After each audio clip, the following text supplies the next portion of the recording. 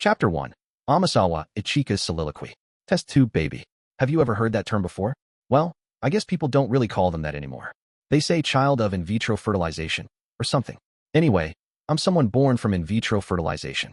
But aside from that, I really don't know anything else about myself. I've never even seen my parents' faces. Not even once. Where are they now? What are they doing? Why did they put me in the White Room? I don't know the answers to any of those questions, and, well, to be blunt, I'm not interested. There was one thing I was told, though, when I was old enough to understand it. I was told that my parents were extremely brilliant people. That meant I was an extremely blessed child, born with the genetic means to become a genius. But my existence conflicts with the philosophy of the White Room. The ultimate goal of the facility is to nurture all people equally, raising them to identical excellence. Their aim is to prove that human limits aren't determined by genetics, but, rather, that they are determined by environment. They didn't want someone like me, a child with superior genes, to be the only one with outstanding talents. I'm sure that my existence was probably just one of many experiments they were doing in the White Room. I'm not rejecting the idea behind those experiments or whatever, but did they seriously think it could be done? Personally, I concluded that it was impossible to make everyone identical in all things like intelligence, personality, and mentality. I mean, the fact that I exist right now, as myself, is the best proof of that, right? Ever since I was really little, I prided myself on the fact that, deep down, I was so completely different from everyone around me. Even though I hid the fire in my eyes and pretended to be completely disinterested in everything, just doing what was asked of me, I always had my doubts about the institution's whole raison d'etre. Did I want to grow and mature for the sake of the White Room's ideal, foundational principles? To stake my life so that I could make a contribution to their data? Do I really want to be the absolute best success story for the organization and devote my entire life to achieving that standard, day in and day out? I mean, don't you think that all sounds kind of sad? You want to live more freely too, right? Well, I do at least. I don't want to spend the rest of my life trapped in that world. Oh well, that's probably all moot now anyway. Let's get back to the topic at hand, okay? Even among those in the White Room, Ayanokouji Kiyotaka was someone who stood far above the rest. He had an incredible record. Of course, when I first heard about him, I was skeptical. How could I believe that he had surpassed me in every way, beating every score that I had worked myself to the bone to get? But, yeah, when I looked at the data and saw him in real life, and when I finally talked to him, I understood. I knew that he was special after all. It's just, I'm sorry, senpai. I really wanted to be your ally, but I guess that's not going to happen. It's like, I spent way more time there than I have together with you, senpai. You know, I guess I'm more compassionate than I thought I was, huh? Senpai, speaking as someone who worships you, I'll be watching you from a distance until that time comes. Okay. Chapter 2. Secret Maneuvers. The rain SDRTTO come down harder, and the fog was beginning to thicken. Though visibility was getting worse, and it was getting harder to hear, I had a bad feeling that someone was coming up behind me. It sounded like someone hopping up and down in the mud, like they were intentionally and exaggeratedly stomping about. Nane seemed to immediately notice the sound and the presence too. When I turned around to look, I saw that the student approaching me had suddenly come to a halt, her red hair fluttering behind her. Seems like it's going to be an intense storm, huh, senpai? The student who appeared out of the rain was none other than Amasawa Ichika from Class 1A. Though it was a well-established fact that Nanace and I shared the same table, I couldn't possibly imagine that her being here was a simple coincidence. There were no other students around, and Amasawa didn't appear to have a backpack or tablet with her. How did she come all this way? One possibility was that she had hidden her things somewhere in the nearby area before approaching us. Another possibility was that she hadn't been carrying anything on her person at all this whole time, and she'd been following me from fairly early on. I supposed it was also conceivable that someone else had used the GPS search feature and given her directions via transceiver, and Amasawa came here by following those coordinates. All in all, I could rule out the possibility of this being a coincidence. In any case, no matter how she managed it, her arrival wasn't a welcome one for me. On top of that, it didn't look like she came here completely empty-handed. She was brandishing a thick wooden stick in her left hand. It certainly looked like a dangerous enough weapon, and she could beat someone down with it. Had she been trying to catch us off guard, and we had simply sensed her presence? The weather was bad at the moment, though. If she had intended to attack us, she could have crept up much more quietly. Please get behind me, senpai, said Nanace. While I was trying to work out the reason behind Amasawa's arrival in my head, Nanace stepped out in front of me, despite being physically drained herself. I could tell from looking at her face that she made no attempt to hide her alarm. She stared fixedly at Amasawa. Oh, what? You're not going to greet me with open arms, Nanace-chan, said Amasawa. Dang, you're sure giving me the cold shoulder, even though we're part of the same group and all. Sheesh. Or maybe you're feeling a little shaken up by this thing I've got in my hand. Amasawa casually tossed the stick down to the ground by her feet, as if to show that she was completely harmless. However, Nanace didn't let her guard down at all. You cannot be trusted, said Nanace. Wow, harsh. How can you say something like that? Even though Imthistang cute. Amasawa teased. I didn't think that being cute meant the same as being trustworthy, but I suppose that didn't really matter right now. What's going on, Nanace? I asked. It was true that there was an aspect to Amasawa that made it hard to know what she was thinking. It wouldn't be overestimating her to say that she was someone with exceptional acting skills and capabilities. It was reasonable to be wary of her. That was something I had come to understand well enough by this point. But, even so, I couldn't explain Nanace's unusual degree of caution. It was clear that there was some reason Amasawa had come here, of course. I supposed it was conceivable that Nanace was just overreacting because she was on my side now, but, hey, I'm not a bad guy. Isn't that right, Ayanokouji-senpai? Amasawa said. How about we have a little chat? Please do not listen to her. She's dangerous, said Nanace. Even though Amasawa wasn't showing us any blatant hostility, Nanace relentlessly and sternly rejected whatever she wanted to say. Though this could have been taken as unwarranted criticism, Amasawa didn't seem bothered by it at all, even though she had made some comments about being hurt by this rejection. Senpai, there's something that I've been hiding from you all this time. Nanace started. Do you remember how Kamiya-senpai and Kinoshita-senpai from Shinohara-senpai's group were eliminated? You and Ike-senpai climbed up the slope back then, right? I remembered that Ike had heard a sound coming from up above and scrambled up the slope to investigate, thinking that it was Shinohara. Since I had decided that it would be dangerous to let him go off on his own, I followed him. After you left, I noticed that someone had been watching us nearby, so I gave chase, said Nanace. So, you weren't with Sudu and the others when we found Shinohara on our way back? Nanace gave a small nod. And, I asked.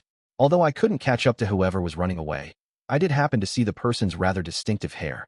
As Nanace spoke those words, she slowly extended her right arm and pointed her index finger at the other girl, identifying her as the culprit.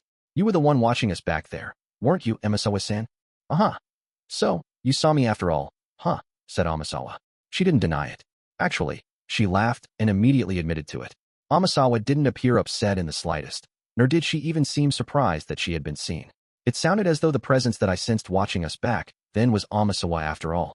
You were the one who hurt Kamiya-senpai and Kinoshita-senpai, weren't you? Said Nanace.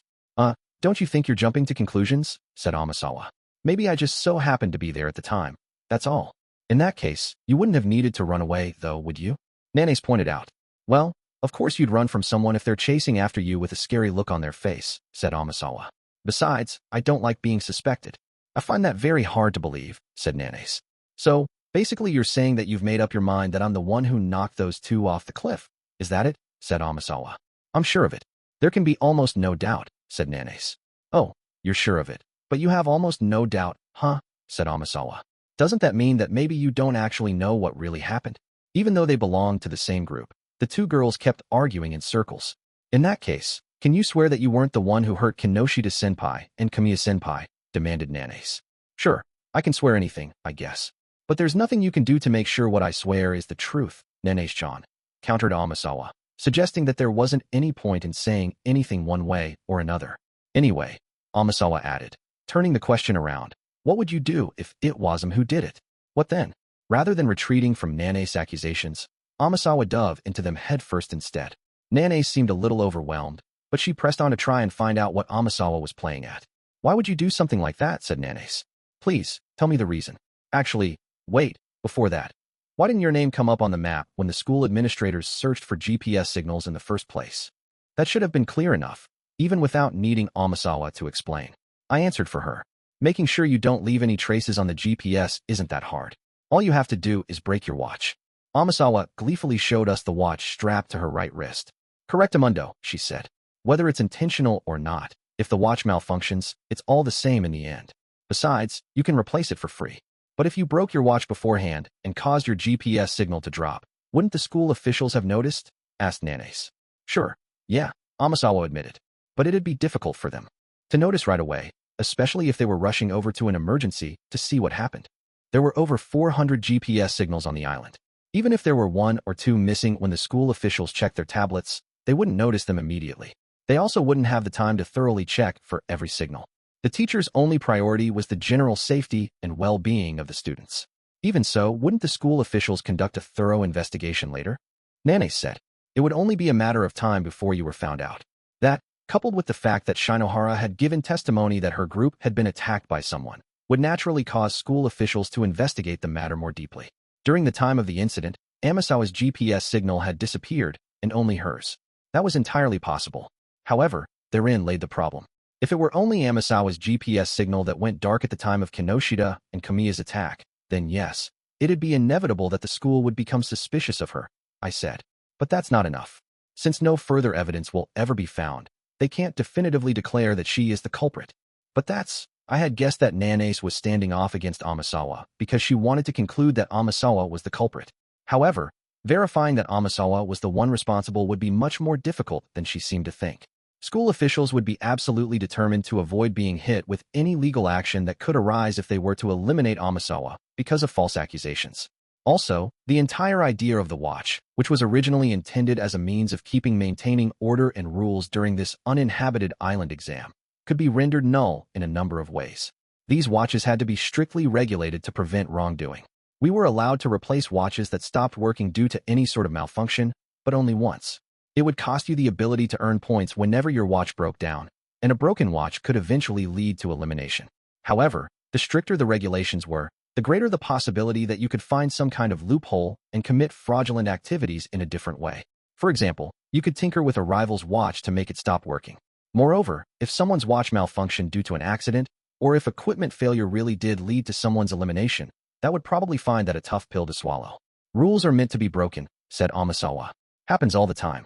Besides, it doesn't matter what you do as long as they don't find any evidence.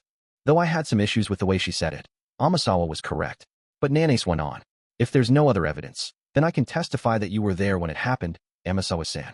It wouldn't make a difference, I replied. The only facts we have are that her GPS malfunctioned and that she was at the scene of the crime. The school would say it's suspicious, but that's all. If Amasawa were a student with a history of violence and significant behavioral problems like Sudo or Ryuan, then the school might have paid more attention to anything suspicious. However, the person standing in front of us right now was simply a girl in her first year of high school. There was a low chance that anyone had a negative impression of Amasawa. More importantly, though, Komiya and Kinoshita couldn't give testimony saying that they had been attacked, and Shinohara could only make a vague statement about what happened. She didn't even know who had attacked them. The same held true for Nanace. All she could say was that she saw Amasawa at the scene of the crime. Without conclusive evidence, it was impossible to get the school to punish Amasawa for the incident. There you have it, Nanace-chan, Amasawa said. At any rate, we still didn't know the reason Amasawa was here right now. Nanace kept pressing, and Amasawa just kept playing word games with her. The conversation kept going back and forth, and there was no sign of any actual progress being made. It was getting harder and harder for me to believe that she was about to try anything funny. For the time being, I figured we should set aside the question of whether Amasawa was really the one who had hurt Komiya and Kinoshita. I decided to try asking her something else so I could get this conversation out of a deadlock. What did you come here for? I asked. Actually, how did you even find us? Since we still had more of this special exam ahead of us, I thought that we should avoid standing here in the rain all day, letting ourselves get drenched. I wanted to get my tent set up as soon as possible and get out of this downpour. Ah, come on, said Amasawa. Don't be in such a rush, Ayanokouji-senpai. Let's just be happy that we get to see each other like this here on the island. Sorry, but standing out in the rain tires you out a lot faster than you might imagine, I replied. I'd like to make this quick. Okie dokie. Then how about we work together and set up your tent, and you and I spend the night here together, just the two of us? She asked. Amasawa should have been fully aware of the fact that men and women were not allowed to spend the night together in the same tent. It seemed like she was trying to buy herself time by continuing this meaningless conversation. Oh, are you worried about that? Don't worry, it's no biggie. I mean, it's not like the school can monitor every single thing. Amasawa continued. She started walking toward us to approach me, but Nanace immediately jumped in front of her and grabbed hold of Amasawa's arm. Hey, what's the big idea? Asked Amasawa. Weren't you planning on trying to hit Ayanokouji-senpai just now? When the heck did you turn into such a knight in shining armor? Huh, Nanace-chan? Weren't you scheming with House and Kuen to get him expelled? Well, that has nothing to do with you, Nanace said. What is your purpose in coming here? I got lost, so I came here looking for help, said Amasawa. It was such a blatant lie that it was like she didn't even care if she sounded remotely believable or not. Perhaps she had come here just to confirm whether the situation between Nanace and I had been resolved, and to observe what developments there might have been now that things had been settled. Judging by how Nanace was acting right now, Amasawa should have been able to grasp that she had already switched over to my side. Well, no. If that were true, then there would be little point in her sticking around and engaging in such meaningless chit-chat. I want to talk to Ayanokouji-senpai, said Amasawa. Would you get out of my way? You can just tell him what you want to say from where you're standing now, can't you? Countered Nanase. No, can't do that. Since it has to do with the White Room, you know. With that, she revealed her identity all on her own.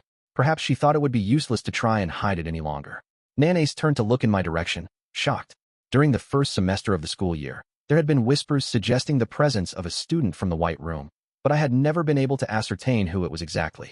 I never imagined that I'd come to learn about it in this way, in the form of a confession directly from Amasawa herself. Get the picture now, outsider? Amasawa said.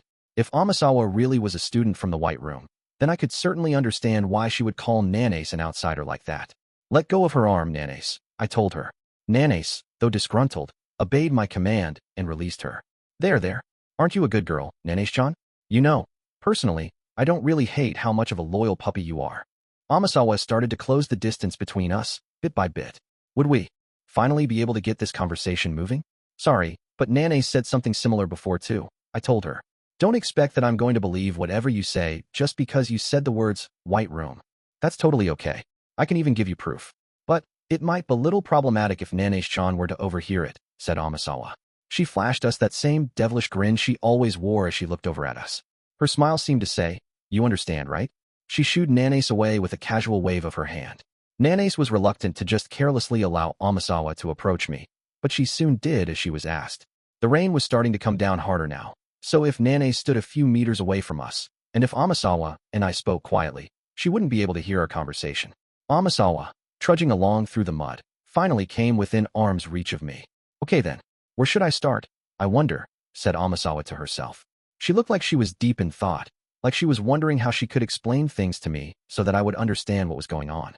It went without saying that her being here right now in the first place was incomprehensible to me. The student from the White Room had been lying in wait to get me expelled until today, and yet Amasawa had simply revealed her identity to me without even trying to spring any kind of trap. Even stranger was that after all of that, and revealing herself, she seemed hesitant about what to say next. She was obviously stalling for time, and was doing all of this just to drag things out. Just as I was about to decide whether to press her on that, Amasawa opened her mouth to speak. When you were 10 years old, you underwent Project 5 in the course curriculum, which was based on social constructionism theory. When you were 11 years old, you underwent Project 7, which was based on the theory of relativity.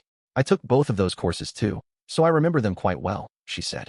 These were concrete details about my past. This was Amasawa's way of offering proof that we were both from the White Room. It was a world of all white, she added. Everything and anything. The classrooms, the hallways, even our own individual rooms that we were given. It certainly seemed like she knew far more than Nanase did about the White Room, at the very least. It wasn't likely that she had just gotten the gist of it from Tsukishiro either.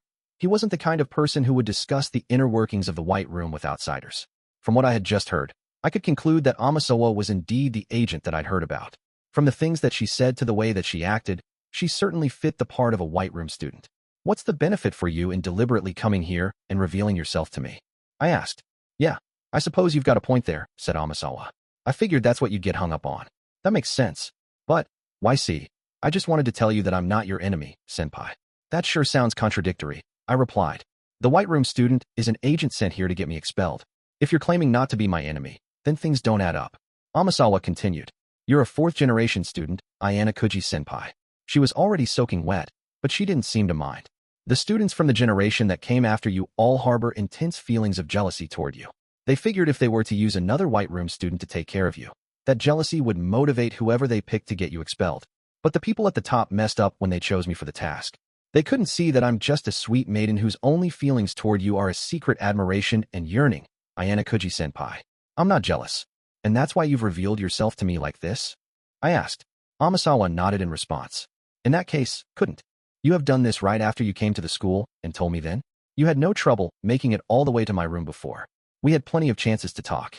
That's because no matter how much you admire someone, it's all in your head, said Amasawa. It's nothing more than your imagination at first. It takes time to meet them in person, to talk to them, to come to think. Yeah, I'm so glad that I came to admire and long for this person, you know? In other words, she was suggesting that if I hadn't turned out to be worthy of recognition in her eyes, I could still have been eliminated. This whole conversation had been to that end, then. That made sense. Do you understand? She asked. Yeah, I replied. Only someone who was on my same side would bother to talk to me this much about the White Room. Exactly, said Amasawa. It kind of feels amazing, doesn't it? Being able to just spend your time at school, as a normal high schooler, I mean. Up until this point, I had thought I was the only one who felt this peculiar sensation. I found it interesting that another White Room student was having this same experience, in the same way that I was. If you're experiencing the same feelings that I am, then does that mean you also find this school to be interesting? I asked her. I know exactly what you're trying to say, senpai. I've definitely thought to myself more than once that it'd be great if I could keep enjoying being a student here until graduation, just living a fun, interesting life as a student. I'm not particularly good at making friends though, so I don't have that many people to talk to, she replied. It kind of felt like she and I were similar. I could talk to Horikita and Ike and the others, but it always felt like there was a distance between us. I remembered that there was a lengthy period of time where I couldn't honestly call them friends. I'm not really lacking in communication skills like you seem to be though. You know what I mean, senpai, said Amasawa, correcting me. It was almost like she had just read my mind. I've basically learned the same things that you did, senpai. But you know, there are also some things that only the ones who came after you, the fifth-generation students, have learned. I didn't answer. Amasawa continued speaking. We learned to communicate with others, at least at a bare minimum level, she said. I heard that up until the fourth generation, your generation, senpai, there was too much individualism. Cheek with her wet fingertips. So, please don't let yourself get crushed without my permission. Amasawa pulled her fingers away from my cheek and started to walk away from me. Don't get crushed without her permission. Who exactly was she implying that I would get crushed by? Tsukishiro? The students who were after the 20 million private points? Or perhaps, are you all right, Ayanokouji-senpai? Nanace ran over to me, looking worried. She didn't do anything to you, did she? I told her there was nothing to worry about, and then looked at my backpack. It's still raining. We'd better hurry, I told her. Although there was so much information I wanted to sort out, there were other things we needed to prioritize right now. Yes, we should set up our tents, agreed Nanace. Oh yeah, that reminds me, I said. There was one thing that I couldn't forget to check. Now that she was gone, I needed to examine Amasawa's footprints. Senpai, said Nanace, puzzled. The footprints are going to get washed away pretty quickly in this rain, I said. Even though Amasawa had only just left, and her tracks were still fresh, her footprints were already starting to lose form. Oh, her footprints? But what about them exactly? Asked Nanace. There were footprints near the scene of the crime when Kamiya and Kinoshita were injured. Looks like the ones Amasawa just left are about the same size as those were, I replied. Which meant that Amasawa was most definitely in the area at the time, just as Nanace had witnessed. I knew it, said Nanace. Amasawa didn't just so happen to be nearby by coincidence. She was the one who did it. We don't know that for sure, I replied. We can conclude beyond a doubt that Amasawa was monitoring you and Sudu at that time. However, it still doesn't prove that Amasawa was the one who pushed Kamiya and Kinoshita. For a moment, it seemed like Nanace couldn't understand what I was saying. Yes, it's true that there might not be any hard evidence, but surely we can still conclude that she was the one who did it, don't you think? She argued. If we were to make deductions based only on the information that we have now, then yes, Amasawa would most definitely be the culprit, I replied. That's what I think. Once again, I did see Amasawa-san there, said Nanace.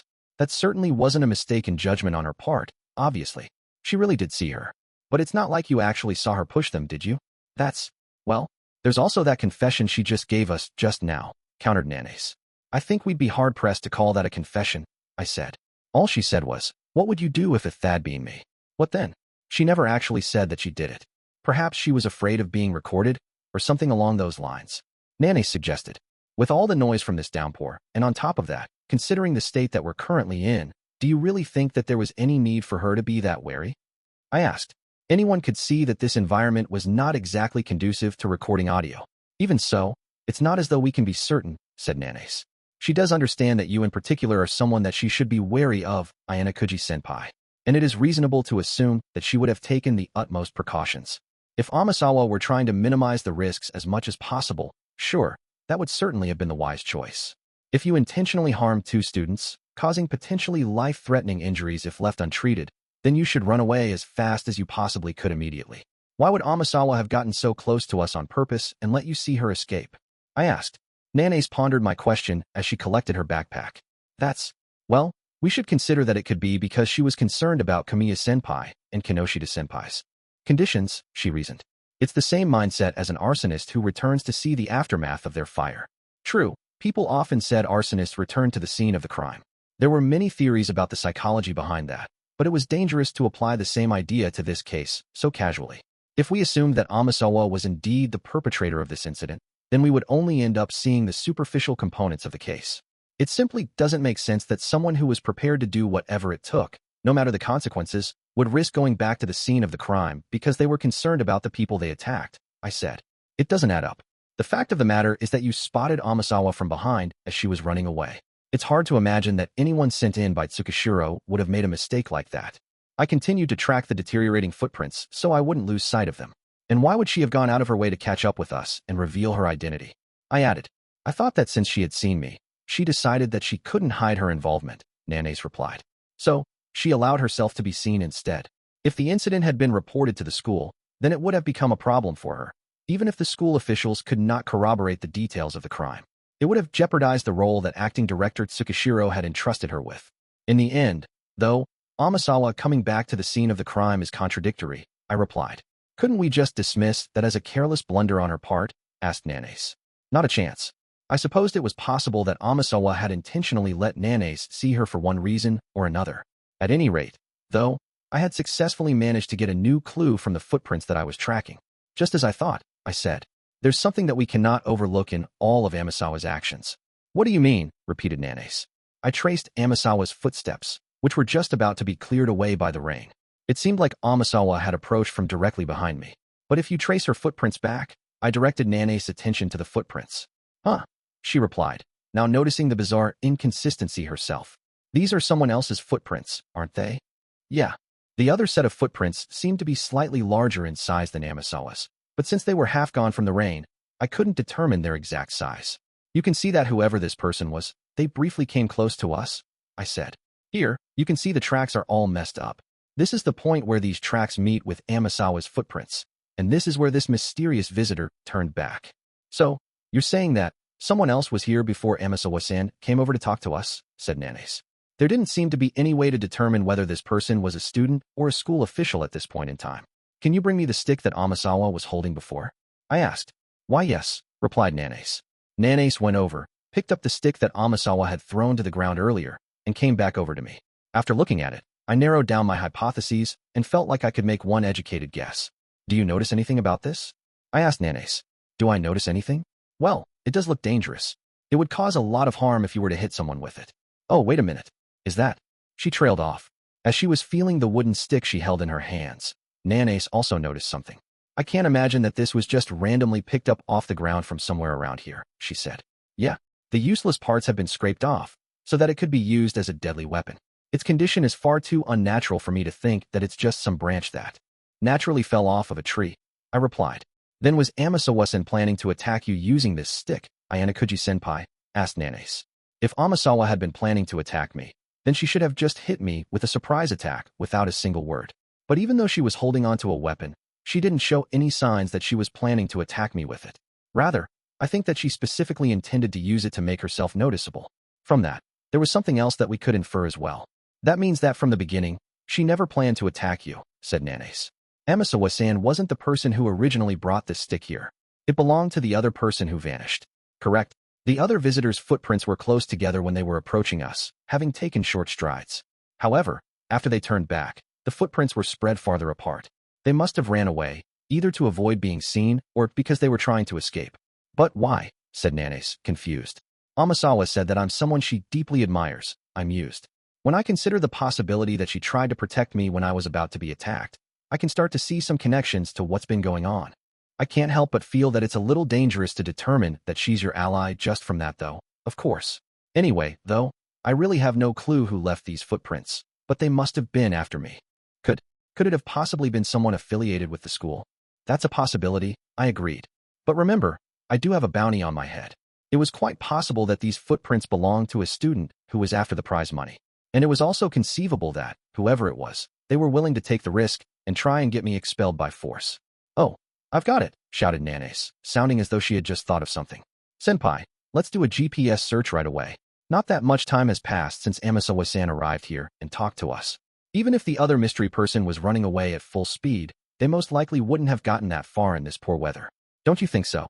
It was true that if we conducted a GPS search right now and picked up a signal in the surrounding area, we could narrow down our list of suspects. All we had to see who was in the area, starting with those closest to us. Oh, But I suppose that if this person broke their watch like Amasawa-san did, then we wouldn't be able to identify them, added Nanace, dejected. Not necessarily. If you break your watch, that means your GPS signal goes dark. What if I did a search right now and we found that only one GPS signal was missing from the map other than Amasawa's? Then we could confirm that whoever it is, they're the perpetrator. Yeah, I said, which is why the person who came here to attack me is not going to break their watch. In that case, it's well worth it for us to spend the extra point to search, right? Said Nanace. I figured it had only been about 15 minutes since Amasawa had approached me to talk. Even if this other visitor had run away as fast as they could to put some distance between us, they would have had to try desperately hard to get out of the area that we were currently in. If we were lucky, the person who left the footprints and then vanished would be the only other person in this area aside from us. That was exactly why I should have done a GPS search right then and there as Nanace suggested, but no, we're not going to do a GPS search, I replied. Huh, why not? Shouted Nanace. No matter what kind of person we're dealing with here, it wouldn't be surprising if they had some kind of countermeasure if we decided to try and search for them. It's also possible that people who are completely unrelated to this incident might come up in our search. We couldn't say for certain that this person wasn't hoping to get us to conduct an investigation in order to throw suspicion onto totally unrelated people. I figured that it was best to be wary of situations where your opponent pushed information onto you, just like how Amasawa had let Nanace see her, making her into a witness, and then appeared again before us just moments ago. But it seems like a waste not to, said Nanace. At the very least, if it were me, I certainly wouldn't be stupid enough to let someone catch me with something like a GPS search. If this person has forgotten that we can do something like that, then there's absolutely no reason for us to be afraid of them, I replied. Nanace was still somewhat unconvinced, but she seemed to go along with my decision on the matter. At any rate, even if I wanted to take a moment to sort out my thoughts on the matter, I figured that I shouldn't do that under the current circumstances. I decided to stop our conversation there for the time being and quickly started setting up our tents. To say that the rain was starting to come down hard would be an understatement. Nanace and I put our tents next to each other, face to face. After we managed to get everything laid out, we ducked into our respective tents to take shelter from the rain. Closing my tent, I took off my wet gym clothes, jersey, and underwear, wiped myself down, and dried my hair off with towels. After changing into some spare clothes that I had handy, I opened the cover to my tent and peeked outside. Even though it was still around midday, it was so dark outside that it looked like night had fallen. We were probably going to be stuck here for at least the rest of the day. The rain poured down relentlessly, threatening to seep into my tent, so I closed the cover once again and laid down inside. I had learned about Nanace's past, and I had confirmed that Amasawa was a student from the White Room. But even so, that didn't mean all the fog had been lifted quite yet. 2.1 AS The heavy RANFAL continued. The school sent out an email to everyone. It announced that they would be suspending the test for the rest of the day. I suppose that it was reasonable enough to have predicted they would do so. The notification also said that because it would be difficult for students to make up for the loss of points from basic movement and tasks, they were currently looking into ways to compensate us for the inconvenience. That way, students wouldn't have to suffer for the cancellation. This meant that the school couldn't confirm yet how exactly they would make it up to us, at least not while the weather still showed no signs of clearing up. Anyway, no matter how they decided to do it, the fact remained that the test was suspended for the day. Although compensation in the form of points would certainly be effective in the sense of helping our overall scores, the strategies that each individual group had been using thus far would now have to be completely reworked. As for me, I could hardly call this suspension a blessing in disguise, even if I was being generous. I had been planning to bring my A game in the second half of the exam, so I could outscore the groups that had used up their energy in the first half. They would be starting to lose steam now. However, now that the 7th day of the exam had pretty much been rendered a free day, everyone would have an opportunity to rest up and regain their energy. Of course, they weren't going to be recuperating in a comfortable environment, so it wasn't like they were going to be completely recovered. Even so, the difference between not resting at all and having at least some rest would be like night and day.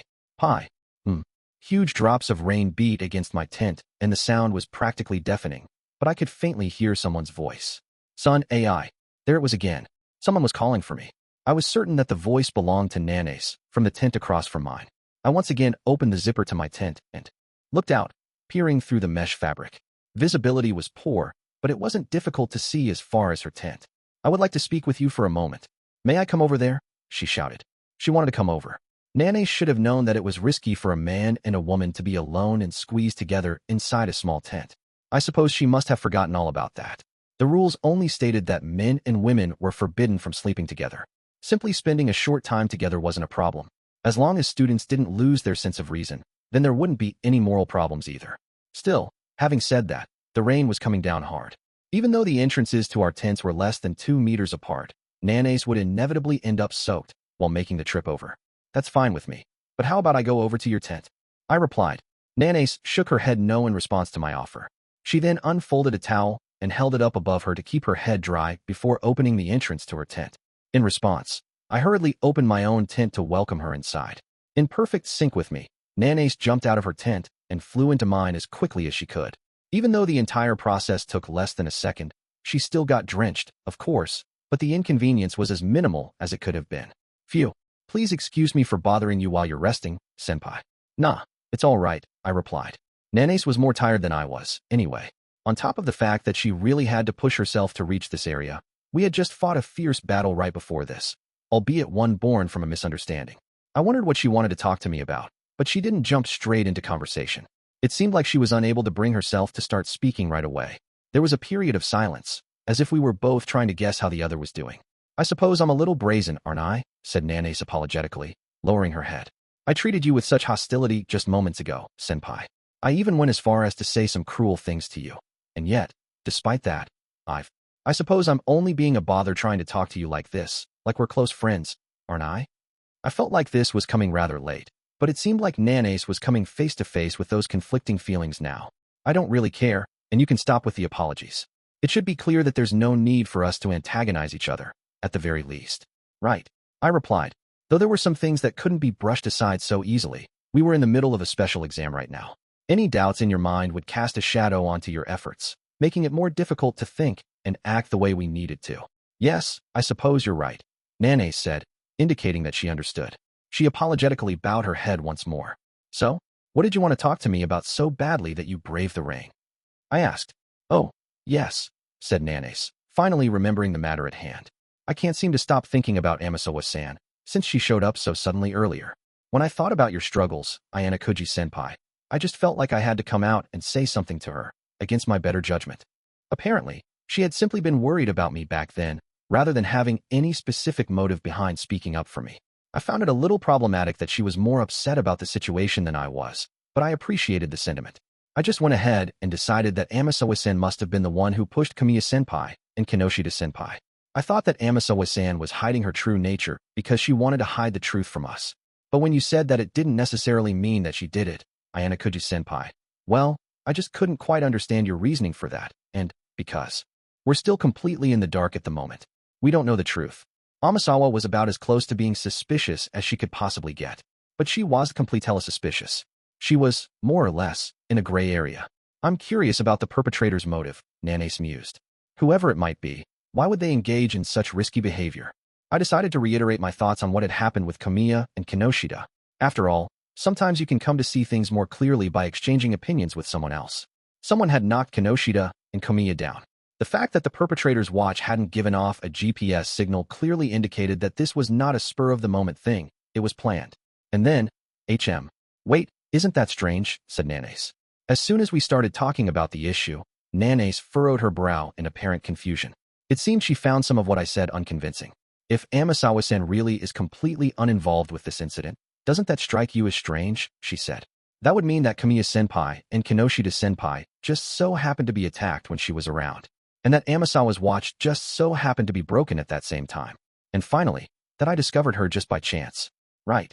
It's true that when several coincidences intersect, it becomes difficult to call it a coincidence anymore. I agreed. Certainly. If we were to make our deductions predicated on the idea that Amasawa was unrelated to what happened to Kamiya and Kinoshita, then our case quickly falls apart. Now, a new theory was emerging. The idea that someone close to Amasawa had knocked Kinoshita and Kamiya down. So, even if Amasawa-san isn't the actual perpetrator here, that would mean that she knows who is, concluded Nana's. If so, does that open the possibility that Amasawa-san is an accomplice? That's exactly what I'm getting at, I replied. Those other footprints that we saw earlier might have belonged to the actual perpetrator. If we considered that Amasawa had been helping the real culprit, then that would explain her actions. Nana's nodded.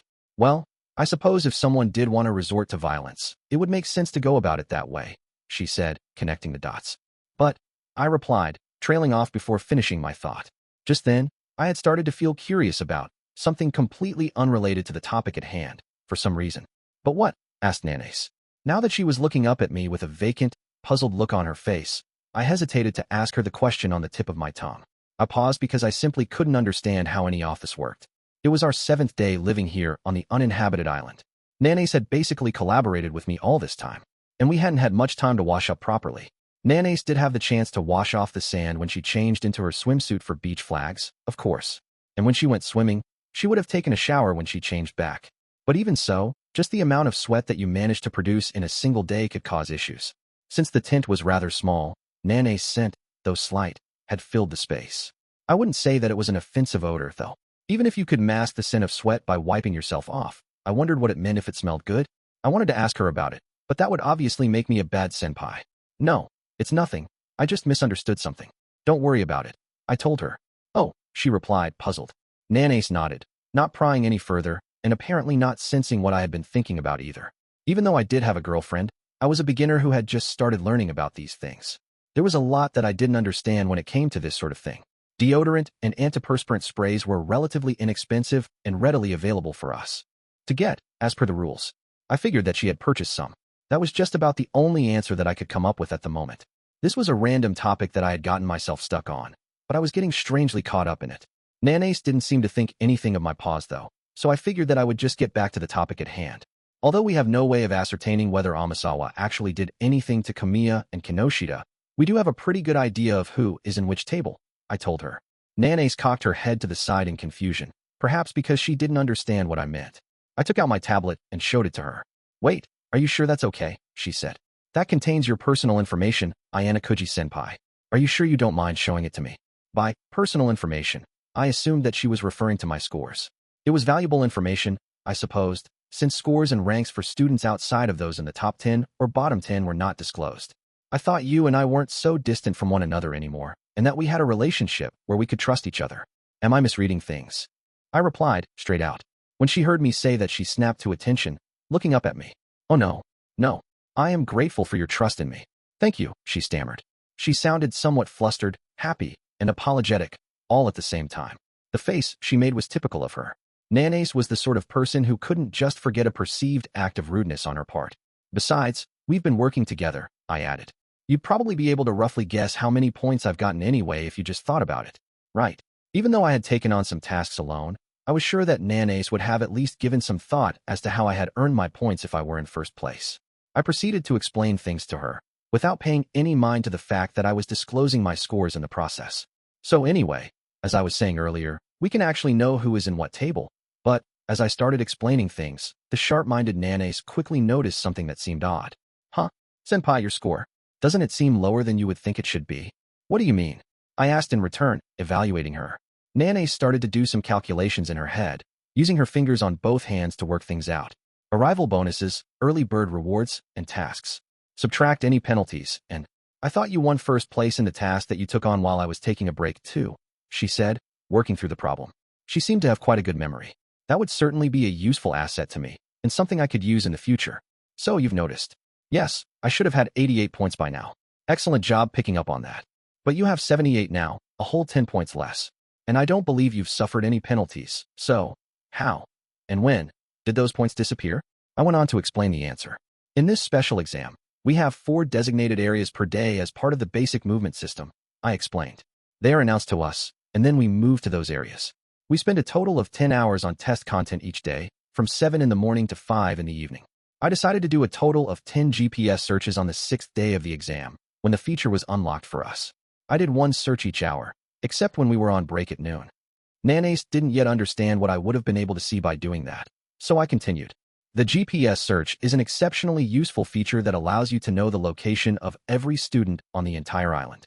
But if you only use it once, just to determine people's location at a given moment, then its usefulness decreases. However, if you divide the day into 10 segments and repeat the search over and over, you can see many things that you couldn't before. By connecting the dots, you could see the trajectories that people made throughout the course of the day. Similarly, if someone else had performed 10 searches, they could have noticed that Nanace and I had been together constantly during this exam. Okay, I think I understand now what you used those points for, Nanace said.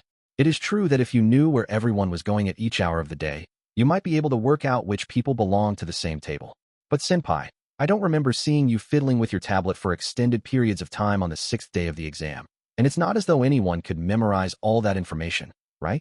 Wait, are you saying that you memorized everything in just an instant? That would be impossible. It would take a ridiculously long time to check every single student's name and location, I answered. I opened up my photos folder in my tablet and showed her the images that I had saved. I took screenshots after each GPS search.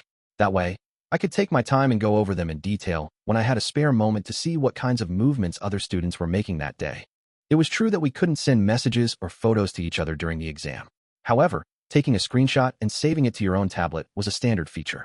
Also, by repeatedly zooming in and out on the images that I had saved, it was possible to keep a detailed record of every student's location. By comparing the locations of each student at each hour of the day, it's possible to see a record of everyone's daily activity, I said. And I can check it at any time. I could review everyone's movements before going to bed, before getting started on exam activities in the early morning, or when I was taking a break. I had plenty of opportunities to look, so I could do it whenever. The map also gave details about the tasks that appeared during those time periods, so a ton of information was laid bare in those screenshots. Though what I saw was only limited to the 6th day, I could see everything, including what kinds of strategies each group and each student adopted. I had no idea you had done all of that, Nanae said. I didn't notice at all. I wouldn't do something so stupid as to let myself get found out by someone who might have been an enemy, I replied. I had no idea what kind of person you were as of the 6th day of the exam, Nanae. It would have been sheer stupidity for me to let Nanae know that I was using the GPS search function at that time when she was still my possible enemy. At any rate, it was precisely because students often had their hands on their tablets, doing anything from checking their current location to reading up on details about tasks, that it hadn't looked out of the ordinary for me to be messing around with mine fairly often. I just did a GPS search and took a screenshot every hour or so while making sure not to lose track of the designated areas and tasks. Nanae, looking quite impressed, swiped through the saved screenshots. Each time she slid to the next one, she saw that the GPS coordinates of each student changed in interesting ways. I mean, no disrespect whatsoever when I ask you this, but can you really say that doing this was worth 10 points? She asked. I suppose that there might be added value in doing this if you could share the screenshots with someone. But if you're taking this exam alone, it would take quite a bit of time for you to analyze the behavioral patterns of the other students, wouldn't it? She definitely had a point there. If you could freely send screenshots to your teammates as attachments and messages, then you could get more value out of these images. With multiple people, you could do searches in even shorter intervals of time, and it would be possible to check the information outside of the regular exam hours. If the rules allowed for you to do something like that, then it wouldn't be surprising at all if other classes put it into practice. Even though this is within the scope of individual use, it depends on how you use it, I replied. I can't say that whether this strategy is ultimately worth the 10 points or more, or whether it's not worth that many points at all, is about to be determined. And that means, said Nanae inquisitively, it means that there's another piece of information that we can gather through these repeated GPS searches. If you were to look at the information and break it down by grade level, like, for instance, if you looked at just the first years or the third years, then you could see other things. For example, the third-year student groups showed some strikingly unique patterns of movement. You can see that some third-year student groups have been exhibiting strange movements throughout the day, I explained. It also appears that Nagumo's group and Kiriyama's group have been actively involved with the other groups who were moving strangely. When I looked into it further, I found something interesting. I focused solely on Nagumo's group, observing their movements over each hour, starting from 7 in the morning on the 6th day of the exam. First, Nagumo's group was in area B8 at 7 that morning, I pointed out. Does that mean that B8 was their last designated area on the 5th day of the exam? Asked Nanae. I'd say there's a strong chance you're right about that, I agreed. But they were situated in the southernmost part of B8. It's possible that the area to the south, B9, could have been their previous designated area. At any rate, at the time that they set out for the day, you can only see GPS signals for people from their group in that area. There was no one else near them. However, an hour later, around 8 o'clock that morning, several other groups started to gather around Nagumo. This trend became even more pronounced at 9 o'clock that morning, with even more groups gathering around Nagumo's position. And then, from that point onward, this collective of groups went on the move together. Things really started to look interesting when you noted their movements at 10 and 11 o'clock that morning. So many groups coming together and all moving as one. They're like a school of fish, Nanae observed. If you pull back and look at the whole image, you might not see it, but I bet if you zoom in, you'll notice something out of the ordinary, I told her. Once I had explained that to her, Nanae nodded twice. Then, she proceeded to swipe through the images, stopping on the one from 3 that afternoon. Are they moving like that so they can monopolize tasks? She asked. With a system like this, I'd say Nagumo can likely take first place in any given task without difficulty, depending on how well he coordinates with his peers. It wasn't complicated at all. This was an extremely simple, yet powerful strategy. But none of the groups other than Student Council President Nagumo's will earn points this way, will they? Nanes pointed out. I can't imagine that they're all in the same table either. They're working together to make one specific group win.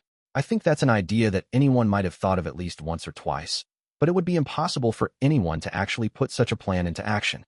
For this plan to work, the other groups would need to head for designated areas other than their own. On top of that, if the tasks were being handed over to Nagumo's group, then the other groups wouldn't be able to get high scores on tasks either. That's right.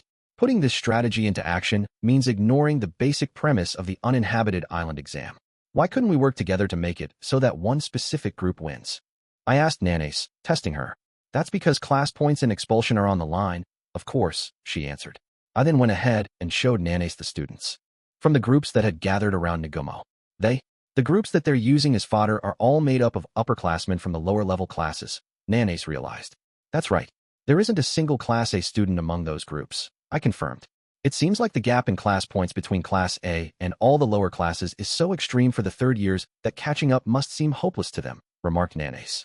Put another way, I said, it also means that whether Class 3B or Class 3D loses, it won't have any impact on their battle. Neither the first year nor the second year grade levels were ready to give up on their inter-class battles just yet. Since those grade levels were still fighting tooth and nail with one another to become Class A, they were determined to not let themselves fall into the lower ranks. The third-year students, and only the third-year students, could ignore that impetus, and all four of their classes could cooperate with each other. The strength of this strategy lies in the fact that the groups that are sinking to the bottom of the rankings can basically do whatever they like during the exam, I added. Whether they have only a single point or if they have 50 points, their disadvantage as a group from a lower rank remains the same. They'll just lose class points and get expelled. That's it. If they're doing everything in their power to back up one particular group, though, then shouldn't their point totals be as close to zero as you can get? Asked Nanes. Those third-year student groups are most definitely in the bottom of the rankings, but they still have like 20 or 30 points or so, don't they? If you were ignoring the basic movement system and didn't bother with any of the tasks yourself, then of course you wouldn't score any points. Nanes was saying that it wouldn't be unexpected, then, if these groups had around 0 points thanks to successive penalties. Instead of answering her, I gave her some time to think. Then, she slowly started to pick up on the answer. To give her another push, I provided one small hint. Once this strategy is discovered, it becomes less effective. What could they do to avoid being detected? Well, if there were 2 or 3 groups that had 0 points, then it would be clear as day to the other grade levels that there was something going on, Nanes mused. So, they would need to have at least some points to make it more difficult to notice that they're up to something. She looked over to me after she finished speaking. She seemed to have been able to work out the reasoning on her own, and she was exactly right. You could see how extraordinarily good Nagumo was from this strategy. If several groups had 0 points, it would have been far too obvious. They might as well have outright declared that they were up to something devious. While it does indeed seem like there are multiple groups supporting Nagumo, I said, each group is making sure to have at least one of their people hit their respective designated areas. That's so they can avoid accruing penalties and getting more and more points deducted, right? By doing things that way, those groups would get at least a bare minimum level of points. The groups that are cooperating with Nagumo's group should make sure that they're seen as being competitive, I agreed. As long as they're giving up first place to Nagumo, it doesn't matter who takes second or third, as it's all the same in the end. That's why even among the lower ranks, the positions might change sometimes, or groups might have differences in scores. You wouldn't be able to detect this strategy unless you performed those 10 GPS searches. Even if you felt like there was something suspicious, you wouldn't be able to make anything of it. So are the students from those groups fully prepared to get expelled to make sure that Student Council President Nagumo wins? Asked Nanes. Even if they cannot move up to Class A, wouldn't they want to avoid expulsion? There might be some eccentric students out of the bunch that are doing this on a whim, but basically, yes, Nanes, that's correct. I'm sure that Nagumo has devised some kind of peculiar backup plan to help them out as part of this whole scheme. What could that be? Asked Nanes. As things stand, it's impossible for any of the students in Class 3B or below to graduate from Class A, even if they tried their best in the special exams, I said. But what if there was a possibility that they could move up to A by working together with Nagumo? If that were the sole option available, then, I suppose people might cooperate. Yes, answered Nanes. If those students were forced to choose between graduating from B or below or taking a sink or swim chance to graduate from A, then it wasn't surprising that some of them would volunteer to help Nagumo. Somehow, I can't really tell if the school is administering this exam or if the student council president is. Nane's side. That's exactly the question. Nagumo has his entire grade level in the palm of his hand. That means that he's not on the side of those who must follow the rules. He's on the side of those making and controlling them. That was precisely how this situation had come to pass. It wouldn't be an exaggeration to say that Nagumo was probably the first and only one of his kind, even if you were to go back through the entire history of the advanced nurturing high school.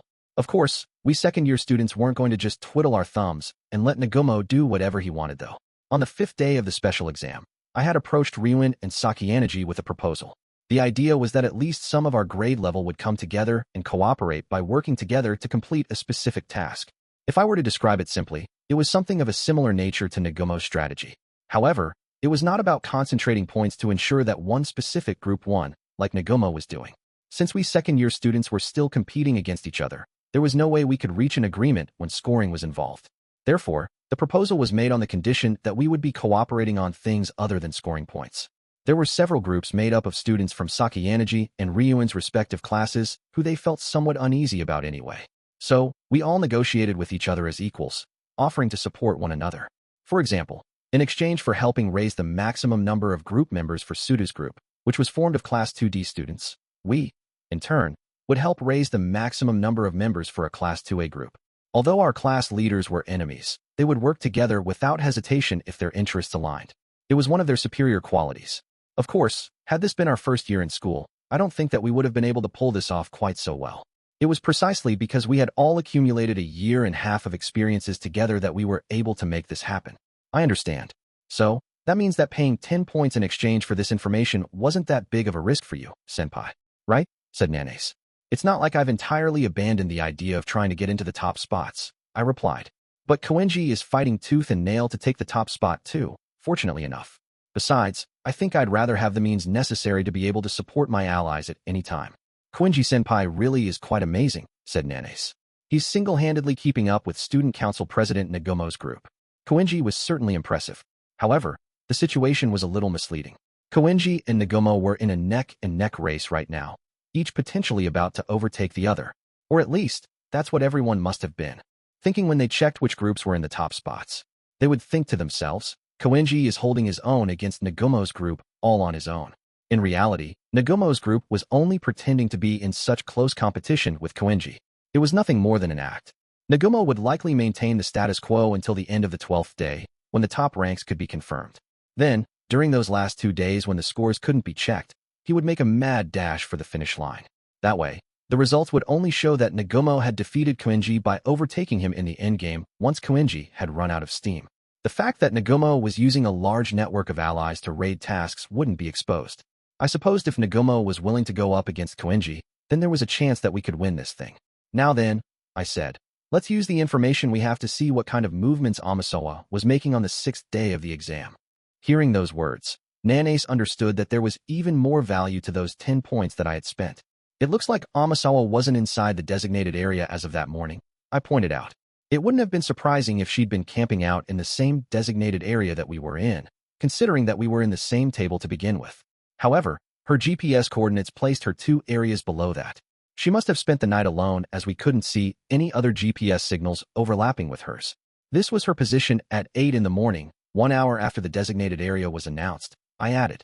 And we were headed for B6, right? Said Nanes. That's right. It looks like Amasawa took a different route than we did to get there. Looking at the distance she had traveled in just 1 hour, she must have been going quite fast. Was it just that she was traveling faster than the general walking speed?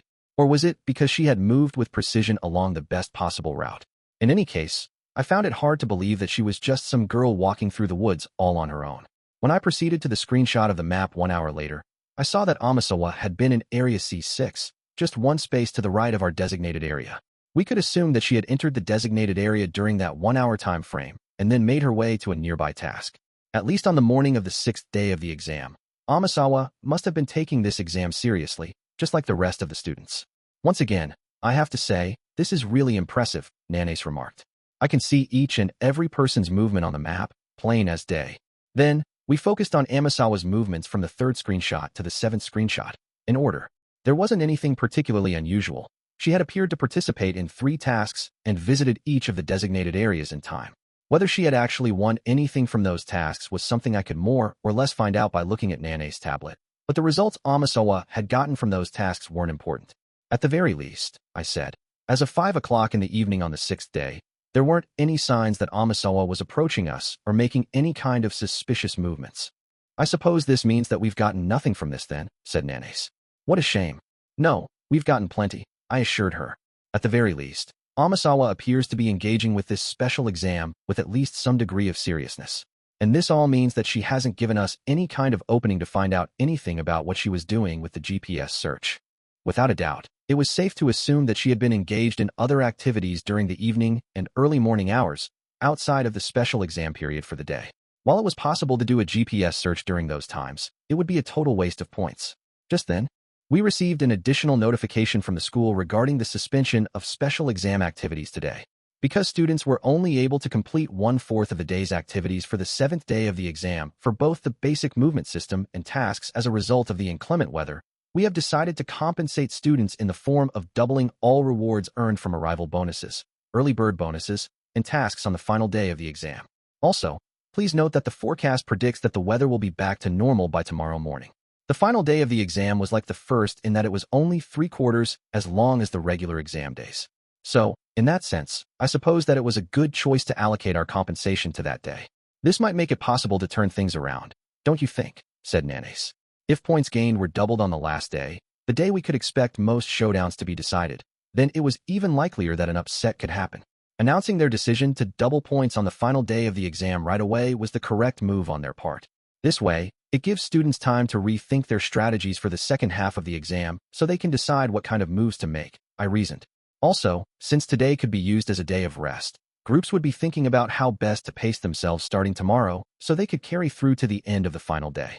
I suppose that it wouldn't be surprising if some groups took advantage of this opportunity to push forward with everything they had starting on the 8th day, while other groups were slowing down. But for me, personally, neither today's severe weather nor the decision the school had made to deal with it were welcome developments. After staring down at my tablet for a while, I noticed that Nanes had started speaking less and less, and she seemed to be nodding off. Her eyes closed and opened over and over, as if she were on the verge of passing out. I know it's still daytime, but wouldn't it be a good idea for you to get some sleep? I asked her. She had basically forced herself to climb a mountain this morning. After that, we had our fight, which drained all her stamina in one go. She must have pushed herself beyond her limits more than once or twice by now, so I was sure her fatigue was catching up with her. I'm sorry, said Nanes, flustered. She quickly tried to sit up straight once more, but it wasn't like you could make drowsiness go away that easily, especially if you had bruises all over your body. I'll be going back to my own tent, she said. People know their own bodies best, after all. If she stayed here any longer while she kept nodding off like that, she'd only end up being a bother to me. Yeah, that's for the best, I replied. Thanks to the rain, we likely wouldn't be able to move around much at all for the remainder of the day, anyway. It would be best for us to take this opportunity to relax as long as we could and rest our bodies. That being said, it wasn't exactly comfortable inside the tent, so it wasn't that great a reprieve. As Nanes was just about to exit my tent, she turned to look at me. As soon as it stops raining, I'd like to go ahead and pursue Amasawa-san, she told me. Now that it's clear that she's a student from the White Room, I'm curious about what she's going to do in the days to come. It was true that sticking with me wouldn't reveal anything more about that situation. Amasawa was unlikely to get the opportunity to do anything malicious to Nanes either, as they shared the same table. The fact that Amasawa was able to make it through the White Room all this time, until she reached her current age without any difficulty, means that she is a threat, I warned her. It's important that we don't underestimate her because of her gender or age. I don't understand the situation fully, but I'll take it that you mean. She's an extremely powerful opponent, said Nanes. If we were talking purely in terms of combat prowess, it was safe to say that Amasawa surpassed the likes of Sudo and Ryuen. They might have been superior to her in physical strength, but she was leagues ahead of them in terms of technique. No matter how hard Nanes might try and resist Amasawa, she stood no chance of winning. Besides, you have Housen in your group too, I added. Right? He isn't an opponent I could best in terms of raw strength, either, Nanes nodded. It wasn't just his strength that made him dangerous. If anything, it was better to think of Housen as the type of opponent who didn't make moves based on brute force alone. While I think the chances of Housen being a White Room student are extremely low, this whole thing with Amasawa has now made me feel less certain of that. At any rate, put me second on your list of priorities and protect yourself, I told her. If Housen's top priority wasn't getting me expelled, that is. I'm not afraid of being expelled. I intend to do whatever it takes to protect Ayanokouji-senpai. It didn't seem like Nanace was going to take my warnings to heart. Let me rephrase that, I replied. Careless action on your part could potentially cause me unexpected harm. I would like for you to avoid risky behavior. I wasn't worried about her. I had apprehensions about harm befalling. When I said that, though, Nanace went from looking courageous to looking like a sad little puppy. You're right, that won't do. I cannot cause you any more trouble, Ayanokouji-senpai, she said. If that's what you think, then please just be prudent. Okay, I understand. I promise, said Nanace. I figured that if I told her to be careful, she wouldn't do anything too rash. I was sure that she wouldn't want to do anything potentially disgraceful that could make her feel even more ashamed than she already did. After Nanace returned to her own tent, I lowered my gaze to my tablet once more. I checked the scores of the groups in the top and bottom 10. I also wanted to assess my current situation based on my own score. Top 10 groups by points. 2 Indier Kenji's group, 168 points, /1 ST place, 3 Ardier Nagomo's group. 166 points, /2 ND place, 3 Ardier Kiriyama's group.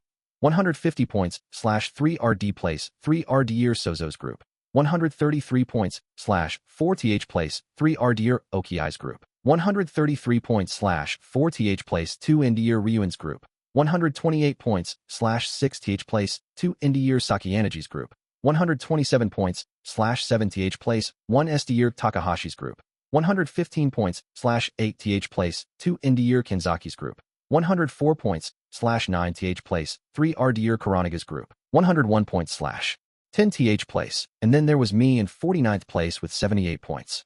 There was a difference of 90 points between me and Kouenji, who was currently sitting in first place. Though it seemed like that difference was completely insurmountable, I supposed it was possible to scale it. If I arrived at a designated area first and earned the top early bird bonus, after factoring in the arrival bonus, I could get a total of 11 points.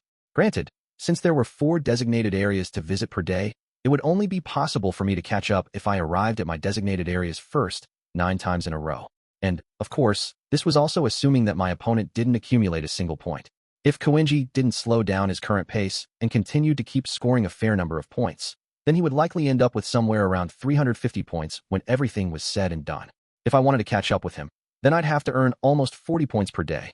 I'm sure that if any other group was asked to do something similar, they would have said it was impossible and given up. But even the practically inhuman Kouenji should be slowing down in the second half of the exam.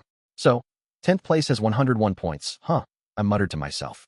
When all the rules for this uninhabited island exam were explained to us, I expected that all of the groups would have had slightly higher scores than I was seeing now by this time. It was the halfway point of the exam, after all. But considering the score of the group in 10th place, and the fact that I was currently sitting in 49th place with a total of 78 points, I was getting the strong impression that the rate of scoring overall had been rather sluggish, right from the onset of this exam up to now. After people started to peak on the second or third day of the exam, their fatigue started to show.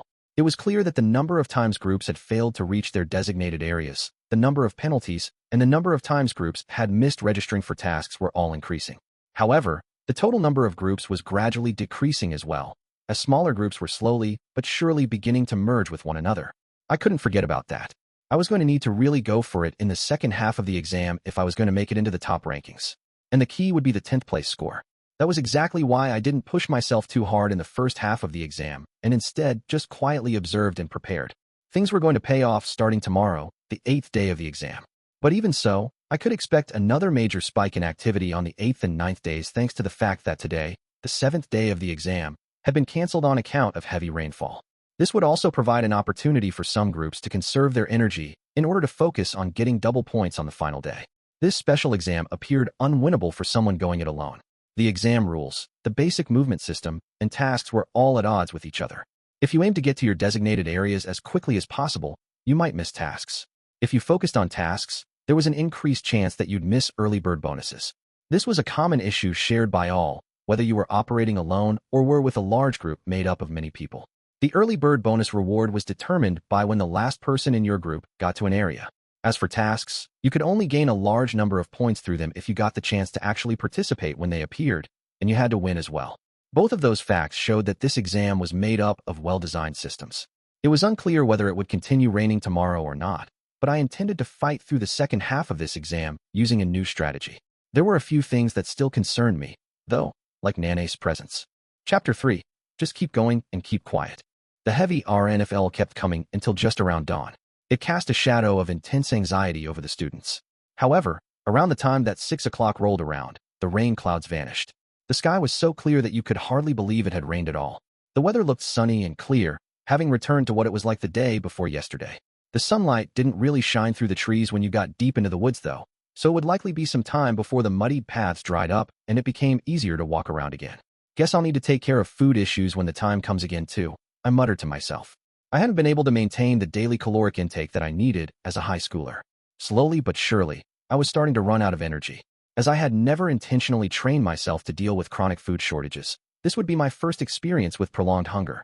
At the very least, if I was able to maintain my water supply and stay hydrated, I could remain somewhat active. But even so, that wouldn't be great. It would lead to my immune system weakening, therefore making me more susceptible to illness. Eating wild animals and insects was a possibility, but that was only something I'd do as a last resort. If you had points left over, you could go back and purchase food at the starting area, but only in small portions. That meant that basically, the only way to get food was to complete tasks and make sure that you placed near the top, or if you received food as a participation prize. The tasks that we could obtain food from were going to become fiercely contested from here on out. I'm all set, said Nanace, approaching me with her backpack slung over her shoulders. She had apparently finished putting away all her stuff. Amasawa will be hitting the designated areas, right? I asked. Considering that it'll increase her score, I'm certain that's what she'll be doing first today, she replied. So, if you don't mind, I would appreciate it if you would allow me to accompany you to our first designated area. I didn't say anything back, only answering her with an affirmative nod. If we were headed for the same destination, then I didn't have any reason to push her away. Not long after we started walking, Nanace opened her mouth to speak once more. Amasawa-san started following us on the evening of the 6th day of the exam and into the morning of the 7th day, correct? If we think it through simply, we should assume that when she approached us early on the morning of the 7th day, she did so using the search function, I answered. Since we couldn't access anything like a search history, there wouldn't be any evidence of any kind that suggested Amasawa had used it for certain. However, if we could see that her group score went down on the 7th day, then we could take that as proof that either Amasawa or Housen had made a GPS search. Since they didn't appear to be in either the top or bottom 10 groups though, only Nanace could confirm that fact since she was in the same group as them. I did check our information on my tablet, of course. However, as far as I can remember, our group score wasn't reduced by even a single point from what we had accumulated as of the morning of the 7th day, said Nanace. So, if Nanace's memory was to be believed, Amasawa had not used the GPS search. While it's unclear where exactly Amasawa-san was that morning, we were in quite a hurry at the time, Nanace went on. It wouldn't have been an easy feat for her to have caught up with us unless she was somewhere close by already, don't you think? Reasoned Nanace. That's why she had devised an ingenious way to catch up with us, I said. Unlike Nanace and I, who were walking along with our backpacks, Amasawa had been traveling light at the time. This meant that she had been stationed somewhere close enough that she could easily close the distance between us. We should assume that there was some kind of trick she used to find out our specific location, I added. Are you saying that Amasawa-san got your location from someone else, Ayanokouji-senpai? Maybe. Whatever method she might have used, it would be difficult for us to get definitive proof at this stage. 3.1. Well, senpai, I suppose this is where we say goodbye for now, said Nanace. We had just reached Area E3, having traveled from D3, and both of us had earned a single point from the arrival bonus. How are you planning on joining up with Amasawa and Housen? I asked. The GPS search was an excellent feature for finding out your opponent's locations, but it wasn't exactly ideal for trying to meet up with people. Items that allowed for direct conversation, like walkie-talkies, would be better suited for the task. I can't imagine that I'll be able to run into them even if I move about at random, but it's not as though I can repeatedly use the search feature to try and find them. I'd selfishly use up the points that we worked so hard to obtain, said Nanace. For the time being, I'll just use 1 point to search now and follow their GPS signal. If I can't find them after that, then I'll just have to go on to the designated area. I suppose the bare minimum approach would be to look for Amasawa and Housen throughout the day, as time permitted. Since there wasn't any point in me asking her what Amasawa's location was right now, I decided not to bring it up. I also think that it would be difficult to investigate what the first years are doing unless you were also a first-year student, like me. If I find anything disturbing, I'll rush to your side, Ayanokouji-senpai, she added enthusiastically. What I was most afraid of was that she'd drag me on some kind of wild goose chase. Don't do anything excessive, I replied. Nanace bowed and promptly left, tablet in her hand. Hopefully, she'd be able to join up with her teammates soon, but that all depended on the remaining 2 people in her group. If they were constantly moving within their designated area, then that'd be it. but I wouldn't be surprised if the two of them ended up doing something unpredictable. After I saw Nanace disappear into the woods, I took out my own tablet. Now that I was finally back to being alone, it looked like I could get the second half of this exam started. Doesn't look like there are any tasks nearby, I muttered to myself. There was a task that was a straight shot from where I was, about 400 meters away. Unfortunately, registration began 20 minutes ago, and considering that it would take 15 minutes for me to get there, I'd get there 35 minutes after registration had opened. Only 5 groups could register for it as well, so it didn't allow for many people. I determined that, realistically, it would be difficult for me to get in. I decided to not overdo it, and instead just took it easy. I would wait right where I was for the next designated area to be announced. Once my strength returned, I'd get back up.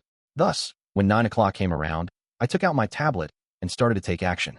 Whether I would head straight for my designated area in the shortest amount of time possible, or whether I'd head toward a task would depend on what the announcement said. I looked at my tablet to check. It turned out that this designated area, my second for the day, was the random one. It was fairly close for a random designation, relatively speaking. It was in E6, just 3 spaces below my current location. I immediately started walking, but I didn't put away my tablet. I continued to use it as I moved, checking what tasks were appearing right now so I could set my course of action. I needed to be efficient if I was going to rack up a lot of points in a single day, especially a day in which time was limited. And, to achieve that, it was essential that I eliminated factors influenced by luck as much as possible. 3.2 IT was just BFR4 in the afternoon. I had finished the task that I had registered for and was just about to get going. Ayanokouji Kouenji. Just then, I spotted Horikita for the first time since we parted ways on the first day of the special exam. She looked a little surprised, but she didn't seem particularly fatigued or anything. We haven't seen each other since that first day, she said. Sounds about right, I replied. Here in F7, we were meeting again for the first time since the exam began. Did you come here for a task, or are you just passing through? Where are you headed? I asked her. G8. I'm just cutting through on my way there. What about you? F8. Looks like we're heading in the same direction then, I observed. Apparently, Horikita's destination was just one space ahead of mine. Nothing was as big a waste of time as just standing around and talking, so instead, we started walking side by side as we talked. If we were following the same route to our destinations, at least for part of the way, this would be the best solution. You seem to be doing better than I thought you would be, physically, and from the looks of things. Are you still alone? I asked. That's right, she replied. There are plenty of hardships, but there are also many aspects that are easier when you're alone. It was true that if you were alone, you didn't have to worry about anyone else or try to match your pace to other people's. Come to think of it, Horikita's name hadn't ever appeared in the bottom 10 yet. That might have been proof that she had been performing well and scoring points. But even so, it was strange that she didn't seem to be tired at all. Do you find it that strange that I'm still feeling fit? She asked. Most of the students I've encountered have seemed pretty exhausted, I answered. Has anything unusual happened? Unusual? Oh yeah, come to think of it. Have you heard anything about Shinohara and the others? Yes, I just heard today, she said. With that in mind, I'm glad that I could meet up with you. From the sounds of things, Horikita had stopped back near the starting point and was approached by a student from Class 2A. Then, she met up with Sakayanagi and learned that Kamiya and Kinoshita had been eliminated from the exam. She then heard about the strategy that I had proposed to Sakayanagi earlier and had accepted the terms of the negotiations. So, you didn't turn it down, I remarked. I didn't have any reason to, she said. And we absolutely must avoid letting Shinohara-sen get expelled. From what I've heard, you were the first to discover what happened. Did you find out any details? No, not especially. I think it was both an incident and an accident. I explained what I saw, as someone who had examined the scene of the crime up close. I didn't mention that Amasawa had been lurking in the background at the time, of course. Shinohara-san's group dropped hard in the rankings, said Horikita. Her group is now sitting at 7th from the bottom. At this rate, she's likely going to drop even further in the rankings before the day is out, into a position where she'll be in danger of expulsion. We need to hurry. If, in the worst-case scenario, she cannot find a group to merge with, then I'll make my move. I was fortunate enough that just before I met up with you today, I completed a task that allows me to increase my group size by 3. That was good news. There were only a few tasks that allowed you to increase your maximum group size, and those tasks drew quite a crowd. It couldn't have been easy for Horikita to get first place. But if you take her in, then you and Shinohara would have to score points with just the 2 of you, I pointed out. If possible, I'd like for you to coordinate with Sakayanagi to work this out smoothly, and make sure Shinohara is absorbed into a group that's in decent shape. Horikita seemed to share my opinion, agreeing with a nod. Also I've been walking around this island for the past 8 days. I've noticed there are far more groups using walkie-talkies than I imagined there'd be, she said. I've seen them in use all over the place. Sakayanagi-san used one to relay details about Shinohara-san's case to her fellow students from Class A. They seem to be especially useful for the upper-level classes with good leadership and the means to afford them, I mused. Tools that allow you to exchange information over long distances can be well worth the high price, depending on how you use them. I wonder, said Horikita, if we could have done the same thing, if we trusted each other a little more. Perhaps she found the idea somewhat difficult to imagine as she was pursing her lips somewhat tightly. It could have been a waste if we had gotten them, though, I said. You know, pearls before swine.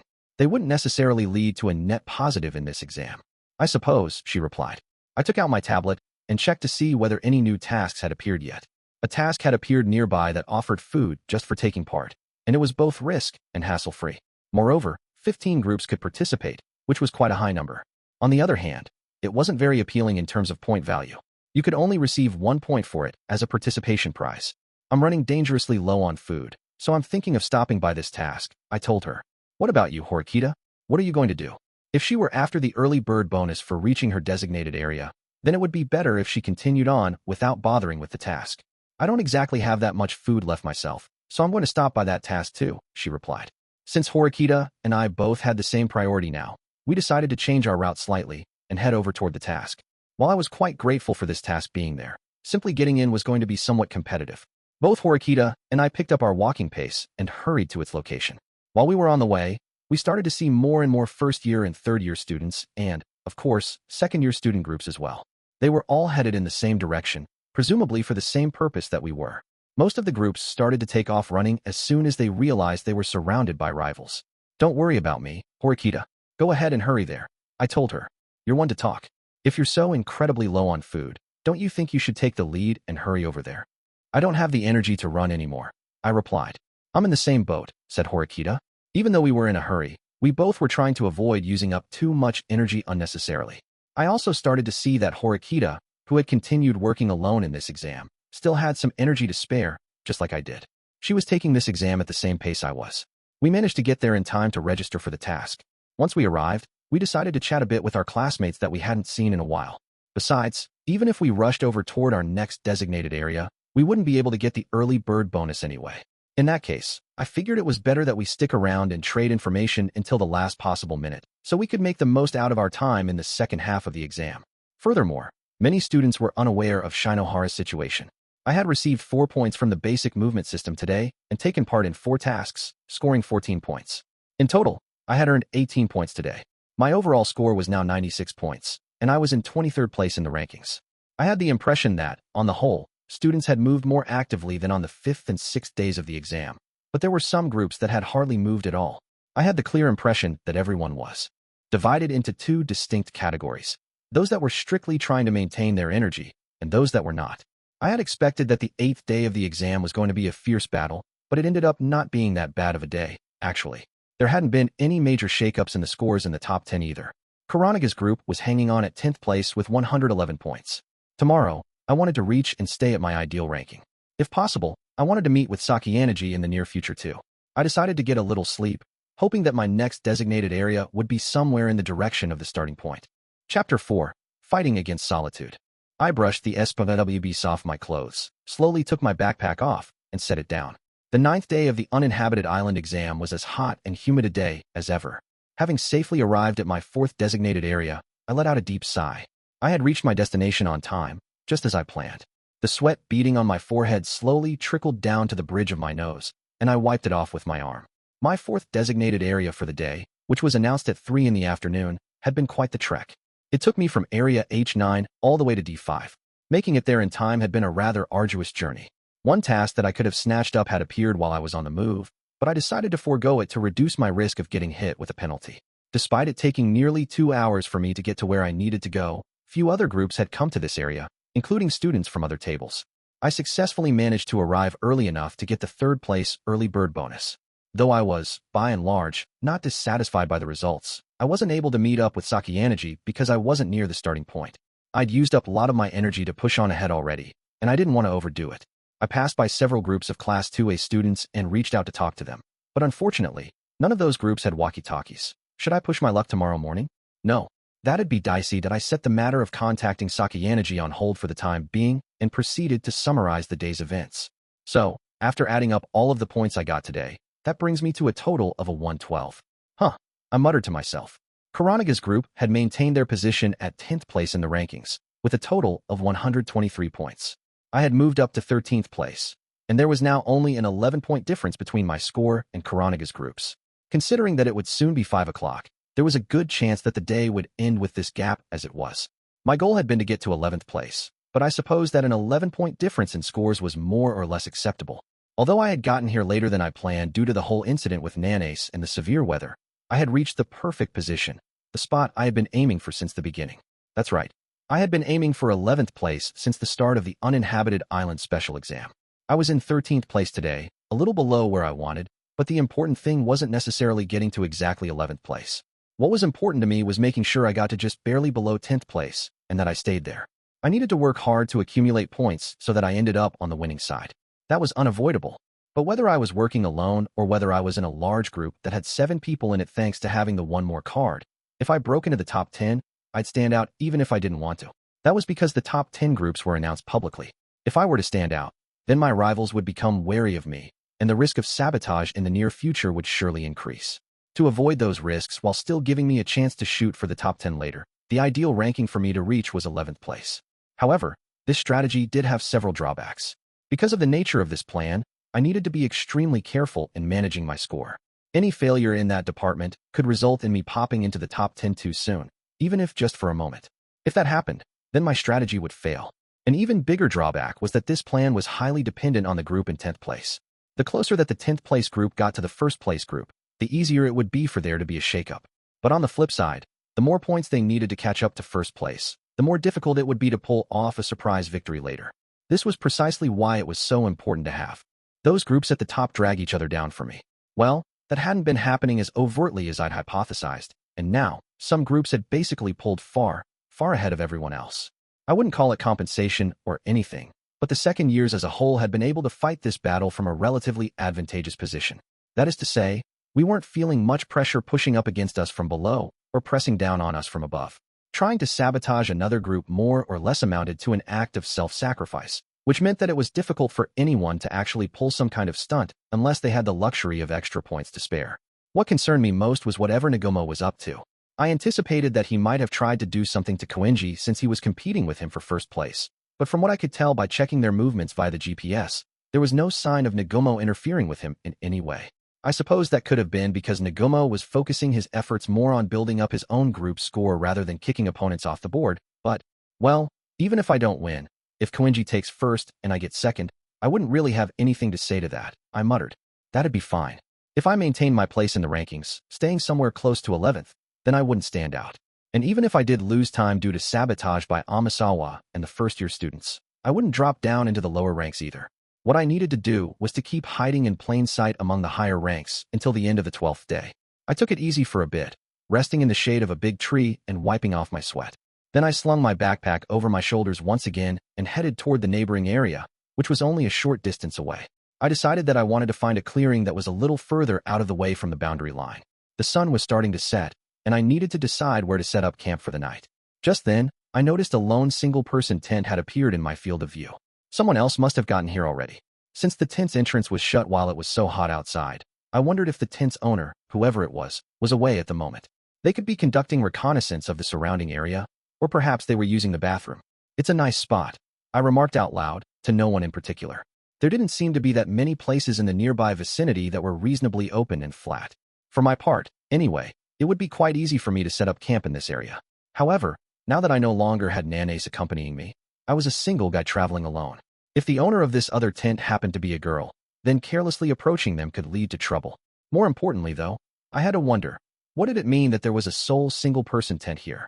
Was this person acting separately from their group, or had they been going it alone from the start? If it was the latter, then whoever this person was, it was almost certainly someone that I knew. Regardless of whether I ended up setting up camp here myself, I wanted to identify this other tent's owner. I decided to stand around for a while to see what was going on.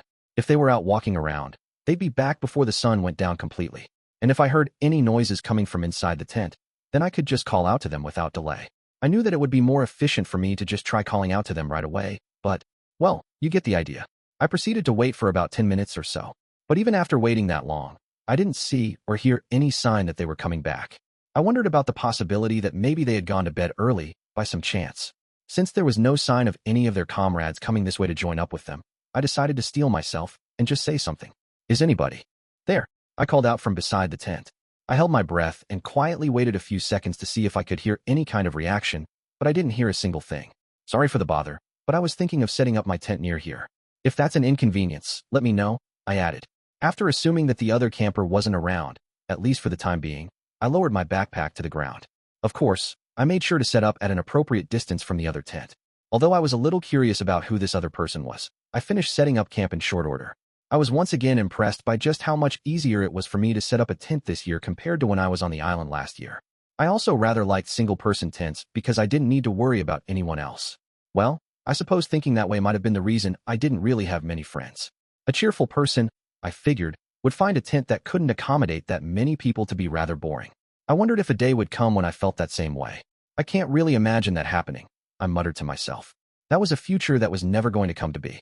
Just as I was getting ready to get changed and stuff, though, I heard someone call out to me from behind. I thought I saw something strange. Turns out it's just you. Apparently, the owner of the solitary tent nearby was none other than a bookie. Was I being loud? I asked. Not really. She only said a few words, and she glared at me right after answering. I thought she was going to say something else, but then she quickly ducked back inside her tent. There was something about the way she looked that made me uncomfortable, so I decided to go over to her tent to check on her. Hey, do you have a minute? I called out to her. I didn't get a response. However, I could hear a faint sound coming from within her tent. I just wanted to ask you something, I said, trying a different approach. I didn't get any response that time either. I thought that maybe she was just ignoring me, plain and simple, but it felt like she was up to something sneaky instead. Hey, I'm going to open your tent and come in, I said. Okay. I waited about 30 seconds, just to be on the safe side, and then I proceeded to open the entrance to her tent. What? She huffed. When I peeked inside, I saw a bookie sitting down with something in her mouth. Wait, what are you eating? I asked. Jerky, she replied. Jerky? That wasn't in the uninhabited island manual they handed out to us. That meant she must have gotten her hands on some fresh meat by purchasing it, or some other means, and prepared it herself. However, it would take a considerable amount of time and effort to make jerky all by yourself. What's more was that a bookie had issued a challenge to Horikita right at the start of the exam, and then had immediately set out for her designated area. It was obvious that if she had been walking around with fresh meat on her, it would have spoiled in less than a few hours during the summer season. In that case, could I assume that all of Class 2B knew how to make their own jerky? Maybe some groups had taken it upon themselves to make it for everyone. That way, it could be done readily and at a considerably lower price. Dried foods were quite effective options for quick, portable meals. However, pre-prepared foods like jerky that could be stored for an extended period of time didn't have a great cost-to-performance ratio, considering the high number of points needed to buy them outright. That was why even if you were preparing the same amount of food, it would be more cost-effective to make the jerky yourself from fresh beef since it was cheaper to produce in large quantities. Although I hadn't seen any of Ryuen and Katsuraji's food, I felt it was safe to assume that they were operating in much the same way, carrying around emergency rations, namely jerky. Even if they could only scrimp on just a few meals by doing so, that still meant they'd be able to pass up a hotly contested task that offered food without worry.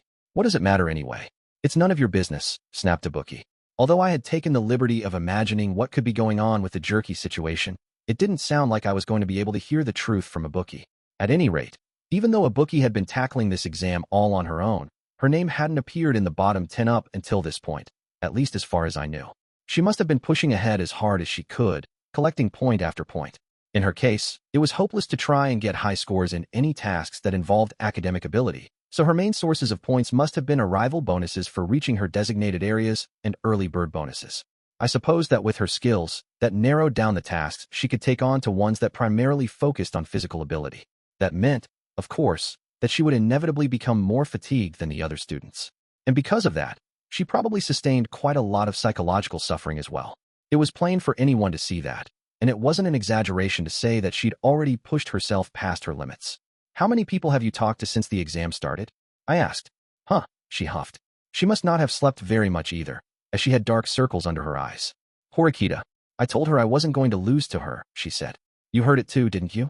In other words, you haven't had an actual conversation with anyone since the exam started, I concluded. I figured that, at most, she had probably only opened her mouth to say yes or no to staff members at task sites when she was trying to register. You should probably talk to someone, even if it's just a little, I told her. I don't talk to enemies, she replied. Then you should talk to your classmates. If you wander around a bit, you might run into one of them, I suggested. I don't consider anyone in my class my friend. So, she had been hiding within her shell, and that was how she was continuing to act, even today.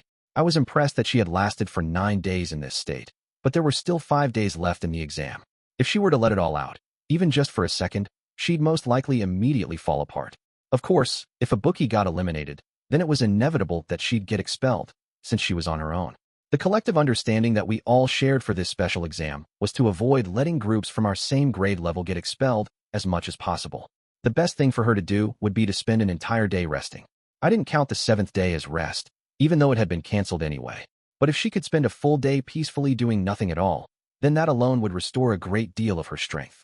It wouldn't be impossible for a bookie to survive the other remaining 4 days with the strength she had recovered from that day of rest. But reality wasn't that kind. It might sound simple on paper, but it was exceedingly difficult to actually spend an entire day just resting. Even if a bookie forced herself to take a physical break, whether she could revitalize her spirits was another matter. While she was taking it easy, her rivals would be scoring more points. She'd be pressured by the threat of being overtaken and sinking down to the bottom of the rankings. Under those circumstances, any ordinary person would find it impossible to spend time recuperating and clearing their mind. Besides, simply failing to reach your designated areas would lead to a loss in points too. If she racked up more penalties, then she would suffer even more in the days to come. Get out, said a bookie. I'm going. Even though this was a bookie I was talking to, she was still a girl, peeking into the tent of someone of the opposite. Sex at a time like this when it was getting dark out was absolutely not the right thing for me to be doing. Even if Ryuen had been here right now, I was skeptical that we could have fundamentally solved this issue anyway. After leaving a bookie's tent, I got back to checking out my clothing situation, which I had been in the middle of doing. The wind blew calmly outside now, so it seemed like I'd be able to stay at least somewhat cool tonight. Hey, Ibuki must have settled down more now that she had finished whatever she needed to do. She got out of her tent with a wobbling, dazed gait, but she walked straight ahead. She then stuffed her hands in her pockets and approached me. How many points do you have now? She asked. Just when I was thinking about how surprised I was that she had finally emerged from her tent, she came out and asked me something so audacious. We're enemies, you know, I reminded her. So, you can't tell me, huh? She said in a low mutter. It sounded like she was implying I was stingy and tight-fisted. There wasn't a single person on this entire island who would benefit from knowing I was in 13th place. Yep, that's how it is, I answered. Okay then, in that case, just tell me if your score is higher or lower than mine. Mine is, I cut a bookie off with a wave of my hand just as she was about to go ahead and divulge her own score to me. Sorry, but I can't answer that question in any way, shape, or form, I said, interrupting her. Even if I were only telling her that my score was above or below hers, I'd still be giving her a clue. That'd be true even if I lied about my score. It might have seemed like a safe bet if I told her that I was ranked lower than she was, but if she thought that I was struggling to get points, then she might come after me aggressively and try and force me into a corner. I had to avoid letting information carelessly slip and allowing it to take on a life of its own. Ibuki, hands still in her pockets, clicked her tongue at me. Oh well, fine. Whatever, she snapped. Dealing with you is a waste of time anyway. There you have it. Besides, your real favorite is Horikita, isn't it?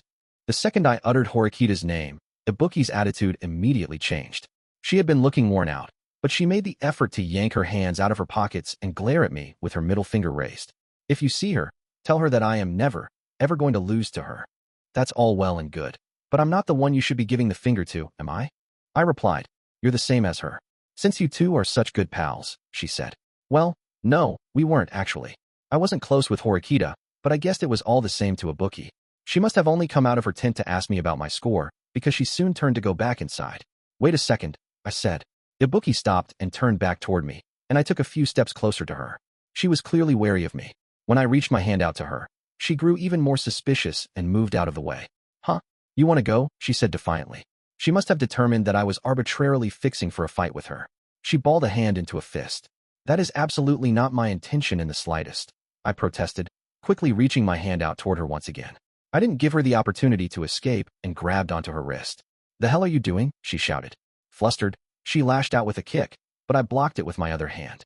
I thought she was going to try again, but she just let out a deep sigh and turned to look the other way. It was like all the venom drained out of her. I admit that I can't beat you, but someday I'm definitely going to land a good kick on you. I didn't want her to go ahead and set such a troubling goal like that. So what now? Did Horikita tell you to sabotage me? Said Ibuki. Not only had she failed to understand my true intentions, she had also even started to raise some strange suspicions about me. Well, I was one of Horikita's classmates, so I suppose nothing I said would get through to her. If I thought about it, there was no way that a bookie would accept the idea of taking a break that easily, so there was little hope for her. Your pulse is elevated, I told her. So what? She snapped. And the area around your mouth looks dry. Your lips, especially, are really cracked. You're obviously dehydrated, I explained. At this rate, it wouldn't be long before her watch emitted a warning alert. It might have already sounded once already. The reason she had been sitting so quietly in her tent was most likely due to fatigue, but it might have also been because she was trying to get her pulse down so that she could suppress the alert. I'm not really all that thirsty. I mean, I'm not thirsty anymore, she said. Not anymore? Does that mean that you were dehydrated before? When I let go of her wrist, Ibuki made a face like she wanted to bark back at me again, putting some distance between us. I don't need your help, she said. I'm not in any real trouble. When she turned back around, I quickly ran past her, overtaking her. Hey, what are you doing? She yelled. She wasn't the sort of person who would listen even if I tried, so I walked ahead of her, crawled into her tent, and pulled out her backpack. Show me what's in here, I told her. She said. There's no way I'm showing my bag to a guy. Actually, I wouldn't even show my bag to a girl. I figured, I replied. Since there was no way that she was going to give me permission to do so, I went ahead and opened her backpack anyway. What the hell? She snapped. Inside her backpack, I found clothes, toiletries, and a small amount of food, like jerky. I spotted just one single 500-milliliter water bottle, which was empty. Garbage bins were offered at various locations, such as task sites, so I guessed that she had tossed out anything she didn't need a long time ago. There wasn't even a single drop of water in the plastic bottle, so she must have finished it quite some time ago. I also didn't see anything she could use to communicate with others, like a walkie-talkie. When did you last have a drink? I asked. I don't have to answer why. I said, when did you last have a drink? I repeated, cutting her off, speaking in a forceful tone and looking at her with a stern stare. About 1 day ago. And then some, said Ibuki. Have you been walking around in this condition? I asked. I haven't, she replied. I've been resting here this whole time today. That's a blatant lie, I said. There wasn't any GPS signal in this area this morning. What? Did you do a search? She asked. I hadn't, of course. It was a bluff, but the most important thing was that she seemed to have bought it.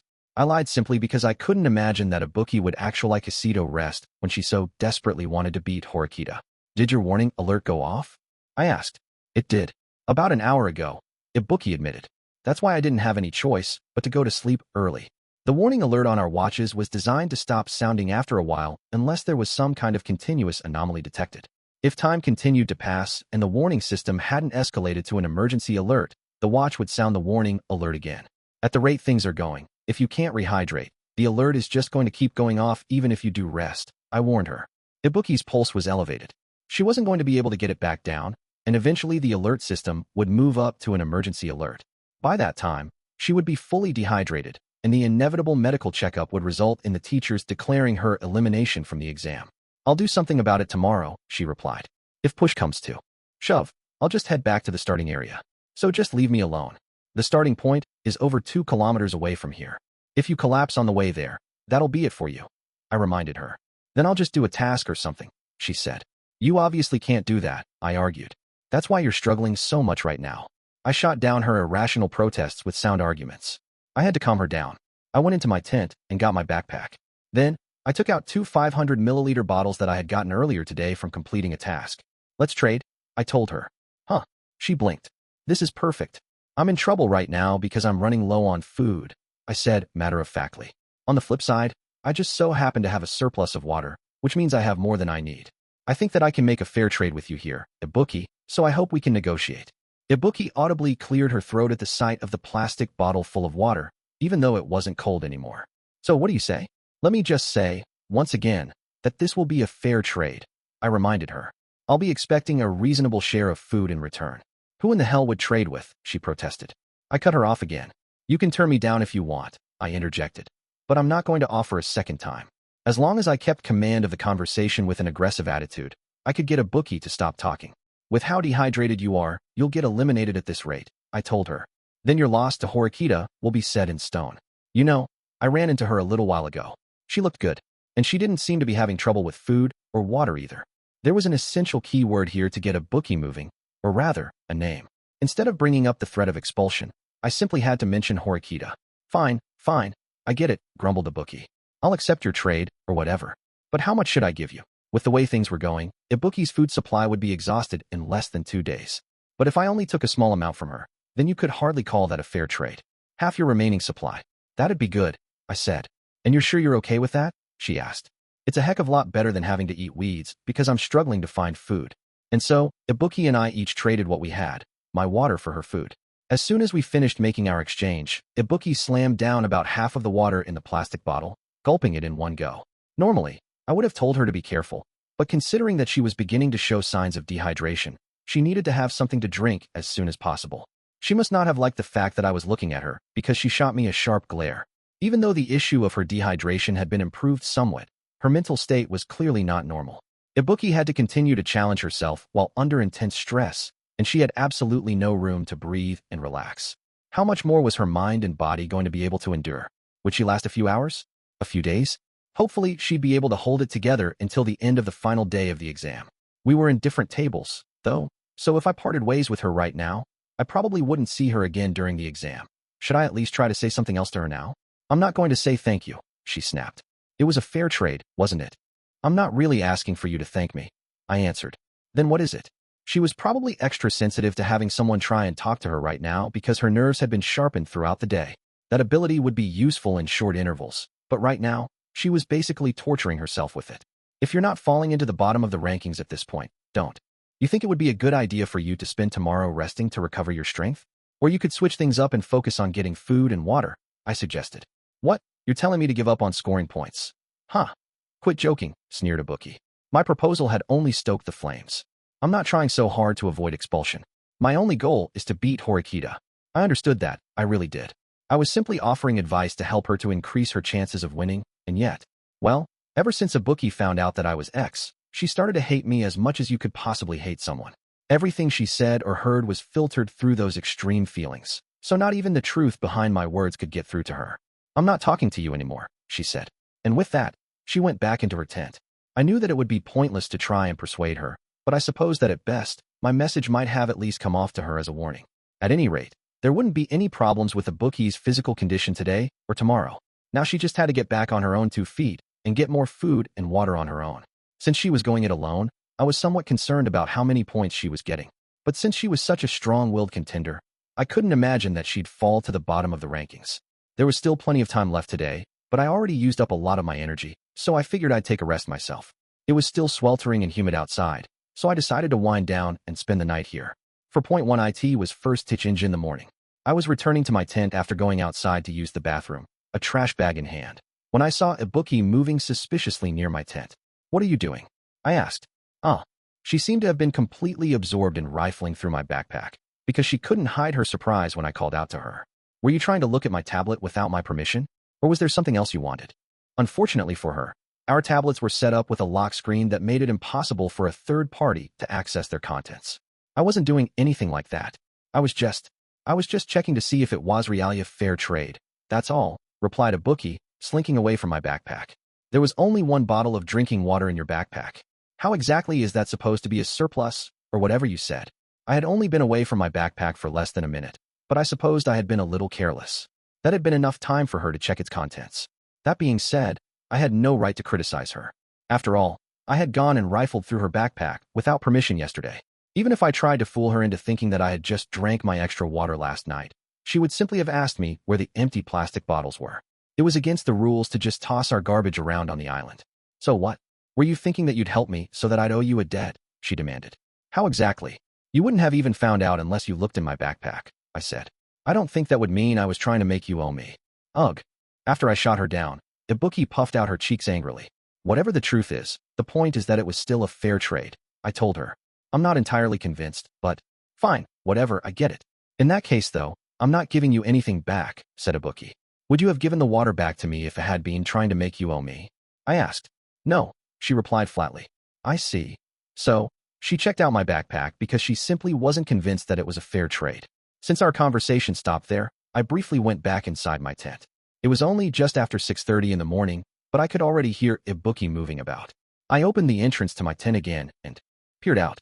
It seemed like she was already starting to put her tent away. If this were the 2nd or 3rd day of the special exam, I probably would have thought, wow, she's really motivated. That I once again had the feeling that she wouldn't speak to me anymore. so I went back into my tent. Eventually, 7 o'clock rolled around and the first designated area of the day was announced. Mine was in E4. I didn't hesitate to spend a point to use the GPS search to see the locations of all students.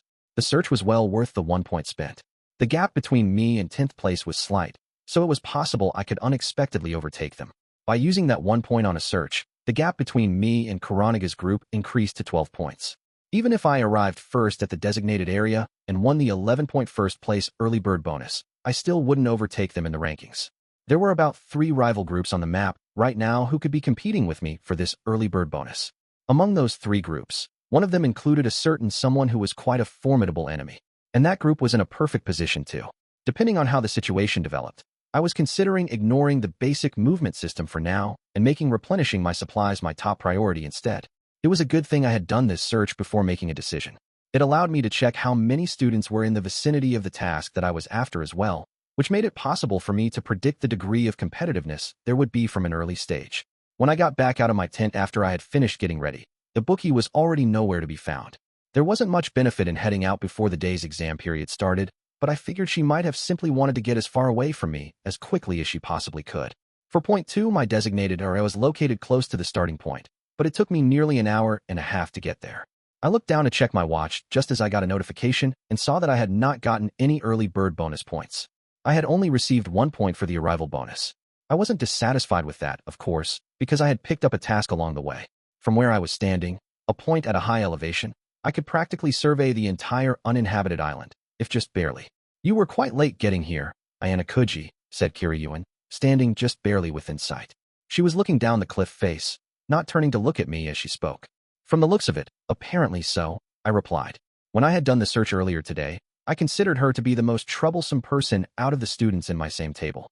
"I thought that there was a formidable opponent racing me for the early bird bonus," she said. "So it was you, huh?" "I'm not so sure about that," I replied. "Besides, it's not uncommon for people in different tables to be in the same area. More importantly, I didn't think that you were interested in breaking into the top 10, Kiryuin-senpai." Kiryuin had been sitting somewhere around 11th place or lower, but this morning, she had suddenly shot right up to 9th place. "This uninhabited island exam has been surprisingly interesting," she admitted. "I guess I just got a little too excited. Rather unbecoming for someone as old as I am." "Someone as old as you are? But you're only a year older than me," I thought in response. "I'm only planning on keeping up my current pace for a little bit longer," said Kiryuin. "You're not aiming for first place? Everyone competing for the top spots will be gunning for one another," she said. "I'm not interested in getting involved in that mess. Although, if Nagumo or Kouenji happen to crash and burn, then I suppose that might be a different story." "Crash," I repeated. "It doesn't really look like things will go that way now, though. Do you really think that Nagumo is just going to let Kouenji run around freely?" Kiryuin asked. It sounded as though Kiryuin had some idea of what was to come as well. "With both sides so evenly matched, it's hard to say that Nagumo will win this thing," she added. "So far, he's probably just been sitting back and watching how things go. But this is about the time for him to start making his move, so it's quite likely that we'll see a showdown between him and Kouenji. Depending on how the situation plays out, they could each make it difficult for the other to rack up more points. Alternatively, it was possible that one of them would make a misstep and fall in the rankings instead. Defeating your opponent head-on is another crucial element of battle," said Kiryuin.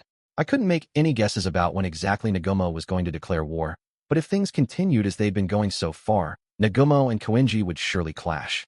I had no doubt that at the very least, Nagumo's side would stop Kouenji. "Are you not going for the top ranks yourself?" she asked me. "Unfortunately, I can't really envision myself making it into the top 10, I replied. "I see. I thought for sure you'd get a score close to mine." She seemed to be extremely interested in me. Well, to be precise, I didn't think that I was the only one she was interested in though. Kiryuin was, in her own way, looking at and analyzing the strategies being used by students throughout our entire school across every grade level. "This is probably when most groups will start seeing a drop in their efficiency," she said. "Don't give up and keep giving it your best." Kiryuin was someone I hadn't known at all until just recently, but I gathered that she was an exceptionally capable person. She was a third-year student with excellent intuition and perception, which you wouldn't glean just from looking at OA alone. That being said, from what we can see on our tablets so far, how do you feel about the fact that no groups have been completely eliminated yet? She asked. "All I can say is that in this situation, we can't let our guards down. Not even for a moment," I answered. "I stopped by the starting point yesterday and picked up a little information," she said. "Apparently, Some groups suffering from a lack of food and water are trying to avoid collapsing altogether by having individual members spread out in an effort to endure the situation. That's a wise decision on their part, I remarked. No matter how many points a group collected, if every member of the group was eliminated, they'd be disqualified and expelled immediately. In that case, it was much safer to send 1 or 2 people back to the starting area, even if it meant a drop in efficiency. Water was readily available there, and you could more easily avoid getting sick if you could maintain proper hygiene. I'm sure that the groups in the bottom 10 are wishing to themselves, I don't care what group it is, I just hope some other group gets eliminated, I said.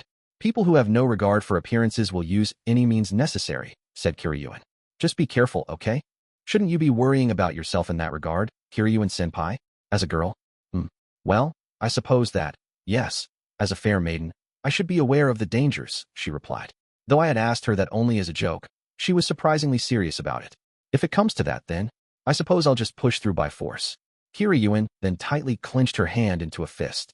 Her answer was completely unlike what you'd expect from a fair maiden. I can't tell how serious you're being about this, I told her. Foo-foo, she laughed. Sorry for taking up so much of your time. After all, you and I both need every moment we can get. We can't spare a single second of a single minute. With that, she gently waved goodbye and started to walk away. Judging from the direction she was headed in, I guessed she must have been aiming for a task. Before she was out of sight, though, she paused. You're not coming? There might still be room for you to register for the task too, if you leave right now. Thanks, but I'll pass, I replied. I don't think that I can compete with you, Kiryuin-senpai. At this point in time, it looked like there were only enough openings for up to 2 groups to register for this task. In addition to the fact that there were 3 or more rival groups headed that way, Kiryuin was also headed to that task, so my chances of being able to register weren't very high at all. As I watched her go, even though she should have been in a hurry, she stopped again and looked back at me. So that's how it is. Well, I guess I'll just go and see for myself in person, she said, speaking as though she had deduced my strategy. Kiryuin finally left and headed toward the task. For point 3, the sun had set in the 10th day of the exam, and it was now after 9 o'clock at night. It was time for me to check the GPS information for the top and bottom 10 groups. Suddenly, a bright light flickered from outside my tent. Is someone out and about at this hour? I muttered. It was risky, but I supposed it was conceivable that someone could have been trying to reach their final designated area for the day if they hadn't been able to until now. I couldn't help but follow the light with my eyes as I sat inside my tent. It wasn't as though the light was being shined in my direction, though. Rather, whoever it was seemed to be sweeping the light to and fro as they walked. The movements of their flashlights seemed unstable, as if they were desperately searching for something. I got curious, so I decided to pop out of my tent. Actually, it looked as though they were desperately searching for someone. Was Amasawa looking for me because she wanted to get close and try something? No, I couldn't imagine that she would have been using her flashlight so haphazardly if that was the case. After closing the distance between our positions by using GPS, she should have been able to take advantage of the darkness and gotten closer to me. Yum-chan, I heard a faint voice, and it sounded like it was coming from the same direction as the flashlight. I didn't know who the owner of the voice was, but nicknames aside, I knew that there was only one person in our school named Yum. I was certain that they were calling for Kobashi Yum from Class 2C. In that case, it was probably correct for me to assume that whoever was speaking was either someone from that class or who had a connection to it. If I remembered correctly, there was a girl named Shiranami Chihiro in Kobashi's same group. At any rate, it sounded like whoever was calling was about to burst into tears at any moment. I could have ignored her and let things be, but since this was a student from Class 2C, she should be able to get in touch with Sakiyanaji from Class 2A since those classes were cooperating on some level. Our tablets had a flashlight function, so I took mine out and turned the flashlight on. It wasn't as dependable a light source as a regular flashlight, but it was more than enough for someone to see in the dark. Shortly thereafter, the girl noticed me and pointed her flashlight in my direction. Yum-chan, the girl said, sounding panicked, her voice getting more audible as she drew closer. After getting flashed by the dazzling beam from her flashlight, I could slowly start to see the flashlight's owner come into view. Yum-chan, she shouted once again. Hey, sorry, but I'm not Yum, I replied. Oh. The person that had emerged from amidst the trees was none other than Shiranami, after all. Oh, Ayanokouji-kun. Gee, good evening, she stammered. Although we were hardly close, she seemed somewhat relieved. Had her situation really been so upsetting that she was happy to see even me? It's pretty dangerous to be out at night all alone, I said. Where are Kobashi and Takamoto? Oh, well, I actually don't know where they are.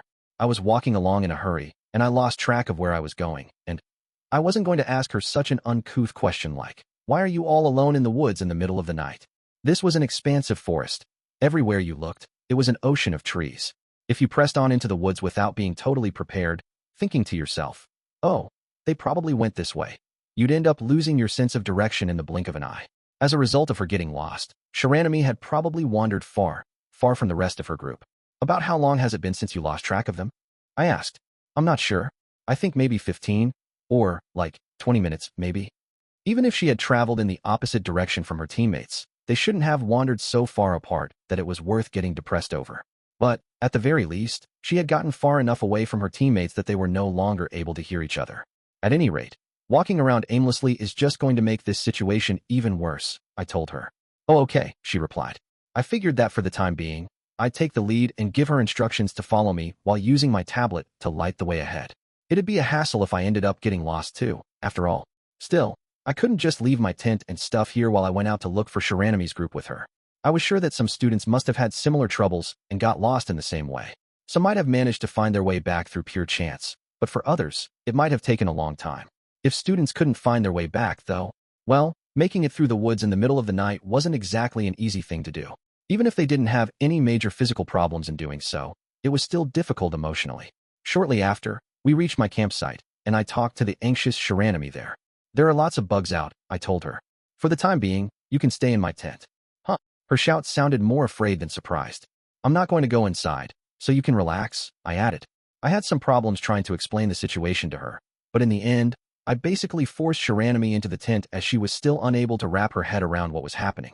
After that, I closed the entrance behind her. I am sorry. I was just resting, and she wailed. It's all right, I assured her. More importantly, were Kobashi and Takamoto both looking healthy? Normal. Yeah, she replied.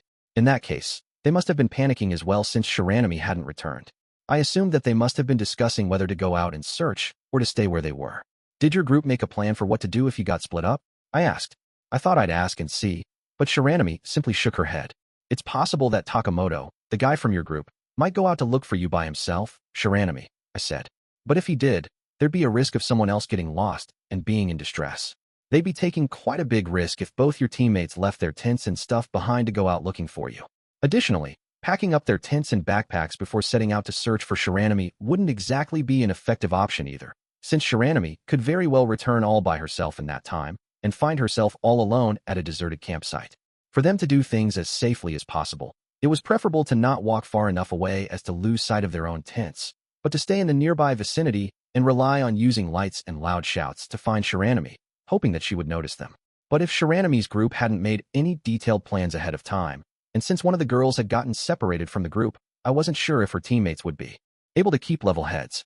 It was entirely possible that they might panic and go out searching for her. What do I do? Wailed Shiranami. She was talking to herself, not asking me for my opinion on anything. I supposed you could say that this was trivial, but on the other hand, you could consider what she was doing to be a major mistake. It was understandable why she was doing it, since she was overwhelmed with anxiety. The problem was the other two people in her group. Well, actually, it was possible that there were even more people. Do you still just have the same small group of 3 people? Or have you increased your group to 4 or more people? I asked her. She started, but then trailed off. So far, Shiranami had openly explained everything that had happened in detail, but now she suddenly stopped talking. Since she should have known the size of her own group well enough, she must have hesitated to tell me for a different reason. Right now, Ichino's class was working together with Sakiyanagi's class in a cooperative partnership. I was sure that there were also friend groups that further transcended those boundaries, of course, but the majority of the groups were originally created via that arrangement. Obviously, to tell me the details about the inner workings of these groups would be considered an information leak. In that sense, it was appropriate on Shiranami's part not to casually mention whether there had been any additions to her group since the start of the exam. There was value in that. I understand, and you don't have to tell me the exact details of your situation. But, for the time being, just hear me out, I told her. With that out of the way, I went on to elaborate. If I were a member of your group, Shiranami, then I would first look at the situation at hand. I would determine that a girl was wandering alone in the dark forest, having lost her way back. Shiranami nodded meekly. I wouldn't just leave things be then, of course. First, I would raise my voice and shout her name loudly, to see if she answered back. But, like I said before, if I didn't get a response by doing that, then I'd have to try something else. Now, let's assume, for example, that it was Kobashi who had gotten separated from the group. What would you and Takamoto do in that case? I think that we would probably go out looking for Yum-chan together, even if you ran the risk of running into trouble yourselves. You could end up getting hurt and eliminated from the exam, I replied. She's my friend. I couldn't just leave her, said Shiranami resolutely. That was definitely an answer I'd expect from someone from Ichino's class. Whether that was an advantage or disadvantage was a separate issue entirely.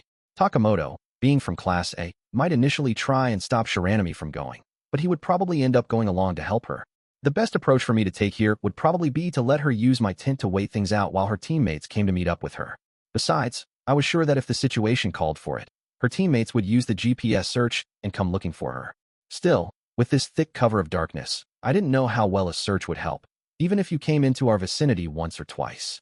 Do you have points to spare? Would you worry about your spot in the rankings if you used the search 2 or 3 times? I asked. Well, I don't know, actually, she replied. I don't think it would be a particularly good idea for us to use it. From the sound of it, her group certainly wasn't maintaining an outstanding position in the rankings. Before the exam concluded, there would be no way of knowing if using the search would have any impact on their position, or if the points used to search spelled the difference between victory or defeat. As for Shiranami, I was sure that she'd feel guilty and upset at herself if her teammates used points to come searching for her in the same way. In that case, I suppose the best course of action would be to just wait and see. But we couldn't necessarily rule out the possibility that her teammates would be coming to look for her, or that they simply wouldn't be able to find her. Besides, in this case, since I couldn't use the tent myself, that meant I'd be spending the night outside. That would certainly disrupt my pace, which I had been able to keep at a steady rhythm up until now. If I was going to take action, then I suppose now was the time to do it. Got any energy? I asked. She stammered. I mean, do you have enough energy left to walk? I clarified. Why, yes. I think I should be okay to do that. I urged her to come out of the tent. Let's get moving now, so that you can join up with your group, I told her. But how, she asked. This isn't a problem that we'll be able to solve by just stumbling around in the dark. We're going to use this, I explained, showing her the tablet in my hand. If we use the GPS search, then we'll know which direction they're in, and we can find out approximately how far away they are. Still, it wasn't going to be easy for Shiranami to meet up with her teammates. Making our way through the woods under the cover of darkness like this was going to be an extremely arduous task. And for average students like Shiranami, it was going to be impossible without repeatedly using the GPS search. Why are you helping me? She asked meekly. Why? Well, I guess that one reason for it is that this exam is a battle between grade levels, more or less, I replied. But still, going so far as using your GPS search for me is, she protested. Using 1 or 2 points wasn't that big of a burden, at least from my perspective. I could always collect more points again and catch up, as long as it wasn't going to put me any higher than 11th place. Since there was no point in talking about this any further, I figured I'd just try and say something that sounded reasonable. Well, I guess if I had to say why, it might be because it's Ichino's class, I replied. The instant I said those words, I turned to look back at her and saw Shiranami's face stiffen. Wait, could you? She said quietly. Did I say something awkward? I replied. Wait, Ayanokouji-kun, could you and Honami-chan? She trailed off again. Even though Shiranami had gotten far enough to mention both Mai and Ichino's names, she suddenly stopped, closing her mouth. I was able to more or less understand what she was trying to say, though it took me a minute. I thought back to what Ichino's other classmates said to me the other day when I ran into them. There's nothing, I said, trying to answer her preemptively. But Shiranami's expression remained visibly stiffened with surprise. At any rate, for the time being, I put the subject on hold and went ahead with using the search. Kobashi and Takamoto's GPS signals were displayed on top of one another, which meant that they were most definitely still together. We walked on ahead in search of Shiranami's group. For about 10 minutes, we headed in the direction of their GPS signals. Chihiro-chan. As we weaved through the trees in the dark forest, Kobashi, wearing her backpack, spotted us. Her teammate Takamoto was with her too, with a backpack over his shoulders as well. They seemed to have come looking for Shiranami while carrying all their group's belongings, since he was also carrying another backpack in his hands. Since they were heading straight for us, I guess they had probably used the GPS search too. In the end, after meeting up, we all headed back over to the location where I had set up my tent. Thank you so much for helping Chihiro-chan, Ayanokouji-kun, said Kobashi. Nah, I'm sure that you guys would have found each other eventually, I replied. I just hope I wasn't overstepping or anything. Overstepping? Come on. No way, said Takamoto. If we had kept going, we would have risked getting injured. And more importantly, we would have had a harder time finding her. Even though Takamoto was in a different class than his teammates, he was sincerely relieved that he and Kobashi had been able to find Shiranami so quickly. If Takamoto and Kobashi had to go chasing after Shiranami themselves, it was possible that it would have taken them more than 1 or 2 GPS searches before they found her. I figured that I'd go ahead and broach a certain subject with Takamoto now, while I had the chance. Hey, I wanted to ask you something. Do you have a walkie-talkie? I asked. Huh? A walkie-talkie? Yeah, I do, but, he replied, but he didn't finish his thought. I figured that if he was somewhat grateful to me, then I might be able to borrow it from him rather easily.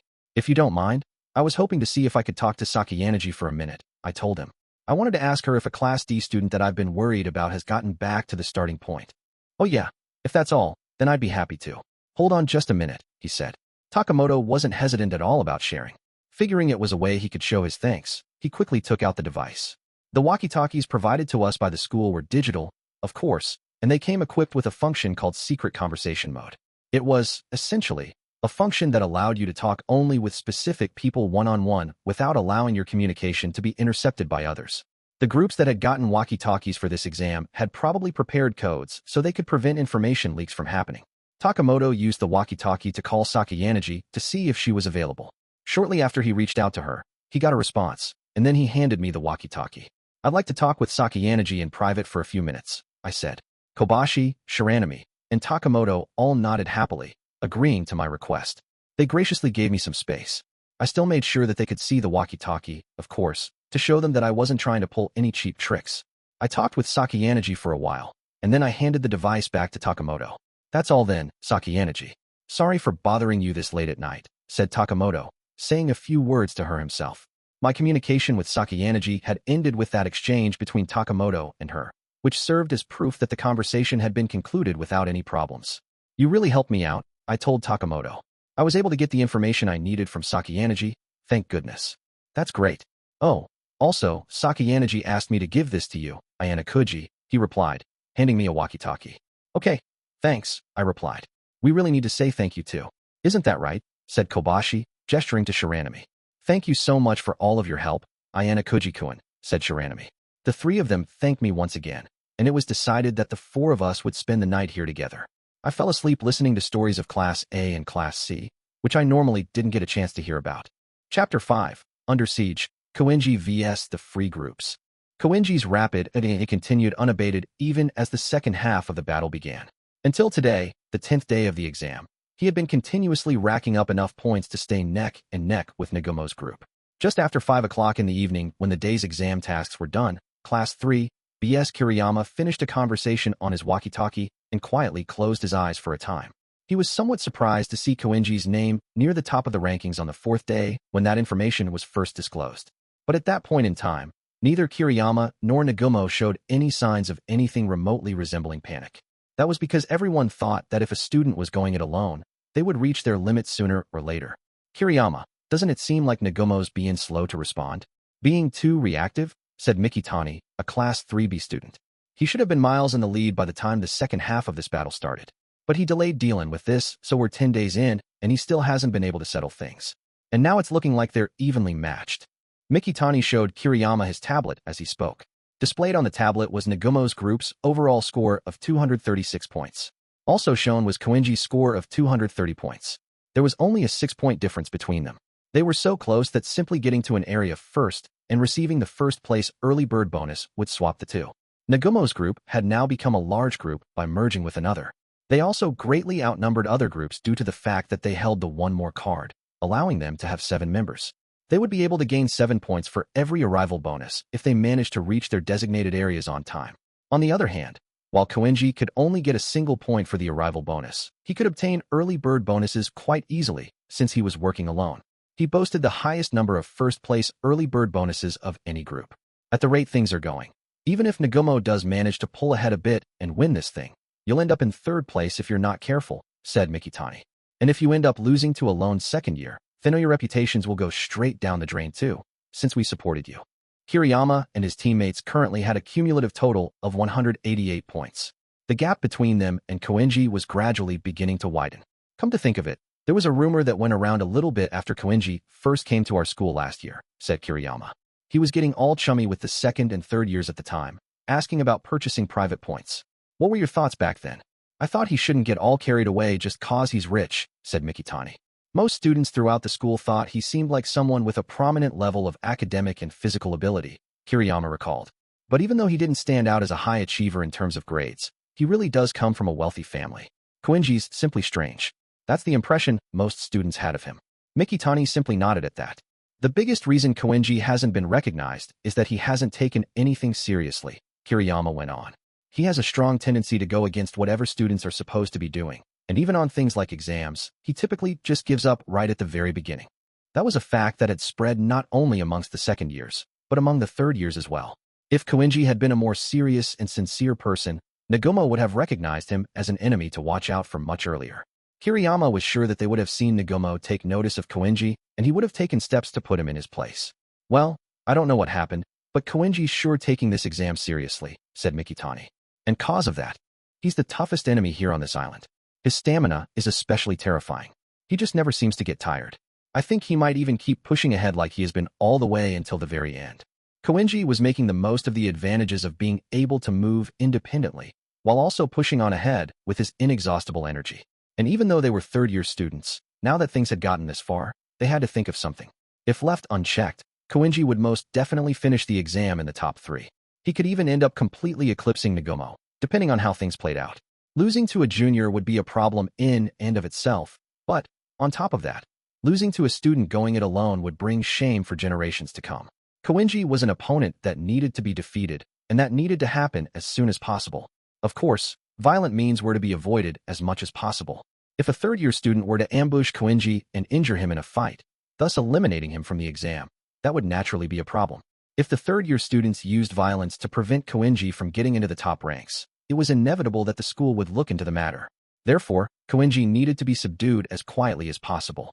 So, you decide on a plan of action, Kiriyama? Asked Mikitani. Yes, we're going to be using the free groups, after all, Kiriyama replied.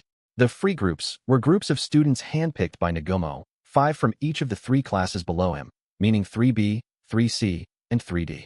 There were 15 groups in total with 3 students in each. They essentially functioned as Nagumo's foot soldiers. 2 of the people in each free group were meant to follow direct orders, while the third member was given the responsibility of hitting the designated areas so the group could avoid penalties. In other words, 2 students per group could move about freely. I figured as much, said Mikitani. All right, so how many? I have custody of 6 groups, and we're going to mobilize them all, Kiriyama said. 6? Are you serious? Kouenji is just one guy? And besides, even if Kouenji did have a bunch of people with him, send in 4 groups after him, my group included, would be plenty. Just in case, the other 2 groups should. The only threat here is Kouenji, said Kiriyama, cutting Mikitani off. We'll have plenty of time to deal with anything or anyone else after we crush him. We're able to view the leaderboards until the end of the 12th day. We're going to keep Kouenji thoroughly contained for 2 days, starting tomorrow. Kouenji's working alone, so once he loses his momentum, he'll never be able to get ahead again. Even if, hypothetically, Kouenji did merge with another group along the way, the end result would be the same. Come to think of it, said Mikitani. Didn't Nagumo say there was another group he was interested in?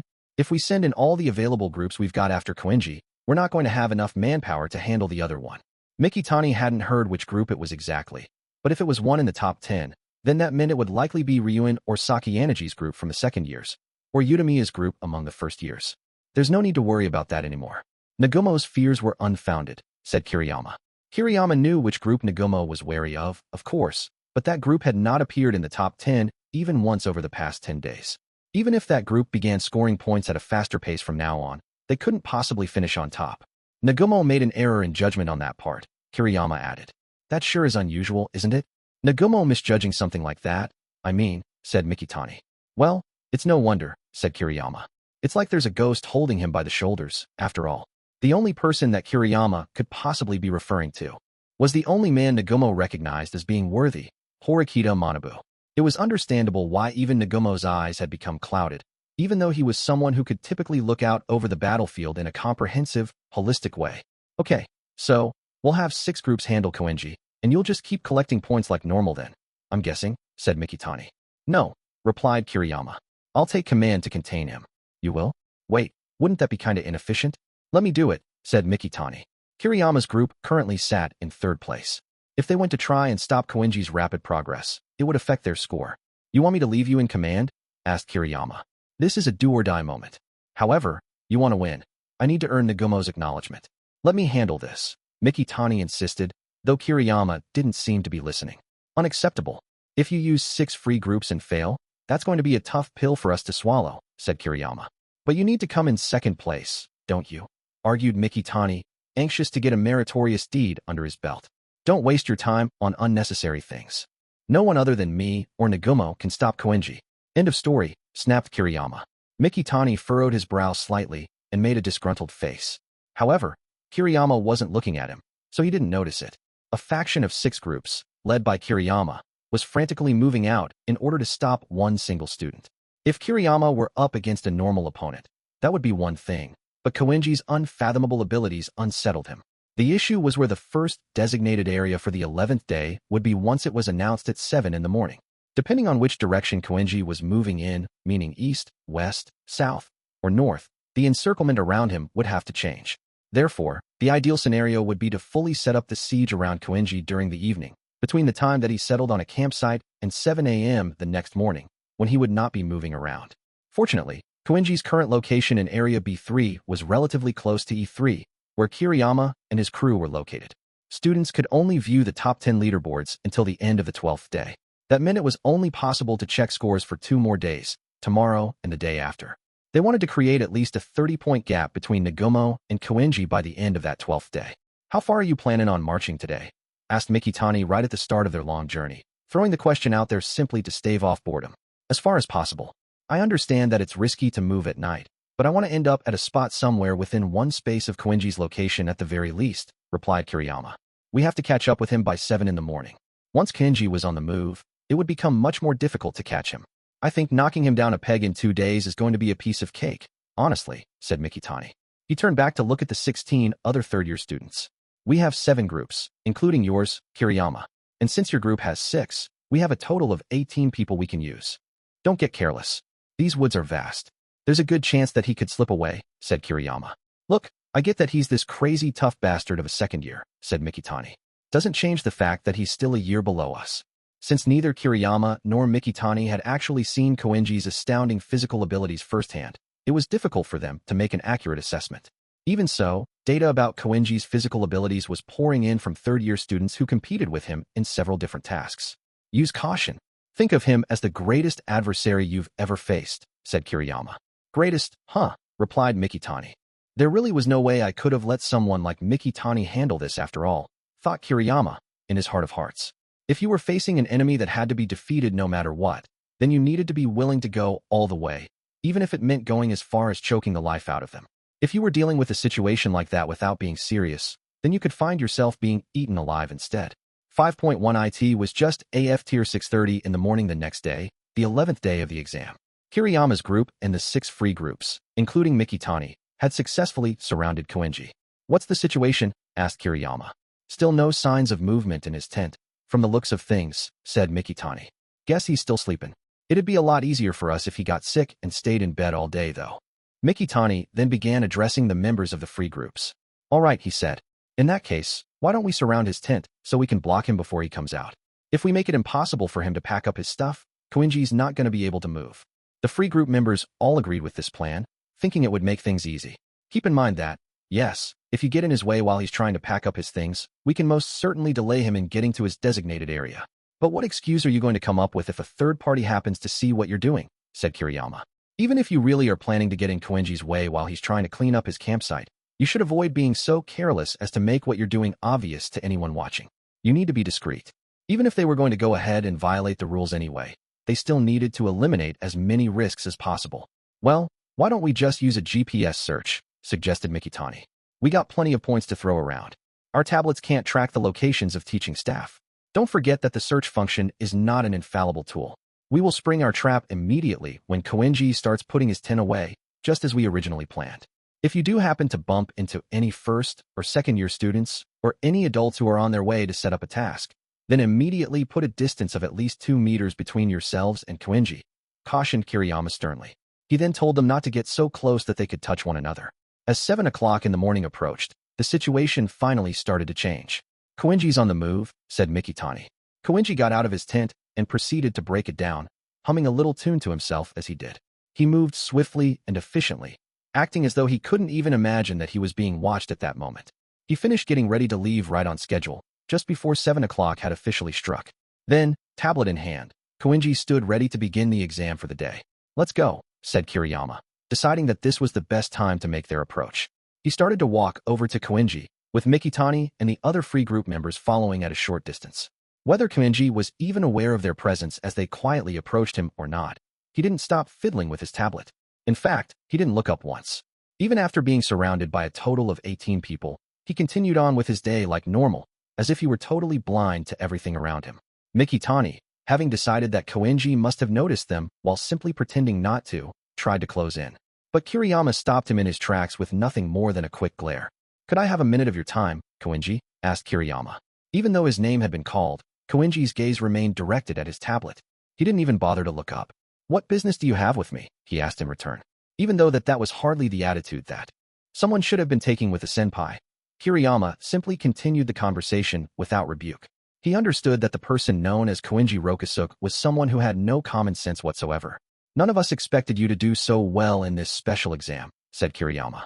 "If you're so exceptionally talented, then why didn't you take anything else seriously before?" "Is this something that we should be talking about right now?" replied Kouenji. "It's going to be 7 o'clock shortly. Shouldn't you be hurrying along and getting ready to head to your designated area?" "You have to understand what I'm getting at, Kouenji. You've scored too many points," said Kiriyama. Kouenji spoke as though he was oblivious to the situation, but Kiriyama knew that couldn't be true. "I want you to stay where you are for the rest of the day," Kiriyama went on. "So, does that mean you're telling me not to score any more points?" said Kouenji. "That's right," replied Kiriyama. Naturally, there was absolutely no way that Kouenji would have simply nodded and agreed to such a request. "I don't know who you are," the second year said. "But, if you simply think this through for a minute, you'll understand that what you're asking is impossible. Even so, the fact that you have brought so many people with you here must mean you're prepared to try and get in my way if I don't entertain your request. Isn't that right?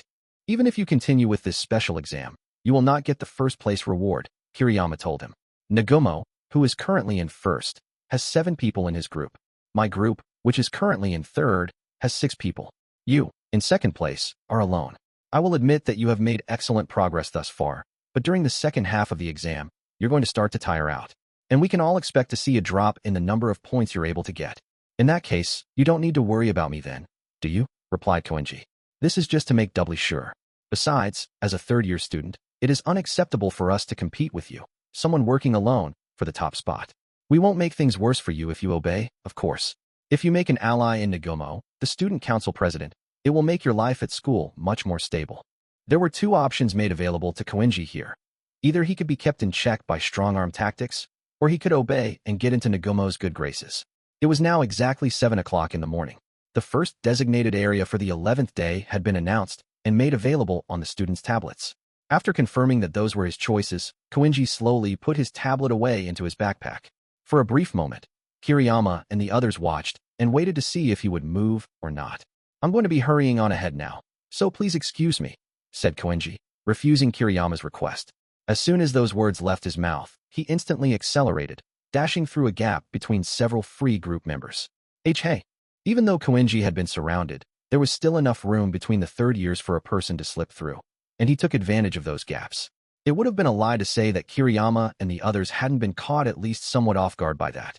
They had underestimated the possibility that Kouenji would just ignore an order from a third-year student and make a break for it. "After him!" shouted Mikitani. But by the time those words passed Mikitani's lips, Kouenji had already disappeared into the woods. "Don't panic. Trying to keep pace with Kouenji is just going to be an exercise in pain," warned Kiriyama. "This is no time to relax, and take it easy," shouted Mikitani. "He just got away. He may be able to get the early bird bonus, but that's all," Kiriyama said. If Kouenji chose to run, then that means he's not going to be able to participate in any tasks at his leisure. On the other hand, if he does have the audacity to sign up for a task, we'll catch up with him right then and there. Kiriyama understood that it was dangerous for them to just decide that the direction Kouenji ran in was the same as his designated area. It would be foolish to chase after him based solely on that. But he also understood that it was impossible for Kouenji to hide from a GPS search. Even so, perhaps because he was panicking, Mikitani started running after Kouenji, taking off at a full sprint. 5.2 With Mikitani in the lead, Kiriyama and the free groups began tracking Kouenji. "What's his location?" asked Kiriyama. "Well, get a load of this," said Mikitani. "He hasn't been moving at all for a while now. We searched 3 times, and it's been the same every time." The fact that he hadn't moved at all was entirely unnatural, considering that it wasn't a break period at the moment. Kiriyama took a peek at his tablet to see if there was some reason for Kouenji's inexplicable behavior. It doesn't look like there are any tasks near him, Kiriyama observed. Right. We'll catch up with him in another 200 meters or so, said Mikitani. Let's not let our guard down this time, warned Kiriyama. We're going to catch him for sure. Got it. You don't need to tell me twice, said Mikitani. Kouenji had pulled away from his pursuers earlier, but roughly 6 hours after they started chasing him, they met again, albeit in a rather unexpected way. The reason Kouenji wasn't moving was because he was sleeping, even though it was the middle of the afternoon. The third-year students exchanged exasperated looks with each other. Mikitani approached Kouenji, acting as the representative of the group. While looking down at Kouenji's face from above, he started speaking to him in a firm tone. Wake up, Kouenji. Seriously, taking a nap after running from us like that? You sure don't have a care in the world. Or maybe you've been running as fast as you can for these past 10 days, and you got so exhausted that you couldn't help but want a little shut-eye. Yeah, he had to sleep, even if he didn't want to, thought Mikitani. He couldn't think of any other reason why Kouenji would be taking a nap in this situation, especially after his escape. Kouenji slowly opened his eyes and smiled at Mikitani. Well, that's only natural, no? He said. After all, I am a human being, just like the rest of you. In that case, just be a good little boy and keep sleeping peacefully then, said Mikitani. Take the rest of the day off. I'm sure you must be exhausted after all you've done. Go on, take your senpai's kind advice. Take the day off? What a strange thing to say, said Kouenji. Kouenji, not panicking at all over having been surrounded again, stood up. Mikitani had been looking down on him before, but he had to crane his neck now that Kouenji was standing up straight. The second-year student measured over 180 centimeters tall. Kouenji's eyes seemed to be brimming with vitality. Somehow, he appeared even larger than he did before. Don't ignore me, said Mikitani, drawing closer to Kouenji aggressively, despite feeling intimidated by him. If you just rest for a little while to get rid of your fatigue, then no one's going to have any trouble. There is no need for concern, said Kouenji. My physical strength has already been restored. I am now back to being in perfect shape. Do not talk to me as if I were some ordinary person. While what Kouenji said could have been interpreted as simple pretense, Kiriyama seemed willing to consider it as a possible truth and stepped in to address Kouenji himself. You certainly look well, he said. But like Mikitani said, you've been going all out over these last 10+ days. You've been going at this harder than anyone else. You may have repeatedly gotten the first place early bird bonuses, but surely you've already reached your limit by now. I wouldn't consider myself above the common masses if I had reached my limit, said Kouenji. Meaning that you haven't? Asked Kiriyama. He was becoming increasingly doubtful of Kouenji in their conversation, but Kouenji just continued on. I am what you call a super short sleeper, you see. As in, I'm someone who doesn't need much sleep. I experience extremely short REM cycles, said Kouenji, matter-of-factly. Huh? Short REM cycles? What? Balked Mikitani, jumping on what Kouenji had just said. For the first time that day, Kiriyama's expression stiffened. A short sleeper. If that's true, then we have quite a serious problem on our hands, said Kiriyama. What do you mean, Kiriyama? Asked Mikitani. For the average person, somewhere around 7 to 8 hours of sleep a day is considered ideal, Kiriyama explained. That length of time is important for maintaining your health. You wouldn't be able to say that you had gotten a good night's sleep if you had any less than that. However, a short sleeper is someone whose constitution allows them to stay healthy while getting under 6 hours of sleep. When people sleep, they alternate between states of REM and non-REM sleep cycles. REM sleep is the stage in which the brain is still active and awake, so to speak. Non-REM sleep, on the other hand, is a state in which the brain is asleep. Short sleepers spend less time in REM sleep, which allows their body and brain to be well rested even with only a short period of sleep. I was thinking it was weird for him to just sleep out in the open like that. So that's how it is, huh? Said Mikitani. Kouenji certainly had extraordinary physical abilities. But even so, after prolonged periods of intense travel and repeated tasks, fatigue should have started to set in more and more. By getting in a good rest right here, Kouenji was successfully able to keep a high level of physical readiness. If what Kouenji said was true, that he was really a super short sleeper, that meant that not only did he have physical abilities far beyond the average person, but also that his resilience was similarly out of the ordinary. For the first time during this endeavor, Kiriyama felt a slight feeling of urgency arising within him. Everyone was feeling tired and fatigued, trying to find the right pace. Their legs screamed out for rest just from walking around. Their spirits were just about at the breaking point, wailing that they didn't want to do this exam anymore. These were the commonly held feelings that most students had deep down in their heart of hearts. It was precisely because Kiriyama had been working under that premise that he had assumed it would not be difficult to contain Kouenji. However, if that entire premise were to fall apart, then... By the way, do you still have business with me? Asked Kouenji. Look, it doesn't matter if you've got energy to spare or not. Just be a good kid, and, An irritated Mikitani was just about to finish giving Kouenji that order when Kiriyama suddenly stepped in and interrupted him. "No, we don't have any business with you. Don't pay us any mind," said Kiriyama. Kiriyama decided they should avoid direct demands as much as possible and instead proceed in a calm, collected manner. Mikitani was frustrated, but ultimately complied with Kiriyama's rather lenient approach. "Fu, you say that, yet he still seems quite belligerent," said Kouenji. Kouenji didn't seem to pay any mind whatsoever to the advice or threats coming from the third-year students. While they were talking, the third designated area for the day had been announced. Kouenji looked at his tablet and immediately started walking in the direction of his next area. "He's not the sort of guy who'll listen to advice, Kiriyama," Mikitani huffed. "You might be right about that," said Kiriyama. "Besides, all that junk about being a super short sleeper or whatever, I'm sure that was all just a bluff." However, it was true that while many students were already experiencing a significant drop in efficiency, Kouenji had kept a good pace. His condition was almost completely unchanged from how it was at the start of the exam. It was obvious that he had been working out incessantly every day, and that he saw this special exam on an uninhabited island as nothing more than part of his normal training. At least that was how Kiriyama analyzed the situation, anyway. Kiriyama came to a decision on the matter. "We don't have any other choice," he announced. "We're going to switch up our strategy. Suppress his ability to register for tasks." He gave everyone present orders to hunt down Kouenji. However, Mikitani must have felt frustrated with the order because his lips curled defiantly. "I'm the one in command here. Do not break formation, Mikitani," said Kiriyama sternly. TCH. The third-year students, though feeling bewildered at how Kouenji constantly did things in his own bizarre way, started to expand the scope of their coverage. The 18 of them moved into a triangular formation, keeping Kouenji positioned at the center. In addition, Kiriyama kept in contact with his allies, communicating with them via walkie-talkie. Kouenji, meanwhile, continued walking along without a thought as to what would happen from here on out. He kept right on moving, never coming to a complete stop. Kiriyama had come up with a total of 3 plans. The first was to simply persuade Kouenji to give up on first place through persuasion. Of course, that method also involved having Kouenji surrounded by a number of people and applying pressure to him. The second was to stay on the move and surround Kouenji, keeping him in check. The third plan was to get ahead of any tasks that Kouenji was going for. With a total of 7 groups involved, meaning Kiriyama's group plus the 6 free groups, if they blocked Kouenji's way, it would inevitably make it that much more difficult for him to register for any tasks. Furthermore, if everyone turned up and did whatever they could just for the sake of crushing the underclassmen, then the chances of Kouenji winning those tasks would be lowered, even if he managed to register successfully. Still, tasks had different conditions for participation, but certain criteria were fixed. To be precise, there were 2 distinct models of participation for tasks. In one case, a certain number of total people could participate, each from their own respective groups. In the other, a whole group would take part collectively. In the latter case, since not all members of each free group were present, that meant they wouldn't be able to fulfill the participation requirements.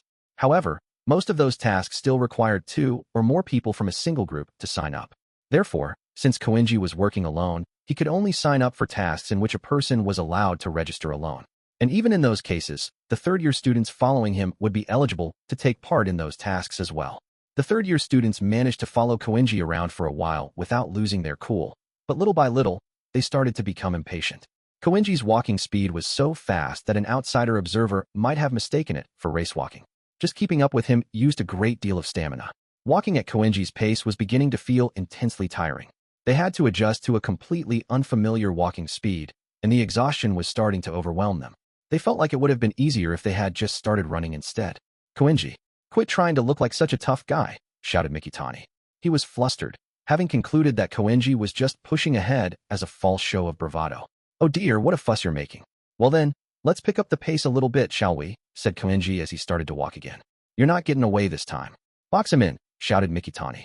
The third-year students, who had been keeping themselves at a distance as they chased after him, started to surround the underclassmen again. However, just before they could fully enclose him, Kouenji managed to slip through in an instant. "You're kidding," wailed one of the third-year students, though his words were drowned out by the wind.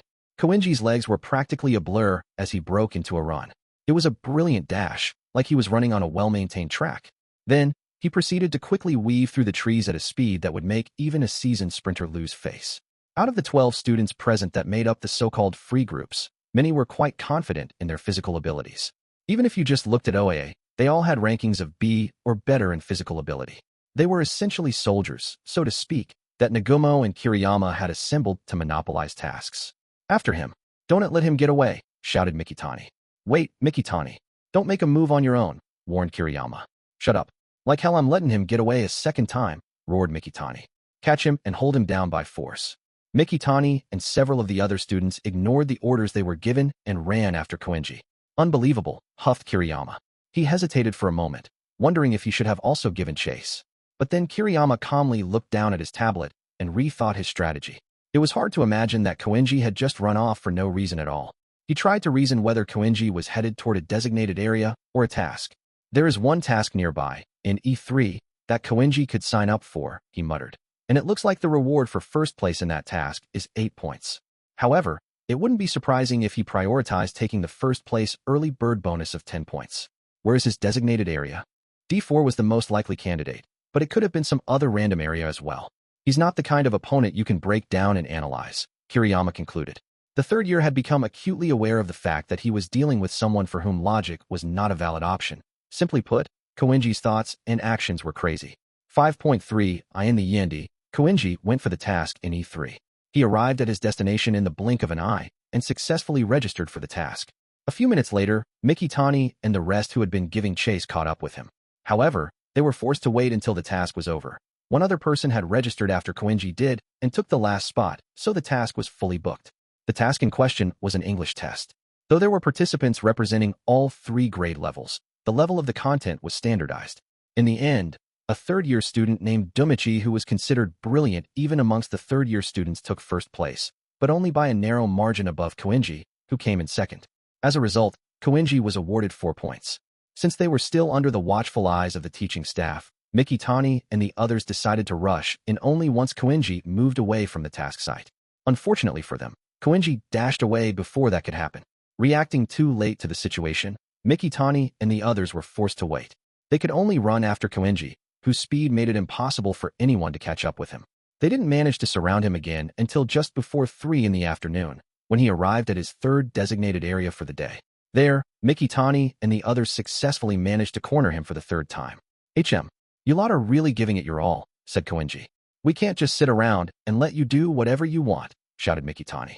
They tried to get ahead of Kouenji to whatever tasks he was headed to on the 11th day, but in the end, they hadn't managed to stop him, not even once. It wasn't an exaggeration to say that their pride as third-year students had been torn to shreds. Nagumo would be deeply disappointed when he learned about these results. The word amicable no longer had any meaning in this situation. This is your last warning, Kouenji, declared Kiriyama, giving the free groups the order to circle around him. It's just for tomorrow. Just one day. Just listen to what we're ordering you to do and do nothing. That's all. If they could hold him for one day, that alone would be enough to ensure that Nagumo would end up in first place. The important part was to prevent Kouenji from taking the top spot once more. Hey, Nagumo said to keep him down for 2 days, said Mikitani. Don't you mean tomorrow and the day after?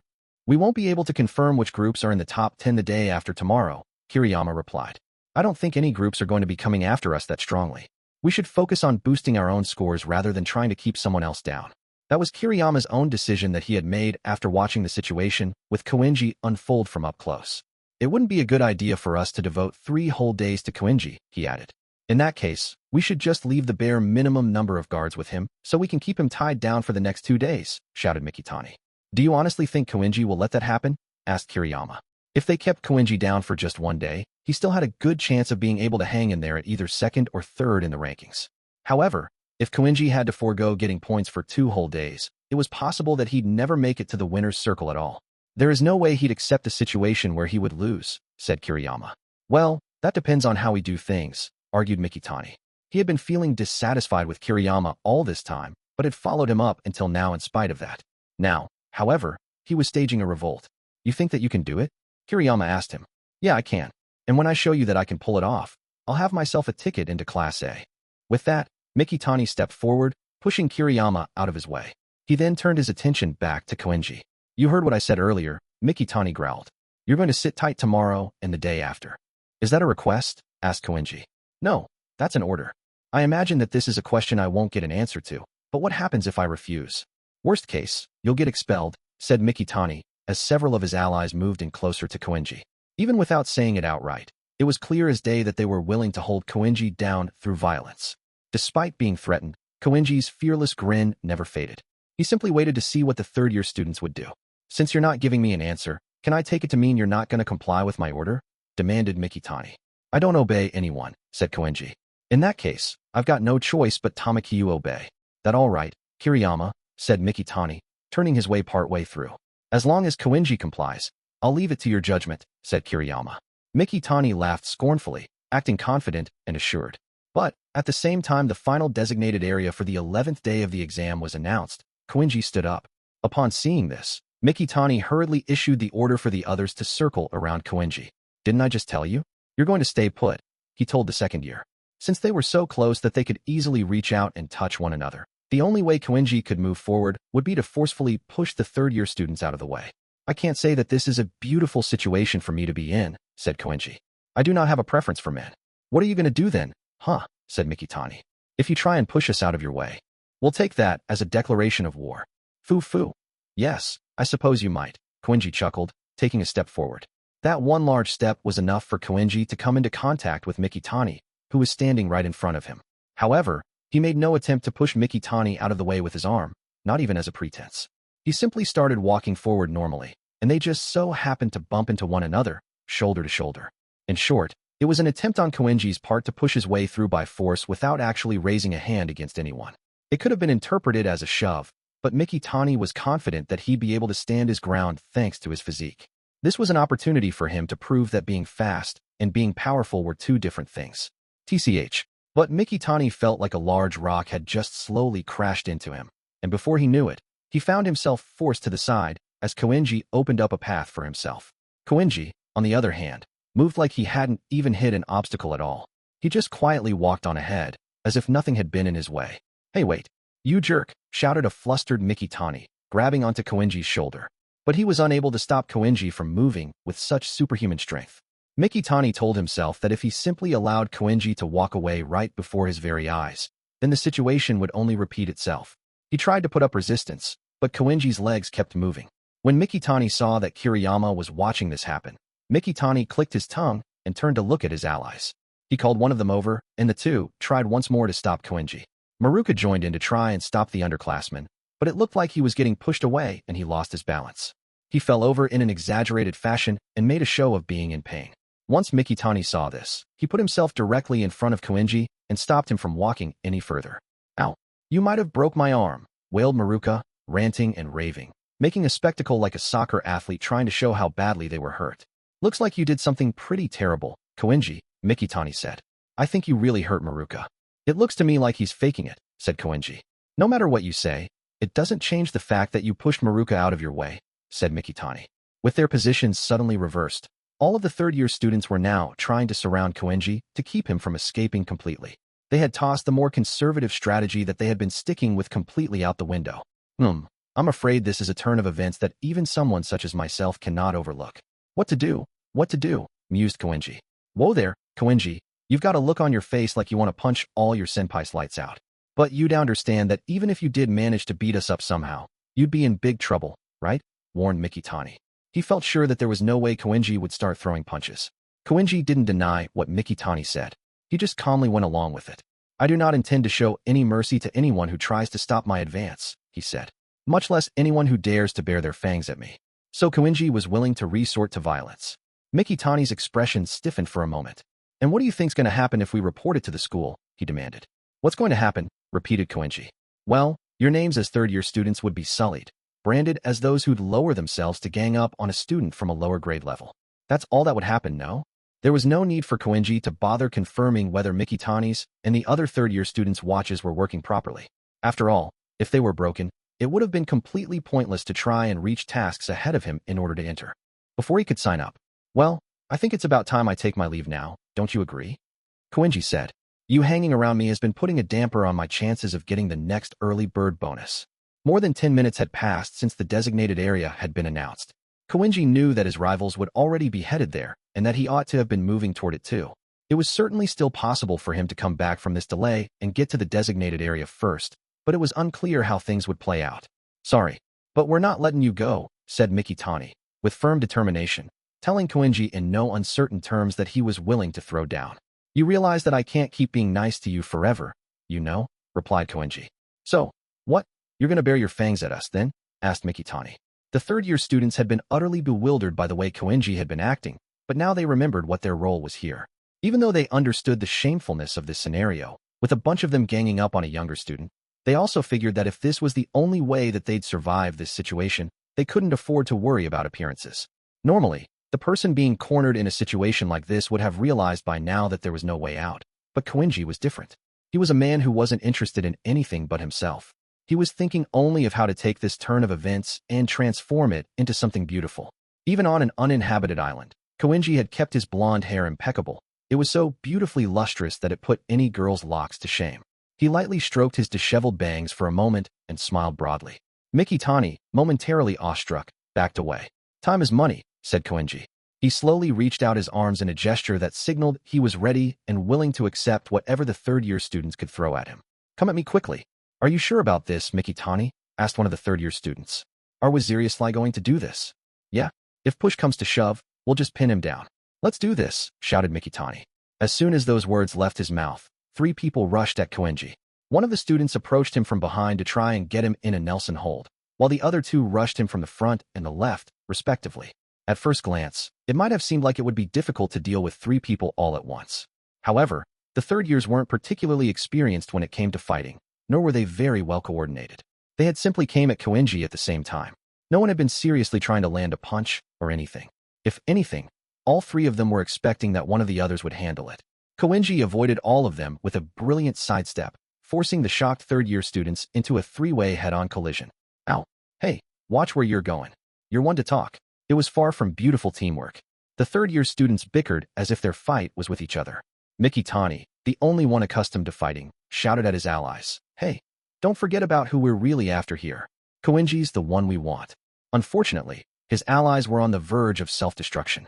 5.4 Just moments later, the entirely exhausted third-year students were all down on their knees around Kouenji, broken and out of breath. Kouenji had not thrown a single punch, and yet their spirits had been crushed as he rendered their attacks useless. Huff, huff. Damn it. Who? Or what? The hell are you anyway? Wheezed a terrified Mikitani, starting to back away. You're like a monster or something, seriously. Wouldn't it have been a lot easier for you to just shake us off instead? Kouenji noticed that a gap had been opened. It'd be a hassle having to deal with you following me around forever, he replied simply. It's like having dead leaves blowing in my face all the time. Not a pleasant feeling. Hearing that, Kiriyama began to calmly analyze the scene, despite the tricky situation that they were in. I see, he said. I suppose it's certainly true that Mikitani would have been prepared to chase after you, no matter how far you went. At least, he would have before. But, if he were to see for himself the overwhelming difference in ability between you and him, his spirit would most likely falter.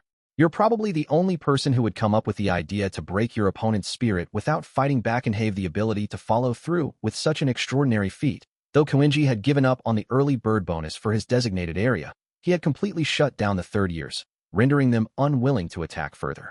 Thanks to Kouenji's decision, Kiriyama and his followers found the rug pulled out from under them. Are you okay, Mikitani? Asked Kiriyama. Why yeah, groaned Mikitani. I'm not hurt, but, some students had fallen or been knocked to the ground as a result of their own actions, but they were basically unharmed. At most, they had only slight scrapes on their hands. In the face of such overwhelming power, Kouenji had managed to show them the difference between his abilities and theirs without taking a single swing at any of the upperclassmen. Well then, I'll be on my way now, he announced. I trust you don't mind. Do whatever you want, Kouenji, huffed Mikitani. In that case, please excuse me, adieu, said Kouenji jovially. There wasn't anyone remaining who could stand in his way. With that, Kouenji simply left. Afterward, Mikitani muttered to himself, heartbroken. What the hellish, anyway? Is he really a high schooler? There are always people who'll do something beyond your initial calculations. Just like Nagumo, said Kiriyama. In the end, is that really all we can do? Just crawl on the ground like this forever? Mikitani pounded his clenched fist against the ground, frustrated with his own inadequacy. Ugh, that little freak. He made a fool of me. Damn it. Damn it. Our fight is not over yet, said Kiriyama, looking over in the direction in which Kouenji had left, though he was already out of sight by now. Kiriyama took his walkie-talkie in hand. Are you planning on reporting my failure to Nagumo? Asked Mikitani. What would there be to gain by doing that? Kiriyama replied. I've already decided that I'm going to go for the win. Why yeah, guess you're right. Don't worry, Mikitani. I had already assumed from the very beginning that Kouenji was beyond the realm of the ordinary. But every opponent has their weak points. As the saying goes, the greater embraces the lesser, after all. Mikitani nodded quietly, feeling somewhat grateful for such words. Kiriyama, on the other hand, wasn't even the least bit shaken or upset about what had just transpired. On the contrary, he had expected it from the very start. His overarching strategy was to catch Kouenji by surprise once the underclassman was convinced that he had gotten rid of every obstacle standing in his way. Though many people had gone after him to block his path, they hadn't really done much harm to Kouenji at all. As a result, Kouenji would have gotten the distinct impression that the third-year students really weren't that big a deal. And that was exactly what Kiriyama wanted. 5.5 IT was just before 5 o'clock in the afternoon on the 11th day of the exam. I had arrived at my final designated area for the day, J10, just in time, and found myself getting momentarily distracted by the scenery.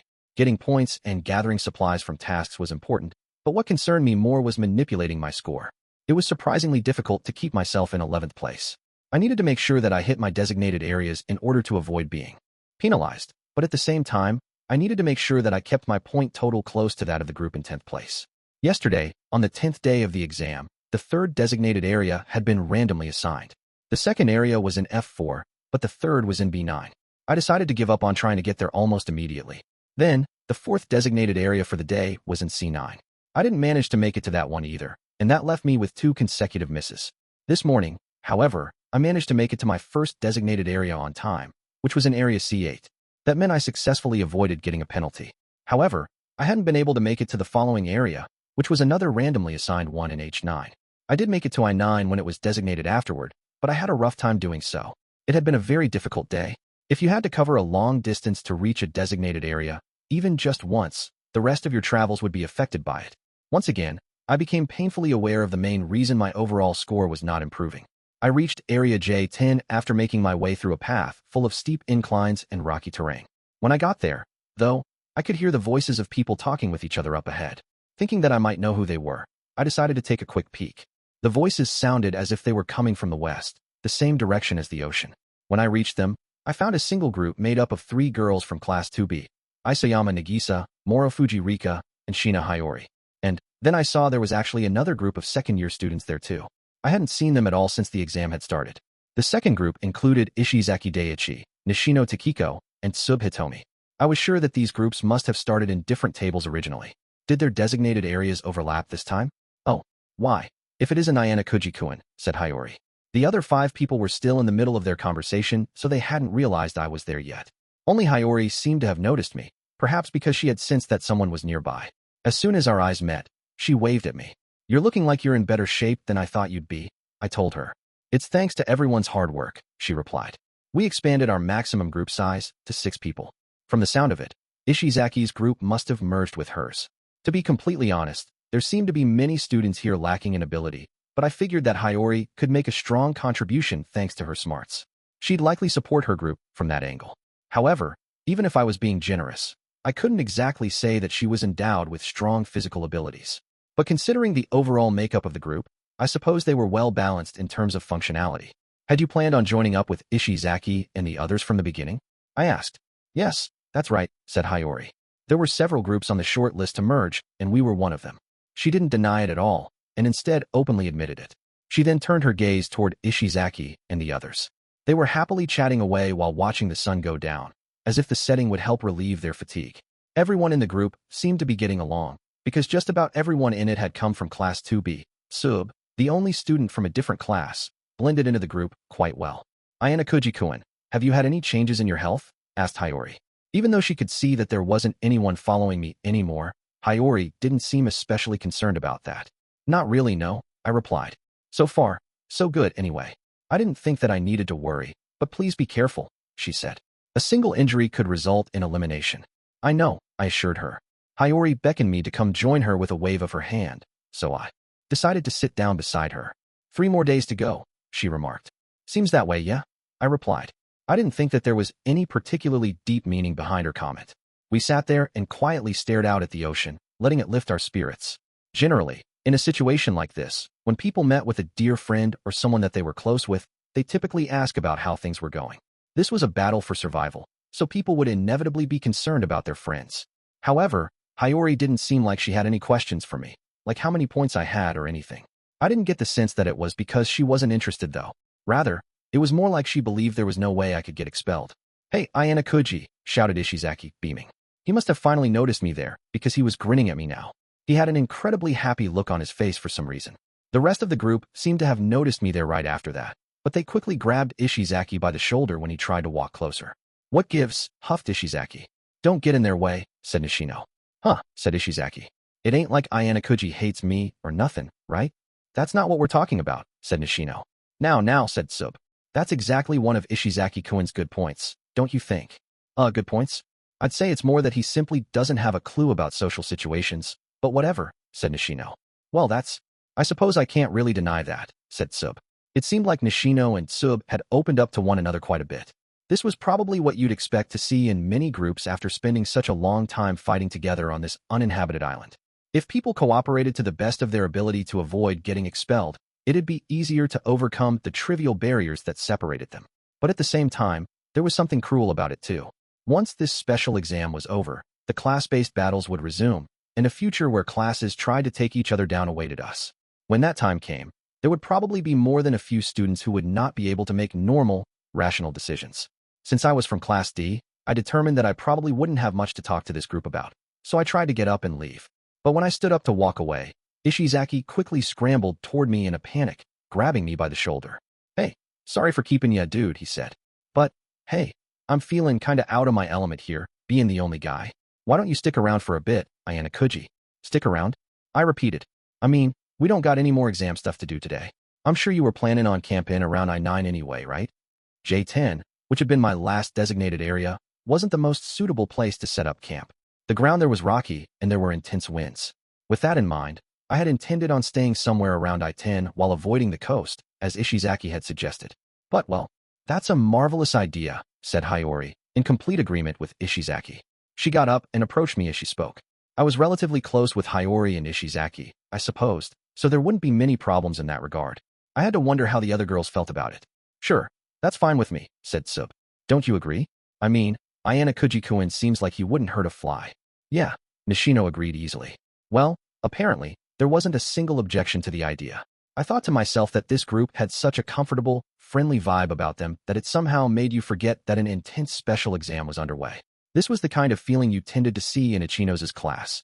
I suppose this meant that little by little, Ryuin's class was starting to undergo a gradual transformation. 5.6 Ayanokouji-senpai. Late into the night when I was fast asleep, I found myself woken up by the sound of someone calling my name. They were speaking in a hushed whisper, quiet enough so not to be heard by anyone else in the surrounding area. The voice seemed to be coming from right next to my tent. I checked the time on my wristwatch and saw that it was just after 2:30 in the morning. "It's me. It's Nanace." I immediately shot up, fully awake, and peeked my head out of my tent. Out in the deep darkness, I could see a panicked Nanace, illuminated by the light of her tablet. "What are you doing at this hour?" I asked. "You're not hurt, are you?" "I'm perfectly fine," she said. "I was in I-9, just like you, senpai. To tell you the truth, I saw you from afar yesterday evening. I decided to avoid making direct contact then since I was working with House-kun at the time. And I have some urgent news that I wanted to tell you," she said. "So today?" "Well, no. I suppose it was technically yesterday, to be precise, since the dates changed, but anyway, I overheard House-kun talking. The first-year students are going to launch a large-scale attack against you on the 12th day of the exam, Ayanokouji-senpai." "A large-scale attack?" I asked. "Did he say that he wanted you to be part of it too, Nanace?" "Oh, no. Well, let's see. Perhaps I should start from the beginning." After calming down and catching her breath, Nanace began to explain it all to me. It was unclear at what time of what day this had happened, but apparently Housen had been asked to go to a meeting with Takahashi, Yagami, Tsubaki, and Utamiya, but he ignored them. However, a student who was likely a messenger of one of those four appeared on the 9th day of the exam with a walkie-talkie in hand, and once again requested for Housen's cooperation with them on something. The request was that he would help force me into being eliminated during the endgame stage of the uninhabited island exam. They also intended to hunt down and take out the other upperclassmen students who were going it alone in this exam in a similar fashion. The specific details of the plan were to be communicated on the day it would occur, and apparently Housen still had the walkie-talkie on him, even now. From the sound of things, Nanace had been told that Housen had no intention whatsoever of cooperating and that he was only pretending to go along with it. He was planning on finding some way to take advantage of the situation. So, they were going to come after me in the endgame of the exam. Taking steps in advance had been worth it. They made the right call. not conveying the exact details of the plan until the very last minute. I remarked. If word had gotten out, such as what exactly they were planning to do and when, it would have made it that much easier for me to come up with countermeasures. The truth was that they hadn't yet given any details to Housen because there was a possibility that he would betray them. Who was going to give the orders? I asked. I do not know, Nanes replied. But I do know that it was mostly Tsubaki-san that I heard speaking over the walkie-talkie. She seems like the kind of person who doesn't come out in the open very much though, I observed. I am of the same opinion, Nanes agreed. If I had to say, I got the impression that Class C mostly rallied around Yuta, if anyone. It's just that, well, Yuta and Housen don't get along at all. Whenever they get into a discussion, they start fighting almost immediately. It's possible they specifically chose Tsubaki-san to function as an intermediary in this case. That was possible, but it was also possible that someone like Yagami or Takahashi might be pulling the strings from behind the scenes. Well, even though we only know the date that this is going to happen, I'm grateful. Anyway, even though it's this late, it's probably best that you don't stay too long. If they find out that you gave me information, it could spell trouble later, I warned her. My safety aside, it was possible that this could disrupt Nane's life at school in the days to come. For better or for worse, she still had to spend her days in Class 1D with Housen. I instructed her to leave before Housen realized that she was gone. Okay, she agreed. I will be sure to contact you if there are any other major developments. Oh no, that's okay, I told her. I appreciate that, but what you've done for me so far during this exam is plenty. Even if you do happen to see the first-year students making a move, you don't have to come tell me. There's no need to help me so recklessly, against your better judgment. But I've gotten plenty of information from you, Nanes, I insisted, cutting her off. Now you should do what you need to be doing, as a member of Housen and Amasawa's group. If Nanes lost all her credibility with her classmates, I wouldn't be able to get any information from her in the future. If that happened, her value to me would drop dramatically. If you say so, Ayanokouji-senpai, then, okay, I understand, she replied, bowing deeply. With that, she left, running off into the darkness. When she had completely disappeared from view, I took out my tablet and thought things through a little. My drowsiness was completely gone, and I stared at the screen. I could assume that the information Nanes had overheard was the genuine truth. However, whether things would actually proceed as described was another matter. The details of Class 1D were still unknown to me, but Housen was the type of person who used a similar power as Ryuin to subjugate his class. However, while they were alike in that respect, when dealing with obstacles, Housen tended to put himself at the center of his plans whenever he decided to make a move. In consideration of that tendency, he had kept Nanes by his side ever since he had started at our school. Nanes certainly had incredible mental fortitude, far beyond that of ordinary first-year high school students. There was no doubt that her respectable academic abilities and elevated physical prowess made her a valuable asset. But the degree of trust that Housen placed in Nanes was still completely unclear. If he didn't trust her, then would he have let her hear about the first-year's surprise attack? I doubted that Housen would think that Nanes was possibly my ally all on his own. However, I wouldn't be surprised if he felt like there was something off. If Amasawa got involved and let something slip, then it was possible that he knew something. In any case, the idea that the first years were planning to attack me wasn't surprising. I had assumed from the very beginning that they'd come after me during this uninhabited island exam, since I already had a bounty on my head anyway. I appreciated that Nanes had come to report this to me, but nothing about what I was planning to do was going to change. 5.7 and managed to get a little bit of sleep after that. Then, when the clock struck 6 o'clock that morning, I used the GPS search. If today really was the day that the plan was being set in motion, then I should have been able to see some unusual movements, primarily among the first-year students, including Housen. And it looks like there's nothing unusual about their positioning, I muttered to myself. Housen's group, who were also in my table, was positioned nearby. Aside from that, though, the rest were at least 3 spaces away from me. No one seemed to be setting up any kind of attack at the moment. Since it was difficult to imagine that they would make a move out in the open and in front of other people, I suppose that as long as Ishizaki and the others were near, I should be safe.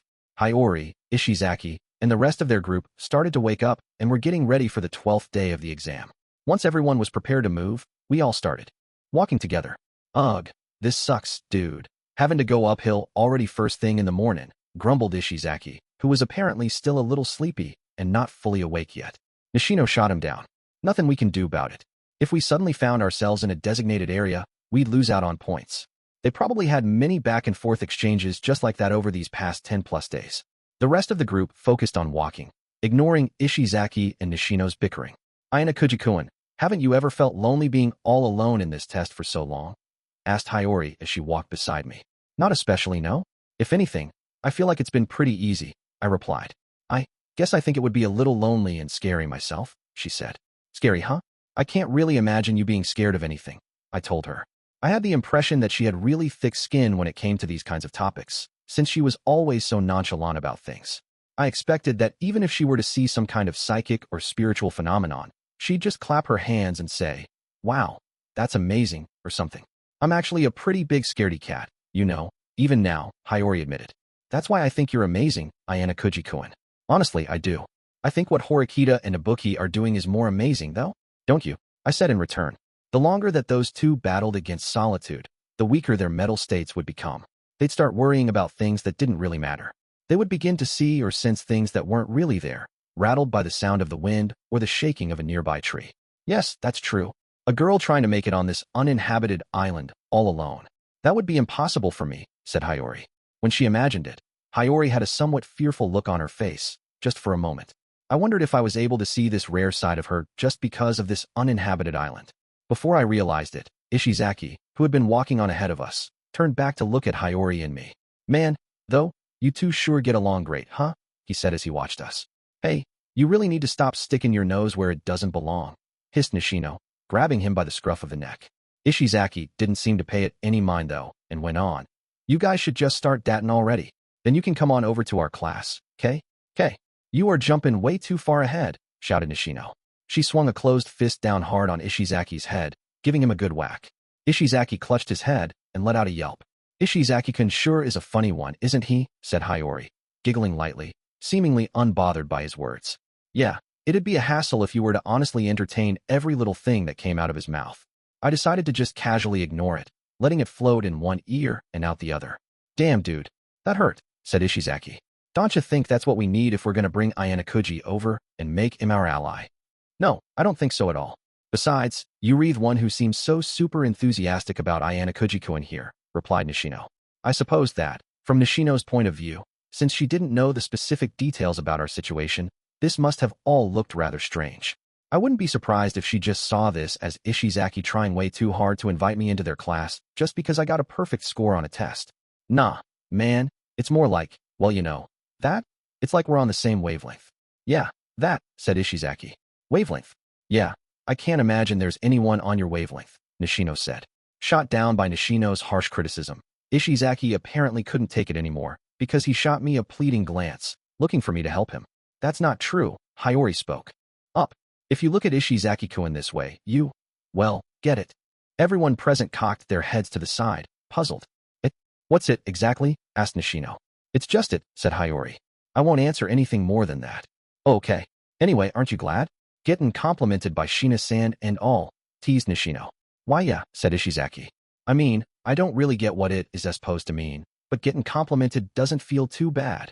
Hiyori probably just hadn't been able to think of anything specific.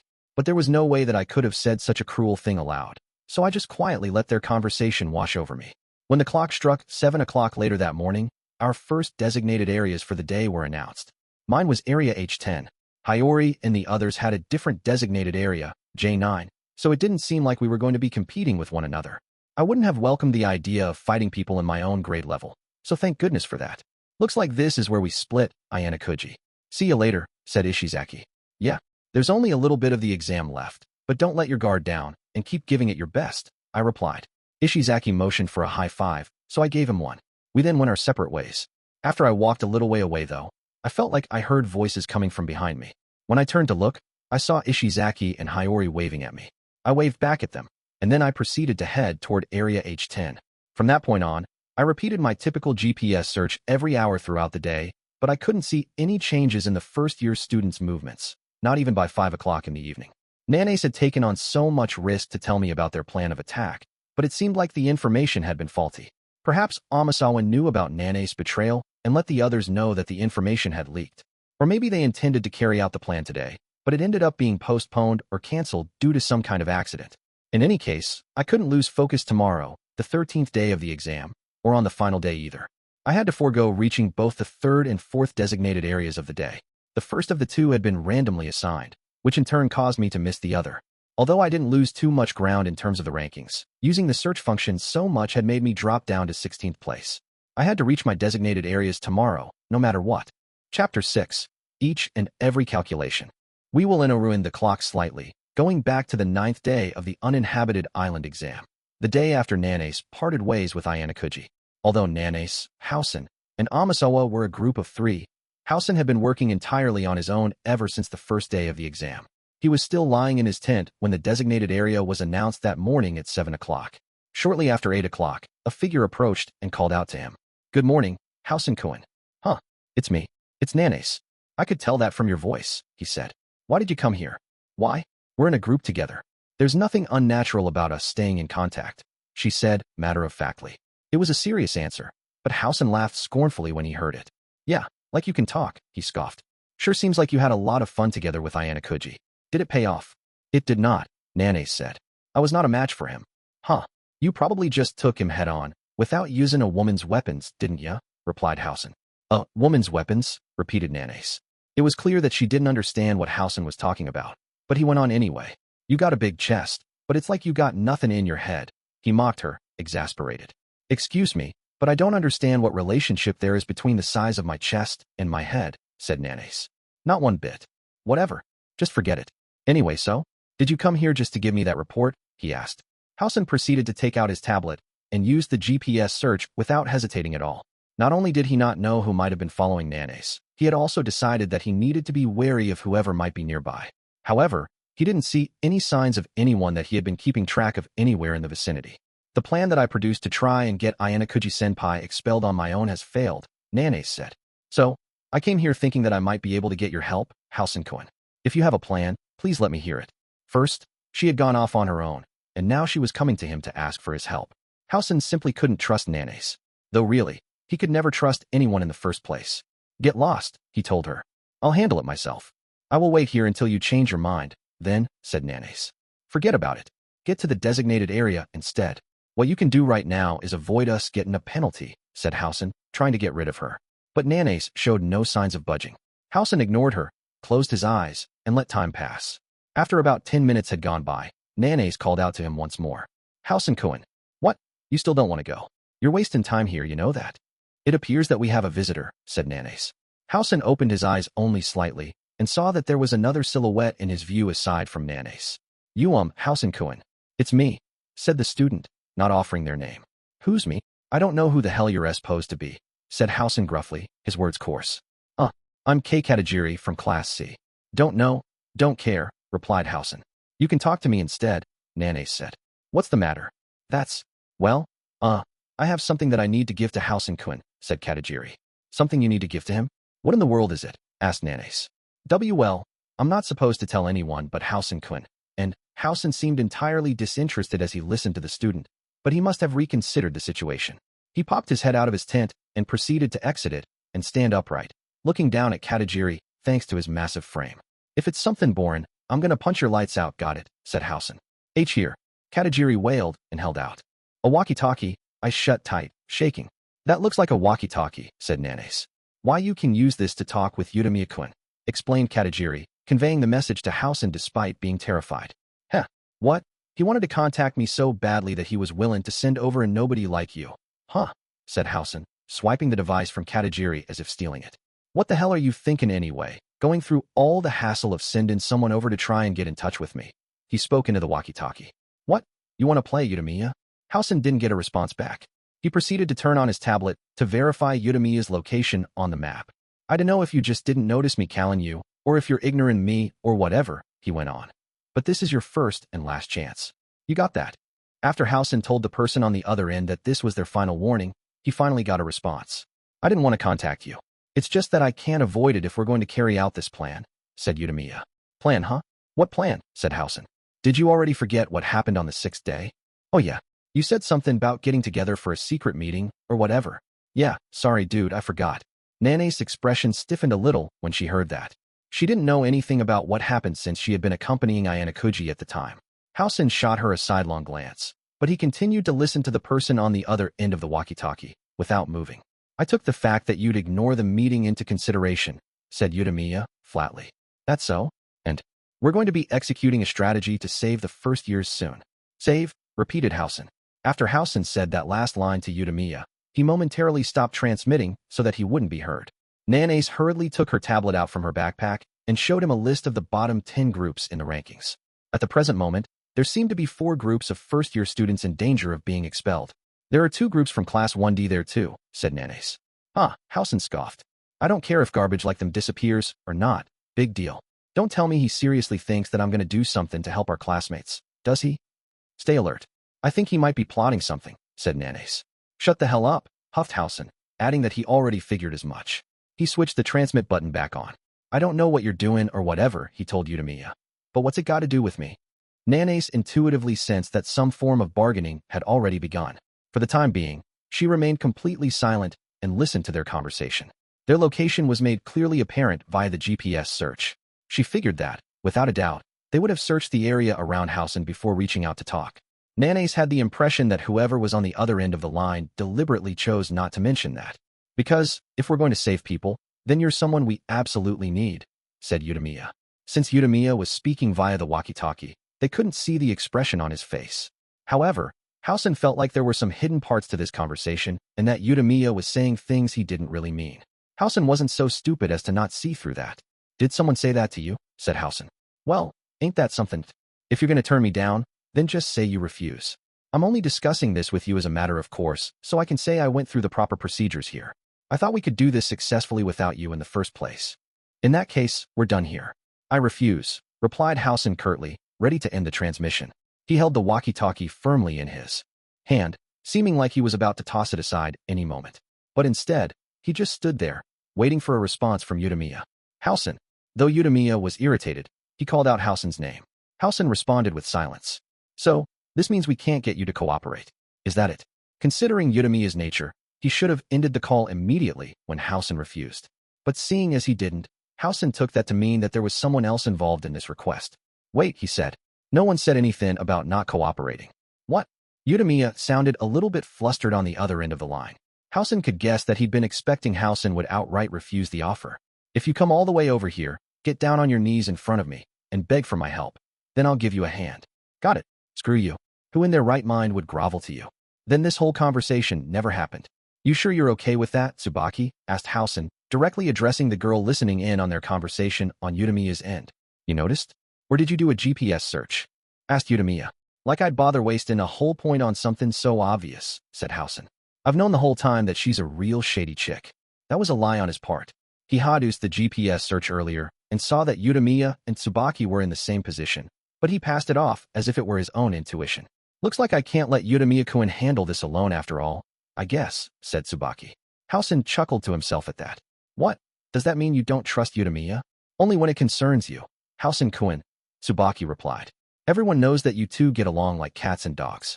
I'm not willing to let unnecessary emotions cause our negotiations to fall apart. Okay, so what did you mean about all that save the first-year stuff? Asked Housen. You already know that 4 of the groups in the bottom 10 are first-year students, don't you? Said Tsubaki.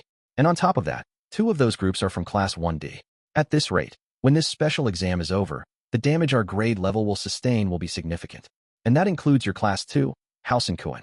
To someone who held the position of Class 1 DS leader, this was certainly a grave situation. At least, it should have been. You would expect the leader of that class to be panicking, thinking that they had to do something about it. However, Housen wasn't just unfazed. It was like he didn't even care at all.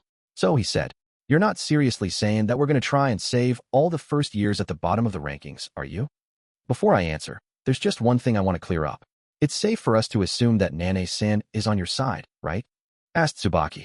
It was the first time during the conversation that she had mentioned Nanae's presence. Tsubaki was trying to learn more about the periods of silence and the tactless answers Housen was giving her. More or less, said Housen. She's just somebody who happens to be a little bit useful out of a class that's full of garbage. I see, Tsubaki said. In that case, never mind. I'll proceed with what I was going to tell you.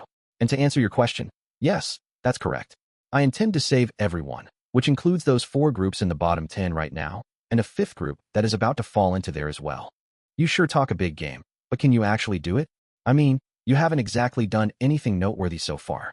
If you're using up my valuable time for no reason at all, I'm not going to show you any mercy. Got it. Though you say your time is so valuable, it really seems like you've been taking it slow, said Tsubaki. Her words indicated that she had been monitoring Housen since the initial stages of the exam via GPS search. Hey, how about I beat your little lackey Katajiri half to death, and send this kid right back to you? Just for fun? Replied Housen. The first year in question cowered, face stiffening in terror. Even the slightest change in Housen's temperament was enough to make most students tremble in fear. Don't get carried away, Housen, Utamiya cut in. If you lay a hand on Katajiri, I'll make you pay. Hey, hold on, Utamiya-kun. Don't interrupt, said Tsubaki. But, as Utamiya and Tsubaki discussed things on their end, the call was momentarily put on hold. What the hell are you doing?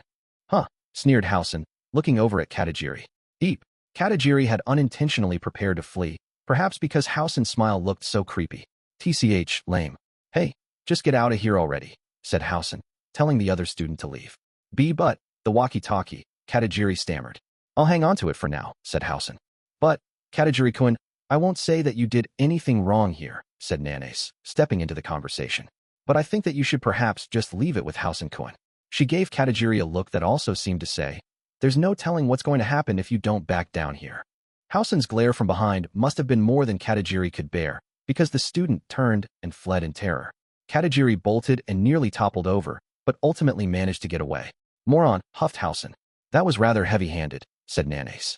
That's how I do things, he said. You knew that already, didn't ya? After a brief exchange, Tsubaki got back on the walkie-talkie. Sorry to have kept you waiting. Can we resume our discussion? She asked. Yeah, fine, whatever.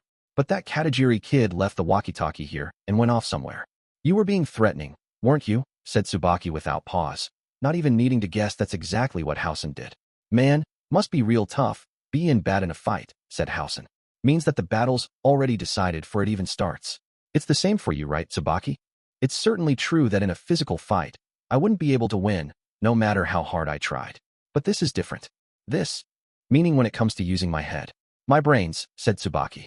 Housen unintentionally started laughing at her reply. She had said it so seriously that he couldn't imagine she wasn't joking. Huh. If you're actually smarter than I am, then I guess you'll a big deal, said Housen.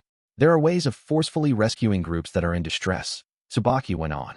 We just need as many people as possible to pull it off. It looks like the upperclassmen are already enacting a similar strategy. I simply wanted to enlist the help of Class 1D, which was to say, this was precisely why she was asking Housen for his help, despite the fact he had just been doing whatever he pleased until now. Yeah, I'd love to help, really, but I've got other stuff to do. I'm real busy right now, said Housen. Tsubaki and Utamiya knew that Housen had a lot of free time on his hands because he hadn't moved at all, even though the designated area had already been announced. But Housen had deliberately chosen to respond that way, just to see how they would react. Busy, huh? As in, you're busy trying to get Ayanokouji expelled. Yeah, that's it. I don't care how many pieces of garbage disappear from my class. Ain't got nothing to do with me, said Housen. But how are you planning to get him expelled? Tsubaki asked. It's already the morning of the 8th day of the exam, and Ayanokouji-senpai is working all alone. And yet, despite that, his name hasn't appeared in the bottom 10 of the rankings. According to the rules, the only two conditions by which someone could be expelled in this exam are if they are eliminated along with the rest of their group, or if, based on their scores, they fall to the bottom of the rankings. Considering how many points Ayanokouji had, he was clearly not going to appear in the bottom 10. It seems like a few individual students were eliminated in the first week, Tsubaki continued, but there have been 0 group eliminations so far. As the situation starts to get tougher, we may start to see group eliminations at some point during the second week. That's true, Utamiya spoke up alongside Tsubaki. Some groups are already close to running out of food. Utamiya and his team had already enacted relief measures on several occasions, offering help to first-year groups in need of food. If those 5 groups get eliminated first, it would become practically impossible to get Ayanokouji-senpai expelled, wouldn't it? I guess you could think of helping the first-year students as helping to get Ayanokouji-senpai expelled, then, couldn't you? Said Tsubaki. Just then, for the first time during their conversation, Housen's smile began to fade. A hint of seriousness started to appear in his expression. Okay, so we're going to save the first years then? Asked Housen. Well, it doesn't sound like a bad idea, but let's hear how you're going to pull it off. I already told you, Tsubaki said. We're going to come together as a grade, just like the upperclassmen are doing. We'll have the groups that can afford to do so absorb the groups that are falling to the bottom, thereby pulling them out of the bottom 10. If necessary, I think we might want to try snatching away tasks from the second-year and third-year groups that are falling in the rankings as well. I don't think it's going to be that easy to get people to through all the hassle of coming together just like that though, said Housen. Right? Class A and Class B are involved. There's no way they're going to help D or C. I don't think you need to worry about that. They already decided to collaborate with us a while ago. Now we're just waiting for your compliance, Housen-kun, said Tsubaki. If Class 1D promised to commit to solidarity, they could start making their move. Not a bad story, Housen agreed. But I don't see any guarantee that we're going to win. After all, if we're all using the same strategy, then that just means we're all on the same playing field. The only difference is the amount of experience we each got, and that means the end result is the first years are going to lose. Though Housen had appeared to only have been halfway paying attention to the conversation, he had actually been running a simulation of Tsubaki's strategy in his mind. He had concluded that although the probability of saving the first-year students might increase by going through with this plan, they wouldn't be able to overcome the disadvantages. That's true, Tsubaki conceded. If things keep going as they are, we may not be able to bring the number of sacrifices from our grade level down to 0. Hold up, what you just said was weird, don't you think? Weren't you just taking about Savingaloff the first years? If every grade level uses the same strategy, then our grade will be at a disadvantage. It's exactly as you interpreted it, Housen-kun. So why don't we just work on getting other groups eliminated before the end of the final day? That was where Tsubaki's true nature and intentions started to come into focus. There are still some upperclassmen who are working alone. We just need to sync them. I gotcha. If 5 people going in on their own fail, then we can definitely save the first years, said Housen. At first I thought that if we were going to make a play, we'd do it when everyone was starting to get exhausted, Tsubaki said.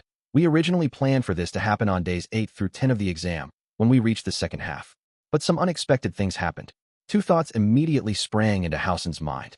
First, Tsubaki must have been referring to Housen's absence at the meeting on the 6th day. Secondly, of course, there was the fact that nearly the entire 7th day had been wasted thanks to the poor weather conditions, giving everyone a chance to recover their energy. So, tell me specifically what you're asking me to do. You remember the organizer of this exam suggested something to us earlier, don't you? He said that he wouldn't mind if we sabotaged other groups through acts of violence. You were already planning to beat up Ayanokouji-senpai anyway, weren't you? Well, yeah, that's the only way, said Housen. Though that was what he said, it wasn't how he truly felt deep down. No matter what other strategies there might be, he had decided that when it was time to crush Ayanokouji, he would do it personally, with his own 2 hands. But it's difficult to just waltz up to Ayanokouji-senpai and beat him up, even if he is working alone. He's always on the move. Which is exactly why you haven't been able to find the opportunity to do so yet, Housen-kun. But if there was a wide net cast around him, then things would be different, said Tsubaki, implying that she would take care of arranging that. Starting with Udamiya-kun and you, Housen-kun, I looked up how many first-year students were good in a fight, confident enough to get violent, and who also wouldn't hesitate to go through with it. If he were to be thoroughly surrounded, then we could block off all possible escape routes. So, you're telling me to cooperate with you since you'll handle getting everything set up? Asked Housen. Yep. Why would we go along with such a dangerous plan? Housen demanded. I mean, Udamiya aside, I can't imagine anybody would do this for free. Obviously, Tsubaki agreed. We've made an agreement with those who said they'll cooperate with us in the form of a 500,000-point bonus if the plan succeeds. I thought it would be a necessary expense to reduce your share of the work, Housen-kun. The proposal was that they would share the private points received from orchestrating Ayanokouji's expulsion. Hold up, Tsubaki, Udamiya said. Acts of violence are forbidden on principle. Are people really going to help for just 500,000?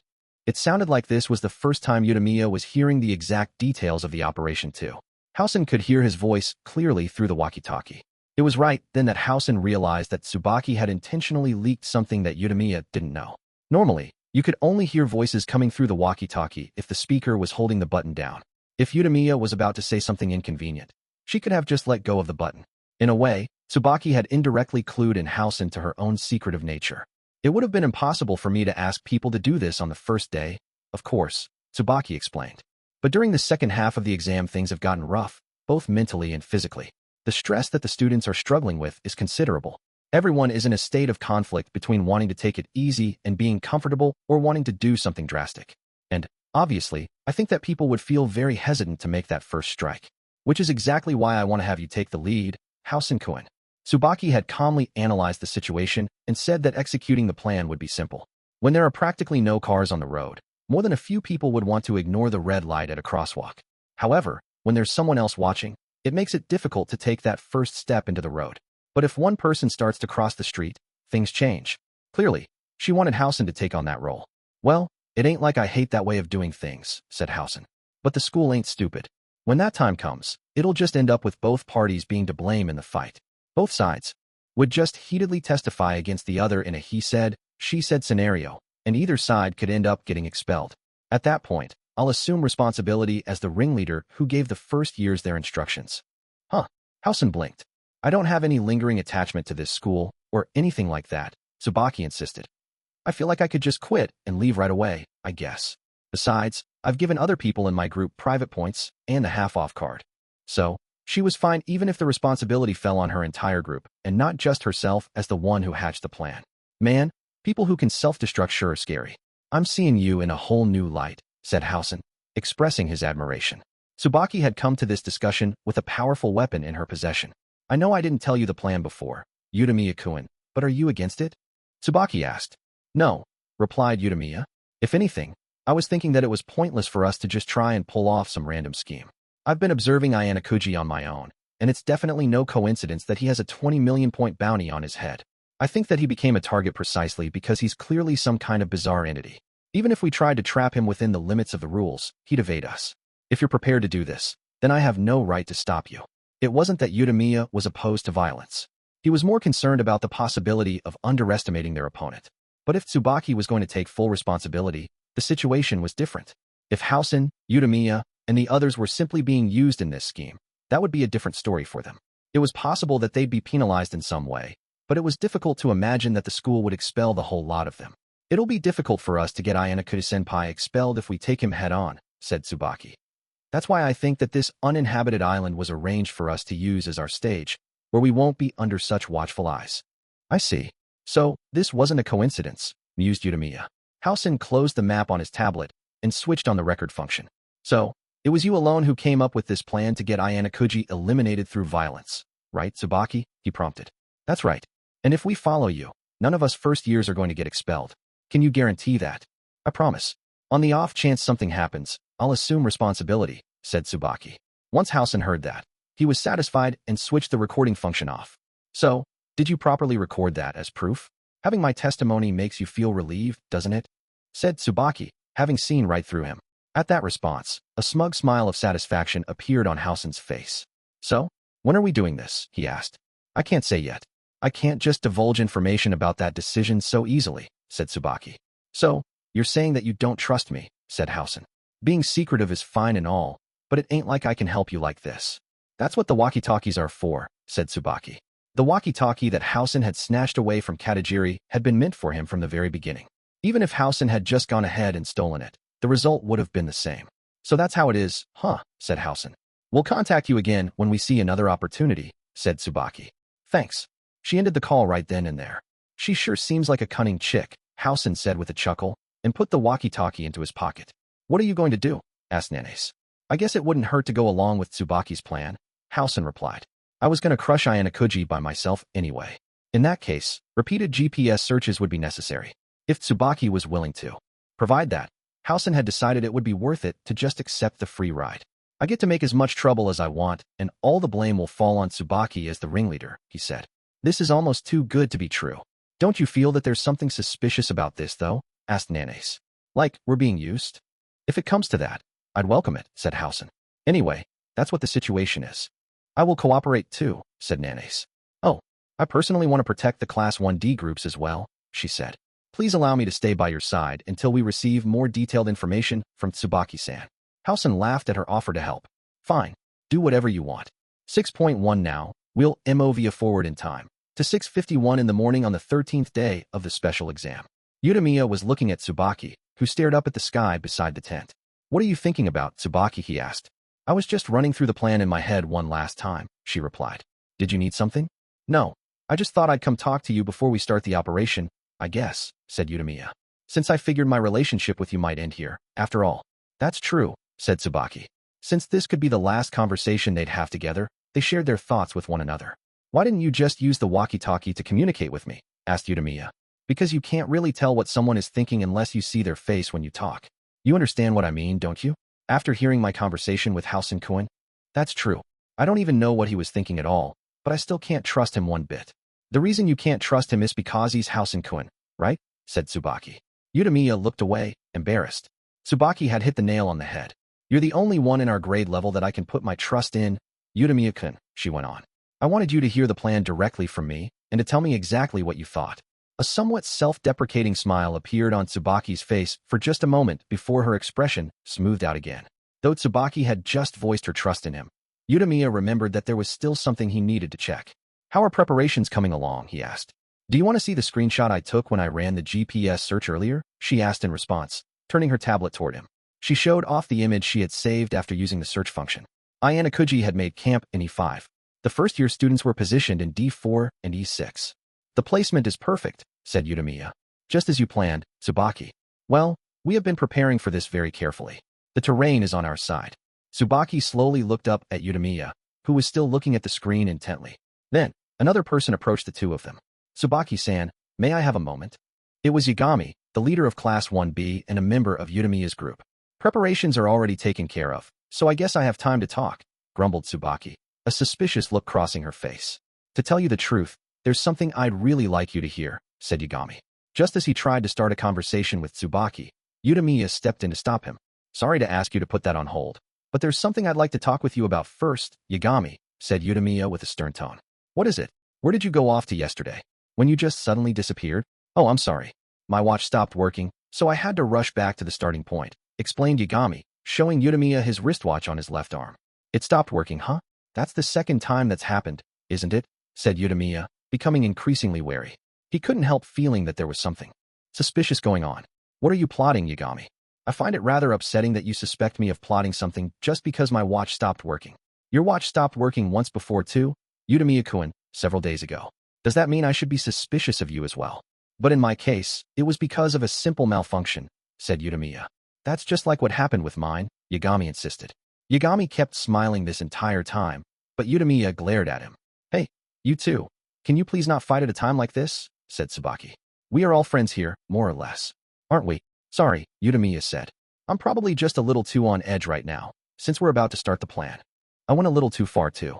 "I apologize," said Yagami.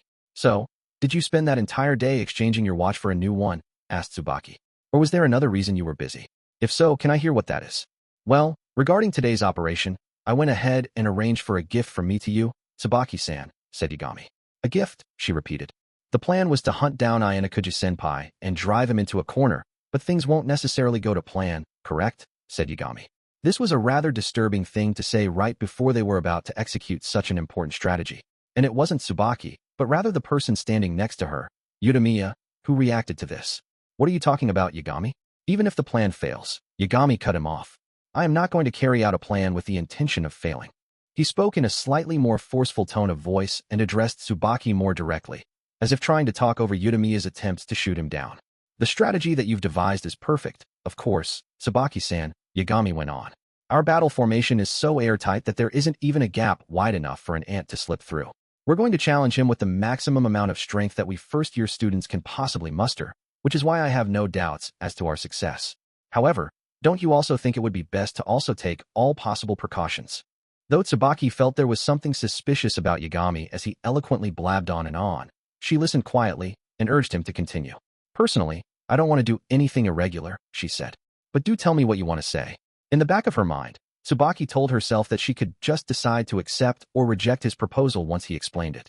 "Tsubaki-san, I believe that you're going to repeatedly use the GPS search function to keep track of Ayanokouji-senpai's location as we hunt him down," said Yagami. "But doing so would inevitably consume a large number of points, correct? Which is why we've prepared spare tablets from other groups," added Utamiya. Yagami quickly told Utamiya that he understood as much, just to placate him. He then continued speaking. "However, we can't say that would be an efficient method, even if we're being charitable. Do you understand why that is? If we don't know where Ayanokouji-senpai's designated areas are, we can't predict his movements," replied Tsubaki. Yagami, as if satisfied by her response, nodded once. "That's correct. If we could predict what kind of movements Ayanokouji-senpai is going to make, like whether he's headed to a designated area, going after a task, simply running away, or whether he's prioritizing something while choosing to discard something else, then our level of efficiency would increase dramatically. If it were that easy to find all that out, then we wouldn't be having any trouble," replied Tsubaki. "That's why we've prepared multiple tablets to conduct GPS searches as many times as needed. I have spent a considerable amount of time researching the matter to see what I can do to be of use," Yagami said. "The most important thing is for us to find out which of the 12 possible tables Ayanokouji-senpai has been assigned to." Tsubaki had been fiddling with her hair and seemed disinterested, but her hand stopped moving when she heard that. At that exact same moment, Utamiya stopped protesting as well. Meaning that you know? Asked Tsubaki. Yes. Well, technically, no, not me specifically, Yagami said. Rather, it's this tablet that can tell us, actually. He held out a single tablet in his hands. And why is that? Asked Tsubaki. This is something I've borrowed from one of my peers in Class 1B who is in another group, explained Yagami. The owner of this tablet just so happens to be in the same table as Ayanokouji-senpai. In other words, if we have that, then we can decipher Ayanokouji-senpai's movements without any time delay. Yagami slowly nodded. If they could know what Ayanokouji's designated area was at the same time that he found out, then it would be easy to get ahead of him. Can you really say for sure that this tablet belongs to someone from the same table as Ayanokouji? Utamiya asked. Yagami cast Utamiya a sidelong glance for having rudely butted into the conversation, and then continued conversing with Tsubaki. As for the question of how I found out, well, you used the GPS search over and over to identify what table? Yes, said Tsubaki, answering for him. Tsubaki had managed to see through what Yagami had done without even needing to give it another thought. Impressive, just as I'd expect. Was it unnecessary for me to have done all that? Asked Yagami. Yagami had thought he could surprise Tsubaki a little bit, but instead had been surprised himself. No, if you could lend me that tablet, I'd appreciate it, Tsubaki told him. When I consider how much we would have had to spend from here on out, I would like to avoid pointless waste as much as possible. Is that okay with you, though? We're all in this together, said Yagami. Your success, Tsubaki-san, will lead to my success as well. Besides, speaking as a representative of our grade, though my and Utami-kun's group has been fighting hard in this exam, it's become difficult for us to break into the top 3. Now that things have come to this, we have no other choice but to put our best efforts elsewhere. They had gathered here today like this because they couldn't make much more of a difference with the number of points that they had managed to earn thus far. If they had been in a position where they could have shot for first place, they wouldn't have time to stand around and meet right now. And on top of that, Yagami went on. If you don't accept my proposal, then I won't be able to provide you with insurance. Insurance? Tsubaki repeated. What are you talking about? Our first priority in carrying out your strategy, Tsubaki-san, is to corner Ayanokouji-senpai and force him into elimination. But that could end in failure for whatever reason. Like if, for example, Ayanokouji-senpai were acting together with a third party on the day we went after him. We can't attack him in the presence of others, after all. We don't have to worry about that. He's basically been all on his own since the 8th day, said Utamiya, rebutting Yagami's claim and indicating that they'd already investigated the matter. But Yagami simply shook his head. That may be so, but we can't say for sure whether he'll be alone on the 13th day, he said. That's certainly true. So, said Tsubaki, in the event the unexpected happens and the plan ends in failure, we can change up our methods and switch to a plan that focuses on making him miss his designated areas, thereby snatching away his points, Yagami proposed. And then tomorrow, the 14th and final day of the exam, there will be 3 more designated areas to hit via the basic movement system. We'll stop him from getting to all of those as well. So, you're saying that we're going to get him hit with penalties 5 times, said Utamiya. No, actually, we can get him a maximum of 7 penalties, Yagami said. For people in Ayanokouji-senpai's table, the 3rd designated area on the 12th day was randomly assigned, and it was quite far away, all the way in area D4. The 4th area was then in D2. Ayanokouji-senpai didn't make it in time to either of those, meaning that he had 2 misses in a row. I have already confirmed that he shifted his attention to focusing on tasks instead. Assuming that it ends up as 7 penalties, that means he'll have 28 points taken away. That's not an insignificant amount, said Tsubaki. Only 2 days remained in the exam, so losing 28 points in that time would be quite a significant blow. Utamiya was realizing the magnitude of the insurance that Yagami had produced. Ayanokouji-senpai is currently acting alone, Yagami added. It's unclear how many points he has exactly at present, but since he is alone, it's probably not many. Besides, he might end up using the GPS search himself during our attack. If we can get ahead of him and block off any tasks as well, then it's highly likely we'll have a chance to sink him down to the bottom 5. Well, that's certainly true, said Tsubaki.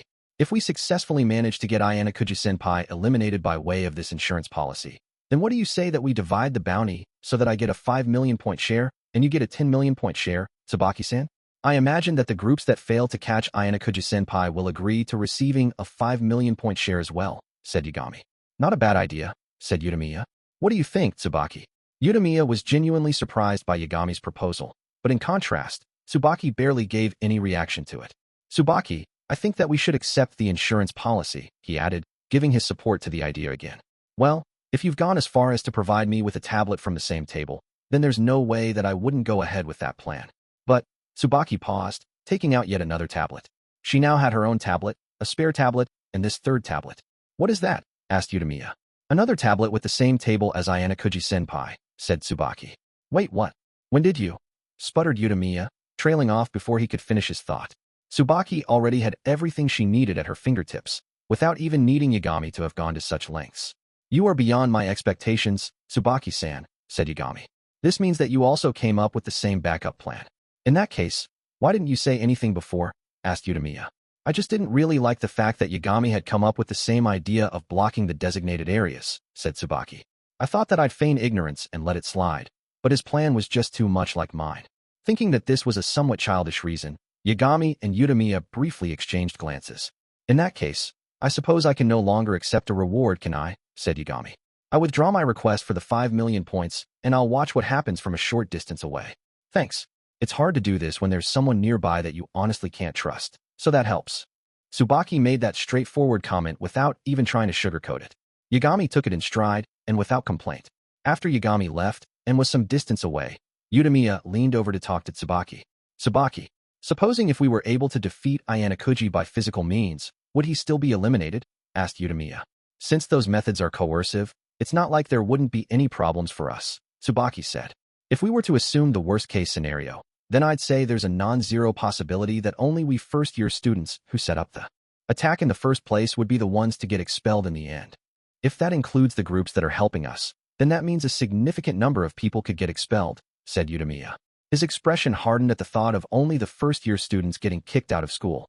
However, in reality, the probability of that happening is closer to zero, Tsubaki told him. The one who would suffer the most serious punishment would be me and me alone as the mastermind behind the whole thing. After all, the school really couldn't expel 10 or 20 first-year students. That in and of itself would be a problem, though. Are you really planning to bear the entire punishment yourself? I was the one who originally suggested that we get Ayanokouji-senpai expelled when the special exam was announced to us, Tsubaki replied. You just went along with it, Utamiya-kun. Well, yeah, but Utamiya recalled the special exam that had been held shortly after he had enrolled in this school, where they had been partnered up with second-year students. To top it all off, there was an additional, unique special exam that offered 20 million points for whoever could get Ayanokouji Kiyotaka expelled. Initially, Utamiya had expressed his disgust at this and suggested that Class 1C just sit out and watch from the sidelines. However, Tsubaki had repeatedly tried to persuade him otherwise and made him her ally. She told him that the 20 million points would be a great asset for Class 1C if they were going to aim for a higher class in the future. When Utamiya asked Tsubaki about the kinds of measures they would take in trying to force Ayanokouji's expulsion, she immediately told him what she planned to do. She said that she would pair up with Ayanokouji for the test and self-destruct to take him down, deliberately choosing to forfeit the exam. Tsubaki would have been expelled and the 20 million point reward would have gone to her collaborator, Utamiya. Tsubaki then told Utamiya that she wanted the points to be used for the good of Class 1C in the future. When you first came to me with this plan, you said that you didn't want to go into too much detail about it, like regarding your circumstances, said Utamiya. Do you care? About the reason I'm fine with getting expelled, I mean? I'd be lying if I said that I didn't care. It's unusual to want to get kicked out of a school so soon after getting in. Well, I'll admit that Class 1C is a lot more comfortable than I thought it would be, Tsubaki said. That's why I decided that if I was going to get kicked out anyway, I might as well do something for the sake of the class and then give up. That was all that Tsubaki had said. Sure enough, it didn't seem like she was going to talk about her circumstances after all. Utamiya, feeling like it would be against the rules for him to ask her any more questions, directed his gaze toward the woods. Shouldn't I be going too, after all? He said. I'm confident I can take Ayanokouji in a fight, one-on-one. That's a no-go, said Tsubaki. You're indispensable to Class 1C, Utamiya-kun. Besides, there would be a possibility that you could end up being judged in similar fashion to me, even if I took responsibility. Let the others handle Ayanokouji-senpai. That would be enough if he were a normal opponent. But Ayanokouji is worth a 20 million point bounty. He's not normal. And considering the fact that Housen made the first move against him and didn't do so well, we should do what we can. I suppose so. I'm sure it's safe for me to assume that you're at Housen's level too. Even so, Tsubaki did not give Utamiya the sign to go on ahead. She instructed him to stay put. All right, I'll stay close and watch your fight, he agreed. As he tried to put enough distance between himself and her so that he wouldn't be in her way, Tsubaki called over to him. Hey, Utamiya-kun, what is it, he asked. You seem like you're pretty darn strong. Where did you learn to fight? You're not a delinquent, are you? It's not that important. Besides, there's no need for either of us to pry into each other's affairs, said Utamiya. That's true, Tsubaki conceded. But let me ask one thing, just in case. You're not hiding anything else from me, are you? Hiding anything? Said Utamiya. No, nothing. My head's only useful for fighting. In this case, that's a good thing, said Tsubaki. When 7 o'clock came, the test began for the day.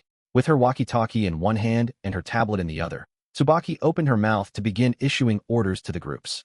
Ayanokouji's destination, C3, was displayed on the tablet she was holding. This is a message to all groups. The enemy's designated area is C3. Groups in D4, you are on standby. Groups in E6, start moving north and prepare for a pincer attack. Even if you do see him, you are forbidden to make contact until I give you permission to go ahead. She then quietly ended the transmission.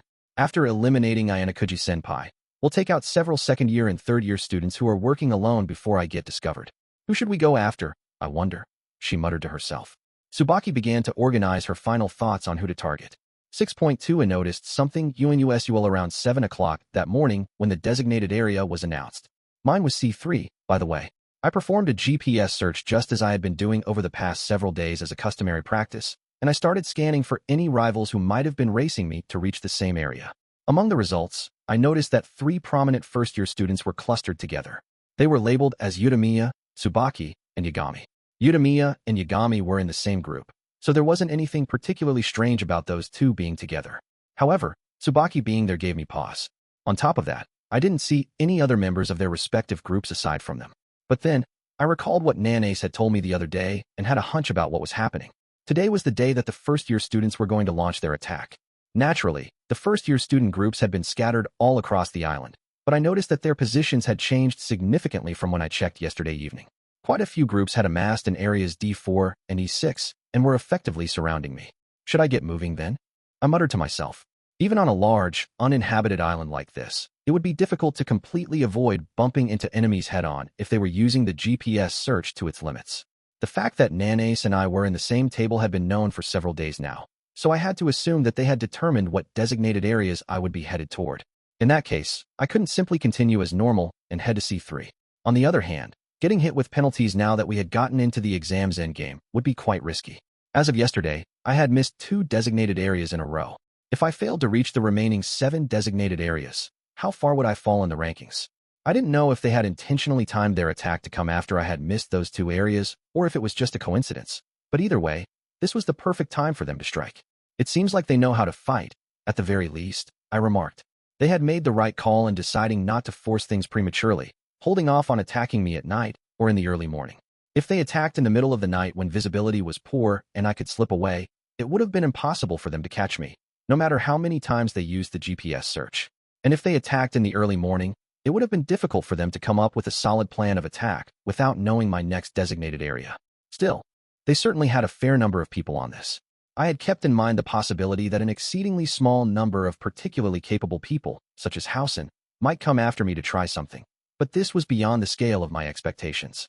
Housen's position had remained unchanged since last night, and he was still in Area D4. If I headed toward my designated area, we'd certainly bump into one another. If I was attacked by the first years, it was highly likely that the school administrators would advocate for me. But at the same time, I would become established as someone bizarre and unsettling among the entire school, and my goal of trying to lead a normal life at school would be shot. Even the teachers who didn't know anything about me or the situation might change their impressions of me and think I was unusual. Although the teachers positioned at task locations guaranteed my safety in those spots, letting myself get chased by a swarm of people would hardly be a wise decision. And, while I did have the option of trying to collaborate with other students, I thought it best to assume that my enemies were not only the first-year students, but also the third-year students under Nagumo's banner. At present, running away from the first years again and again until they ran out of steam and gave up on pursuing me was one viable option. 10 minutes after I had finished packing up my tent and getting ready, I did another search. It picked up GPS signatures from the younger students who were closing in around me. I could tell that they were approaching, and fast. What Nanace had told me before was that if they found me, they'd resort to violence. That warning was about to become a reality. Whoever was behind this plan was clearly not afraid of expulsion. In the unlikely event that things went sideways, the ringleader had to be completely prepared to accept responsibility for it. If that was the case, I figured I should do everything and anything possible to avoid careless hostilities. It might even mean I would have to ignore a total of 6 designated areas, including the ones I had missed yesterday. Surrounded by rivers and mountains, I was tempted to flee by crossing the mountains, but that wasn't a wise choice, considering their positioning. It was a far better bet for me to escape to the south, even if it was a little dangerous.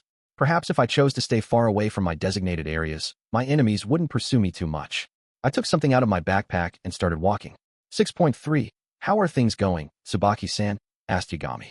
He was concerned that he still hadn't heard any reports yet over the walkie-talkie. It was around 8 o'clock in the morning.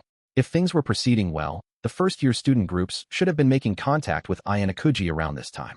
Don't panic, Tsubaki told him. So far, everything is going according to plan.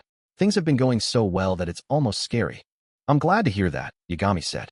Ayanokouji was making a clean detour to avoid being caught by groups of first-year students that were closing the distance between themselves and him. It was unclear exactly how often he was using the search function, but it was obvious that he was using it regularly. If they could get him to waste as many points as possible, that was the best they could hope for. Tsubaki had been willing to resort to violence, but she thought that it would be much better if they could crush Ayanokouji without doing so. If they could manage to keep making Ayanokouji miss his designated areas, that would open up a path to victory where they wouldn't even need to make contact. If Ayanokouji couldn't stand it and tried to force his way through, all they'd have to do was beat him back. Right now, they had surrounded him without fully trapping him, intentionally leaving little paths that were easy for him to escape through. Tsubaki was spending the points that she had accumulated without hesitation, running GPS searches in 10-minute intervals. It wasn't as if she had been earning points through the 12th day so that she could win the exam, after all. It was also that she could use them for this plan at this very moment. Just after 9 o'clock that morning, they confirmed that Ayanokouji had missed his third designated area in a row. His next destination, D2, was displayed on Tsubaki's tablet. He was currently fleeing to C6, so he'd still have a tough time reaching his designated area even without people standing in his way. Two groups were still on the move to hunt him down.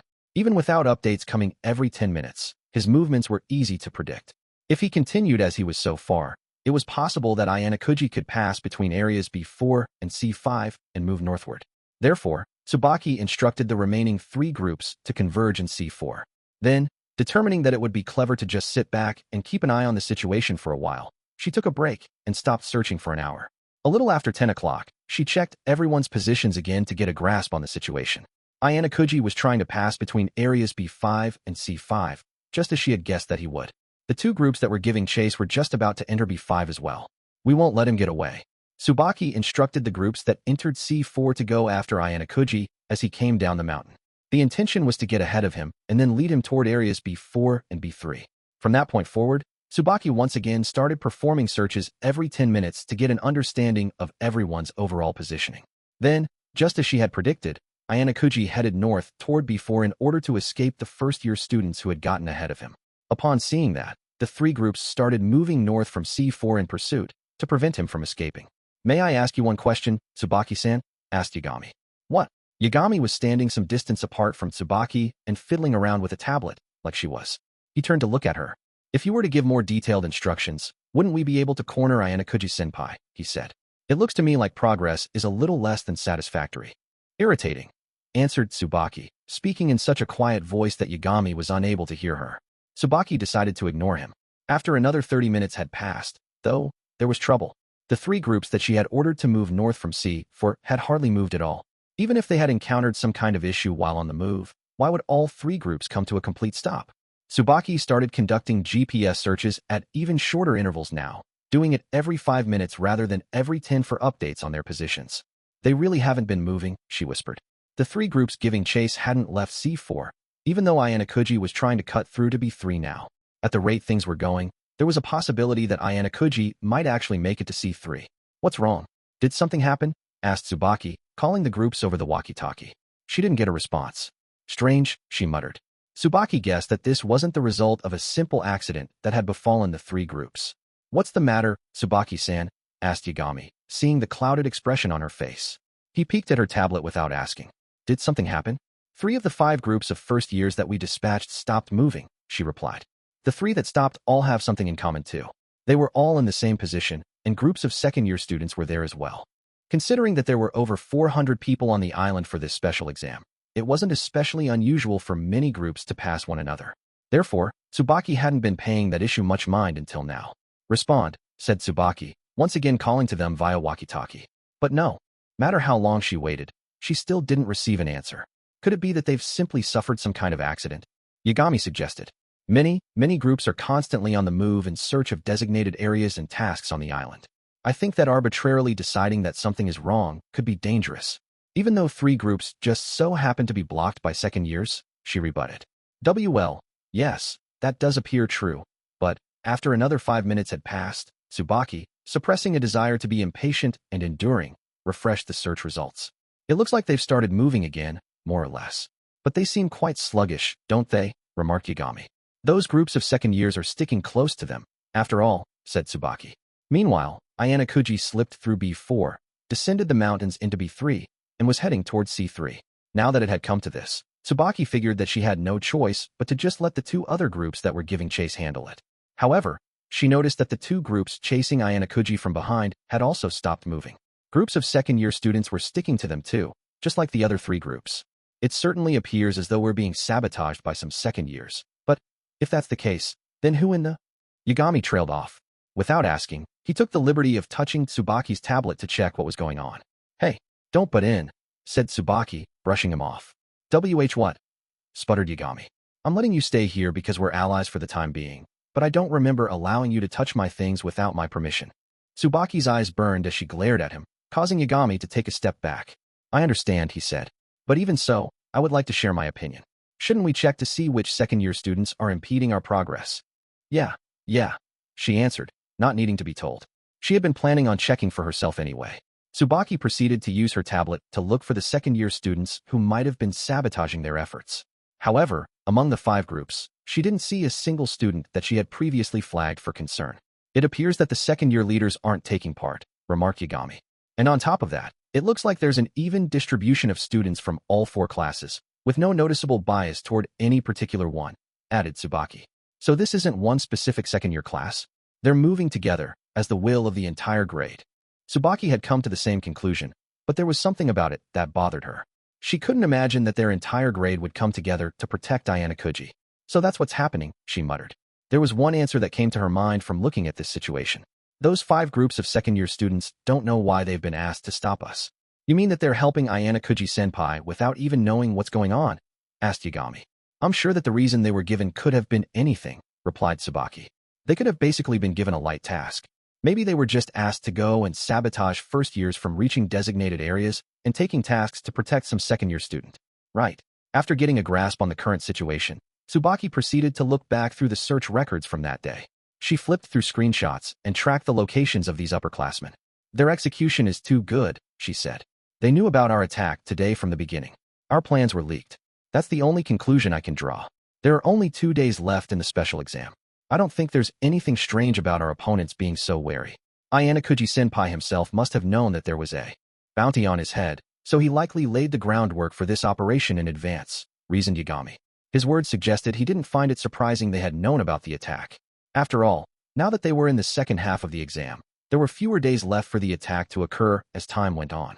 As we're the ones initiating the attack, we just need to devote our time to carrying it out right now, Tsubaki told him. And it's not as though the second years can protect Ayanokouji-senpai around the clock, can they? The special exam is still on, after all. With only 2 days remaining in the exam, this was the time to earn as many points as possible. That's certainly true, said Yagami. Another thing that bothers me, though, is how easily they got around us, Tsubaki said. It's no simple task to capture 5 targets when they're scattered and moving separately. Yagami couldn't provide an answer to that question. He raised his hand to his lips, deep in thought. You don't see why? Tsubaki asked. This just proves that there's a commander hiding in the shadows on their side. You mean that there's someone lurking behind the scenes and giving orders, just like you, Tsubaki-san? She nodded. She pulled up a map of the entire island and looked it over. Right now, somewhere among all the GPS signatures on the screen, there was someone who was looking at the unfolding war efforts, just like she was. And this person was giving precise orders to keep the first-year student groups contained. Personally, I say that we should consider momentarily suspending our operation, said Yagami. Why? She asked. Don't tell me you're thinking about pushing through by force. Are you? That would be dangerous. I'm not going to do that, said Tsubaki. With 5 groups of students contained right now, there's no way we could pull off something so daring. Then why won't you pause the operation? Because it would yield the same result either way. The same? Repeated Yagami. Everything that was happening now was still within the realm of Tsubaki's expectations, planned right from the very beginning. In fact, if anything, she felt grateful for the groups that had come forward to sabotage their efforts. Though we don't know who is giving the orders on their side, I'll teach them that the information you can see with your eyes isn't everything, she said. What in the world are you going to do? Asked Yagami. Most likely, their commander noticed the 5 groups of first-year students moving last night, said Tsubaki. I see. Which means that whoever it was, they were constantly searching, even throughout the night, said Yagami. As I said before, the second years have to deal with the exam as well, said Tsubaki. We've readied 5 groups for this, so they went ahead and prepared 5 of their own in similar fashion. They were skillfully positioned ahead of us to strike back. If they had prepared 6 or 7 groups for this task, then that would mean they were neglecting the special exam. Isn't it possible that they have 1 or 2 more groups in reserve, just in case? True, there could be, but from what we can see right now, there are only 5 groups of second years moving irregularly. Don't you think that means they feel confident enough to deal with us using the same number of students as we are? But that's going to cost them dearly. Walkie-talkie in hand, Tsubaki issued new orders. There's no one left to interfere anymore. You can go ahead and make things happen however you want. Who did you just contact? Said Yagami.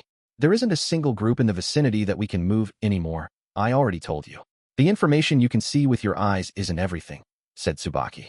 After giving those orders, she paused and thought for a moment. She wondered what upperclassmen could have been involved in this battle. While Ayanokouji was on the run, she muttered. No, that'd be impossible. Even I don't have the kind of charisma to control and command the other classes. And I don't have that kind of time right now either. She was speaking in such a faint voice that Yagami wasn't able to hear her musings despite standing right next to her. All Yagami could tell was that she was moving her lips.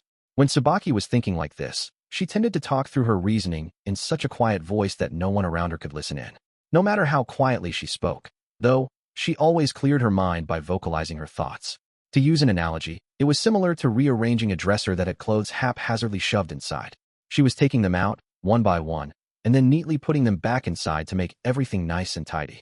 It's safe to assume that Ayanokouji was in contact with whoever is involved in this situation right now, and that he asked for their help earlier. Tsubaki mused quietly. In that case, he could have been preparing for this movement from an early stage. Huh? Did you say something? Asked Yagami quizzically. Nothing. Don't worry about it, said Tsubaki, sounding a little irritated and down. Had something that resembled words reached his ears through her repeated whisperings? Tsubaki wondered. She lowered her gaze once more to look at her tablet. 6.4 Sakayaneji took a single sip water as she stared out at the ocean. The sea glittered brilliantly, like diamonds. The sip was more to wet her lips than for hydration. It was now 5 minutes after 7 in the morning, exactly the same time that Tsubaki started executing her plan. Seems like they're on the move, said Sakayaneji. Looking down at her tablet, she issued her orders via the walkie-talkie in her hand. She had continuously used the GPS search function for 3 nights in a row, meaning the nights of the 10th, 11th, and 12th days of the exam. She had done so because she knew that in order to surround Ayanokouji, his opponents would need to make moves outside of the regular exam hours. It looks like everyone is in position, she said into her walkie-talkie. So let's begin, shall we? That's all well and good, but there's no guarantee that we'll be able to bump into each other just by proceeding to the same area, right? Replied a somewhat languid voice. The voice belonged to a student in her class named Tsukisaki. Sakayaneji had already explained to him that they would be sabotaging the first-year students and blocking them from tasks today. Tsukisaki was currently on his way to the location she had ordered him to go. Over the past 12 days, the terrain on this island has undergone gradual changes, bit by bit, Sakayaneji told him. Do you understand what that means? The terrain changed? You mean like after people passed through the area? Exactly right, she said. Students and teachers move about and across the island day after day. In fact, you've chosen a quick and safe route to take yourself today, Tsukisaki-kun. Would you say that you went about doing that naturally? Though the changes to the topography were slight, there were more than a few paths where you could clearly make out people's footprints made since the storm. More importantly, if you've decided on a destination, it is not difficult to guess which route to take. Even though I know you shouldn't be able to really see the path, you almost can, answered Tsukisaki. Though she was only looking at the map via her tablet, Sakayaneji could indeed see the uninhabited island three-dimensionally. She ran through some realistic simulations in her head, figuring out who was advancing where and how they were moving. From there, she went on to determine exactly who was behind the overall strategies as they moved about the map. After all that, she spent some time gazing out at the ocean. Roughly 30 minutes later, she looked at her tablet again. Now then, she said, since this is the time when people will be headed to designated areas and tasks, there should be hardly anyone who isn't moving. By further refining her search and focusing only at the first-year students, Sakayaneji was instantly able to narrow down the list of suspects. From there, She discovered that there were 3 GPS signatures that had not moved at all since 7 o'clock that morning, the start of the day's exam period. Yagami Takuya-kun, Udamiya Rika-kun, and Tsubaki Sakurako-san. Sakayanaji mused. Now then, which one is my opponent, I wonder? Or perhaps all 3 of them are. She narrowed her eyes into a happy squint, chuckling to herself. She began to think back to the person who had brought this rather interesting battle to her. It had happened 3 days ago. Now, let's return to the night of the 10th day of this special exam. Sakayanaji had been contacted by Takamoto's group via walkie-talkie. Why are you contacting me at such a late hour? Are you in trouble? Asked Sakayanaji. She had thought, perhaps, that there had been some kind of accident, but apparently that was not the case. No, it's not like that. Actually, Ayanokouji wants to talk with you, replied Takamoto. Ayanokouji-kun, replied Sakayanaji.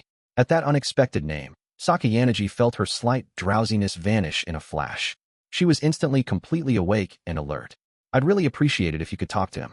I kind of owe him, and, of course I can. I do not mind at all. Please, pass the walkie-talkie to him, said Sakayanaji. Hold on just a minute, replied Takamoto. There were a few moments of silence. Sakayanaji, Ayanokouji's voice came over the device. Good evening, Ayanokouji-kun, she replied. It was such a graceful greeting that one could almost forget that they were in the middle of a special exam on an uninhabited island. Seems like your class is really coordinating together well, said Ayanokouji. Yes, I was able to get in contact with Ryuen-kun and Horikita-san as well, said Sakayanaji. Things are proceeding quite smoothly. Also, while I am not privy to all the details, from the sounds of things it seems like Takamoto-kun and the others are indebted to you. And your group is really jumping up in the rankings, Sakayanaji. You're in 5th now, right? You've put yourself in a good enough position to slip into the top spots. It's not as though I am entirely free from concerns, however, replied Sakayanaji. That's so. Have you met with Ichino-san? Asked Sakayanaji. No, I haven't even seen her once during this exam. Is something the matter? Asked Ayanokouji. I received a call saying there's something a little strange going on with her, Sakayanaji told him. I am concerned that she's been here in body but not in spirit, so to speak, over the past several days. This was a particularly long, drawn-out marathon of a special exam. It was not unusual for someone to become sick or disheartened. At any rate, what can I do for you? She asked. There's a favor I'd like to ask of you, Sakayanaji, replied Ayanokouji. In that case, do not feel shy, she said. Please, tell me what it is. I will return the favor we owe you for helping my classmates. It involves the White Room. This sounds like it will be quite an interesting favor then. Since Sakayanaji also knew about the matter of acting director Tsukishiro, Ayanokouji explained that Nanase was one of the agents that Tsukishiro had sent in after him. He also explained that, aside from Nanase, there was a student from the White Room lurking in the shadows. He then went on to tell her that there was an extremely high possibility that Amasawa Ichika was that White Room student. I wish you would have told me about this sooner, said Sakayanaji, disappointed. She sounded like she felt that she had missed an opportunity to have some fun. I didn't tell you because nothing was certain, answered Ayanokouji. So, you would like me to handle this Amasawa, Ichika-san? No, that's not quite what I'm asking. Ayanokouji found himself flustered by Sakayanaji being able to say something so outrageous in such a forthright way, without batting an eye. To tell you the truth, there's another thorn in my side, he continued. Ayanokouji then got to the matter at hand, and told Sakayanaji about the bounty that had been placed on him by Nagomo and Tsukishiro. Sakayanaji was the sole person among all the second years who knew Ayanokouji's real background, as she had known him since they were both very young. The reason Ayanokouji hadn't spoken with her about these matters until now was because the problems he was dealing with were major, of course, but he also hadn't counted her as hissily before. Besides, there was no changing the fact that at their school, once students were placed into different classes, they were enemies until graduation. Ayanokouji had thought it was entirely possible that Sakayanaji might use information related to the White Room to win. But from his conversations with her, he knew that the risk of that happening was not that high. And in this particular case, after weighing that small risk against this new issue he was facing, he found that the situation had changed. So, you're telling me that in the near future, the first years will start to move against you, Ayanokouji-kun, said Sakayanaji. Yep, that's right. I wanted to ask you to deal with them for me, he replied. I do not think that anyone could manage to drive you into a corner though, Ayanokouji-kun. At least not anyone other than a student of the White Room like yourself. I suspect that the first years are going to take drastic measures. The best way for them to get me expelled would be to take advantage of the fact that I'm working alone. In that case, I can expect that they'll aggressively block me from tasks, and if they try anything beyond that, it'll likely prevent me from reaching my designated areas, he explained.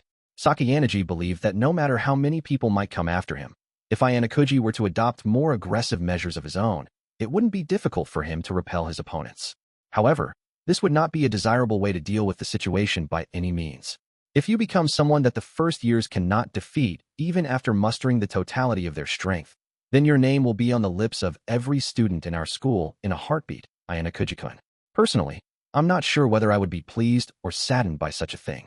I feel conflicted, said Sakayanaji. If you had to choose one, then I'd prefer that you be sad about it, said Ayanokouji. Besides, it's possible that Tsukishiro could still be plotting something. I'd like to concentrate on that, if possible. I understand the situation. It's inevitable that the burden that falls on you will get bigger, Sakayanaji. I know. If I'm going to be monitoring you constantly, that means I'll inevitably run the risk of needing to use the GPS search function on a regular basis. In the end, there were certain things that would have to be entrusted to Sakayanaji's side, no matter what. Please, do not worry, she went on. I already have a firm understanding of the point totals of all groups belonging to Class A. Well, I guess that's because you've been in close contact with each other and coordinated so carefully, Ayanokouji said. That's because this exam structure is such that we can see the point totals for the groups in the bottom 10 until the 12th day of the exam, and it is extremely important to have an understanding of which groups are in trouble and which groups have some breathing room, Sakayanaji explained. There are several groups that have a certain degree of leeway, but not to the extent that they'd be able to break into the top 10. So, supposing even if we were to use the GPS search function multiple times, once per group, we should have more than enough to cover those expenses until the final day. Her strategy was made possible thanks to both her own perfect leadership of Class A and the fact that her class had joined forces with a group that would never, under any circumstances, betray them, Ichino's Class C. It was fair to say that this was a strategy that Class D could never have implemented. Even just the cost of providing walkie-talkies was nothing to scoff at. We just have to keep the first years coming after you in check, yes? She asked. I take it that means that you're going to help. This exam was getting a little boring anyway, said Sakayanaji. I was just helping classmates clear tasks. Besides, this favor of yours seems like it might offer some significant benefits to me as well. Meaning, he asked. Meaning that what I'm doing for you is far too great to serve simply as payback for what you've done for Takamoto-kun, replied Sakayanaji. In other words, this will be the start of a new debt that you'll owe me. Wouldn't you agree? That's painfully true, Ayanokouji agreed. But how about this? If you get me satisfactory results, then we'll say I owe you a favor instead of a debt. It's decided then. I'll go ahead and get started on the preparations. Oh, and also, if you don't mind, could I hold on to this walkie-talkie? Asked Ayanokouji, as a loan. Of course you may. I was already planning on letting you have it. It'll make it easier if we can stay connected with one another. Well then, could I ask that you please hand it back to Takamoto-kun for the moment? I'll have him give it back to you after I have explained the situation, Ayanokouji-kun. Sakayanaji had a warm smile on her face as she recalled what happened on the 10th night of the exam. It was a wonderful memory. Displayed on her tablet, she spotted the 5 groups she had dispatched to stop the first years. Now then, we've managed to stop those 5 suspicious groups from moving. Shall I go ahead and identify who planned this attack? She mused. Walkie-talkie in hand, Sakayanaji proceeded to contact the students of Class A. 6.5, Tsubaki-san, said Yagami. What now? Asked Tsubaki. While I don't know exactly what you're planning to do at this point, I think that it was a mistake to not have given detailed instructions to our 5 groups in anticipation of something like this happening, he said. Surely it shouldn't have been all that difficult for our groups to have escaped before the second years surrounded them, no? A total of 5 first-year groups had been dispatched. Even if someone had marked and been watching all 5 of them, actually catching them here on such a vast island shouldn't have been so easy. Yagami was suggesting that the fact that those 5 groups had been stopped so easily indicated a strategic error. Even if our groups had to somehow force their way past to make their escape, we could have come up with any number of excuses after the fact. Maybe our fellow first years feared an entanglement with their senpais, or something to that effect. If only you had consulted with me sooner, then You're saying this happened because I was careless? Asked Tsubaki. If you want to phrase it so harshly, then yes, that's precisely it, Yagami retorted. Looking at the dissatisfied look on Yagami's face, Tsubaki spoke up once more to respond to his criticisms. Well, since it's all done, I guess I'll tell you. It's actually the opposite. What do you mean? He asked, puzzled. They didn't catch my groups, said Tsubaki. I captured my opponent's groups. But I apologize. I'm afraid I still don't quite understand. 5 groups were dispatched to go after Ayanokouji-senpai to get him expelled, Tsubaki said. Even if those groups had been able to track him down and push him into a position where they would see him for what he really is, and even if there was a substantial difference in their physical abilities, Ayanokouji-senpai would just cut his way through, wouldn't he? Rumor has it that his physical abilities might be close to House and Kouenji. What I'm saying is that I had no intention of having those 5 groups run into Ayanokouji-senpai from the beginning. Yagami cocked his head to the side, confused. If you put it that way, though, it sounds like you're saying that the groups we sent after Ayanokouji-senpai had no way of beating him in the first place, he said. There was no point to this strategy. Our objectives are twofold. The first is to probe into Ayanokouji-senpai's thought process. Things like what he likes and what he dislikes, explained Tsubaki, drumming on her tablet with her index finger, making a tap-tap noise. He was more reluctant to make direct contact with the first-year students than to incur the penalty for missing his designated areas. He's been avoiding tasks where instructors are present and staying clear of second and third years. What we can interpret from this is that he has an extreme dislike of standing out, and he's willing to take on penalties to avoid the spotlight. Even if we were doing all of this to learn his behavioral patterns, though, there wasn't any need for our groups to be captured, insisted Yagami. There's something more important here, don't you understand? By doing this, we've caught the groups that were trying to protect Ayanokouji-senpai. When Yagami heard that, he let out a surprised gasp. What we need to avoid now is letting someone else interfere as we're eliminating Ayanokouji-senpai, Tsubaki went on. And the only person capable of eliminating him, apart from Utamiya-kun, would be Housen-kun. Yagami finally understood what Tsubaki was getting at. He tried to search for Housen's GPS signature, but he couldn't find him anywhere. So, that's what you meant when you said something about what you see with your eyes not being everything, he said, realizing what the plan had been all along. Having provided her explanation at last, Tsubaki decided to brush off any unnecessary distractions for the moment. Please allow me to ask you one final question, said Yagami. If Housen-kun hadn't accepted your request to assist us in this matter, would this strategy have been possible? No, it's not like that, she said. Not exactly. You would be correct in saying that we decided to carry out this operation because we were absolutely sure that Housen-kun would be on board with the plan. He seemed like he was already fully prepared to fight alone anyway. Still, in the unlikely event that Housen-kun hadn't gone along with it, then I would have sent Utamiya-kun instead. In any case, I have perfectly managed to create an environment where a one-on-one confrontation will be unavoidable. All that's left to do now is to wait for the two of them to go at it. Win or lose, everything will turn out just fine. Ayanokouji, who was working alone, would inevitably be eliminated. 6.6 Ayang Emanoff exceptional size and stature among all the students in school ran through the woods at a breakneck pace. He had but one goal, defeating Ayanokouji Kiyotaka from Class 2D. Acts of violence were not recommended in this uninhabited island exam. Well, they weren't exactly endorsed in terms of what was acceptable behavior. However, unlike at school where students were monitored via surveillance cameras, there were no eyes on the students on this uninhabited island. It would have been possible to figure out what was happening by examining a single student's wristwatch. Tsubaki had come up with and proposed the idea of surrounding and attacking Ayanokouji. But, even from the very beginning, this certain student was uninterested in being involved. It wasn't easy to find a specific person on a vast, uninhabited island like this. However, there was a reason why he finally agreed to take part in the plan. Repeated GPS searches were necessary to pull this plan off, and if someone were to interfere, it would have all been for nothing. However, if someone were to take command, they could be useful and remove such obstacles. It was precisely because Housen had thought as much that he decided to pretend to follow Tsubaki's instructions. He would find Ayanokouji and finish him off in a one-on-one showdown, without anyone else getting in the way. And he could do it all without any extra effort on his part. Now that Housen was only a short distance from Ayanokouji, he tossed his walkie-talkie aside. Doing so was the same as declaring that he was done following Tsubaki from that point forward. Then, Housen took out his own tablet and used the GPS search to confirm the home stretch of his hunt. On the map, he confirmed that Ayanokouji Kiyotaka's GPS signature was about 300 meters ahead of him. Housen was going to get closer to Ayanokouji than any other first-year student had before. Just a little bit further. Housen was already rejoicing at the idea of being able to throw down in a serious fistfight. But then, on the screen, right before Housen's eyes, a single GPS signature appeared, catching his attention as if someone was blocking his path. He thought it was just a simple coincidence and didn't bother confirming their identity. Just ahead, at the end of his line of sight, all Housen could see was that he was about to capture Ayanokouji. "Found you, Ayanokouji-senpai," he shouted, unable to contain his excitement. Ayanokouji turned and noticed Housen standing there. "Oh, Housen." Ayanokouji stopped walking and looked at him calmly. "I've been waiting for this time to come," announced Housen. "I was expecting you to come and see me much earlier," said Ayanokouji. "Guess you're calmer and more composed than I thought." "That's 'cause it's a bummer when someone gets in the way when you're about to throw down with someone," said Housen. "What are you talking about?" asked Ayanokouji. "Don't pretend you don't get it," said Housen. "I already know that Nanace ran to you and tattled. She gave you a friendly warning." Oh, I see. You deliberately made time so Nanace would come and tell me about the attack a day early. I thought it'd be the kind of cheap little trick that I hate, but it turned out to be pretty convenient for me. I just decided to put it to good use, shouted Housen. He clenched his fists and slammed them together. One would certainly have believed without any doubt that an honest-to-goodness fistfight would begin in less than 10 seconds. That's a pretty tall order there, Housen.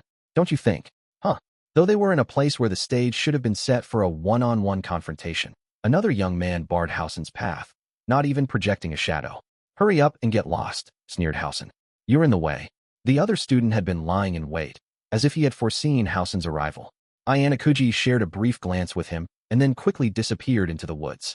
Housen wanted to run after him immediately, but it would have been difficult to ignore this other person standing right in front of him. The hell are you doing here, Rin? Demanded Housen. Took the words right out of my mouth. Housen, the other replied. What are you doing in a place like this? Just from that brief comment, Housen immediately understood the situation. What, huh? Seems like we got intercepted somewhere, huh? He laughed in amusement, now realizing what was going on. So it wasn't a coincidence that those other first years got caught by you second years then, he added. The people that Tsubaki had sent to hunt down Ayanokouji were in the same positions as second-year students, their respective GPS signatures overlapping on the map. None of them were moving from their respective locations. This proved that, just as Tsubaki was controlling the first-year students, there was someone else controlling the second years. Is it you? Said Housen. Nah, I don't get the feeling it is. If Ryuen had been the second year's commander, he would have had a tablet and a walkie-talkie, as those would have been indispensable items for giving orders. However, as far as Housen could tell, Ryuen wasn't even wearing a backpack. Besides, it would have been difficult for someone fighting on the front lines to issue out commands to multiple groups. You finished sorting out the situation? Ryuen asked. Dunno. But what I'm about to do is none of your business anyway. Though Housen had come to understand what was going on, one thing he couldn't wrap his mind around was why Ryuen had become one of the people working to prevent Ayanokouji from getting expelled. Unfortunately for you, it isn't me business, replied Ryuen. With a thin smile on his lips, he started walking slowly toward Housen. You know, I've been pretty busy, and my wallet's gotten a bit thin. I can be a bit of a mercenary if the situation calls for it. Money, huh? Housen said. But do you seriously think that you can stop me? What? You seriously think that I can't? Ryuen sneered. Both flashed wicked grins at one another, standing extremely close to one another, just an arm's distance between them. Ryuen was the first to throw a punch. Without taking his eyes off Housen, the second year swung his left fist straight at him. Since there was a clear difference in power and resilience between the two due to differences in their physiques, Ryuen aimed for Housen's jaw. Oof, that's a mischievous left hand you got there, said Housen. Even though Ryuen had thrown the first punch in this fight, Housen had already prepared himself for war. He hadn't let his guard down at all and caught Ryuen's fist out in front of his chest, showing him a big, open-mouthed grin. Damn, dude, your breath stinks, said Ryuen. Don't spew your nasty air at me, you gorilla. Only thing you got going for you is your mouth, Housen mocked. Come on, why don't you show me the pride and skill of a second year? Bring it. Housen released his grip on Ryuen's fist for a moment. But just when Ryuen thought he was being let go, Housen immediately clamped down his fingers and gripped his fist once more. He pulled Ryuen in close, and then slammed his forehead against the older students. Ugh! The unexpected blow violently rocked Ryuen's brain, causing him to stagger about wildly. It wasn't as though he didn't have any experience with this sort of thing. If anything, when it came to being right in the middle of a fight, he had a much more impressive record than the average delinquent. It was just unlucky for him that his opponent's resume was several times longer. Aura!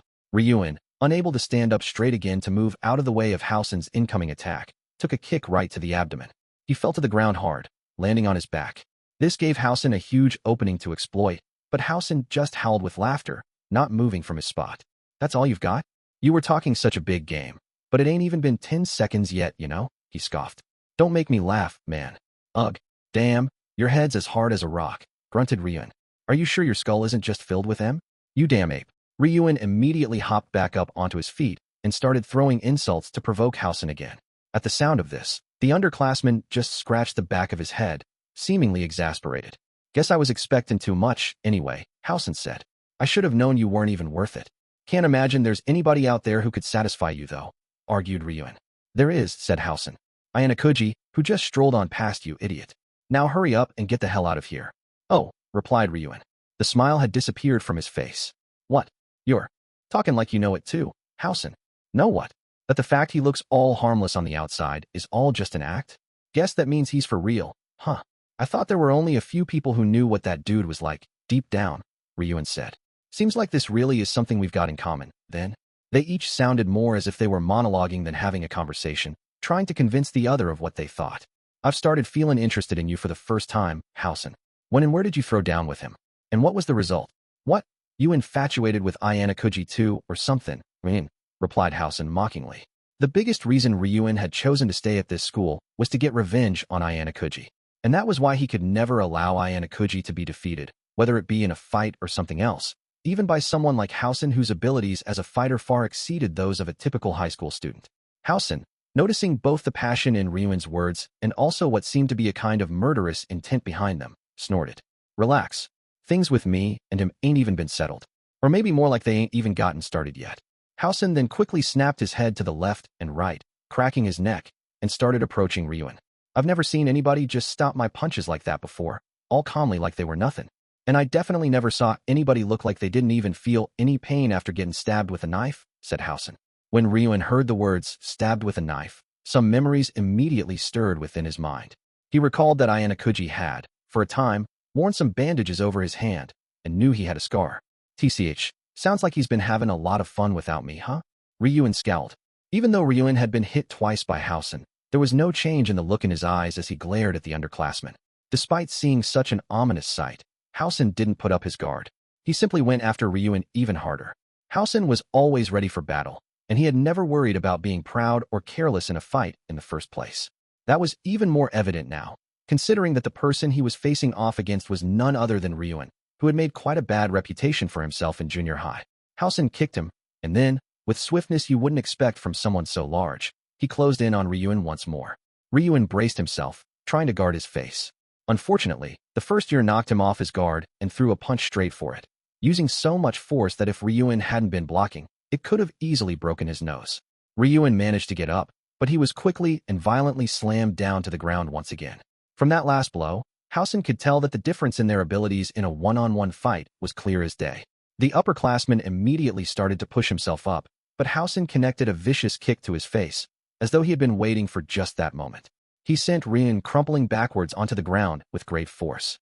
Looks like you're pretty busy falling asleep and getting back up, huh? Housen sneered. Less than a minute after their actual fight had started, the winner was already obvious to anyone watching. That friggin' hurt, you jackass, huffed Ryuen. Haha, Housen guffawed. You're just like I thought you'd be, Ryuen. That's all you've got. Housen hollered in triumph. But the situation itself was clear enough without the need for him to shout. The gap in their fighting ability had been obvious from the start, and it was too vast for Ryuen to possibly overcome it. Even so, Ryuen's will to fight showed no signs of breaking whatsoever.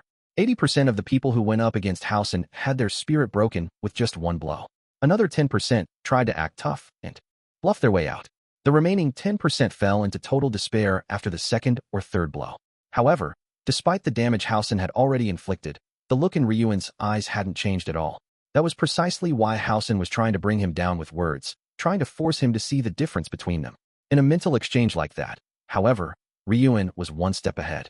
Seems like you're having fun, but do you really think you've won? He taunted.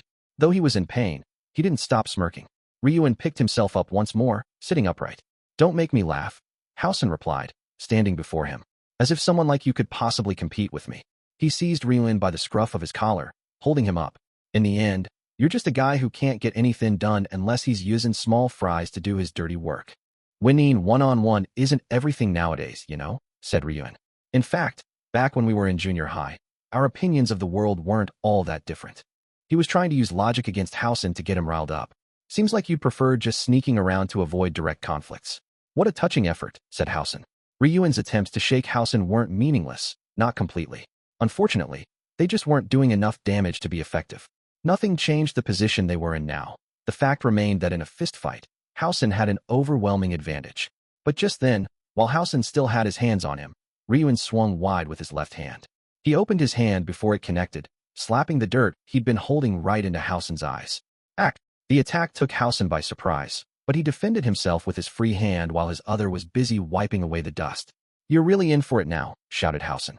That's so. This time, Ryuen swung his right arm, once again aiming for his opponent's eyes. He flung some more sand he had been holding onto at him. I told you you're alien for it. Housen roared. Though Ryuen had tossed the sand from his dominant hand, Housen had managed to block it with his arm without much difficulty. Ever since he had picked up Ryuen earlier, He'd been paying close attention to both of Ryuan's clenched fists. If those were the kind of cheap tricks a small fry like you's gotta rely on in a fight, no wonder you never stood a chance against me.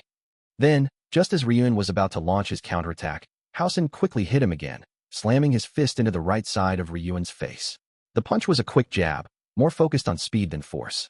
Housen followed up with a blow to the left side of Ryuan's face, and then switched back to the right, delivering a barrage of blows like a boxer hitting a sandbag. Even though the savage beating Ryuan was getting was leading him to lose consciousness, he shot a quick glare at Housen. The sharp gleam in his eyes caught Housen's gaze for just a moment and pierced right through him. Housen's field of vision wavered for a moment as watched Ryuan fall over onto the ground, like the upperclassman was getting blown away. Oof! Ryuan twisted his body as Housen worked him over, delivering a spinning kick just as he was about to fall. The kick just slightly grazed the tip of Housen's chin. Housen hadn't intended on letting himself get hit even once. Frustrated, he pressed closer to Ryuan, grabbing his red bangs with his left hand, holding his head up. "Satisfied with your little payback shot there, huh?" he bellowed. "Huh. I'm gonna kill you." Before Ryuan could hold up his arm to defend himself, Housen slammed his right fist into Ryuan's abdomen again and again. "There ain't a single person out there who can beat me in a fight," he roared. Just as Housen landed his seventh blow, Ryuan's wristwatch started sounding an alarm. "Ha ha ha. You're trying to act all cool, but your body's already hit its limit. It's screaming for mercy, huh? Your watch is a lot more honest than you are." The students' watches were designed to detect abnormalities in status, such as heart rate, and Ryuan's was issuing a warning alert. "Damn, you really are a friggin' gorilla," Ryuan groaned. "Guess I'll at least admit you're good in a fight." Housen interpreted Ryuan's compliment to mean that he was yielding. The first year smiled in triumph as he let go of Ryuan's bangs. Unable to get back to his feet, Ryuan just laid there, crumpled on the ground. The warning alert echoed uselessly into the woods. "Your warning alert's going beep beep, huh?" Housen taunted. "Guessing that means you can't take much more, right? It's all right to just be honest and admit it. You don't gotta hide it, you know?" "Huh. Quit joking. My watch is just broken, ain't it?" said Ryuan. He lowered his gaze toward his watch, grinning, but it was obvious to just about anyone that he was truly hurt. Disgusted by such an unsightly spectacle, Housen spat on the ground near his feet, bored. "See ya, Ryuan. You weren't even fun." "Hold up," said Ryuan. "I'm wondering why you think that you've won. Did I say I lost this fight?" Ryuan asked him, even once. Even Housen was beyond exasperated at hearing that.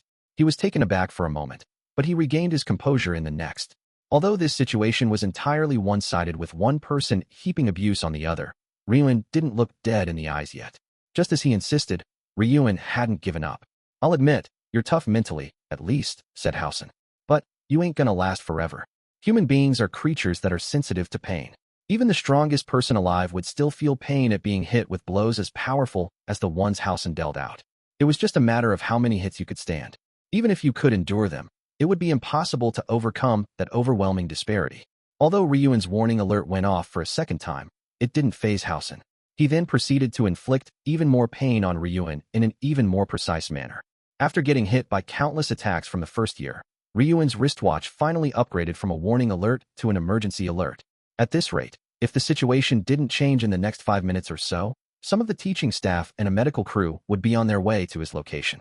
"Your body's being honest, I guess," Housen told him. "Enough already. Just accept that this situation is hopeless for you." Ryuan sighed. "The pain is so numbing. It feels good." He didn't even glance at his wristwatch. He simply stood up, with an eerie grin on his face.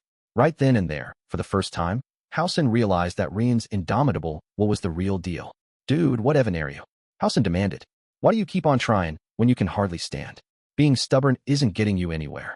Ryuan brought his watch up to his ear, as if the piercing, shrill sound of the emergency alert was an alarm clock to wake himself up. "Stubborn," Ryuan repeated. "Huh. You know, that way of thinking is just plain wrong." At that point, Housen thought that Ryuan would have silenced the emergency alert, but in the end, he didn't. He simply lowered his arms and shoved his hands into his pockets. "This fight ain't over yet," said Ryuan. "You insane? You realize that if you call the kitty police here, you're gonna get eliminated, right? And in that case, you realize that you'd not only get eliminated, but expelled too, right?" countered Ryuan. His unspoken question was how exactly the school would judge the situation if they saw what happened here. Sure, Housen had received a slight kick to the jaw, but he had essentially suffered no external injuries. The likelihood that the school would interpret this incident as a one-sided act of violence could not be ignored. "What, seriously?" Housen sneered. "There's no way you can beat me, so you're just gonna play the victim instead? Lame. You're so lame, Ryuan." Depending on how things played out, considering their current positions, the tables seemed to have been turned. Even so, Housen wasn't that intimidated. He had already decided to use violence to bring Ayanokouji to his knees in the first place. The time to feel any reservations had long since passed. If the kitty police are so scary, then wouldn't it be better for you to just turn tail and withdraw? Ryuin taunted him. What a load of bull, said Housen. He had determined that Ryuin's strategy was to deliberately keep his warning alert on. He moved forward once again, stepping toward Ryuin. My GPS has been turned off for a long time, he said. If I just beat the ever-loving crap out of you before they get here, then there ain't no problem. Even if the school administrators rushed to their location, it would take about 30 minutes for them to arrive. Cuckoo. Yeah, I suspected as much, replied Ryuin. Ryuin welcomed the other boy to come and try to attack him, even though Housen wasn't intimidated by his threats. Ryuin didn't even remove his hands from his pockets. If you ain't gonna put up your guard, then just go back to sleep, shouted Housen. He clenched his right hand into a fist, not wanting to waste any more time. Likewise, Ryuin removed both of his fists from his pockets. Don't think for 1 second your cheap little tricks are gonna work on me, Housen yelled. Housen's intuition had told him that Ryuin was clutching something in his hands, but that didn't stop him at all. He launched his right fist at Ryuin in another straight punch, fully intending to shatter Ryuin's spirit with it. Seeing the punch coming his way, Ryuin simply took it head-on, holding his arms up to block, but without opening either of his palms. Housen tried to wrench his arms open to get through his guard, but something happened in that next instant. Rhea! Two shadows leapt out from a blind spot amongst the trees and landed right behind Housen, grabbing hold of him. Wow! It was no wonder that Housen was so shocked by these completely unexpected new arrivals. When Housen had used the GPS search just a few minutes prior, he hadn't picked up any other signatures in the area except for Ayanokouji and Ryuin. Even if they ran straight for this location after Housen and Ryuin started fighting, there was no way someone could have gotten here in time. And yet, despite all of that, these two young men were here, holding Housen's right and left arms. It was almost like they were ghosts. If it were only Ishizaki, that would be one thing, but Albert was here as well, someone whose physique was in no way inferior to Housen's. Not even Housen could continue to stand his ground in this situation. Albert held his dominant right arm, while Ishizaki pinned the left. The hell? Gruh. Housen desperately struggled to keep up his rampage, but not even someone with a build as large and powerful as his could shake the two of them off that easily. In the next instant, Ryuin was back in Housen's face. He had now dropped his guard and wore an ominous grin. It's simple, said Ryuin. When a watch is busted, it can't get picked up by the GPS search. Ryuin had instructed Ishizaki and Albert to keep their GPS functions disabled over the past few days and had them accompany him. Housen understood now that when he walked into this fight thinking that it was going to be one-on-one, he had already fallen for Ryuin's scheme. What? You seriously planning on fighting me 3-on-1, huh? Huh, he barked. Don't bellow so loud, ya ape, taunted Ryuin. Your execution begins now. Got it. Ryuin clenched his fists once again and began throwing punches at Housen's face over and over without an ounce of hesitation. Housen jerked his head to the left and right, and after suffering repeated blows for what seemed like an eternity, he fell down to his knees. Housen howled, knees trembling, but Ryuin simply kept on punching without letting up at all. Eventually, thanks to the beating he had been given, Housen's knees gave out and he collapsed to the ground. Just as his head dropped into the perfect position, Ryuin held him in place with both hands and rammed his knee right into Housen's nose. Irk! Housen sputtered incoherently, and he fell to the ground on his back for the first time during their altercation. Ryuin signaled to his two classmates with his eyes, and they each pinned down Housen's arms again, just as they had while Housen was still standing. Gorilla's gotta be handcuffed at all times, after all, Ryuin said, brushing back his hair as he straddled Housen. You really did a number on me though, huh, Housen? Looking down on me. You piece of shit, shouted Housen. Looking down on you. Heh, what in the world's that supposed to mean? It means you're a damn small fry who can't even fight somebody one-on-one. Cuckoo, don't make me laugh. Like I'd be stupid enough to challenge a gorilla all on my own, said Ryuin, laughing as he raised his fist in the air. Then, without hesitation, he brought it down hard, savagely striking Housen's cheek. Oh, yeah, that reminds me, he added. Don't worry, Housen, I ain't gonna tell you to cry. Nothing's gonna change even if you do apologize, anyway. Housen wasn't so weak that a blow like that would do him in, even in a totally defenseless state like this. Rather, it only pissed him off and made him struggle harder. Albert and Ishizaki did their best to keep him subdued. You pieces of shit. Out of my way, you small fries, he howled. Quit struggling, Ryuin told him. We're just about to start cooking, you know? And I'm gonna work you over pretty thoroughly, so enjoy it. Ryuin slammed his fist down a second time, and then a third. Even so, Housen wasn't whining tearfully, he was bellowing angrily. Guess you weren't bragged, Jin, when you said you were good in a fight, after all, said Rian, amused. Housen had proven, both physically and mentally, that he could rise to the occasion in battle. Ryuin had concluded that had the fight had been established as a 3-on-1 contest from the very beginning, his own side would have been on the losing end. That was how much Ryuin acknowledged the strength of Housen Kazwomi, the person before him right now. However, in a battle, it was occasionally a quick, spur-of-the-moment decision that spelled victory or defeat. A single punch, a single fall, something like that could change everything. A split second of carelessness and arrogance could turn the tables. Ryuin had brought a one-sided beatdown upon Housen, and sure enough, even Housen was starting to lose strength. Damn, you're hard as a rock. My arm's starting to hurt, said Ryuin, smiling as he gently blew on his reddened fist. Huff, huff. You loser, wheezed Housen. Using his dominant right arm, he tried to wrestle himself free from Albert, but it was no use. Never thought you'd have an underling like him. Didn't expect that. Housen glared at Albert. If you compared the two on strength alone, Albert was in no way inferior to the first year. Yo, Biggie, why the hell are you following Ryuin anyway? Huh. And in terms of pure combat ability, it was clear that Albert was a cut above Ryuin. Well, it's certainly true that I couldn't beat a guy like Albert no matter how hard I tried, even if I came after him a couple times, said Ryuin. Then why? Asked Housen. You just don't get it, do you, Housen? Just being freakishly strong ain't enough for someone to stand at the top. As someone who had always fought alone, an explanation like that was completely beyond Housen's grasp. Coo, Ryuin chuckled. Well, in Albert's case, I figure it's more just camaraderie, I guess. Although Albert preferred not to engage in unnecessary fights, he had determined that following Ryuin's lead was the best course of action in order to keep the class together. This was exactly why he never hesitated to lend a hand, even though the things he was asked to do were sometimes outrageous.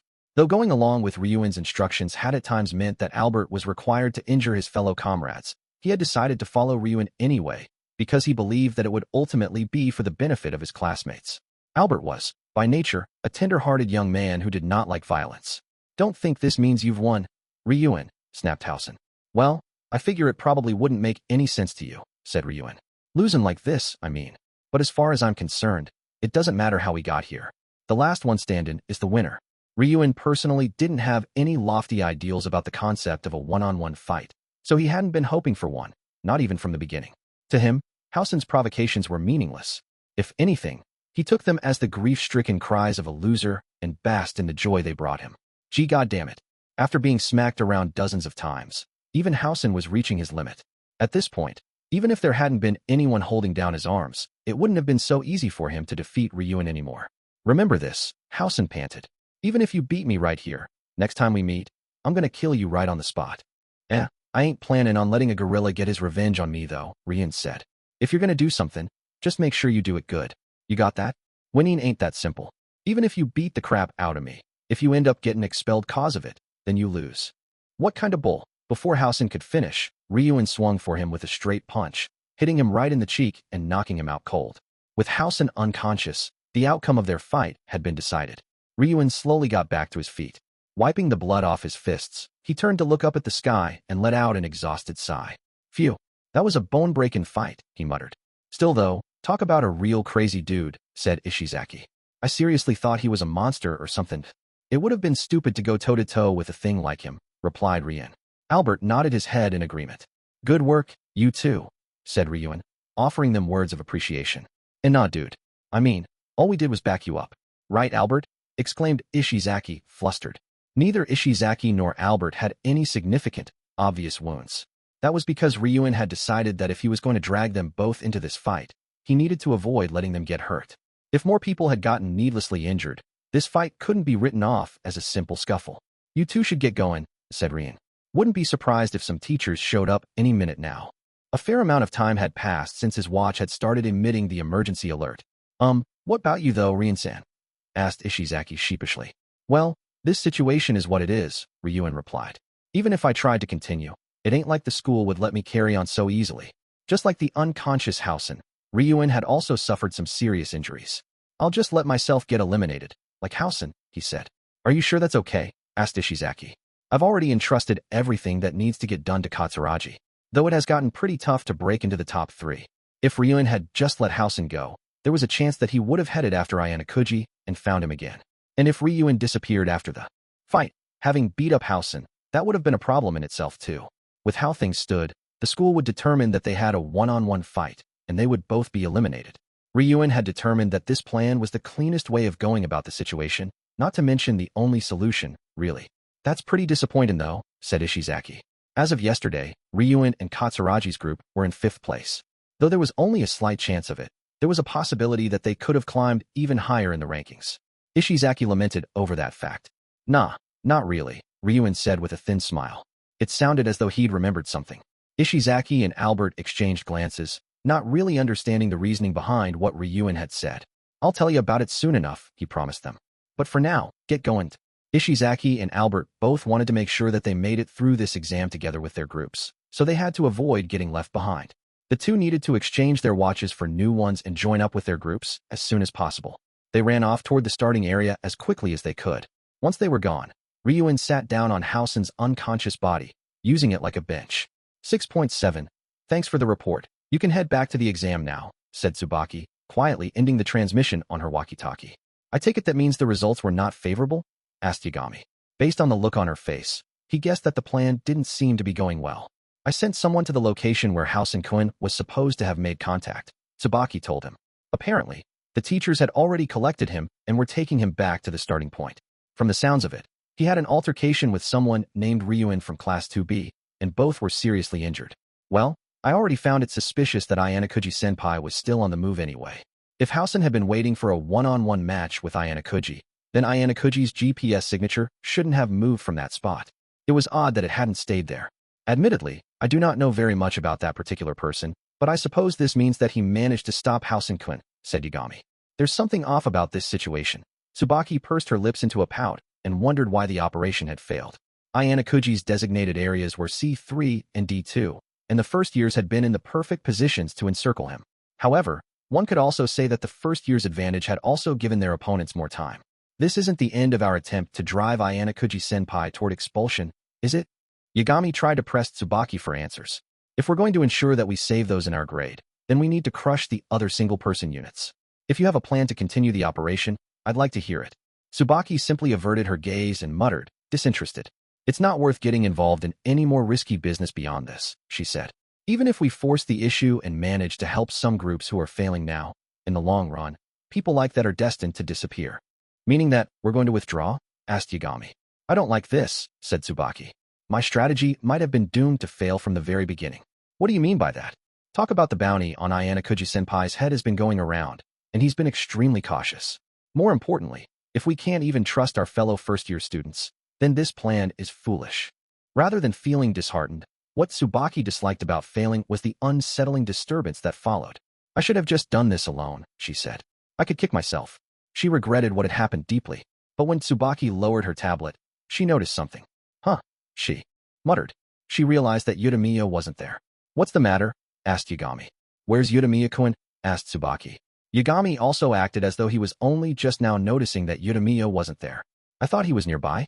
At least he was about 30 minutes ago. That was when Tsubaki threw herself into a battle with an enemy that couldn't be seen on the tablet. Sensing that there was something troubling going on, she brought up the screenshot of the map from 10 minutes ago and proceeded to look for Utamiya's last location. He was shown to have been about 400 meters southwest of where they now stood. What are you doing? She wondered aloud. There was only one other GPS signature near Utamiya's, and it belonged to a student from Class 2, named Kido Hayato. The instant Tsubaki saw the name, she took her walkie-talkie in hand. 6.8 visibility was pure among the trees, but a large young man ran through the woods anyway. His destination was the campsite where Tsubaki Sakurako, Yagami Takuya, and Utamiya Riku had been staying. He had been given instructions by Sakayanagi. She had entrusted him with the task of finding out the identity of the enemy leader. As Kido ran, trying to scan the area for signs of the campsite, he caught sight of a lone figure just ahead. It looked to be another young man. He stood there, watching Kitu, as though he planned on barring his path. Kitu didn't recall seeing this person's face before, but he immediately recognized that this was not an ally. There was still some distance between them, so Kitu tried to take a different route, but as soon as the other person noticed him changing direction, they followed suit. Now aware that he was most definitely an enemy, Kitu stopped running and turned directly toward him. You got some business over here? Although his opponent was an upperclassman, Utamiya forgot to speak politely. His voice was hostile, and there was an aggressive look in his eyes. If I remember right, you're Kido Hayato. My senpai, right? He added. He spoke more calmly now, remembering his manners and managing to be a bit more polite. Though the second year had originally been working alone, Utamiya remembered removing this upperclassman from his list of targets when Kido joined up with a group over the course of the exam. However, Utamiya figured that telling him that he had known of him from the very beginning might arouse suspicion, so he addressed him as though he had not really been aware of him until now. "I'm in a hurry right now," said Kido, intentionally refusing to engage. He tried to pass, but when he went to move, the first year grabbed him by the shoulder to stop him. "What?" said Kido. He glared at Utamiya, irritated. Utamiya simply shot back a sharp look of his own. "Sorry, but I'm not planning on letting you get any farther than this." "What?" repeated Kido, brow furrowed in puzzlement. Utamiya threw a punch right at Kido's face. Kido calmly avoided it and put some distance between them. "What do you think you're doing?" he demanded. Just then, Utamiya rushed in close and moved to grab his upperclassman by the collar. "I told you," Utamiya growled. "I'm not planning to let you get any farther than this." "What's your name?" asked Kido. "Utamiya Riku. Class 1C. Utamiya. He was one of the people that Sakayanagi had ordered him to investigate. Since he had come here to stop Kido, that ruled him out as the enemy commander. Utamiya, for his own part, had surmised that Kido must have been sent here on someone else's orders as well. "Who ordered you to come here?" barked Utamiya. But Kido showed no sign that he would give up any names. "Even if you're an upperclassman, I'm not going to show you any mercy," Utamiya warned him. At that, Kido's eyes lit up and sharpened. He thrust a thick arm right at Utamiya's neck. Utamiya didn't panic at all and calmly kept his distance, evading the attack easily. However, due to his quick, evasive maneuver, the walkie-talkie in his pocket fell to the ground near Kido's feet. "Damn," he shouted. Even if Utamiya rushed and tried to press in close to Kido again, leaping at him would be a stupid decision, considering the other student's stance. A tense standoff between the two ensued for a while, but the silence was broken thanks to someone else. "Utamiya-kun, what are you doing?" Tsubaki's voice could be heard coming from the walkie-talkie laying on the ground near Kido's feet. "TCH." Utamiya clicked his tongue and looked down at the fallen device. Tsubaki seemed to suspect something suspicious going on when she didn't get a response to her first question, so she spoke once more. "Weren't you supposed to be following my orders?" Utamiya was still looking for an opportunity to pounce, but Kido motioned at him, signaling with his hand that he could relax. Kido bent down and picked up the walkie-talkie at his feet, and, to Utamiya's total surprise, casually tossed it over to the first year. "Humph. What the?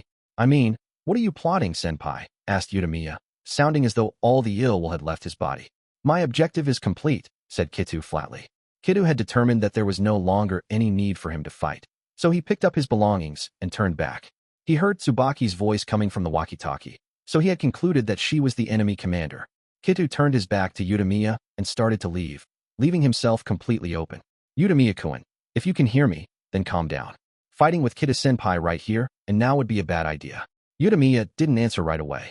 He could only stare at the device for a while, and as he did, Kido completely disappeared from view. "It's me." Utamiya finally spoke up now that he was alone. "Are you okay? What happened with Kido-senpai?" "He just left," Utamiya said. "I watched him go."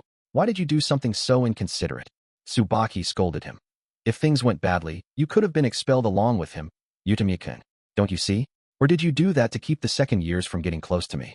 "No, it's not like that. I'm sorry. It was a selfish decision on my part. I just thought that, even if the plan didn't work so well this time, it still wasn't necessary for us to let our opponents get too much information about us. I wanted to stop them from getting close to you, Tsubaki. Well, I'm not going to criticize you over something that's already passed. But was this your idea, Utamiya-kun?" There was a brief period of silence before Utamiya answered. "Well, why yeah, it was mine," he said. "It was selfish." Perhaps it was because he sounded upset, but Tsubaki remained silent on the other end of the line for a while before speaking again. "I see. Anyway, for the time being, if you can move, head on back." "Got it." Utamiya ended the transmission and looked down at his tablet. Then, he took the walkie-talkie in hand once more, entered in a different code, and started transmitting again. "I got rid of that pesky second-year insect," he said. "They should be satisfied. They think that Tsubaki is the commander. Excellent work. Just as I'd expect from you, Utamiya-kun." "So what about Tsubaki's plan?" asked Utamiya. "It failed, just as you wished. Still, I think it was a mediocre plan that was never going to succeed anyway. I probably didn't even need to go out of my way to make sure Ayanokouji-senpai was warned ahead of time. I'm ending the transmission." Taking care not to pointlessly prolong the conversation, Utamiya powered down his walkie-talkie. Chapter 7. The Man Called Tsukishiro. That morning, I woke up somewhere along the right edge of Area E3. I went to check the map on my tablet. As a result of avoiding the first year's assault all day yesterday, I hadn't set foot in even a single designated area the entire day. Although Kouenji had informed me that the first years had withdrawn in the afternoon, I still didn't dare head to my designated areas after that. Instead, I just participated in tasks that appeared along my escape route and scored the bare minimum level of points needed for me to continue. The 1 o'clock designated area yesterday had been randomly assigned and was in area F3. The designated area after that was in G3 at 3 o'clock. I opened the map app and brought up the screenshot that showed my GPS search results as of 1 o'clock in the afternoon yesterday. At the time, there had been 5 first-year groups following me around. After that, I had been certain they would let Housen handle the rest, since he had been approaching me with his GPS turned off. I was sure that was the plan. It was also clear from my subsequent search results that after Housen had confronted Ryuan and they had settled their match, all the groups withdrew and went back to their normal exam activities. However, while Kouenji and I were focusing our attention on those enemies, several disparate groups of first-year students had gathered and moved ahead of me in the direction of my designated areas. I thought there was something suspicious about these groups because as soon as 3 o'clock in the afternoon rolled around and my 4th designated area for the day was announced, they started moving west and heading toward area F4. The paths were narrow there, and it would have been difficult for me to escape if they blocked my way. In order to avoid them, I was forced to take a considerable detour. I avoided the danger just in case, but that's going to cost me quite a bit. It'll put that much more strain on my last day, I muttered to myself. As a result of trying to avoid encounters with those students, I ended up missing my designated areas 6 consecutive times. I was facing for consecutive penalties. I needed to get out of this situation as soon as possible. If I missed 3 more areas, then my penalties would cost me 18 more points. My total score was currently 119 points, but I was far from being completely in the clear to avoid expulsion. According to my estimations, the safe zone for me would be around 105 points. If I fell below that mark, then it wouldn't be surprising at all if I ended up being expelled from school. That was why I had moved about in the middle of the night last night. I had successfully managed to reach the vicinity of area G3, which, again, had been the 4th and final designated area of the previous day. Since we couldn't check the leaderboards anymore, we'd have to fight our way through the final day while only guessing at our rankings. The rankings as of the night of the 12th day might not have been entirely dependable, after all. Things seemed like they should be fine since there had been a total of 157 groups. But in reality, many of those groups had likely merged with one another by now. I needed to assume that the number of groups had decreased considerably. Doubtless, some of those groups' main goal would be to save their classmates on the final day. If a group that was close to 200 points merged with a group that had fewer points, they would immediately overtake me in the rankings. I couldn't ignore the impact that doubled score values on the final day would have either. The strategy that the first-year students came up with had slowly but surely pushed me down the path toward expulsion. It was possible that there were still first-year students waiting for me up ahead, but the GPS search function was no longer a practical option for me. My 7 o'clock designated area was H3. I couldn't exactly say that it was a particularly good position even if I was being charitable, considering that it was in the mountains. But since I had no way to predict what was going to happen, I didn't have any other choice. It was going to take me nearly 2 hours to get from here to there, even if I took the shortest possible route. I couldn't sit around hemming and hawing. I had no idea if I might find myself forced into a close battle to see if I'd even be able to reach my designated areas today, a day when many students would be tackling tasks with doubled point values. I could lose even more ground in the rankings by noon. Just when I had packed up my things and set out, I received a call from Kouenji on the walkie-talkie. "Good morning, Ayanokouji," she said pleasantly. "It would seem you had quite an ordeal yesterday." "I made it through thanks to you, Kouenji," I replied. "Will you be all right with those penalties? Though it does seem as though you've moved quite a bit over the course of the night." She had noticed my movements via the GPS search. "My first designated area is H3, I told her. "I don't have much time to spare, but I think I can make it in time." "H3, you say?" she muttered, repeating my designated area with deep interest. It sounded like there was something on her mind. As I continued moving, Kouenji kept the conversation going. "Truthfully, there is one thing that is troubling me," she said. "Ichino's sense seems to have disappeared. She was nowhere to be found this morning." "She disappeared? You think there was an accident?" I asked. "No, I believe that she left voluntarily. There's been something odd about her these past few days. Come to think of it, I remembered her saying something earlier about Ichino's seeming off. Why are you telling me this, though? I can't imagine that there's anything I can do about it that'll help." "Actually, I performed a GPS search to find Ichino-san's location and discovered that she was in E3, the same as you, Ayanokouji. However, she was at the opposite end, near area D3. Even if she was in the same area, there was quite a bit of distance between borders, end to end. And besides, I had already entered F3 by this point." "What was your last designated area yesterday, Kouenji?" I asked. D5, she replied. Ichino-san was there too. That meant that Ichinos had set out early this morning without telling anyone and somehow made it all the way to area E3. Why? This morning, I noticed that our point total had gone down by 1, Sakayanagi said. I checked with everyone else in our group, and there was no evidence to suggest any of them used the GPS search. It would seem that Ichino-san was the one who used it. It's currently unclear whether she intends to reach area E3 or some other area further away, but wouldn't it be rational to assume that she left to meet with someone? Yeah, you're right about that, I agreed. If she was in your 4th designated area yesterday, then that's just about the only reason she could have for moving about so early in the morning. I thought perhaps she might have left to find you, Ayanokouji-kun, but sorry, but I have no idea why she would, I told her. And I haven't seen Ichinos even once during this entire exam so far. I guess if I wait, then Ichinos might come around to the F3 side, but unfortunately, I'm in kind of a hurry right now. What are you going to do? Our first designated area of the day is area E6, so that's where our group ought to be heading. While this means that we will be discarding our chances of getting the early bird bonus, we have no other choice but to ignore it for now. Even if, at worst, Ichinos is eliminated from the exam, it won't have a significant negative impact on us since it's the last day. At 7 members, Sakayanagi's group was impressively large. They had been in 4th place as of the end of the 12th day, so they were in a prime position to shoot for the winner's podium. Losing Ichinos now would be a serious blow. Putting it another way, this meant that Ichinos had chosen to do something selfish on the final and most important day of the exam. She was the sort of person who went above and beyond for her friends, more than other people did, which made what she was doing right now totally incomprehensible. Sounds like you've got it rough, too, I told Sakayanagi. Accidents happen, she said. Well, I suppose even if we leave things be, the special exam is going to be over in just half a day, so I don't think there will be any problems. If you do happen to see her, though, please ask her what's going on. She added that continuing this conversation any further would only be a hindrance to me, so she stopped transmitting then and there. Where is Ichinos headed? I asked myself aloud. As I continued walking, I put the walkie-talkie away in my backpack and took out my tablet. I didn't need to worry about charging it anymore, since it was the final day. I had about 31% battery life remaining, so I figured that it would be fine. The map filled up the screen, showing me the designated area that I ought to have been heading toward, as well as various tasks scattered here and there. Over these past 2 weeks, tasks really had appeared everywhere throughout the entire island. However, at least for this final day, I could see that no tasks had appeared in the northern part of the island, meaning in any of the areas marked 1 through 3. Rather, many tasks seem to have been concentrated in the central and southern parts of the island in the areas marked 5 through 10, more specifically in areas A through E. This made sense, considering that this was the final day of the exam and doing things that way would guide people back to the starting area. Moving quickly to reach my designated areas and to take on tasks would be a wise choice. I didn't want to use my GPS search to locate Ichinos, but right now I was in danger of getting expelled. I needed to save every point I could if I was going to increase my chances of survival. 7.1 My second designated area for the day was revealed to be Area I2, in the northeast corner of the uninhabited island.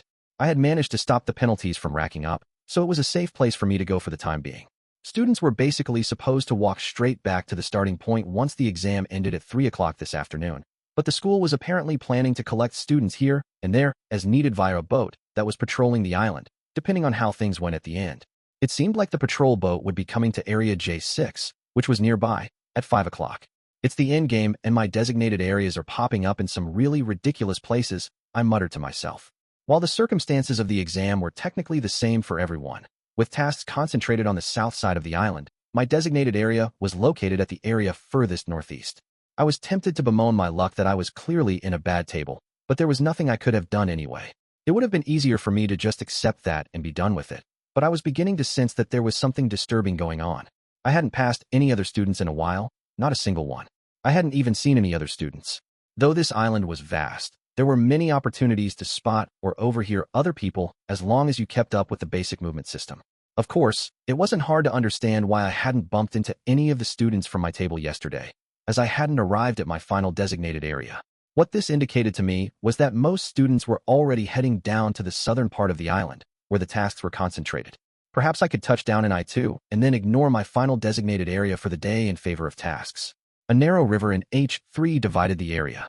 It couldn't be used as a shortcut, which made that area a pain in the rear as it inevitably forced me to take a detour. The silver lining was that all I needed to do was walk along the river, so there wasn't any need to worry about getting lost.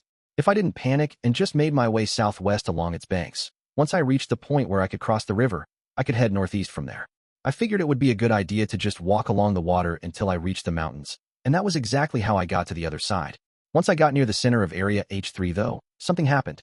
Ayanokouji Kouenji.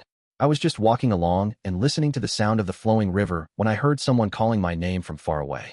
The voice came from the north side of the river, from where I just crossed. When I looked in that direction, I spotted Ichinos, covered in mud. She was looking over at me and was completely out of breath. Ichinos, you came all the way to H3. If I remembered correctly, according to what Sakiyanaji had said, Ichinos should have been in Area E3. It was just after 10 in the morning right now. If I assumed that the sun started to rise around 5:30 in the morning, then that meant Ichinos must have walked for about 4.5 hours to get here. And she would have had to walk at a rather fast pace at that. I came to see you. Ayanokouji, shouted Ichinos from the other side of the river, though the fact that she was exhausted and out of breath made it tough for her to get the words out. I'm coming over to you right now, she added, breaking into a run along the riverside. She wobbled and staggered as she moved. Her heavy-looking backpack must have been weighing her down because she tossed it to the ground right then. Her gait looked incredibly unsteady, like she was limping. She had probably reached the limits of her physical strength, and it must have taken a back-breaking level of effort for her to have come this far. I hurriedly headed back the way I came to meet up with her. After about 5 minutes of us both running along the riverside, we reached a point where we could cross and meet up. I crossed over to the north side since I couldn't force Ichinos to push herself. I finally caught up. Please wait, I'm coming. Ichinos panted, heading toward me.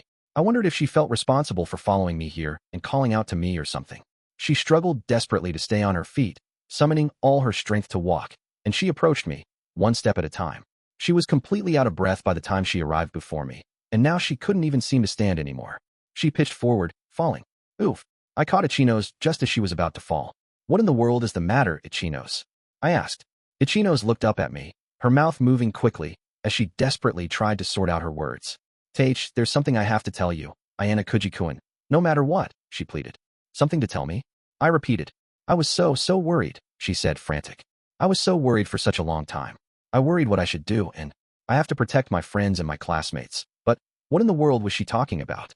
I couldn't understand what she was getting at, but at the very least, I could tell that she was trying her absolute hardest to tell me whatever it was.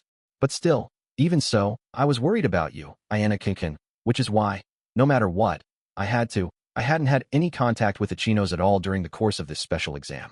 I was sure something unexpected had happened. She had traveled frantically for 4 hours just to come and tell me about it. My watch broke, so I thought I'd go back to the starting point and exchange it. But when I did, acting director Tsukishiro and Shiba-sensei, they said. Ichinos was exhausted to the point that she couldn't even catch her breath anymore. She spoke in gasps. I didn't know when all this had happened, but it sounded like she had been worrying about this for several days. Teich, they said that if you were still here on the final day of the exam, that they were going to call you to I2 and bury you. Ayanokouji-kun, she wailed. I2. Bury. It was certainly true that if someone overheard a conversation like that, they'd find it very disturbing. I figured the reason Tsukishiro and this other teacher had so carelessly allowed Ichinos to overhear their conversation was because her watch had been broken, so she wouldn't have had a GPS signature for them to sense. You said something about protecting your classmates. Does that mean that Tsukishiro threatened to do something to them? I asked. Ichinos seemed momentarily surprised by my correct guess. She nodded repeatedly. He said that if I told you, Ayanokouji-kun, that he'd expel my classmates. But, I just couldn't abandon you, Ayanokouji-kun, she wailed. You should have not cared about it, and just abandoned me, I told her. I am your enemy, after all. In this situation, she should have been thinking to herself, hopefully that Ayanokouji will get expelled, and been satisfied with that. It would have been better if she had. When Ichinos heard me say that, though, she vehemently, emphatically shook her head. I couldn't do that. Ayanokouji-kun, you're not my enemy, Ayanokouji-kun, she shouted, clutching the front of my shirt. I think that I am your enemy, though, I answered. But to me, she already had a firm hold on my shirt, but now her grip tightened even more. Because I love you, Ayanokouji-kun, she shouted. Most likely, Ichinos hadn't expected she would let those words leave her lips. Once they had, though, she covered her mouth and averted her eyes. And no, that's not what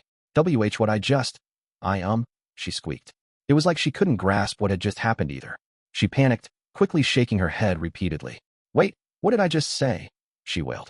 She was flustered, unable to comprehend what was happening, as if the memory of what she had just said had fled. Do you want me to repeat it? What you just told me? I asked her. Why yes. I mean no. I just remembered what I said, so you don't have to say it after all, she wailed. Thank you, Ichinos. WHWHWA. I had to express my thanks to her once again. She had put me ahead of her classmates, and even ahead of her own group, the people she had joined in hopes of winning this exam. I wasn't going to make light of or disrespect her feelings. If you hadn't given me this warning, then I don't know what might have happened to me, I told her.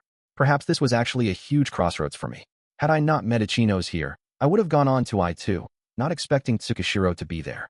It was certainly true that he would have threatened Ichinos too, to keep her quiet. But here she was, right in front of me. She was willing to take the risk to tell me everything that was going on. Was what you said before the truth? I asked. Oh, well it's just, it's not like that, she said, flustered. I mean, you know. If it's not like that, then please take it back right now, I said. I'll get the wrong idea. Well, it's not exactly the wrong idea, she answered meekly.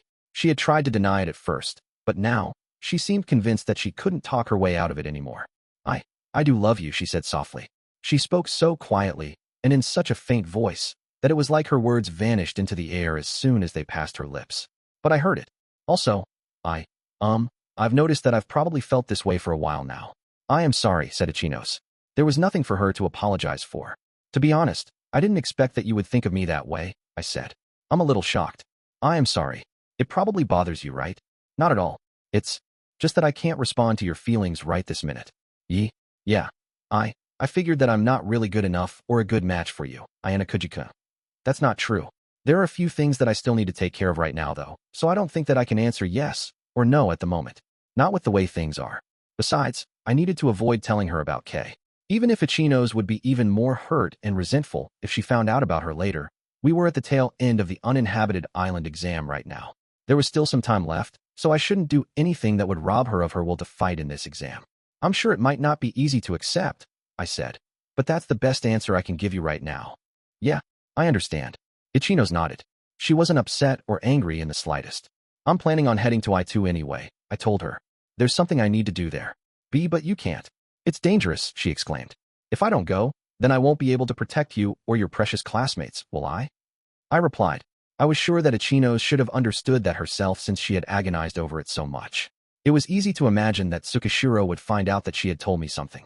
However, I thought that I needed to teach Tsukishiro that this wasn't a predicament for me. Instead, this would be my comeback. Take a nice, long break, and then try and join back up with your group, okay? I told her, gently stroking her head. It was time for me to go to I2. 7.2 The boundary between E2 and I3 was quite rocky. There were even some bushes there that came up past my knees. Think this'll be a good place, I said to myself. I took off my backpack and hid it in one of the bushes. I didn't know what awaited me from this point forward, and I figured that my stuff would only get in the way. I decided to leave everything behind, including my tablet. If I headed toward the seaside, then I could probably make my way back to this rocky area without getting lost. So, according to Ichinos, this was the place Tsukishiro was planning to bury me. Huh? Perhaps the other groups in my table were actually being shown completely different designated areas. I didn't want to waste a point conducting a search just to find that out for sure, though. Besides, now that I knew that Ichinos was involved, the option of not going to I2 had disappeared. If I chose not to go, Tsukishiro would show Ichinos' class no mercy. It was hard for me to even guess what kind of awful punishment he would dole out in retaliation. I finished getting ready and was just starting to walk toward I2 when, hey, Ayanokouji. What a coincidence. It was Nagumo, tablet in hand. He looked over at me as though deeply interested in something. Given the situation, it was odd for anyone else to be in the vicinity. Aside from the bounty on my head, was it possible that this young man was involved with Tsukishiro in some way? No. I figured that the title of student council president probably didn't mean much of anything to Tsukishiro. Nagumo being here didn't necessarily mean that there was a connection between him and that matter. Still, I thought I ought to be cautious. Student council president Nagumo, why are you in a place like this? I asked. Even with just a quick look around the area, I didn't see any other students that could possibly be a member of Nagumo's group. Relax. It's only you and me here, said Nagumo, trying to ease my concerns. Perhaps he had used the GPS search. There aren't any tasks nearby. Where exactly did you come from? I asked. Nagumo had come from somewhere in the southeast. I was playing around on the sandy beaches in I4, said Nagumo. The uninhabited island exam is pretty much finished already, after all. To think he was playing around, having a good time on the beach while almost all of the other students were whipping themselves up into a frenzy trying to collect points for the final day. Is that what you'd call the luxury of being king? I asked. Nagumo didn't answer the question. He only laughed. Even if that were true, I suppose I could say something similar back at you, Ayanokouji. You came all the way to a place like this, even though it's not a designated area. There are no tasks either. Were you meeting with Hanami? It wasn't surprising that he brought her name up. Even if Nagumo hadn't seen Ichino's directly, if he used the GPS search, it would have been clear that she was in the proximity. Is it a problem if I did? Nah, said Nagumo. Not really? Well, I suppose if you two were together even now, then there would be a lot I could say, but you're alone, and that means that you have some other purpose. What's over in I2? Though I decided to just let his question slide, Nagumo continued speaking, as though he were trying to change the subject. The uninhabited island exam's already over, right? He said. I was just thinking that I'd come and talk to you, at least once. There aren't many situations at school where I, as the student council president, can talk with you alone, just the two of us. That's certainly true, I agreed. I was simply a student who hung back in the shadows. He, on the other hand, was the head of the student council, someone intimidating enough to quiet a crying child. We were a mismatched pair. Still, I couldn't imagine that he had come all this way just to make small talk. I get the sense that you were aware that the first-year students were going to come after me, I told him. Not a bad guess, said Nagumo. There was a 20 million point bounty on my head. Someone would receive those points if they got me expelled. Even though Tsukishiro was the one who spearheaded the idea, it was an undeniable fact that Nagumo was involved. A man in his position could have easily monitored the situation via GPS searches regardless of the time of day. If he had watched my and the first year's movements yesterday, then it would have been obvious to him that they had mounted their attack. Nagumo could see the whole picture for this particular special exam, as well as I could. No, actually, he could see it better. If he had gotten here without any difficulty, it could only be because he knew what I was about to do. Don't think badly of me because of the whole bounty thing, okay? He said. It wasn't my idea in the first place. It was acting director Tsukishiro's, I acknowledged. If you know that much already, then this conversation will be brief. The points all came from the acting director. I only put my name on it as student council president. The question of whether Nagumo had wanted to be part of the plan was irrelevant. If it had been an order from the acting director, he wouldn't have had a choice but to obey. If it were a demand from the acting director, then I can understand why you would go along with it, I said. But the student council president Nagumo that I know would have rejected such an idea. That's what I think. I would have, sure, Nagumo agreed. If it had been any student other than you when he came to me about the bounty. But of all people, he named you. The only man to win the praise of Horikita-senpai.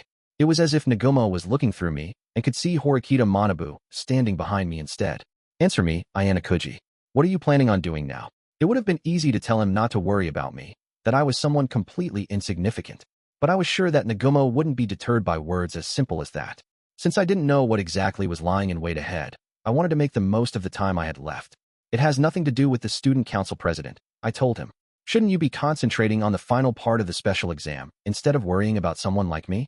In terms of scores, Kouenji must be closing in on you fast. If you don't head back, you won't be able to earn the early bird bonus. You won't be able to participate in some of the tasks either, if you stick around here. There was still a possibility that I could turn this situation around. Don't worry about that. I have Kouenji perfectly under control for the final day, said Nagumo, taking a walkie-talkie out of his back pocket. I took that to mean that even if he were some distance away, everything would be fine if he just gave his people instructions. I was curious about why you came here, he went on. But since you can't answer my question, I'll ask a new one. Actually, it's more of a demand. I want to know if you're really good enough to fulfill Horikita-senpai's lofty expectations. Show me what you can really do. So that was the real reason he had come here then. You're not telling me you want me to engage in a fistfight with the student council president here, are you? I asked. I wouldn't reject one, per se, he admitted. But personally, I prefer something more proper and straightforward. Even after this uninhabited island exam is over, there will still be opportunities for students from different grade levels to fight each other. I'll deal with you during one of those times. The student council president was directly targeting me. You already understand where we stand from how things went in this exam though, right? I said. Between you and me, it was no contest. The fact of the matter was that Nagumo consistently hovered around first and second place throughout this exam. Kouenji was close behind him, and there was a chance that he could turn things around. But there was no denying that it was still going to be a difficult battle. There's one of you, and 7 of us. It would have been crazy if we actually competed against each other, said Nagumo. Kouenji is good enough to be your opponent if you're looking for one though, right? I said. He is an odd one, but his skills are undeniable. I, on the other hand, didn't even break into the top 10 during this exam, not even once. I urged Nagumo to reconsider Kouenji as a more viable choice for a fight. Well, he's more than I expected, that's for sure. He was the only opponent in this test worth attacking, said Nagumo. Though he sounded like he was somewhat approving of Kouenji, he also shrugged his shoulders in exasperation. I guess that part about attacking Kouenji was exactly what he was using that walkie-talkie for right now. I'm sure that using the entirety of the third-year class to jump ahead and take the early bird bonuses, not to mention monopolizing all the tasks, is a feat that only you could pull off, student council president, I said. Unlike the first years and second years, almost all of the third-year students' groups were under Nagumo's control. If he wanted to contain Kouenji for sure, he could certainly have done so by mobilizing his entire grade. It wouldn't matter how much stamina Kouenji had, or how fast he was, or how proficient he was at clearing tasks. Groups summoned from all over could have circled Kouenji and taken away every opportunity from him, right at the root. As a result, he would only be able to earn arrival bonuses from the basic movement system. Meanwhile, Nagumo and his teammates could widen the gap just by collecting arrival bonuses for their group. I should have guessed, but wow, you figured out all of that. When did you notice? Asked Nagumo. I had my suspicions that there was something going on since the beach flags event, I replied.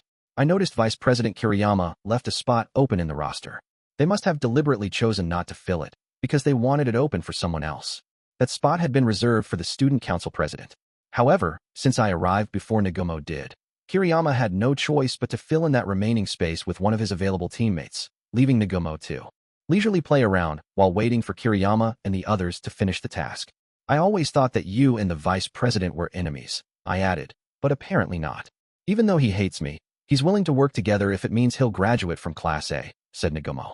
Which means that aside from anyone totally outside the norm like Kouenji, no regular students could raise a hand against you, huh? Nagumo laughed, as though he found what I'd said amusing. That's not how you really feel at all, though, is it? He said. You don't think I'm a great person, not for a moment. I tried to deny it, but Nagumo silenced me with a gesture of his hand. I'm sure you're thinking that I won by brute force alone, by mobilizing the third years. But that's not true. Now, I'm going to show you my psychic abilities. Psychic abilities? I repeated. I'm going to guess what your group ranking was at the end of the 12th day. Only the top 10 and bottom 10 groups were displayed publicly. If you excluded those 20 groups from the total 157, that left you with 137, albeit with the assumption that none of them had merged. So, of course, I was the only one who knew my exact ranking. At the end of the 12th day, before the date had changed, I had been in 16th place. You were in 11th place, right? Said Nagumo.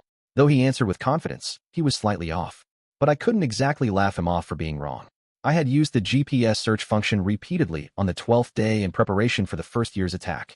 Hypothetically, if I hadn't spent those extra points, it was entirely possible that I would have been in 11th place. Considering the rules, it was impossible to know the rankings of all the groups, which meant that there was a good reason for Nagumo to have come to that conclusion. Actually, I might have been a little bit off, he mused. You're probably somewhere around 15th or 16th. Right. That's right, I replied. I'm honestly impressed. I sincerely acknowledged his ability, and Nagumo simply said, of course, in response, calmly accepting it as the truth. I was just kidding around about that psychic stuff. I just assumed that if you really were hiding incredible abilities, there wasn't any range of rankings you could be in except for that. Apparently, the student known as Nagumo was much, much better than I'd previously thought. You've been keeping yourself slightly behind 10th place so you wouldn't stand out, he continued.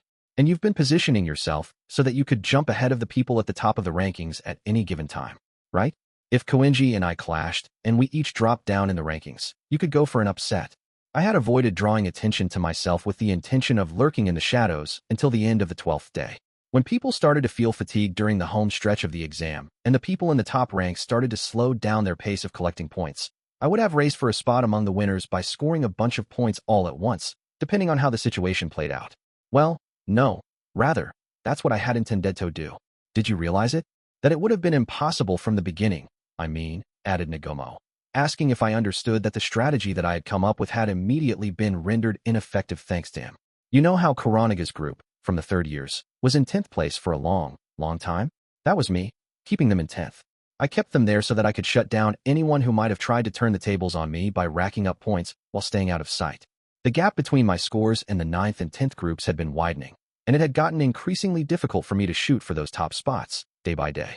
Based on what Nagumo was saying, that had been part of his strategy too. Everything went as he planned. He forced out the enemies that couldn't be seen, narrowing the field down to only the enemies that he could keep an eye on. I've always doubted your abilities, but now it's clear to me, said Nagumo.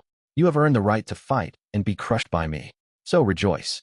Was it part of your strategy to go out of your way to take command and target Kouenji on the final day of the exam too, student council president? I asked. I could have easily earned 400 or even 500 points if I had wanted to, Nagumo said. But that would have posed a slight problem. Besides, that wouldn't have been interesting, would it? I gave the second years and first years some hope that they might be able to win. And on top of that, if it ends up being a close race and Kouenji loses, then I might get the chance to see the frustration on his face. As someone in the most powerful group, Nagumo had fought rather comfortably for the past 2 weeks. And now, on the final day of the exam, he was considering making a display of his presence by sinking Kouenji and taking first place for himself. If Nagumo was serious, he could even find out how many points a particular group had. He could find out whether they were earning the early bird bonuses, what kinds of results they were pulling in tasks, and so on. He could learn those things either via GPS searches or through the eyes of his allies. Even now, on the final day when the scores were unknown, it was safe to assume that Nagumo knew exactly how many points Kouenji had. That meant it was possible for Nagumo to stage a dramatic victory, for example by pulling ahead by just 1 single point. Well, I don't really care about Kouenji anymore, he said. What do I care about is the last thing that I'm going to do at this school. I'm going to eat you alive, Ayanokouji. Nagumo had constantly chased after Horikita Manabu's shadow, and now, he was trying to superimpose that person's image on top of me. I thought he must be trying to make his position with Horikita Manabu clear by overtaking him, albeit in an unconventional way, by defeating me soundly and decisively. Unfortunately, Horikita is the leader of Class 2D, I told him. Even if there was another special exam where we could compete against you third years, I'm not going to be fighting you, Student Council President Nagumo. In that case, I guess I have no other choice but to drag you out to the front of the stage by force then, huh? Including the matter of the bounty on your head. It sounded like he was willing to bring everything and anything about that situation to light too. I'm sorry, but I'm going to be hurrying on ahead now, I replied. Let's continue this conversation another time. Do you think I'll let you get away that easily? Nagumo said. I have no intention of letting you go until you say that you'll throw down against me. You know? He started walking after me, as though he were intending to follow me. If something was lying in wait ahead, Nagumo would end up getting dragged into it. My opponent was Tsukishiro. In the worst-case scenario, Nagumo could lose everything that he had built and be expelled thanks to the authority that man wielded. Even if I tried to persuade Nagumo with words, he most likely wouldn't comply. And I obviously couldn't spin a convincing enough lie that I'd promised to do something when the time was right. I stopped and turned around. So, do you think you want to fight? Nagumo had mistaken the reason for my turning around and was delighted. He thought that I was going to agree. Instead, I shoved him hard and without warning, thrusting my hand against his chest. He must not have thought that a younger student would have the gall to lay a hand on him because he didn't resist at all. He crumpled to the ground, falling on his backside. The tablet he was holding and the walkie-talkie that had been in his pocket spilled out onto the ground. Wahi seemed unable to understand what had just happened. I figured I'd take care of what needed to be done before he could wrap his head around the situation. Student Council President Nagumo, I said. Even now, I still have a high opinion of you. You have different abilities than President Horikita does, and you've risen to the top of this school brilliantly. In fact, it would be no exaggeration to say that not only have you maintained the top spot in this special exam with plenty of room to spare, but you have also completely dominated it. He was still calm. I continued speaking before he remembered his anger. It's simply that there are some places that you should not tread. Please withdraw here. Huh. Don't mess with me, Ayanokouji. You really think you can order me around? It is precisely because you are my senpai, and thus someone I ought to respect, that I'm not going to go easy on you, I replied. Huh? What are you? I looked right into Nagumo's eyes with all the killing intent I could muster. Huh? I told you to withdraw. Do you understand? I told him sternly. Nagumo quickly shot upright, jumping back to his feet, as if to refuse to recognize the fear that I had instilled within him. Okay, that's enough. Do you hear me? You are the first person who has disrespected me this much, Ayanokouji you. Just then, a voice came through the walkie-talkie that he had dropped. It worked great, Nagumo. This is the third time in a row that we've blocked Kouenji from a task. Give us your next orders. The voice of a joyful third-year student came clearly through the device. It sounded like their plan to suppress Kouenji was coming along well. Nagumo glared at me, but didn't react to the voice at all. Hey, Nagumo, our people aren't going to move unless you give the order. Don't we need to keep attacking until the end of the exam to make sure that Kouenji falls to second place? Don't you need to answer that? I asked. Even from just the part of the conversation that I could hear, I got the sense that the message was important to Nagumo. He silently took the walkie-talkie in hand and turned the knob so that it was pointed to the off indicator, powering it down. Kouenji isn't what's important to me, he said. He walked up to me, not even bothering to brush the dirt from himself. I'll take you on and beat you thoroughly into the ground. I'm making that my final point of business as student council president. Willpower was it? He was trying to rouse himself as student council president and shake off the intimidation he felt from me. Without warning, I punched Nagumo right in the solar plexus without batting an eye. Yano KO.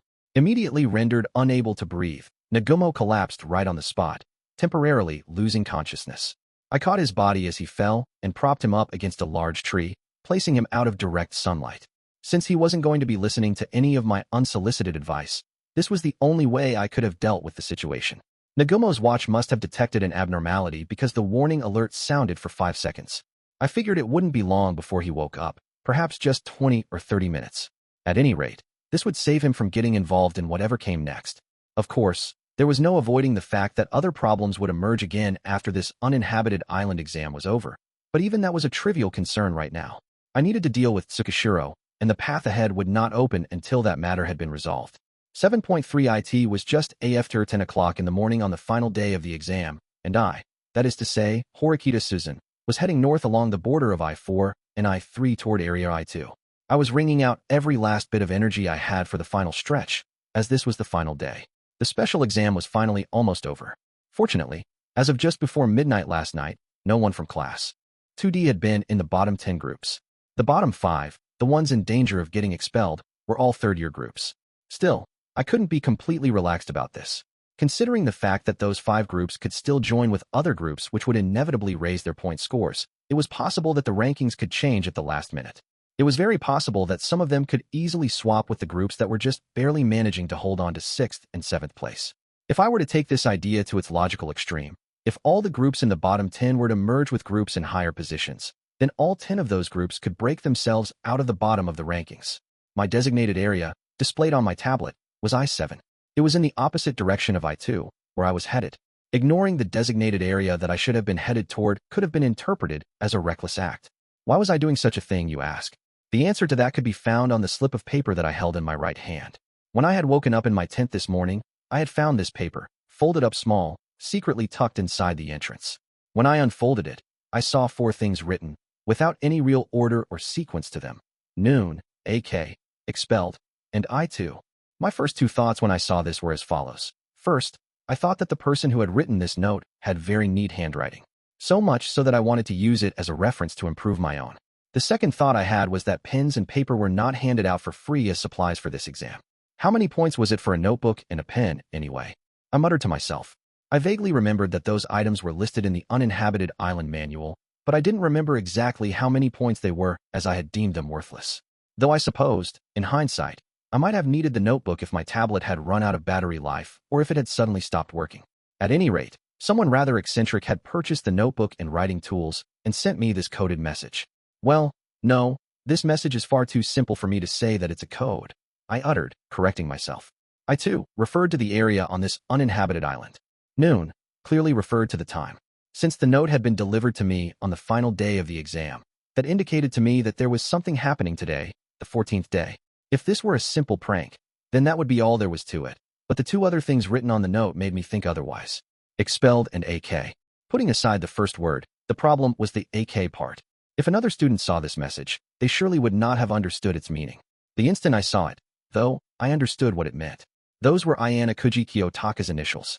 If I were to consider the meaning of the message as it stands, I said to myself, it says that Ayanokouji will get expelled at noon in I-2. What a ridiculous notion, I thought. That was why, when the designated area was announced this morning at 7 o'clock, I had intended to ignore the message. Still, I was a little concerned that Ayanokouji's GPS signature was in E3. I thought that if he got closer to I-2 as time went on, then perhaps this might not have been a simple joke. With that in mind, I decided to give the matter some time and then use the GPS search again. As a result, I learned that Ayanokouji had left F3 and was currently making his way through G3. That if he continues at this rate, if he really heads to I-2, then I considered this. Driven by that hunch, I decided to head north to confirm what was going on.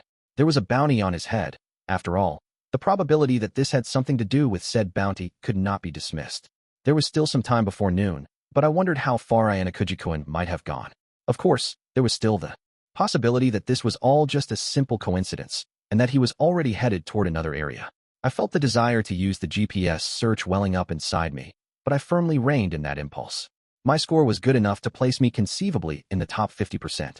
However, if I abandoned designated areas and tasks from this point on, and especially if I used the search function, then I wouldn't know where I might stand in the rankings. In any case, if I was wasting my time coming this way, I decided that I might as well just continue all the way to I2. Just as the river came into view, I heard a voice coming from behind me. I finally caught up with you. Wait right there, Horikita. What are you doing here? I asked in return. It was Ibuki-san, glaring at me, completely out of breath.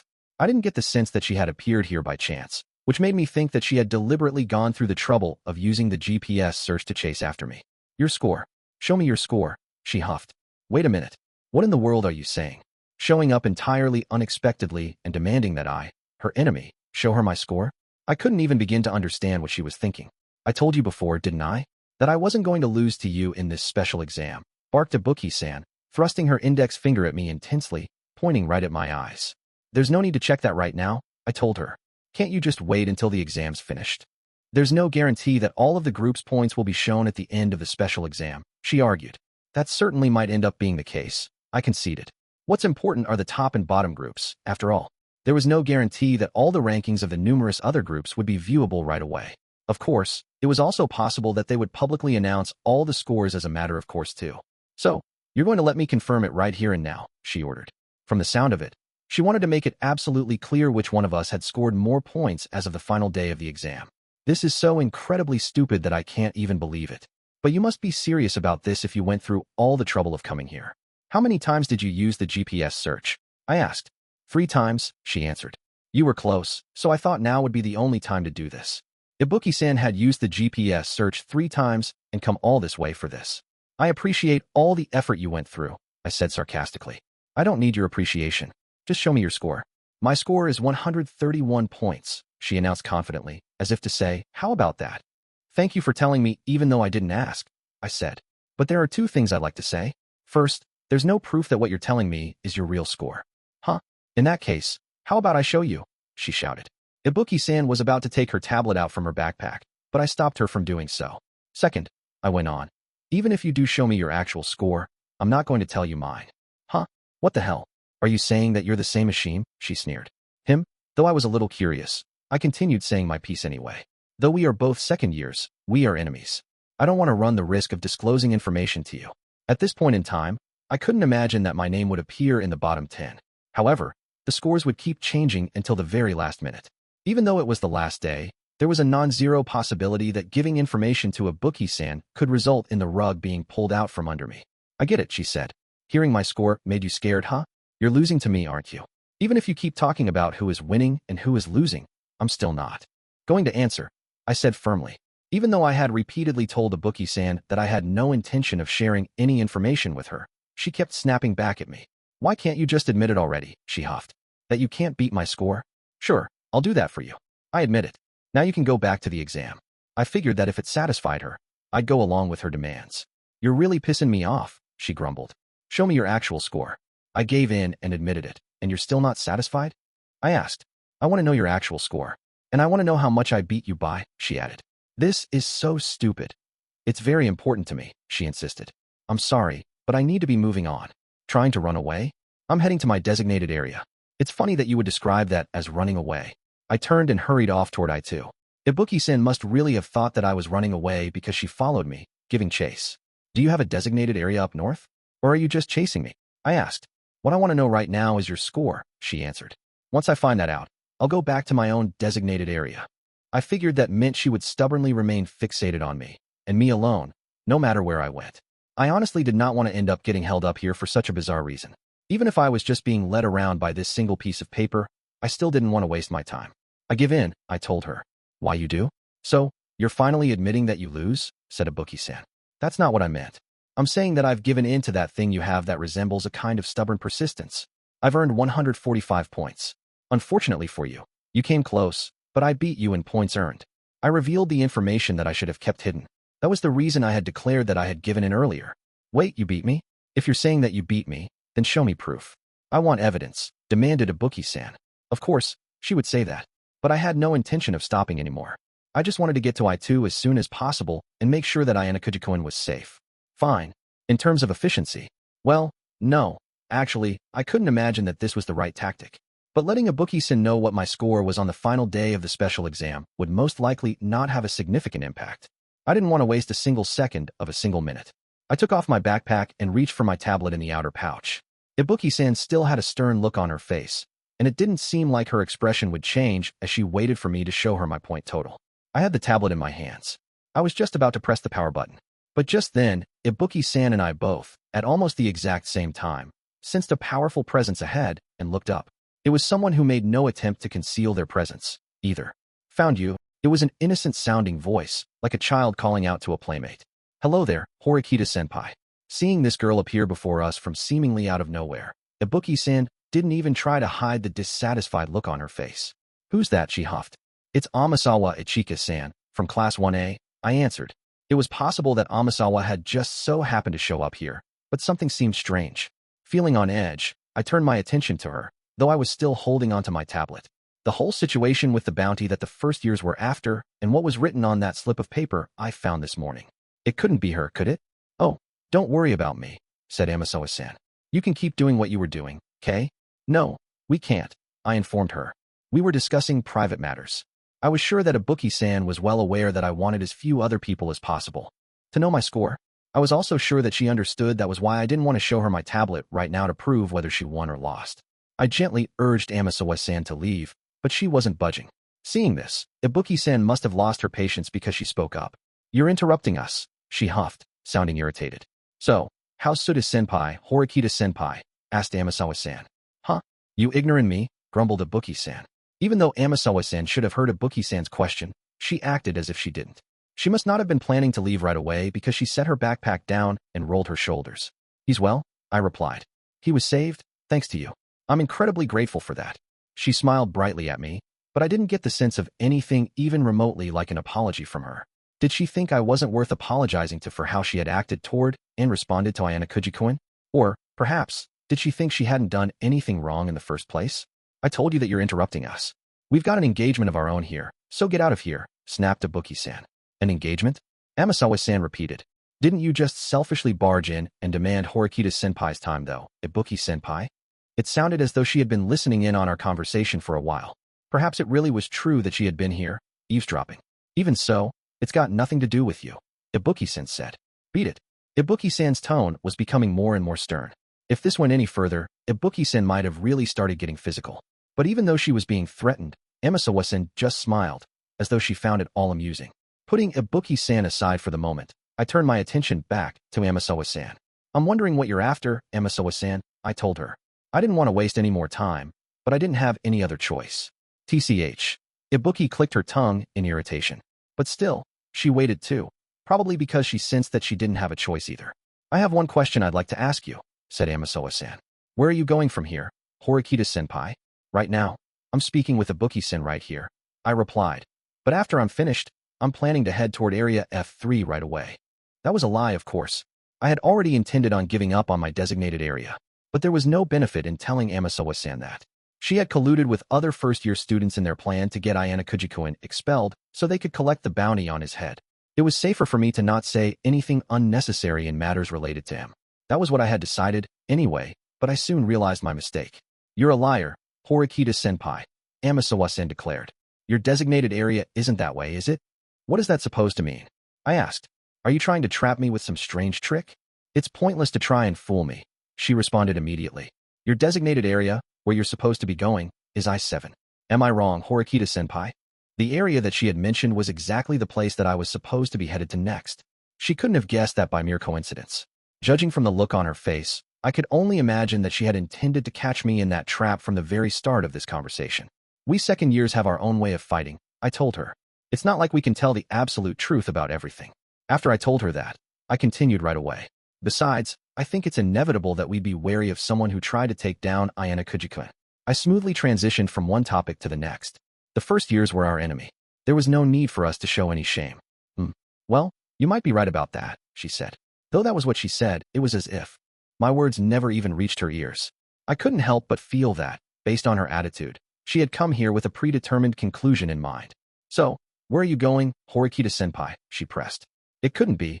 I too, could it? It seemed that I had guessed right, but in a bad way. You seem to have figured out quite a few things, I said.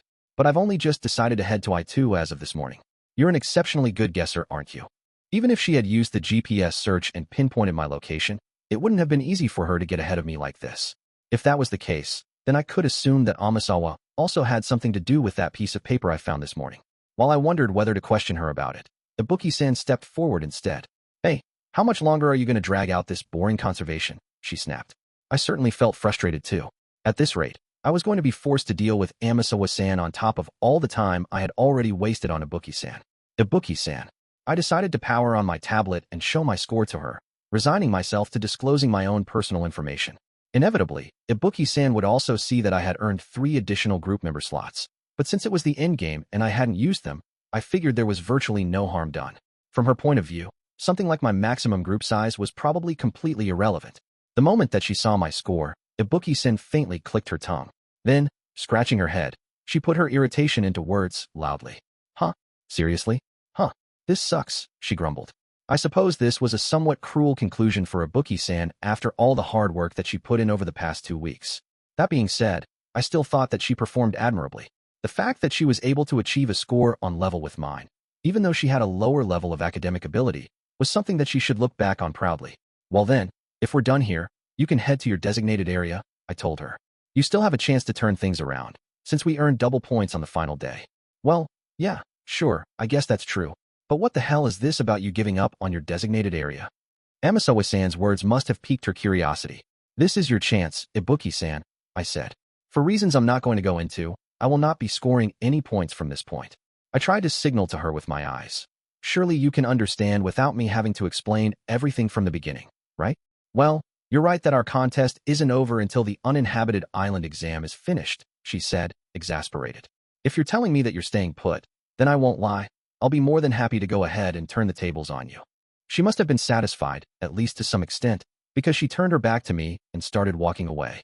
At any rate, I had succeeded in getting her away from here for the time being. As I put my tablet away, tucking it into my backpack, I focused my attention back on dealing with Amasawa-san. I'm going to be heading over to I2 now, I informed her. What are you going to do? Why are you giving up on your designated area and going to I2, which is totally irrelevant to you? She asked. There aren't even any tasks there. I mean, we're still in the middle of the special exam, right? Aren't we? I think you know the answer to that better than anyone, I replied. Don't you? What do you mean by that? Don't play dumb with me. You slipped this piece of paper into my tent while I was sleeping. Why did you do that?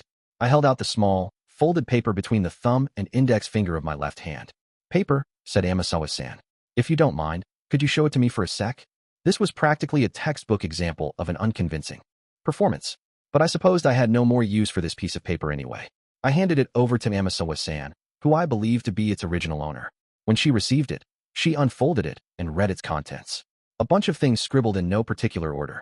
Noon, AK, expelled, and I too, said Amasawa-san, closing her eyes for a moment as she read the note aloud. For the love of, just how much do you like playing these games? Games? I repeated. What exactly are you planning on involving Ayanokouji-kun and me in? I dunno, said Amasawa-san. Seems like I'm nothing more than just another participant, just like you, senpai. Don't try and fool me. The fact that you appeared right here proves that you're the one who wrote that note. Amasawa-san smiled, looking somewhat annoyed, and began tearing up the paper. She ripped it 7 or 8 times, and then proceeded to toss the scattered pieces away. Did you sense anything disturbing about the 4 things written in that note? She asked. That Ayanokouji-kun might get expelled, I replied. It was quite easy to interpret the message that way. It sounded as if she knew more about the situation than I did. At any rate, it was a waste of time for me to play word games with her any longer. I slung my backpack over my shoulders once more and started walking toward her. Amasawa-san snapped at me, just as I was about to walk past her. I'm not happy about this. You don't know anything about Ayanokouji-senpai at all, and you're just pretending to be his ally because you're classmates. I gotta wonder about that, I really do. You don't know anything about Ayanokouji-senpai, do you, Horikita-senpai? She added. That didn't sit well with me for some reason, and I stopped in my tracks. So, then, would you say that you know a lot more about him than I do? I asked. When I cast a glance at her, she met my gaze with an overbearing glance of her own, smiling broadly and triumphantly. Of course, she declared. I know Ayanokouji-senpai very, very well. Like, I know why he's so cool, so smart, and so much stronger than everyone else. I found it hard to believe that a first-year student who had only just started attending our school could know so much about Ayanokouji-kun. Did that mean that they had been acquainted with each other since junior high school, or earlier, in that case? Just like how Kushida-san and I had known each other since junior high? Amasawa-san continued speaking, not caring about my reaction. So, what do you know, Horikita-senpai? What did I know? He was Since I enrolled in this school, Ayanokouji was my very first friend. Yes, I suppose that it would be fair to say that we were friends, more or less. Since we just so happened to sit next to one another in class, we ended up talking about lots of different things. At first, I thought he was just an ordinary student, but he turned out to be much smarter than I could have ever imagined. Even my older brother recognized his talents early on, finding Ayanokouji to be well-versed in martial arts. But he was also someone who usually hid himself away and just wanted to live a quiet life at school. Although there were a few people who knew about his true abilities, really, there were a lot of rumors and lies, making it hard to discern the truth from fiction. Yes, I suppose you might be right, I answered. I might not really know anything about him. I cannot deny that. When I thought about Ayanokouji again, I couldn't help but come to that conclusion. Perhaps Amasawa-san was well aware of that too. She smiled happily at what I said, taking my words as a declaration of defeat. But, surely, that was not what was important. That it's not about how much I know about him right now, I thought to myself. I want to continue getting to know more and more about him from here on out, until the time we graduate. As a classmate, as a friend, until I know far more than you do right now, I declared. That was my wish at present. That feeling was the sincere truth. He had certainly caused me some grief more than once or twice, but he was an indispensable person to our class. He was a valuable ally that we could not afford to lose. If he was in danger right now, then of course I would go running to save him. That was precisely the reason I was heading over to I2, even though I was going as far as giving up on my designated area. Now, I had once again reaffirmed what it was that I was trying to do, that the choice I was making was not the wrong one. If everything turned out to have simply been baseless fears, then that would have been perfectly fine as well. Do you really think that you can be of any use? Asked Amasawa-san. Someone like you, Horikita-senpai? I may not be skilled enough yet at this point in time, but I intend to become someone who can help him when he's in trouble. Our lives as students at this school had really only just started, and we were just beginning to turn the pages. This conversation, which I could have interpreted as a waste of time, might have held some great meaning after all. I needed to be grateful to her, then, for making me realize all of this. As I was about to walk away though, Amasawa-san stretched out her right arm, blocking my path. When I looked at her face again, her smile was long gone. Instead, she looked at me with severe, murderous intent. I've learned something from our conversation here, I told her. That something really is about to happen in I2. If not, then there would be no reason for you to be trying so desperately to keep me here. I couldn't afford to waste any more time here. Where are you going? She asked. After everything I've said, don't you understand? I'm going to I2 to save Ayanokouji. It was my first step in becoming someone who could help him when he was in trouble, just as I said earlier. Don't make me laugh, Amasawa-sen scoffed. There's no way that Ayanokouji-senpai would look to someone like you for help, Horikita-senpai. That might be true at present, at the very least, I admitted. Meaning that in the future, it'll be different? She asked. I nodded, then turned back to look at her. Oh, and there's one more thing I've come to understand from our conversation, I told her. That you really do not want to let me go to I2. Which means that you were not the one who sent me this piece of paper. When I tried to move past Amasawa-san's outstretched arm, she quickly moved to stand in front of me, blocking my path once again. I'm not letting you go, Horikita-senpai, she said firmly. The more you try and stop me, the more I feel that I absolutely must go to him. Judging from the way you're talking, I'm guessing that he must be in trouble right now. Right. It didn't matter how much she knew about the situation. The one thing that I was sure of was that there was obviously something going on with Ayanokouji. You really think you can go? Taunted Amasawa-san. Yes, I really think I can, I answered decisively. Even if I have to remove any obstacles standing in my way by force. Wow. I can really feel your determination loud and clear. I'll wait for you just long enough so you can put your stuff down. She clearly meant that she was planning to keep me here, even if she had to use force in return. I figured that it would be best to assume this was no simple verbal threat. I took her at her word and slowly lowered my backpack down to the ground, near my feet. I'll just tell you this up front. I am an experienced martial artist, I cautioned her. I know. I see. You are quite well informed. And let me tell you something up front, she retorted. I'm super strong, so you better be ready for me. From the moment that she unveiled her anger, I could instinctively sense that she was no ordinary child. I was sure that wasn't just some random conclusion on my part either. This was real. It was certainly true that I was getting increasingly fatigued due to being on an uninhabited island for this exam. But the same was true for Amasawa-san here as well. Since she appeared to be in fine physical condition, I couldn't say that we were evenly matched in that regard. In any case, I was not going to be easily defeated. I slowly positioned myself into a stance and observed Amasawa-san's behavior. She didn't seem to be getting into any particular stance herself. She simply looked at me with an unsettling expression on her face. If you're saying that you're going to see Ayanokouji-senpai, then I think I'll play with you a little bit. To stop you. Amasawa-san took a step forward with her left foot. And then, wah! I had been completely alert and thought I was ready for her. But in the instant she started to move, I sensed intense danger coming in my direction. I hopped backwards to get out of the way. She hadn't put much power behind her movements when she'd reached out toward me with her arm. Was she trying to grab hold of me? At any rate, I avoided the first blow. Or so I thought, at least. The next thing I knew, Amasawa-san had grabbed me, clutching onto my right sleeve and the fabric around my chest. I sputtered. As I almost silently muttered those words, my field of vision started to spin.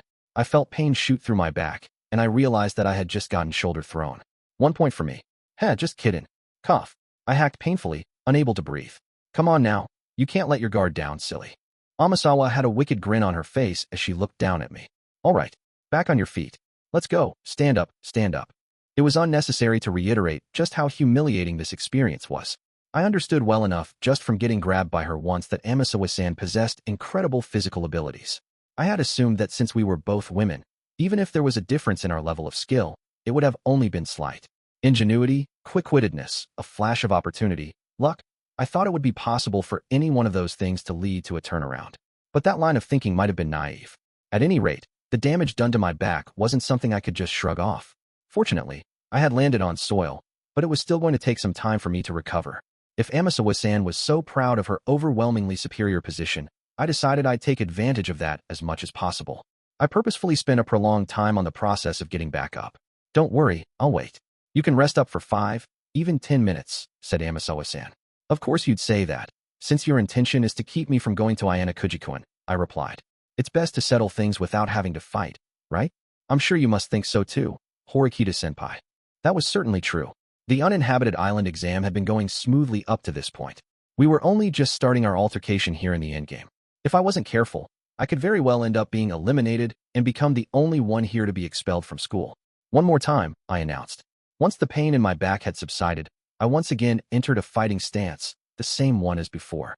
Even with my knowledge of martial arts, it didn't mean I was good at raw, bare-knuckle fights like this. I could only demonstrate the abilities I had acquired, just as I had learned them. I was surprised by how fast Amasawa-san moved, but I had my own ideas about how to fight due to my specialty, namely judo. Once, an assistant karate instructor taught me what to do when a man came at you to try and grab you and push you down to the ground. I remembered that lesson, tucked away deep in my memory, and thought I would try and put it into practice here. I wasn't exactly of sound enough mind to be able to adjust it by feel and go easy on my opponent, but I decided that since Amasawa-san was the one I was facing now, I probably didn't need to worry about that. I tossed aside any thoughts about how she was younger than me and instead made myself focus on the idea that I was fighting a superior opponent. Ehaha. Just when I was focusing on the slight changes not just on Amasawa-san's face, but also in her legs and shoulders, she laughed, as though she were amused. Yeah, I can tell, Horikita-senpai. I know exactly how you feel. But hey, I wouldn't play along with her mind games. In that moment, I focused all my attention, all my reflexes, on watching to determine what her first move would. Just as I was counting the seconds, not even sparing time to blink, I saw her right leg coming straight at me. I tried to intercept her attack, but then I realized that she had switched up and quickly swung her left leg at me instead, connecting with the side of my torso. A jolt of pain shot through me. NGH. She had kicked me hard enough to knock me back down to the ground, inflicting so much agonizing pain that I felt as if I might start crying or just lose consciousness. The only thing I could do with my arms in that moment, as I couldn't even defend myself with them, was to simply catch myself as I hit the earth. I rolled along the ground 2 or 3 times. Though I understood how it had all happened, I still felt confused. Did you think this fight was mostly going to be judo? Pretty naive of you to think that, she taunted. URK. I reflexively held my right side, where she had kicked me, closing my eyes. The pain was so intense that I felt my spirit shatter in an instant. This was the second time that I had felt such overwhelming, despair-inducing strength. I hadn't felt like this since that time we confronted House and Kouenji, which wasn't all that long ago. With events like that happening in such quick succession, I felt like I was losing confidence in myself. I guess none of this year's batch of first years are just cute underclassmen, I huffed. Oh, so does that mean that you said to be a cute girl last year?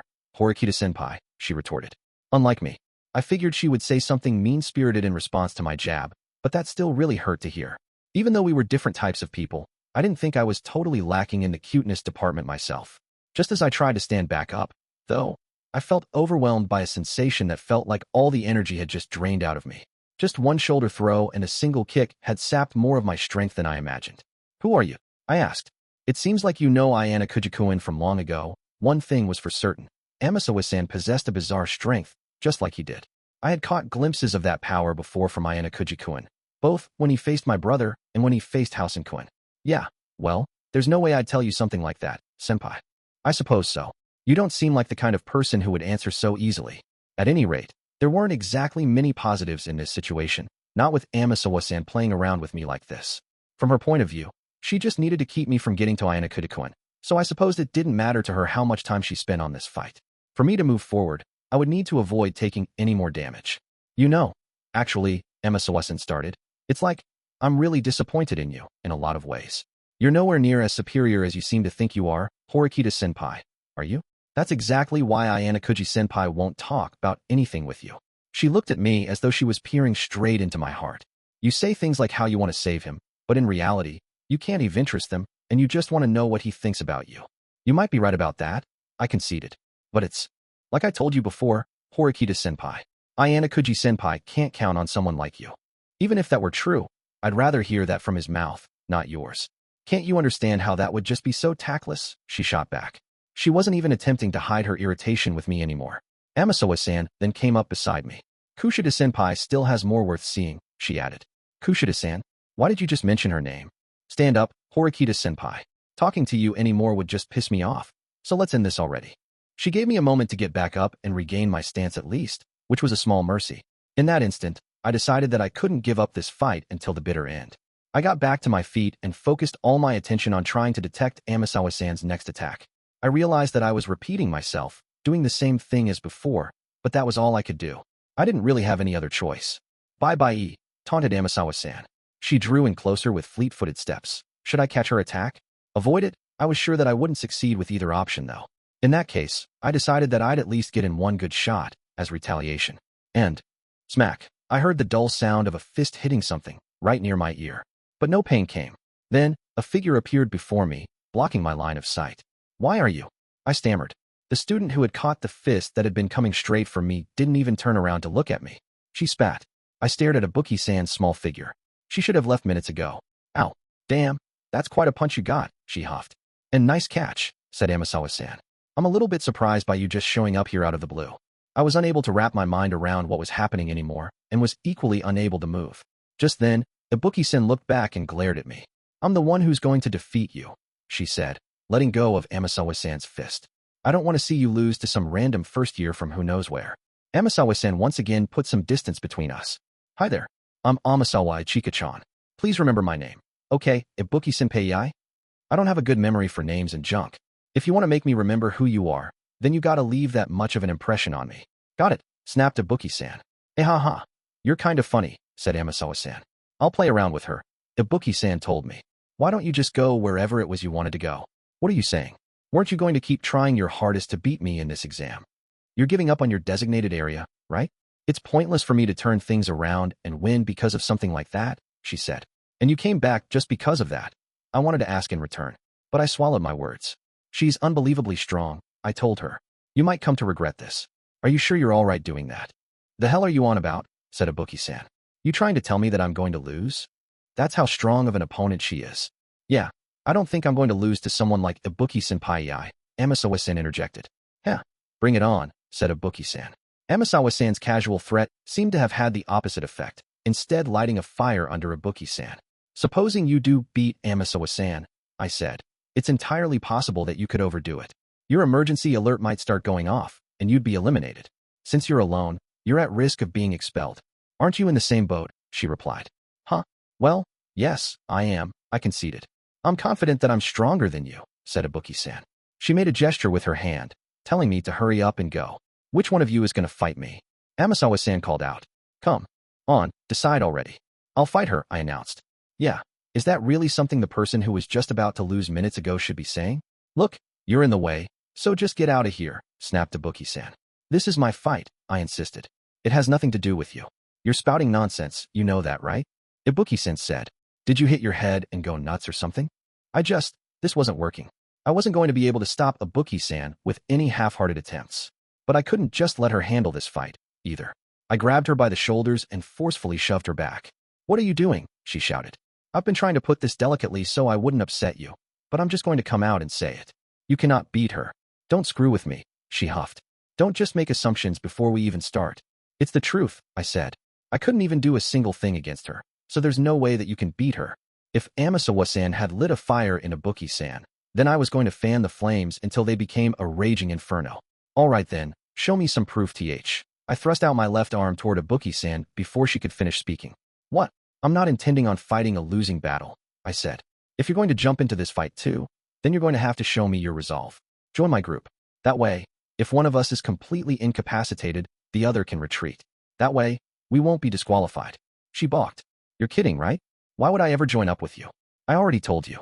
You need to show me your resolve, I replied. If you're not ready to do that, then don't butt into this fight. I don't like this, she whined. You don't like it. But if you're going to be a part of this, I want to be able to count on you. This seriously sucks. This sucks so hard it makes me want to die. But I guess I couldn't laugh it off if you got expelled because of some first year, Ibuki-san sighed. We both understood that we were conflicted about what to do here. But even so, we brought our watches together. You needed about 10 seconds for the link to be finalized. I suppose that if Amasawa-san wanted to stop us, she could have done something, but she didn't show any signs of moving. She just kept watching us with amusement. It's not a bad strategy, she said. If two people going it solo came together and made a group, then they'd be able to avoid getting expelled even if one of them gets seriously injured. She had her back to us, quietly putting more distance between us. I couldn't imagine that it was because she sensed there was danger in a 2-on-1 fight and was trying to pull back. After getting a reasonable distance away, she turned again and looked back at us. But, you know, you've made one miscalculation, Horikita-senpai. Oh, what in the world do you mean by that? I asked. The idea that you'll be okay even if one of you gets eliminated. You know, if you turn that logic around, it means that there'll be no problem for me even if I completely and utterly destroy one of you. A huge grin lit up her face. It was pure evil, the likes of which I had never seen before. What? You mean we pissed you off or something? Fine by me. Bring it, said Ibuki-san. Ibuki-san looked somewhat amused by all of this, even though she should have sensed how strong our opponent was. Just then, we heard the notification that indicated that the link was complete. Now then, I wonder which one of you I'll break first, shouted Amasawa-san. With that, she suddenly broke into a full run. A look of intense fury spread over her whole face. She hadn't taken on any stance or form, but simply reached out in our direction, seemingly planning to grab us. Ehaha. Ahahahaha. She let out a shrill laugh, with a wicked, warped smile on her face that made her look completely inhuman. Was she coming after me? Or Ibuki-san? I figured that in her eyes, I was the more revolting person here, so if I had to guess, chances were that I was the more likely target. Here we go, Ibuki-san. On your left, I shouted. Don't order me around, she snapped back, but she still listened and moved to the left. At the same time, I went right, watching to confirm which one of us Amasawa-san would go after. Amasawa-san was heading straight for the both of us and didn't seem like she had any intention whatsoever of playing games. I wondered if she was planning to keep us from making any decisions until the very last second. If that was the case, then I would just keep my eyes on her and take my time to find out. Since both sides moved at the same time, with Amasawa-san on one and Ibuki-san and I on the other, the distance between us closed rather quickly. We clashed. My punch and Ibuki-san's breathing weren't in perfect sync or anything, so, naturally, it wasn't like our attacks on Amasawa-san were perfectly timed. Still, no normal person would be able to respond to a punch like that so easily. And yet despite that fact, Amasawa-san brilliantly dodged our attacks, as though she had been trained to handle such things. Then, to keep up our bombardment, Ibuki-san and I continued throwing out blows without stopping. Okie dokie, that's enough of that, said Amasawa-san, effortlessly catching our attempts and shutting down our attack, even though we weren't holding back at all. What is with this first year? Ibuki-san growled. You're telling me, I replied. Ibuki-san and I stood together side by side, gazing at Amasawa-san. We were completely out of breath. Sure, we were trying to push on ahead as an impromptu mismatched team, but even so, it was still 2-on-1. Normally, we should have been dominating, but instead, we were being pushed around. Amasawa-san was more than I'd imagined. No, actually, she was wildly beyond the realm of my imagination. She seemed to be someone with abilities so far out of the scope of common sense. Amasawa-san held on to our dominant arms. If we carelessly tried to kick her, she would probably hit us with a counterattack. Ibuki-san, don't just stupidly try and attack her, I shouted. Let me go, screamed Ibuki-san. She must not have been able to put up with being restrained. She was flexible and stretched her body as much as she could, trying to land a kick on Amasawa-san. However, it was like Amasawa-san had been waiting for that to happen. She made use of her grip on Ibuki-san's dominant arm to make her lose her footing. NGH. I believe I said that was enough of that, didn't I?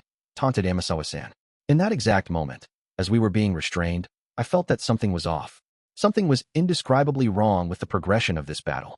I sensed the clear difference in power between us. Did that mean that Amasawa-san was only playing with us? She seemed to have been fighting with only the bare minimum amount of movement for a while now.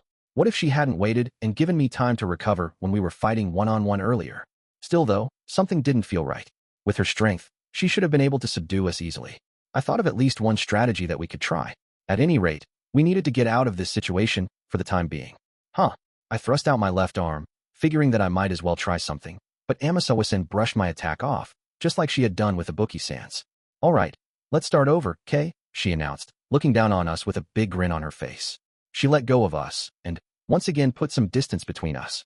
Weren't you supposed to not be the same as me? Snapped Ibuki-san. Unlike you. Illithur do that to me so things would happen this way. So that we would start over, I replied. What a lame excuse, Ibuki-san sighed. I suppose that anyone else watching us right now probably would have said the same thing. If you seriously think you can underestimate me, I'm going to teach you a thing or two, growled Ibuki-san, looking at Amasawa-san. Just as she was getting back up and was about to launch herself at Amasawa-san all on her own, I quickly grabbed her arm to stop her. What are you doing? She snapped at me. Now that we're on the same side, I'm going to need you to follow my lead, I said. Can you do that? You think that I can't, she huffed. Look, if you don't follow me, then there's no point to any of this. You should understand Amasawa-san's strength perfectly well by now. Neither I nor you can win alone against her. Even if that's true, I absolutely, positively refuse to do what you tell me. Forget it, said Ibuki-san. I kept thinking about this. How could I reach Ibuki-san? What was the best possible solution? Hypothetically, if Ayanokouji were here now, what would he have done in my situation? How could I make two people who normally didn't get along at all work together, even if it was just for right here and now? Ibuki-san. I already told you no, she answered flatly. I understand quite well that you and I are like oil and water. I realize that our relationship has become what it is after we had something of a petty quarrel during the uninhabited island exam last year. But there is one thing about you that I must acknowledge. Yes, I was going to do what was necessary right now, without hesitation. You hold your own well in a fight, I told her. You stand toe-to-toe with me in that regard. No, actually, I believe you have a slight edge on me. What's all this about? You trying to flatter me all of a sudden? However, I continued, your fighting style is specialized for one-on-one fights. I'm more familiar when it comes to what moves to make when fighting a powerful opponent in a two-on-one setting. I suppose that in asking you to cooperate with me, well, cooperate might be the wrong word for you. Lend me your strength. At that, Ibuki-san turned to look at me, but just for a moment. In terms of strength, you are equal to me, or perhaps even better. But that's it. Aside from that, we're on completely different levels. You can't handle yourself academically, you can't lead your class, and you can't work together with anyone. I'm sorry, but going ahead and calling yourself my rival is quite conceited, I added. If she was going to get angry with me, then I'd let her get mad. But I wasn't going to stop talking before I said what needed to be said. I think that the time has come for you to come out of your shell too, Ibuki Mio-san. What are you even talking about, she asked. If you keep pressing on ahead as you are right now, alone, you will surely find yourself in danger of being expelled at some point, I answered. Whatever, she said. I don't really care if that happens. But if that does happen, that will mean you've lost to me, completely and utterly. There would be no contest. Are you okay with that? What was that? She blinked. You can't possibly call yourself my rival if you just wind up getting yourself expelled in such an underwhelming fashion, I said. You need to face the situation and try as hard as you possibly can, for as long as you can, and grow into a rival that can intimidate me. Ugh. Ibuki-san groaned. Fine. I get it. I get it already, so just shut up. I'll do what you tell me. Just right here and now, though? All right. Excellent, I replied. So what do? We're going to go after Amasawa-san at the same time, just like before, I told her. But actually hitting her is only our secondary objective. I want you to stand your ground and make sure that you absolutely do not let yourself get caught. And I want you to keep on attacking her, over and over. Wait, secondary? What's that going to accomplish? Asked Ibuki-san. If my hunch is correct, then this will give us a chance to turn things around and win.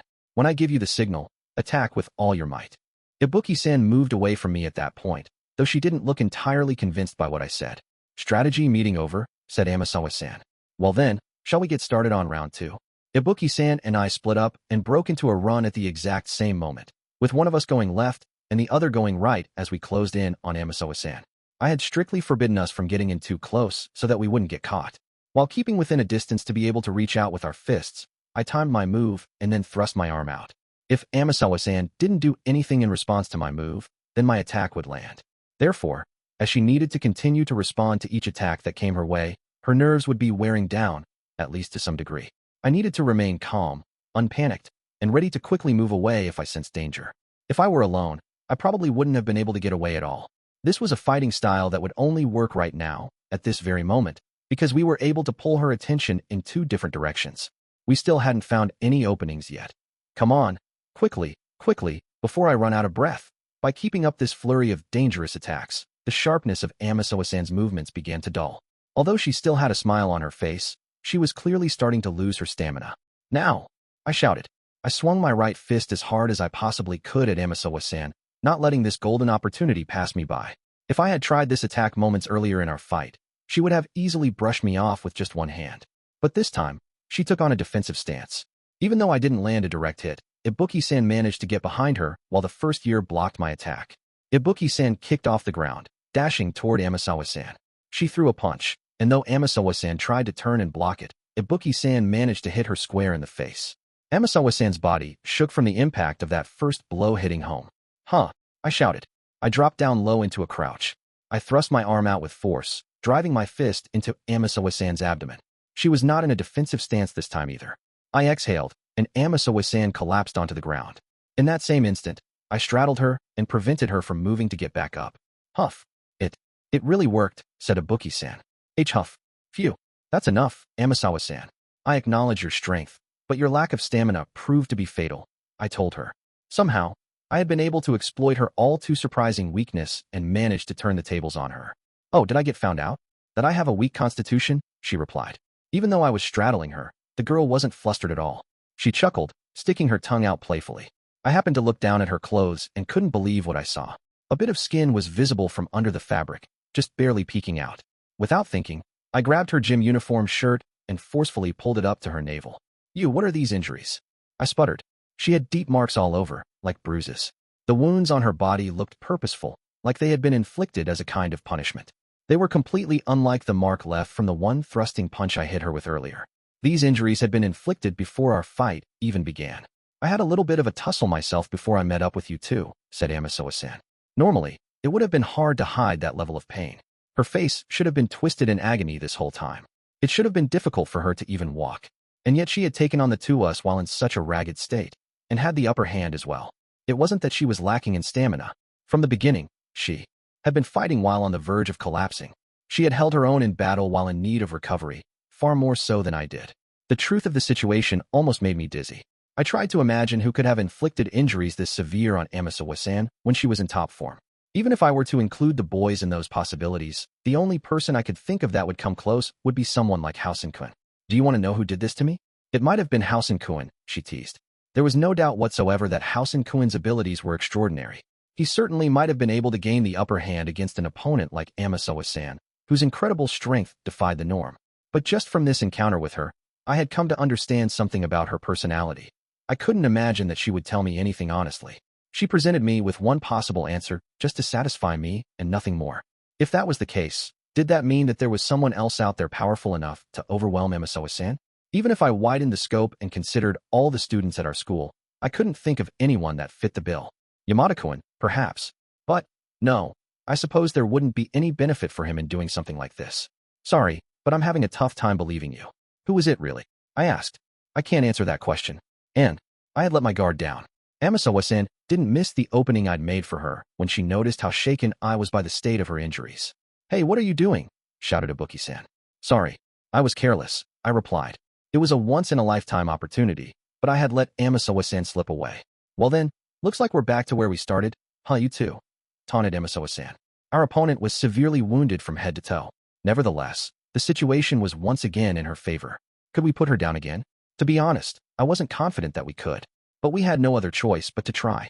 It seemed like she had other ideas, though, because she went over to her backpack and took out her tablet. Seems like it's over now, she said. Well, that was kind of fun, but time's up, I guess.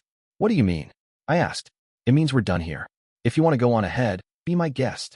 She was allowing us to pass, no longer showing any sign of the strong resistance she had put up until that point. Was this some kind of trap? While I was still trying to get a grasp on the situation, Amasawa-san started walking off. Where are you going? I asked. Where?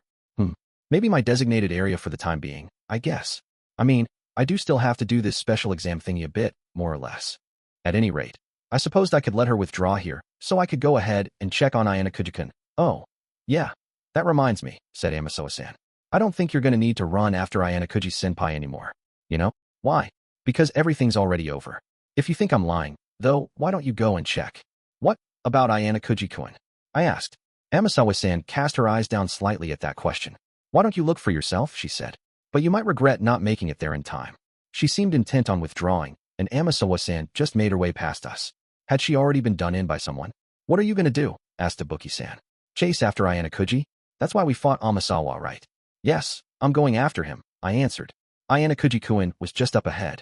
There was no way I could turn back without checking on him myself now that we had come this far. In that case, I'll go too, said Ibuki-san. Why? I asked. Because if Ayanokouji is in trouble, then I want to be there to laugh at him, she replied. You really are deeply spiteful at heart, I said. We hurriedly threw our backpacks over our shoulders once more and ran toward I-2. 7.4 It had crossed the boundary between areas and arrived in I-2, but there was no notification on my watch to indicate that I had done so. Normally, I would have suspected this was due to some kind of tracking error in the GPS, but that didn't seem likely in this particular case. If that was the reason, then I'd probably need to move as close to the center of the area as possible to make up for the tracking error with the watch. However, I hadn't experienced a situation like this even once over these past 2 weeks. I suppose that this might have just been one of those inevitable things since the center of this area would have been the tip of the island. Even if Ichinos had not come to me earlier and I had come to this area without knowing anything, it might not have mattered. Things had been designed in such a way that I would have arrived by this route anyway. I walked slowly along the inescapable path before me.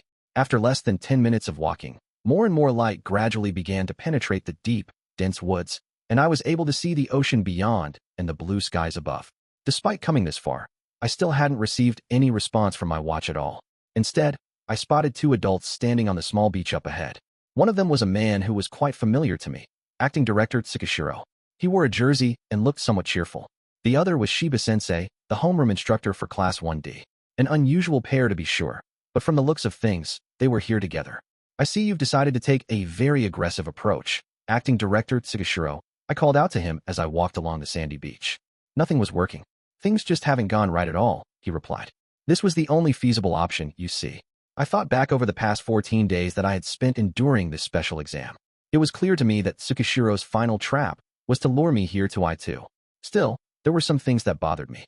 There were no designated areas nor tasks around this northeastern section, so no other students were likely to wander through. But at the same time, I could have just abandoned the idea of going after this designated area and pursued tasks instead as I had originally planned. Or I could have been working with someone like Nanes, or even another person from my table. It was absurd to think that Tsukishiro would have arranged this meeting by leaving so many variables to mere chance. That meant that my coming here had already been determined since at least yesterday, or perhaps even earlier. Nanes falling before me in defeat, and the 2 of us going our separate ways. My strategy to remain hidden somewhere around 11th place in the rankings before shooting for the higher ranks, and continuing to act alone just for that purpose. The timing and the details of the attack by the first years. I had little doubt that Tsukishiro's side had accounted for all those things from the very beginning. So, what's going to happen to me after this? I asked. Out of the corner of my eye, I spotted a small boat. It was anchored. The motor was left running though, and it rocked with the waves. It was ready to launch at any moment. If at all possible, we would like for you to follow our instructions and come aboard with us, said Tsukishiro. There will be an announcement that Ayanokouji Kiyotaka has withdrawn voluntarily. That's how the matter will be settled. Amicably, added Shiba-sensei. Do you think that I'd choose the option of obediently getting into the boat? I asked. I suppose you have a point, said Tsukishiro. If you were obedient, then there wouldn't have been any need for us to go to the trouble of coming to an uninhabited island. Also, there doesn't seem to be any particular connection between you and Shiba-sensei at school, but I suppose this means he's on your side, acting director Tsukishiro. Since I had no prior contact with this teacher, I suppose that he might have been assigned as a watchdog for Amasawa. Now that the need for such a role had disappeared, he didn't seem to have any intentions of hiding any longer. My being here in the northeast corner of the island, where there was nothing at all happening, might have seemed suspicious, but Ichinos and Nagumo were here too. I supposed, in that sense, they had served their purpose as well, as a kind of camouflage. In any case, it was safe to assume that this watchdog of sorts was on Tsukishiro's side. He didn't appear to be carrying anything visibly dangerous. Had we employed weapons and the like for this task, then collecting you would have been overwhelmingly simple. Unfortunately, however, you are an asset. Because it is my duty to bring you back safely, I have decided that it's necessary to settle this with fists, said Tsukishiro. He stood on the beach with a bold grin and his arms spread wide. Did this mean that I would need to trade blows with Tsukishiro right here and now, in the 11th hour of the exam, if I wanted to resist? Unlike my fight with Nanes, the option of simply evading his attacks continuously was probably not going to work. So, I have to take you on if I'm going to avoid expulsion, I deduced. That's how it is, yes. Would it be at all possible for you to just cut me a break here? I asked. I'm not necessarily saying that solving matters through violence is bad, but I am a student at this school. And considering what the rules of a normal institution would be, something like this would likely be a violation. Indeed, it certainly might, agreed Tsukishiro. However, Ayanokouji-kun, you are a particularly notable success story who has achieved truly remarkable results among those in the White Room. Even if you were to fight while constrained by certain rules, there's no enemy who could match you. Don't you think it foolish to compete with others at this school? Or perhaps you have come to find it amusing to be king of the mountain here. If that were true, then would that be a disappointing development? Something that runs contrary to Tatman's wishes. I said, well, no, I suppose I should call it a regression rather than a development, huh? No, not at all. The White Room's dearest wish is to seize control of Japan, and in turn, the world. If you, a successful template, did feel that way, then further developed specimens will take even greater pleasure in dominating the world, no? Going from controlling a small Japanese high school to suddenly seizing control over the entire world. If anyone were to hear such a fantastic story, they probably would have started snickering. Even Tsukishiro himself was probably deeply skeptical about how realistic that dream was, I bet. He was just faithfully following his orders and performing his professional duties in a cool, detached manner. Nothing more. Well, to tell you the truth, I didn't think that this school was much of a challenge, I said. Yes, I have no doubt about that, said Tsukishiro. I'm sure that for you, this school would be equivalent to a level you'd be able to pass in your early childhood. But that's only if we're talking about the curriculum, though, I went on. I'm starting to get a sense of what I should do at this school, what I want to do, and what direction I'm taking things. I think that I'm going to have plenty of fun here until I graduate. And besides, there are plenty of exceptional people outside of the White Room too.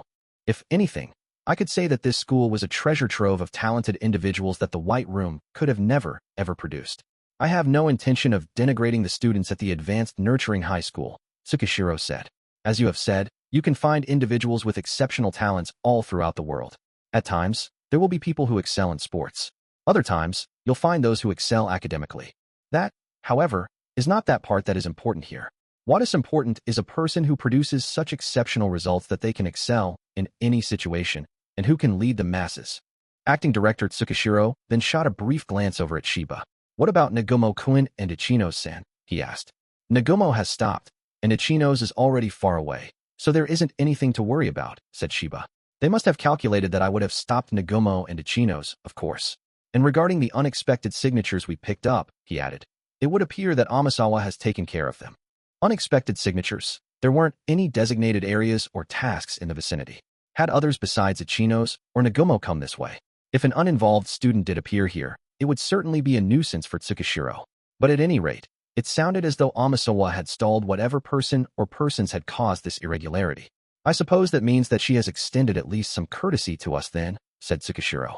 It didn't seem to me like Amasawa was aligning herself with you though. Acting Director Tsukishiro, I remarked. She is, simply put, a traitor, he replied. She was the one who was chosen to bring you back, but it appears that she never had any intention of doing so in the first place. Then, as if to declare that this pointless conversation was now over, Tsukishiro took a step forward. It wasn't a good idea for either of us to just stand around idly and waste each other's time. Anyway, Tsukishiro and I gradually started closing the distance between us, little by little. Even so, there was still about 5 or 6 meters between us. I noticed Shiba-sensei moving in behind me to keep me from escaping. You won't say that 2 against 1 is unfair, will you? Said Tsukishiro. You are, after all, the crowning achievement of the White Room. It's enough to make even me feel a little anxious. In spite of his words, he looked incredibly cool and composed. My intuition told me that he believed he could handle me well even in a one-on-one fight, but despite that, he decided to team up and fight me with a partner. He wasn't being prideful at all. He took a firm, rock-solid stance. I shifted my gaze over to the boat that was waiting for us over by the coast. As far as I could see, there was only one crew member, the the captain, on board. Even if he rushed in after me as well, I still only needed to eliminate a maximum of 3 enemies. Please do not worry. You will only be fighting us 2, said Tsukishiro, referring to Shiba. Tsukishiro wasn't the sort of opponent that I could just easily take at his word with no questions asked. Although his earlier comments implied that he had come here empty-handed, I couldn't rule out the possibility that he might be carrying some kind of concealed, handheld weapon. This was a fight that put me up against 2 adults with unknown levels of ability, both of whom were at the level of an agent. I had to consider the risks of whether they had weapons, whether reinforcements would come, and other factors, as well. Ordinarily, the amount of multitasking required by a situation like this would have scrambled anyone's brains. However, in my case, I was under no mental duress. Fighting while under unreasonable and disadvantageous conditions was something I was accustomed to, as I had been drilled on it repeatedly from an early age. For me, doing this was the same as the unconscious process of breathing, something that was essential for a human being to live. The look on your face suggests that you don't think that you're going to lose, said Tsukishiro. You don't even consider it a slight possibility. Do I really look like that? I asked. I didn't know what the end result would be. The only way for me to open a path to the future was to seize it right here. My opponents were still observing the situation, having blocked me from both the front and the back. Normally I would have liked to make the first move, but it wasn't the best idea for me to go on the offensive. The people standing to the front and back of me weren't students. They were representatives of the school. If I were the only one who ended up throwing a punch, that would put me at a disadvantage and at risk of expulsion. You aren't going to start attacking us yourself, even though you know it would be to your advantage to do so, said Tsukishiro, analyzing the situation right back. That is just like you. He must have known about the educational policies of the White Room in detail. Well then, let us hold nothing back.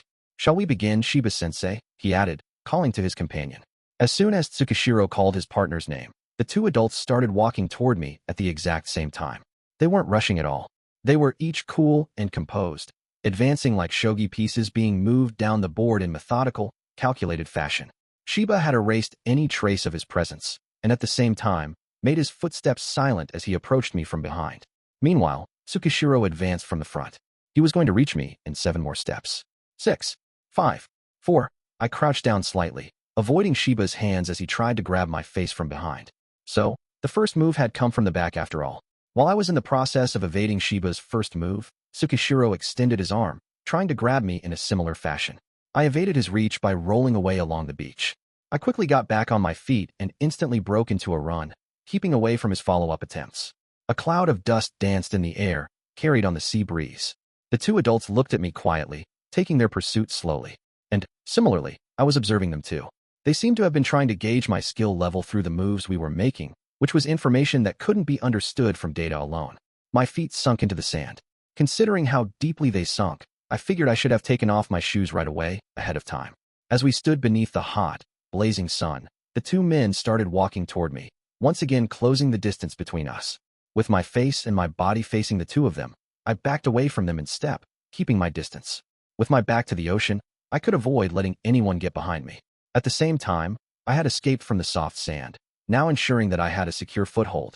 What a textbook strategy, Ayanokouji-kun, said Tsukishiro, but it's doubtful that it's necessarily the correct one. Even though I couldn't be grabbed from behind now, this also meant I didn't have an escape route. Tsukishiro and Shiba moved in closer. I was standing in a position where if I backed up any further, the tide would be crashing against my legs. They were still trying to grab hold of me with outstretched arms. They still apparently had no intention of trying to cause any actual harm to me by landing a blow. You are quite good at running away, said Tsukishiro. Both started picking up the pace, moving faster now, and what few opportunities one had to dodge were getting taken away from me. I backed up until it felt like one of my legs was just barely touching the seawater. I couldn't stay where I was anymore, and I quickly scrambled away. Oh, said Tsukishiro. Have you given up on trying to keep your back to the water then? If you could make your opponent panic, it was easier to get them to make mistakes. That was the kind of thing that ran through my mind as I moved. Shiba and Tsukishiro came after me, kicking up sand as they went. It was 2 against 1. If either one of them caught me, it would be game over. For arms alternated reaching out for me in turns, and I was sure that if they saw the slightest opening, it would be all over for me. I ran and tried to keep my distance from them, but they continued to chase me down, never letting me get far. Running away in a place like this would only continue to drain my energy. It was clear that their intention was to rob me of my stamina, between the poor footing and the scorching sun. I stopped my escape attempt midway, and making full use of the momentum from my body, I stepped down with my left foot, turned around, and attacked Shiba, who was directly behind me. Shiba's movements stiffened slightly in response to my unexpected change in trajectory. While I went for a feint with my left at first, I switched it up by taking a swing at his chest area with my right. But Shiba, sensing the danger, didn't panic and kept his distance from me. They were seemingly prioritizing avoiding blows rather than catching them. "My oh my," said Tsukishiro. "Even while going up against the two of us, you are putting up a marvelous fight, Ayanokouji-kun." I tried to change things up by attempting to counterattack, still avoiding the attacks coming at me from both sides, but I couldn't get a clean hit. But, human stamina is finite. Any minute now, you'll start feeling like you need to catch your breath, no? "You are a difficult opponent to fight, acting director Tsukishiro," I replied. "I take the initiative to do the sorts of things that others don't like to do," he said. "It's my job." There was nothing particularly clean or dirty about the way he fought. Instead, it was clear that his goal was simply to catch me and bring me back. However, it wasn't like I was burning through my stamina for no reason either. There was something that I had gained from everything that had happened up until this point. I had found that there seemed to be a slight and unexpected difference in fighting ability between Tsukishiro and Shiba. Tsukishiro was a 4 and Shiba was a 6. Shiba's movements had a greater degree of sharpness. My previous hunch had assumed that Tsukishiro would have been a cut above his partner, but, at any rate, I slightly changed the balance of the degree of caution I had shown to each of them, changing it to an even 50-50.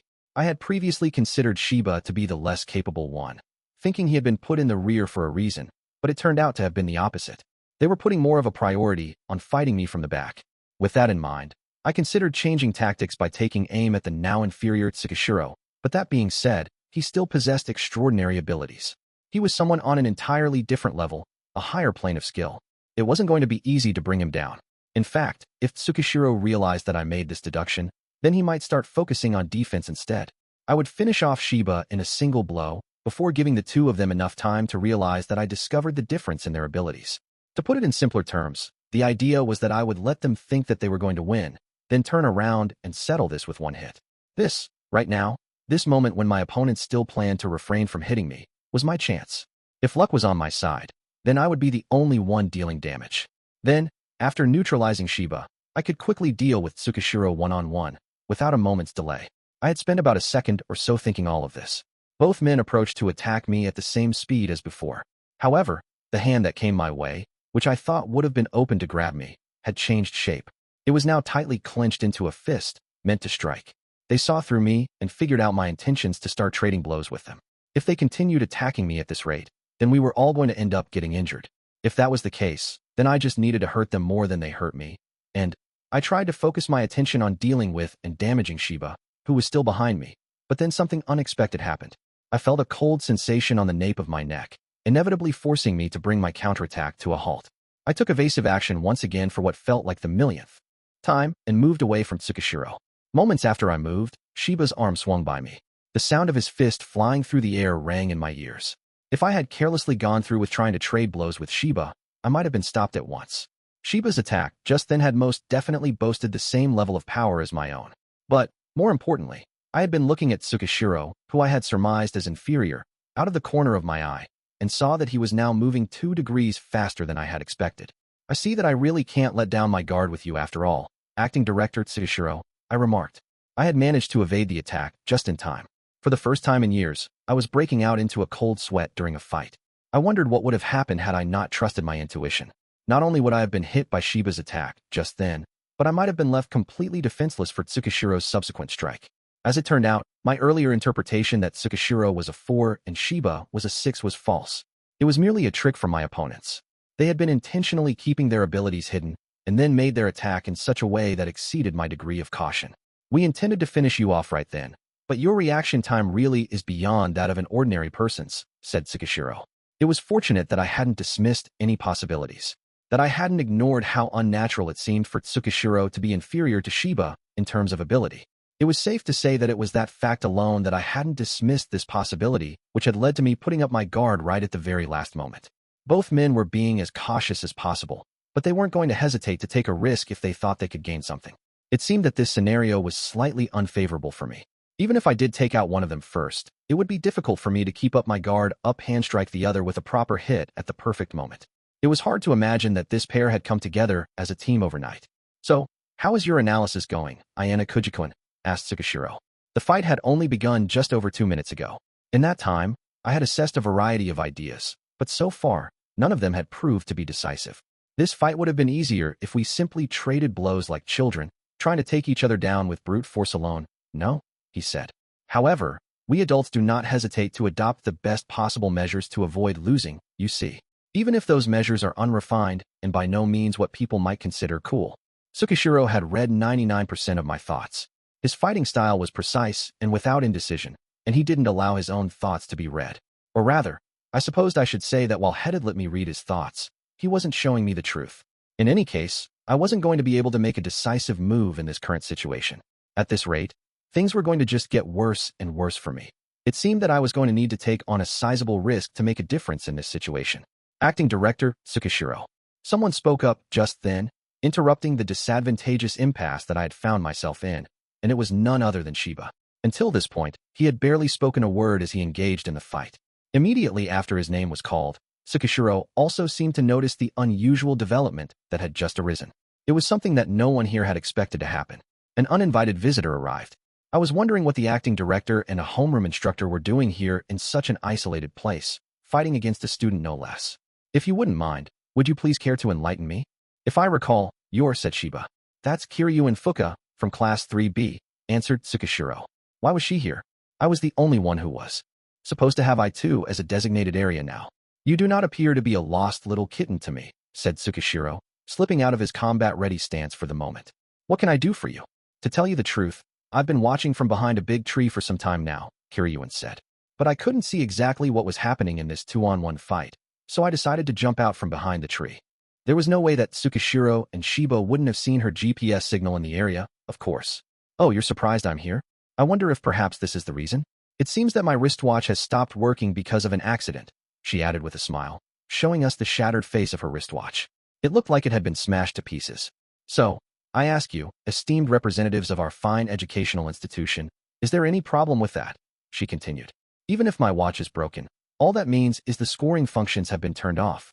I am free to go wherever I wish. Oh no, no problem at all, of course, replied Tsukishiro. It is certainly true that malfunctions are bound to occur during this test. He showed no hint of panic at this unexpected arrival. Normally, in a situation like this, you would think that a wayward administrator would pull back when a student showed up. However, Tsukishiro understood that this was his last opportunity, so he was not backing down. Most likely, he had simply added Kiryuin's name to the list of people that needed to be eliminated instead. Ayanokouji, did I do something unnecessary? Asked Kiryuin. If she had seen this bizarre battle between student and teachers taking place, then there was no point in trying to smooth things over for appearance's sake. Rather, I figured that I should make practical use of this happy accident that just occurred. That depends on what happens next. Can I assume that this means you're going to lend me a hand? I asked in return. Tsukishiro's strength was considerable. I could state with certainty that his fighting style, based on the accumulation of experience and skill, made him one of the most powerful opponents I ever faced, even out of everyone I could remember. Of course I will, replied Kiryuin. As your senpai, it's only natural that I protect someone younger than me, no? She stood beside me with a smirk. But why did you come here anyway? I asked. I saw you running around trying to escape the first years yesterday, she said. It piqued my curiosity, so I thought I'd stop and ask you about it. But then I thought it'd be a good idea to just let you keep running. Did that mean that she deliberately broke her own watch and approached me without me even realizing it? I'm glad that my curiosity won out in the end. I've been called into a remarkably interesting turn of events as a result. Well, it was certainly true that this was something that you normally wouldn't see. Shiba-sensei, I leave the matter of dealing with her to you. If you please, said Tsukishiro. As far as I can tell, the acting director and Shiba-sensei have a ridiculously high level of ability. I don't know exactly how much use I can be, but I probably won't last very long, said Kiryuin. She stood beside me, gleefully holding her fists up at the ready. If you can keep him busy for even a second or two, it would be greatly appreciated, I replied. Oh, you've really said it now, said Kiryuin. I'll try to hold him off for a minute or two, at least. But Ayanokouji, can't you make yourself look more, you know? Huh? I asked. That blank, slovenly look on your face certainly isn't helping matters either, she said. Hold your fists up and bring forth an aura about yourself like you're saying, bring it on. Go on. I had never imagined that I'd be told something like that in a situation like this. However, Kiryuin was exerting this bizarre pressure on me, and so I felt like I had no choice but to strike a pose that was more, as she put it, you know. It was the sort of pose that you might see someone adopt in a fight scene in a TV drama. How's this? I asked. Foo. Well, it's awkward, but it'll do. I'll say that you've met the bare minimum requirements, said Kiryuin with a grin, once again striking a fighting pose herself. Do you have experience fighting people? I asked. I am a lady. Of course I don't, she replied. Are you serious? Don't worry.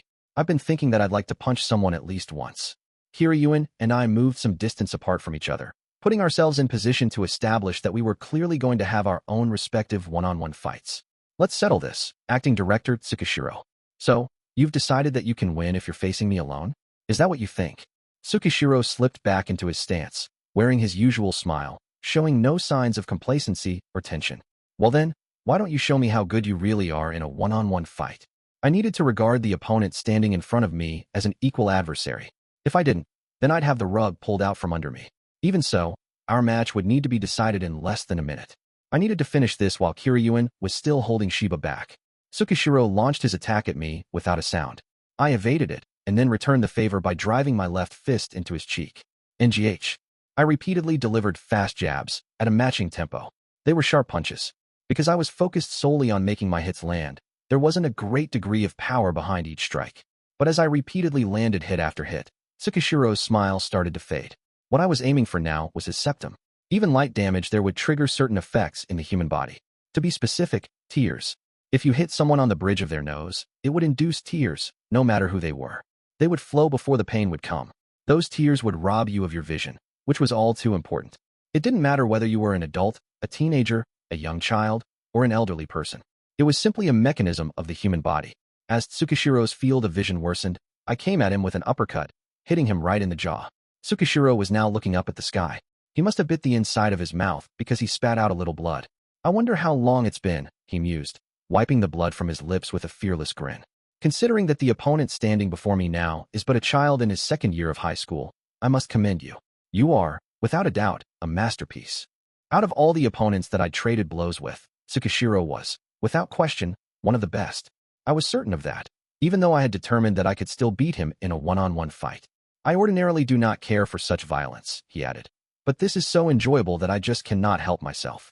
Tsukishiro, smiling as though he found something amusing, once again assumed a stance. But rather than coming at me with an attack right away, he began backing up slowly and steadily. I could have interpreted what he was doing as an attempt to stall until Shiba got control of Kiryuin, I supposed. But he wasn't getting riled up. He was calmly looking for a path to victory. Tsukishiro looked at the sand beneath his feet. It had only been an instant, at most. Without missing a beat, I lunged forward and focused power into my right fist. You are truly, absolutely brilliant, said Tsukishiro. I drove my fist into him with a twisting motion, delivering a vicious body blow. It was a direct hit, with an almost unceasing degree of force. But even so, Tsukishiro's smile didn't fade. He crumpled, losing his balance. While he was down, he snatched up some sand with his left hand and flung it at me. Then he plunged his free hand down into the sandy beach like he was about to dig a hole with it, and used it to prop himself back up. Still, even if he managed to strike me directly with his right fist, he wasn't going to deal much damage since he hadn't been in a good position to strike in the first place. He swung his right arm at me in an uppercut, but I didn't take the punch from his right straight on. Instead, I brushed his arm aside and then grabbed it tightly, stopping him from moving. NGH. And there, for the first time, Tsukishiro's smile completely vanished, just for a moment. My gaze was fixed on his right hand. He was holding a stun gun. How did you know? He asked. I didn't. Not until just seconds ago, I replied. You couldn't have possibly afforded to give me even the slightest opening in this situation. And yet for some reason, you looked down at your feet for a moment like you were looking for something. When I saw you do that, I felt like there was something off.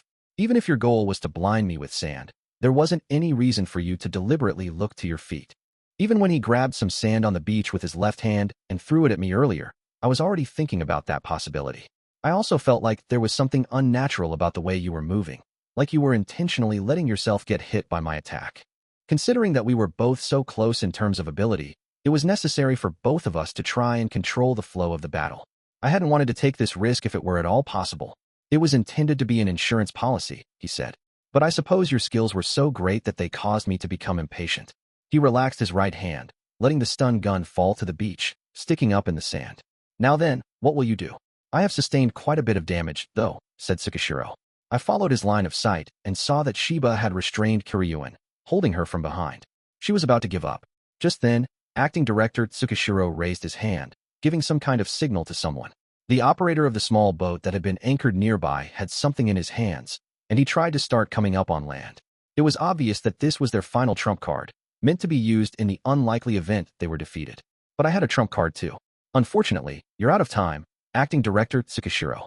Suddenly, the small boat that Tsukishiro had called, and which had been preparing to come ashore, roared back to life. The engine came on, and it departed rapidly, leaving behind the two men on the beach. The reason was probably because the boat's captain had seen another vessel coming from further out on the water.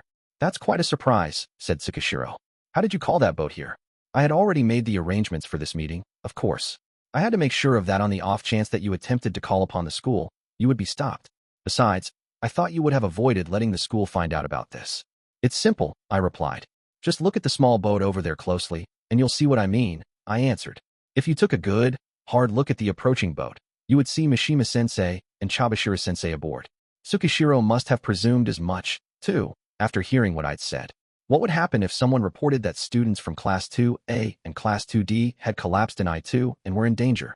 I said, that's not an issue that could be covered up so easily, after all. I already verified that those students' respective homeroom teachers would be among those selected to take part in rescue operations should there be trouble, thanks to a previous incident. I knew that Mishima-sensei and Chibashira-sensei would rush to the scene. To put it simply, this was a rule that the school had during this exam. The school administration had figured that it was best for the students' respective homeroom teachers to be part of the rescue crew because they could identify their students with a single glance. So, if it were reported that students from classes 2A and 2D had an issue, the medical crew would have no choice but to allow those homeroom instructors to accompany them, even if they didn't want to let them come along. And if a student's emergency alert were to go off, there wouldn't be any time to check the GPS location of each and every person involved. If the report included a note that a student's watch was apparently broken, the response crew would be sent to investigate, even if there was no GPS response at the location in the report. Supposing all of the students' GPS signatures were checked, would the medical response crew not have come, and the situation not have changed then? Asked Tsukishiro. Not quite. In fact, if you look at the map right now, you'll notice that one student from Class 2A and one student from Class 2D no longer have a GPS signature. So, if anything, I think it would have actually increased the credibility of the report if they had checked. So, you were intentionally trying to stall for time from the very beginning, Tsukishiro said. That was why you focused on escaping at first, even while at a disadvantage. Threatening Ichinos in such a half-baked fashion was a mistake, I told him. If you're going to do something, you need to be thorough. As a result, Tsukishiro had given me the chance to offer help to Sakayanagi before I came here. Even so, I hold an esteemed, almost unimpeachable position, you know, said Tsukishiro, smiling. There's no way I could do something so dangerous. I didn't know whether what he just said was the truth or a lie. It would seem that having rules that require you to wear a wristwatch that gives away your position has quite a few downsides to it in an exam, wouldn't you say? He added, seemingly surrendering. Picking up on Tsukishiro's air of resignation, Shiba immediately let go of Kiryuin. Phew, she sighed. Thank you for the help, Ayanokouji. I couldn't even make a dent in this guy. I was so out of my depth that it was almost funny. Kiryuin got down on one knee, trying to catch her breath and recover. I had watched some of her fight with Shiba, albeit out of the corner of my eye. Although she was on the defensive the whole time, she held her ground well. The fact that she had confirmed that she was clearly outclassed and had worked only to slow down her opponent without overdoing it herself was notable. If Shiba had joined in on the fight with me, alongside Tsukishiro when he was going all out, I don't know how things would have turned out. Eventually, the boat came ashore, and Mishima and Chibashira disembarked. That walkie-talkie that I had borrowed from Sakayanagi had come in handy right at the very end. So, does this mean that you're acknowledging this as my victory? I asked. Well, I can't not acknowledge it, at present, he replied. There shouldn't have been any way for Tsukishiro to turn things around anymore, not at this current time and place. If the school investigated the matter, they would find that I was the only one who had their designated area deliberately changed. You are certainly skirting a fine line with your score, but I suppose you should be okay. Tsukishiro conceded. Just barely, though. As for me, considering that I have become something of an official, I suppose I wouldn't be able to avoid objections if you did find yourself in the bottom 5 groups. Don't worry, I told him. I've been keeping an eye on staying on the safe side of the line. I see. So that was an unnecessary concern on my part. Well then, I believe I'll retreat for the time being. For the time being? I repeated. I'd prefer not to see any more schemes like this where you resort to committing acts of violence. Thank you very much. I think that, at the very least, it goes against the foundational ideology of this school. Of course, if you're going to have me tested on my physical strength, officially, and via the school's rules, then I suppose I would see that as a welcome challenge.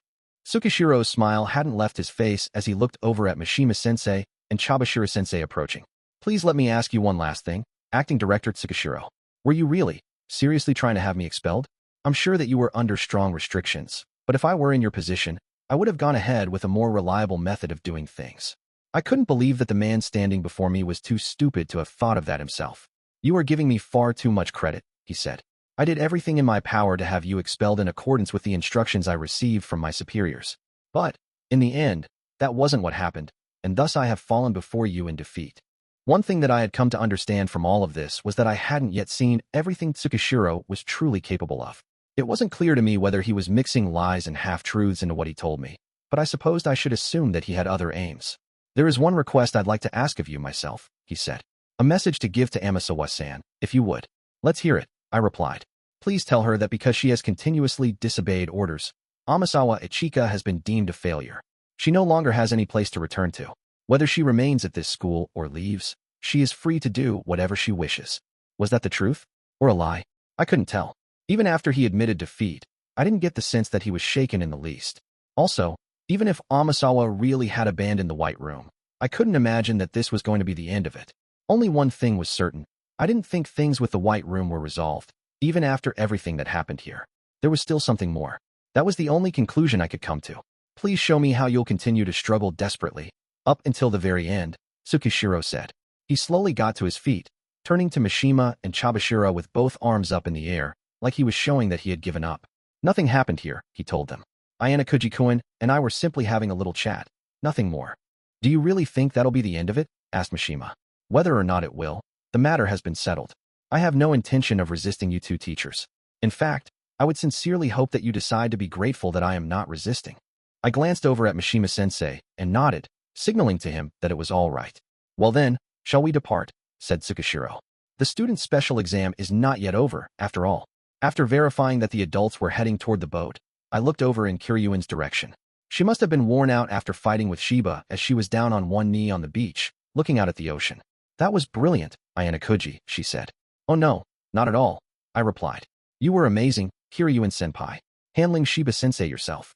After seeing you in action, I can't exactly take that as a compliment, not even if we're being generous.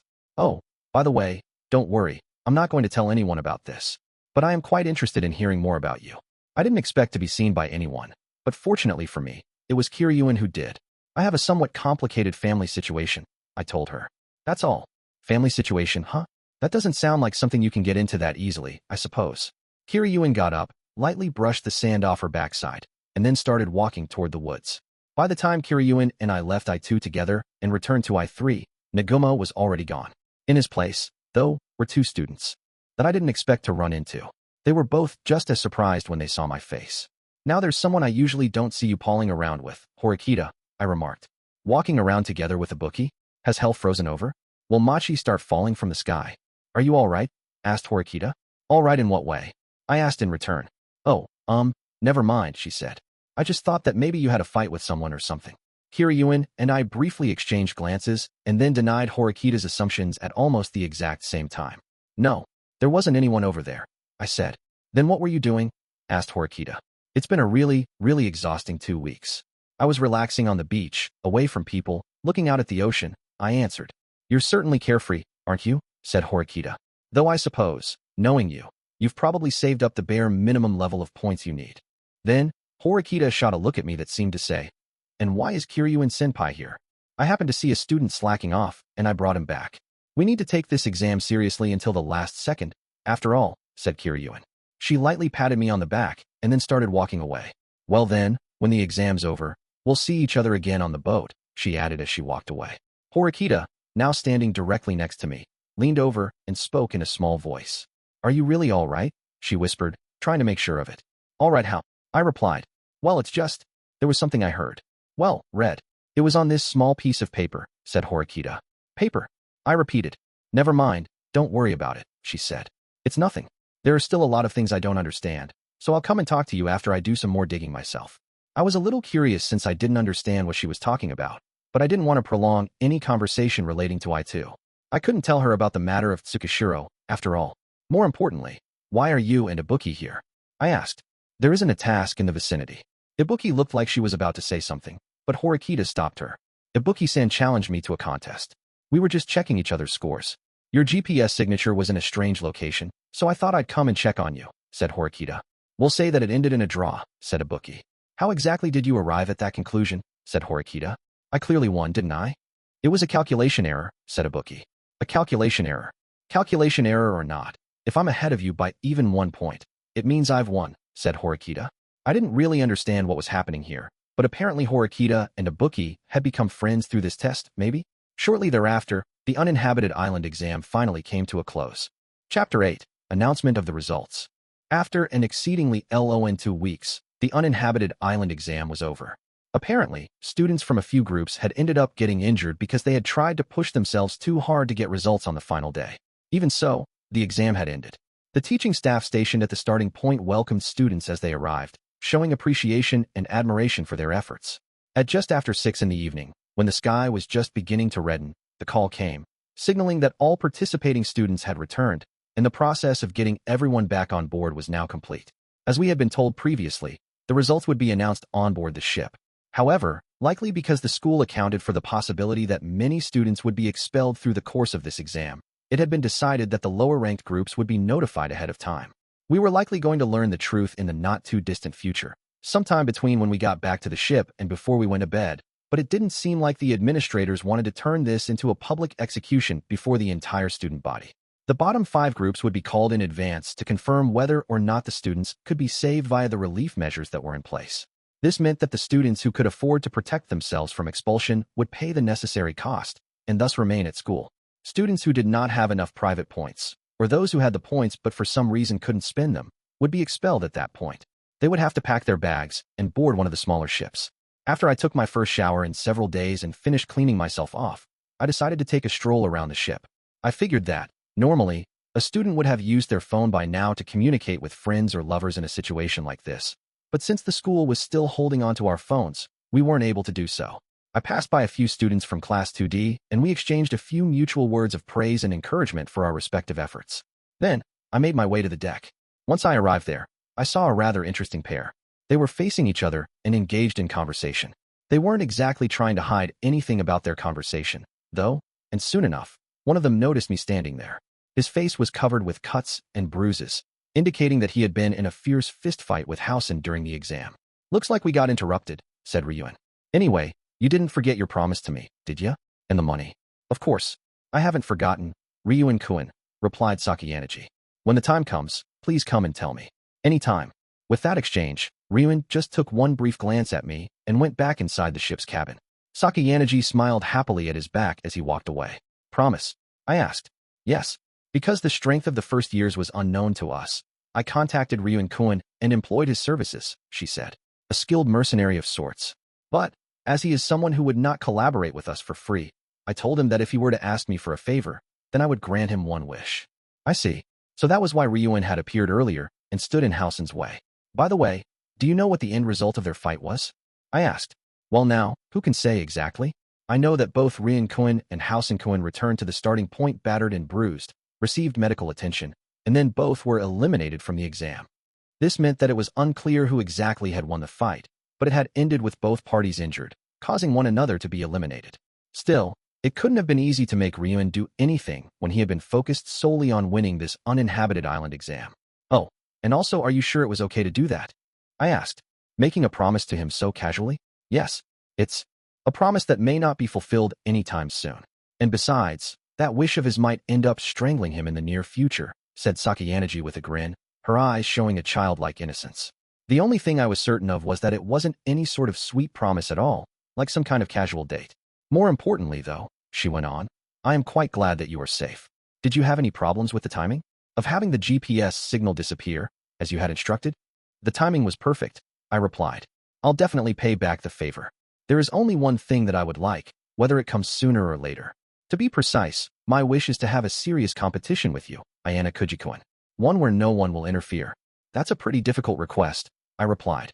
I understand, she said. I know that right now, you wish to spend your days as peacefully as possible.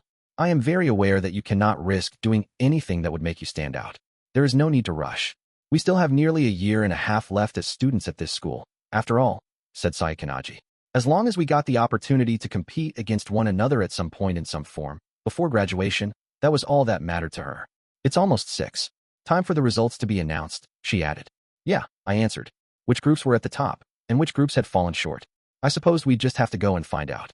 8.1 When Daniel mirrored around at 7 o'clock, the students of Class 2D naturally began to gather and started eating in the same area. It was to be expected.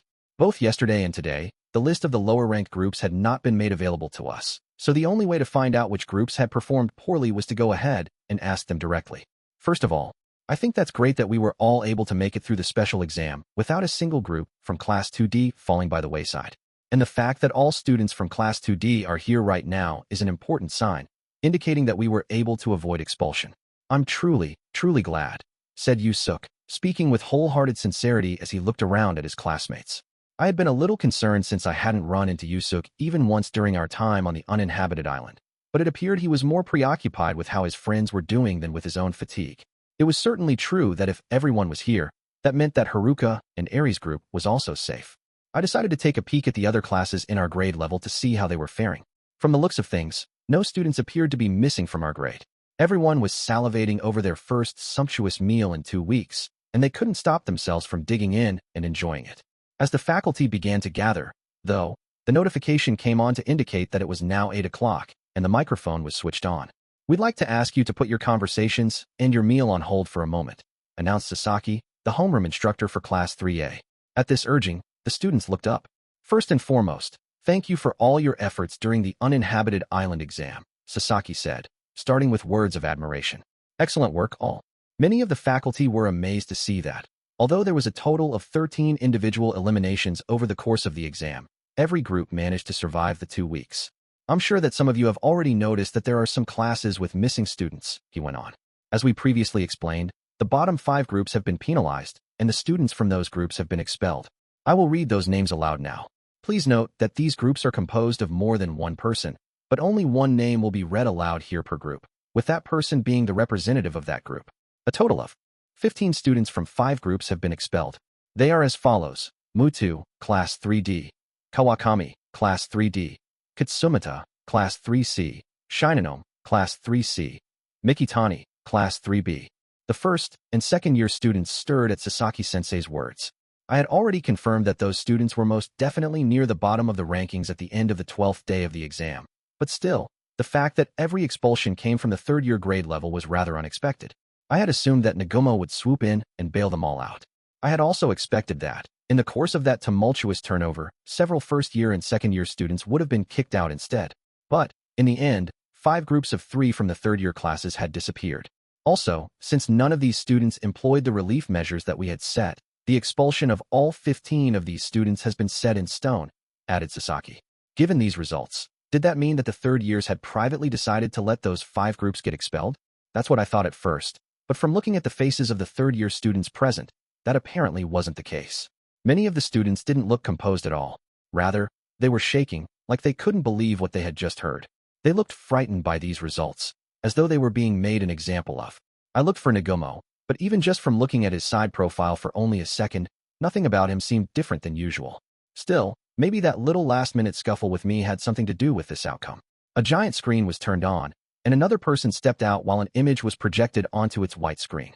The results of the uninhabited island special exam will now be given, and the top 3 groups will be announced. It was acting director Tsukishiro. He didn't show the slightest indication that he had been in a fight with me. He proceeded with the announcements just as calmly as he did when he made his remarks at the start of the exam.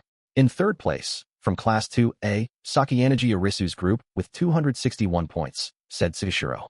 A second-year group was named and identified as the third-place winner. By taking full advantage of being the only group within our grade level with 7 members, they had accumulated a fair number of points and had slowly but surely risen through the rankings, settling in nicely at third place. Ichinos had broken away from the group for about half a day on the final day of the exam, but I guessed that the effect of her departure had been minimal after all. Ryuin and Katsuraji's group had also fought hard in terms of how many points they had collected, but Ryuin getting eliminated on the 13th day must have had an impact. Working alone, Katsuraji couldn't get the early bird bonus anymore, and there was a decrease in the number of tasks in which he could participate. It must have been a trying 2 days for him since he would have been looking for security to avoid the risk of elimination. I figured that the fact that our scores were doubled on the final day must have also worked against him. On the other hand, Sakayanaji had carried things well. The students she had sent to stop the first years were all people outside of her own group. The tablets used had also come from other groups, so she hadn't taken on any big risks. She managed the situation well by pitting Ryuin against a dangerous opponent. I was sure that Ryuin himself should have had the foresight to see that going against Housen would have been risky. Did he take the job because he had some fateful connection with Housen, dating back to their junior high days? Or did it have something to do with the promise that Sakayanagi had mentioned? If it was the latter, then it must have been something more attractive to him than the increased rewards he would have earned from getting third place with the Trials and Tribulations card. At any rate, what was surprising to me was Kiriyama's group losing steam in the final stages of the exam. Now, it was time for second place. It wasn't an exaggeration to say that this was where everything would be decided. At the end of the 12th day of the exam, I had verified that Nagumo and Kouenji alone stood at the top of the rankings at number 1 and number 2 respectively. Even if one of them had dropped somewhat in points, I wasn't expecting there to be any shakeups based on the announcement of the third-place score. So, was it going to be Nagumo, who led the third years, or would it be Kouenji, who forged on ahead at a breakneck pace while working alone? In second place, from Class 3A, Nagumo Miyabi with 325 points. When Tsukishiro read that out, what I heard wasn't what you might call cheering. It was more like screaming. Without taking a moment to pause, Tsukishiro went on to announce the first-place winner. And in first place, from Class 2D, Kouenji Rokusuk with 327 points. The instant that Kouenji's name was called, every student's eyes immediately fell on him. Kouenji simply sat where he was, calm and leisurely. He wasn't boasting about his win, nor was he showing off to anyone about it. Looking at the results, there was only a difference of 2 points between their scores. It was such a small margin that one single, trivial incident could have overturned the results. Nevertheless, Kouenji had managed to come in first place while operating under the toughest of conditions, by working alone. Getting first place meant that 300 class points were going to be awarded to our class, and Kouenji was personally going to receive 1,000,000 private points and 1 protect point. Kouenji-kun really did it after all, said Horikita. Kouenji briefly shot a knowing look over at her. A look which seemed to say, "You understand what this means, yes?" And in response, all Horikita could answer with was a nod. Kouenji had, in brilliant fashion, done exactly what he had publicly promised he would. That meant he could be excused from any obligations until graduation. He was going to be spending his days here at school according to his own whims, even more so than before. For the love of, well, to be honest, I can't be happy about this, Horikita said. If anything, I'm astonished beyond words. Shouldn't you be happy about it for now, at least? I replied, he did just single-handedly get us 300 class points. That's an extremely significant increase in moving us closer toward Class A. This is the second time that we've secured our escape out of Class D. Besides, Kouenji had always done whatever he pleased, anyway. There was nothing to control him now. Yes, I suppose you're right, Horikita conceded. With the points we've gained, we've closed the gap in one go. It wouldn't be surprising if we ended up swapping with B or C, given the circumstances. Provided we don't make some careless blunder in our daily lives and end up falling down tremendously, I added.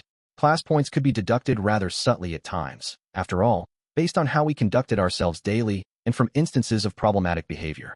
Please don't say something so unpleasant, said Horikita. Once again, I thought about how significant a 2-point difference could be. I thought back to when Nagumo showed up, having deliberately gone out of his way to intercept me. I heard the voice of his comrade via the walkie-talkie back then. I had the feeling that if Nagumo had responded to that student back then, the first and second place winners would have been reversed, and that there likely would have been different groups being expelled from school right now. I suppose that I wasn't going to find an answer thinking about it now, though. At any rate, this long, drawn-out special exam had come to a safe conclusion. Miraculously, we had managed to get through the summer without a single student from our grade level getting left behind. I had also unexpectedly established that Amasawa, Ichika, was a student from the White Room.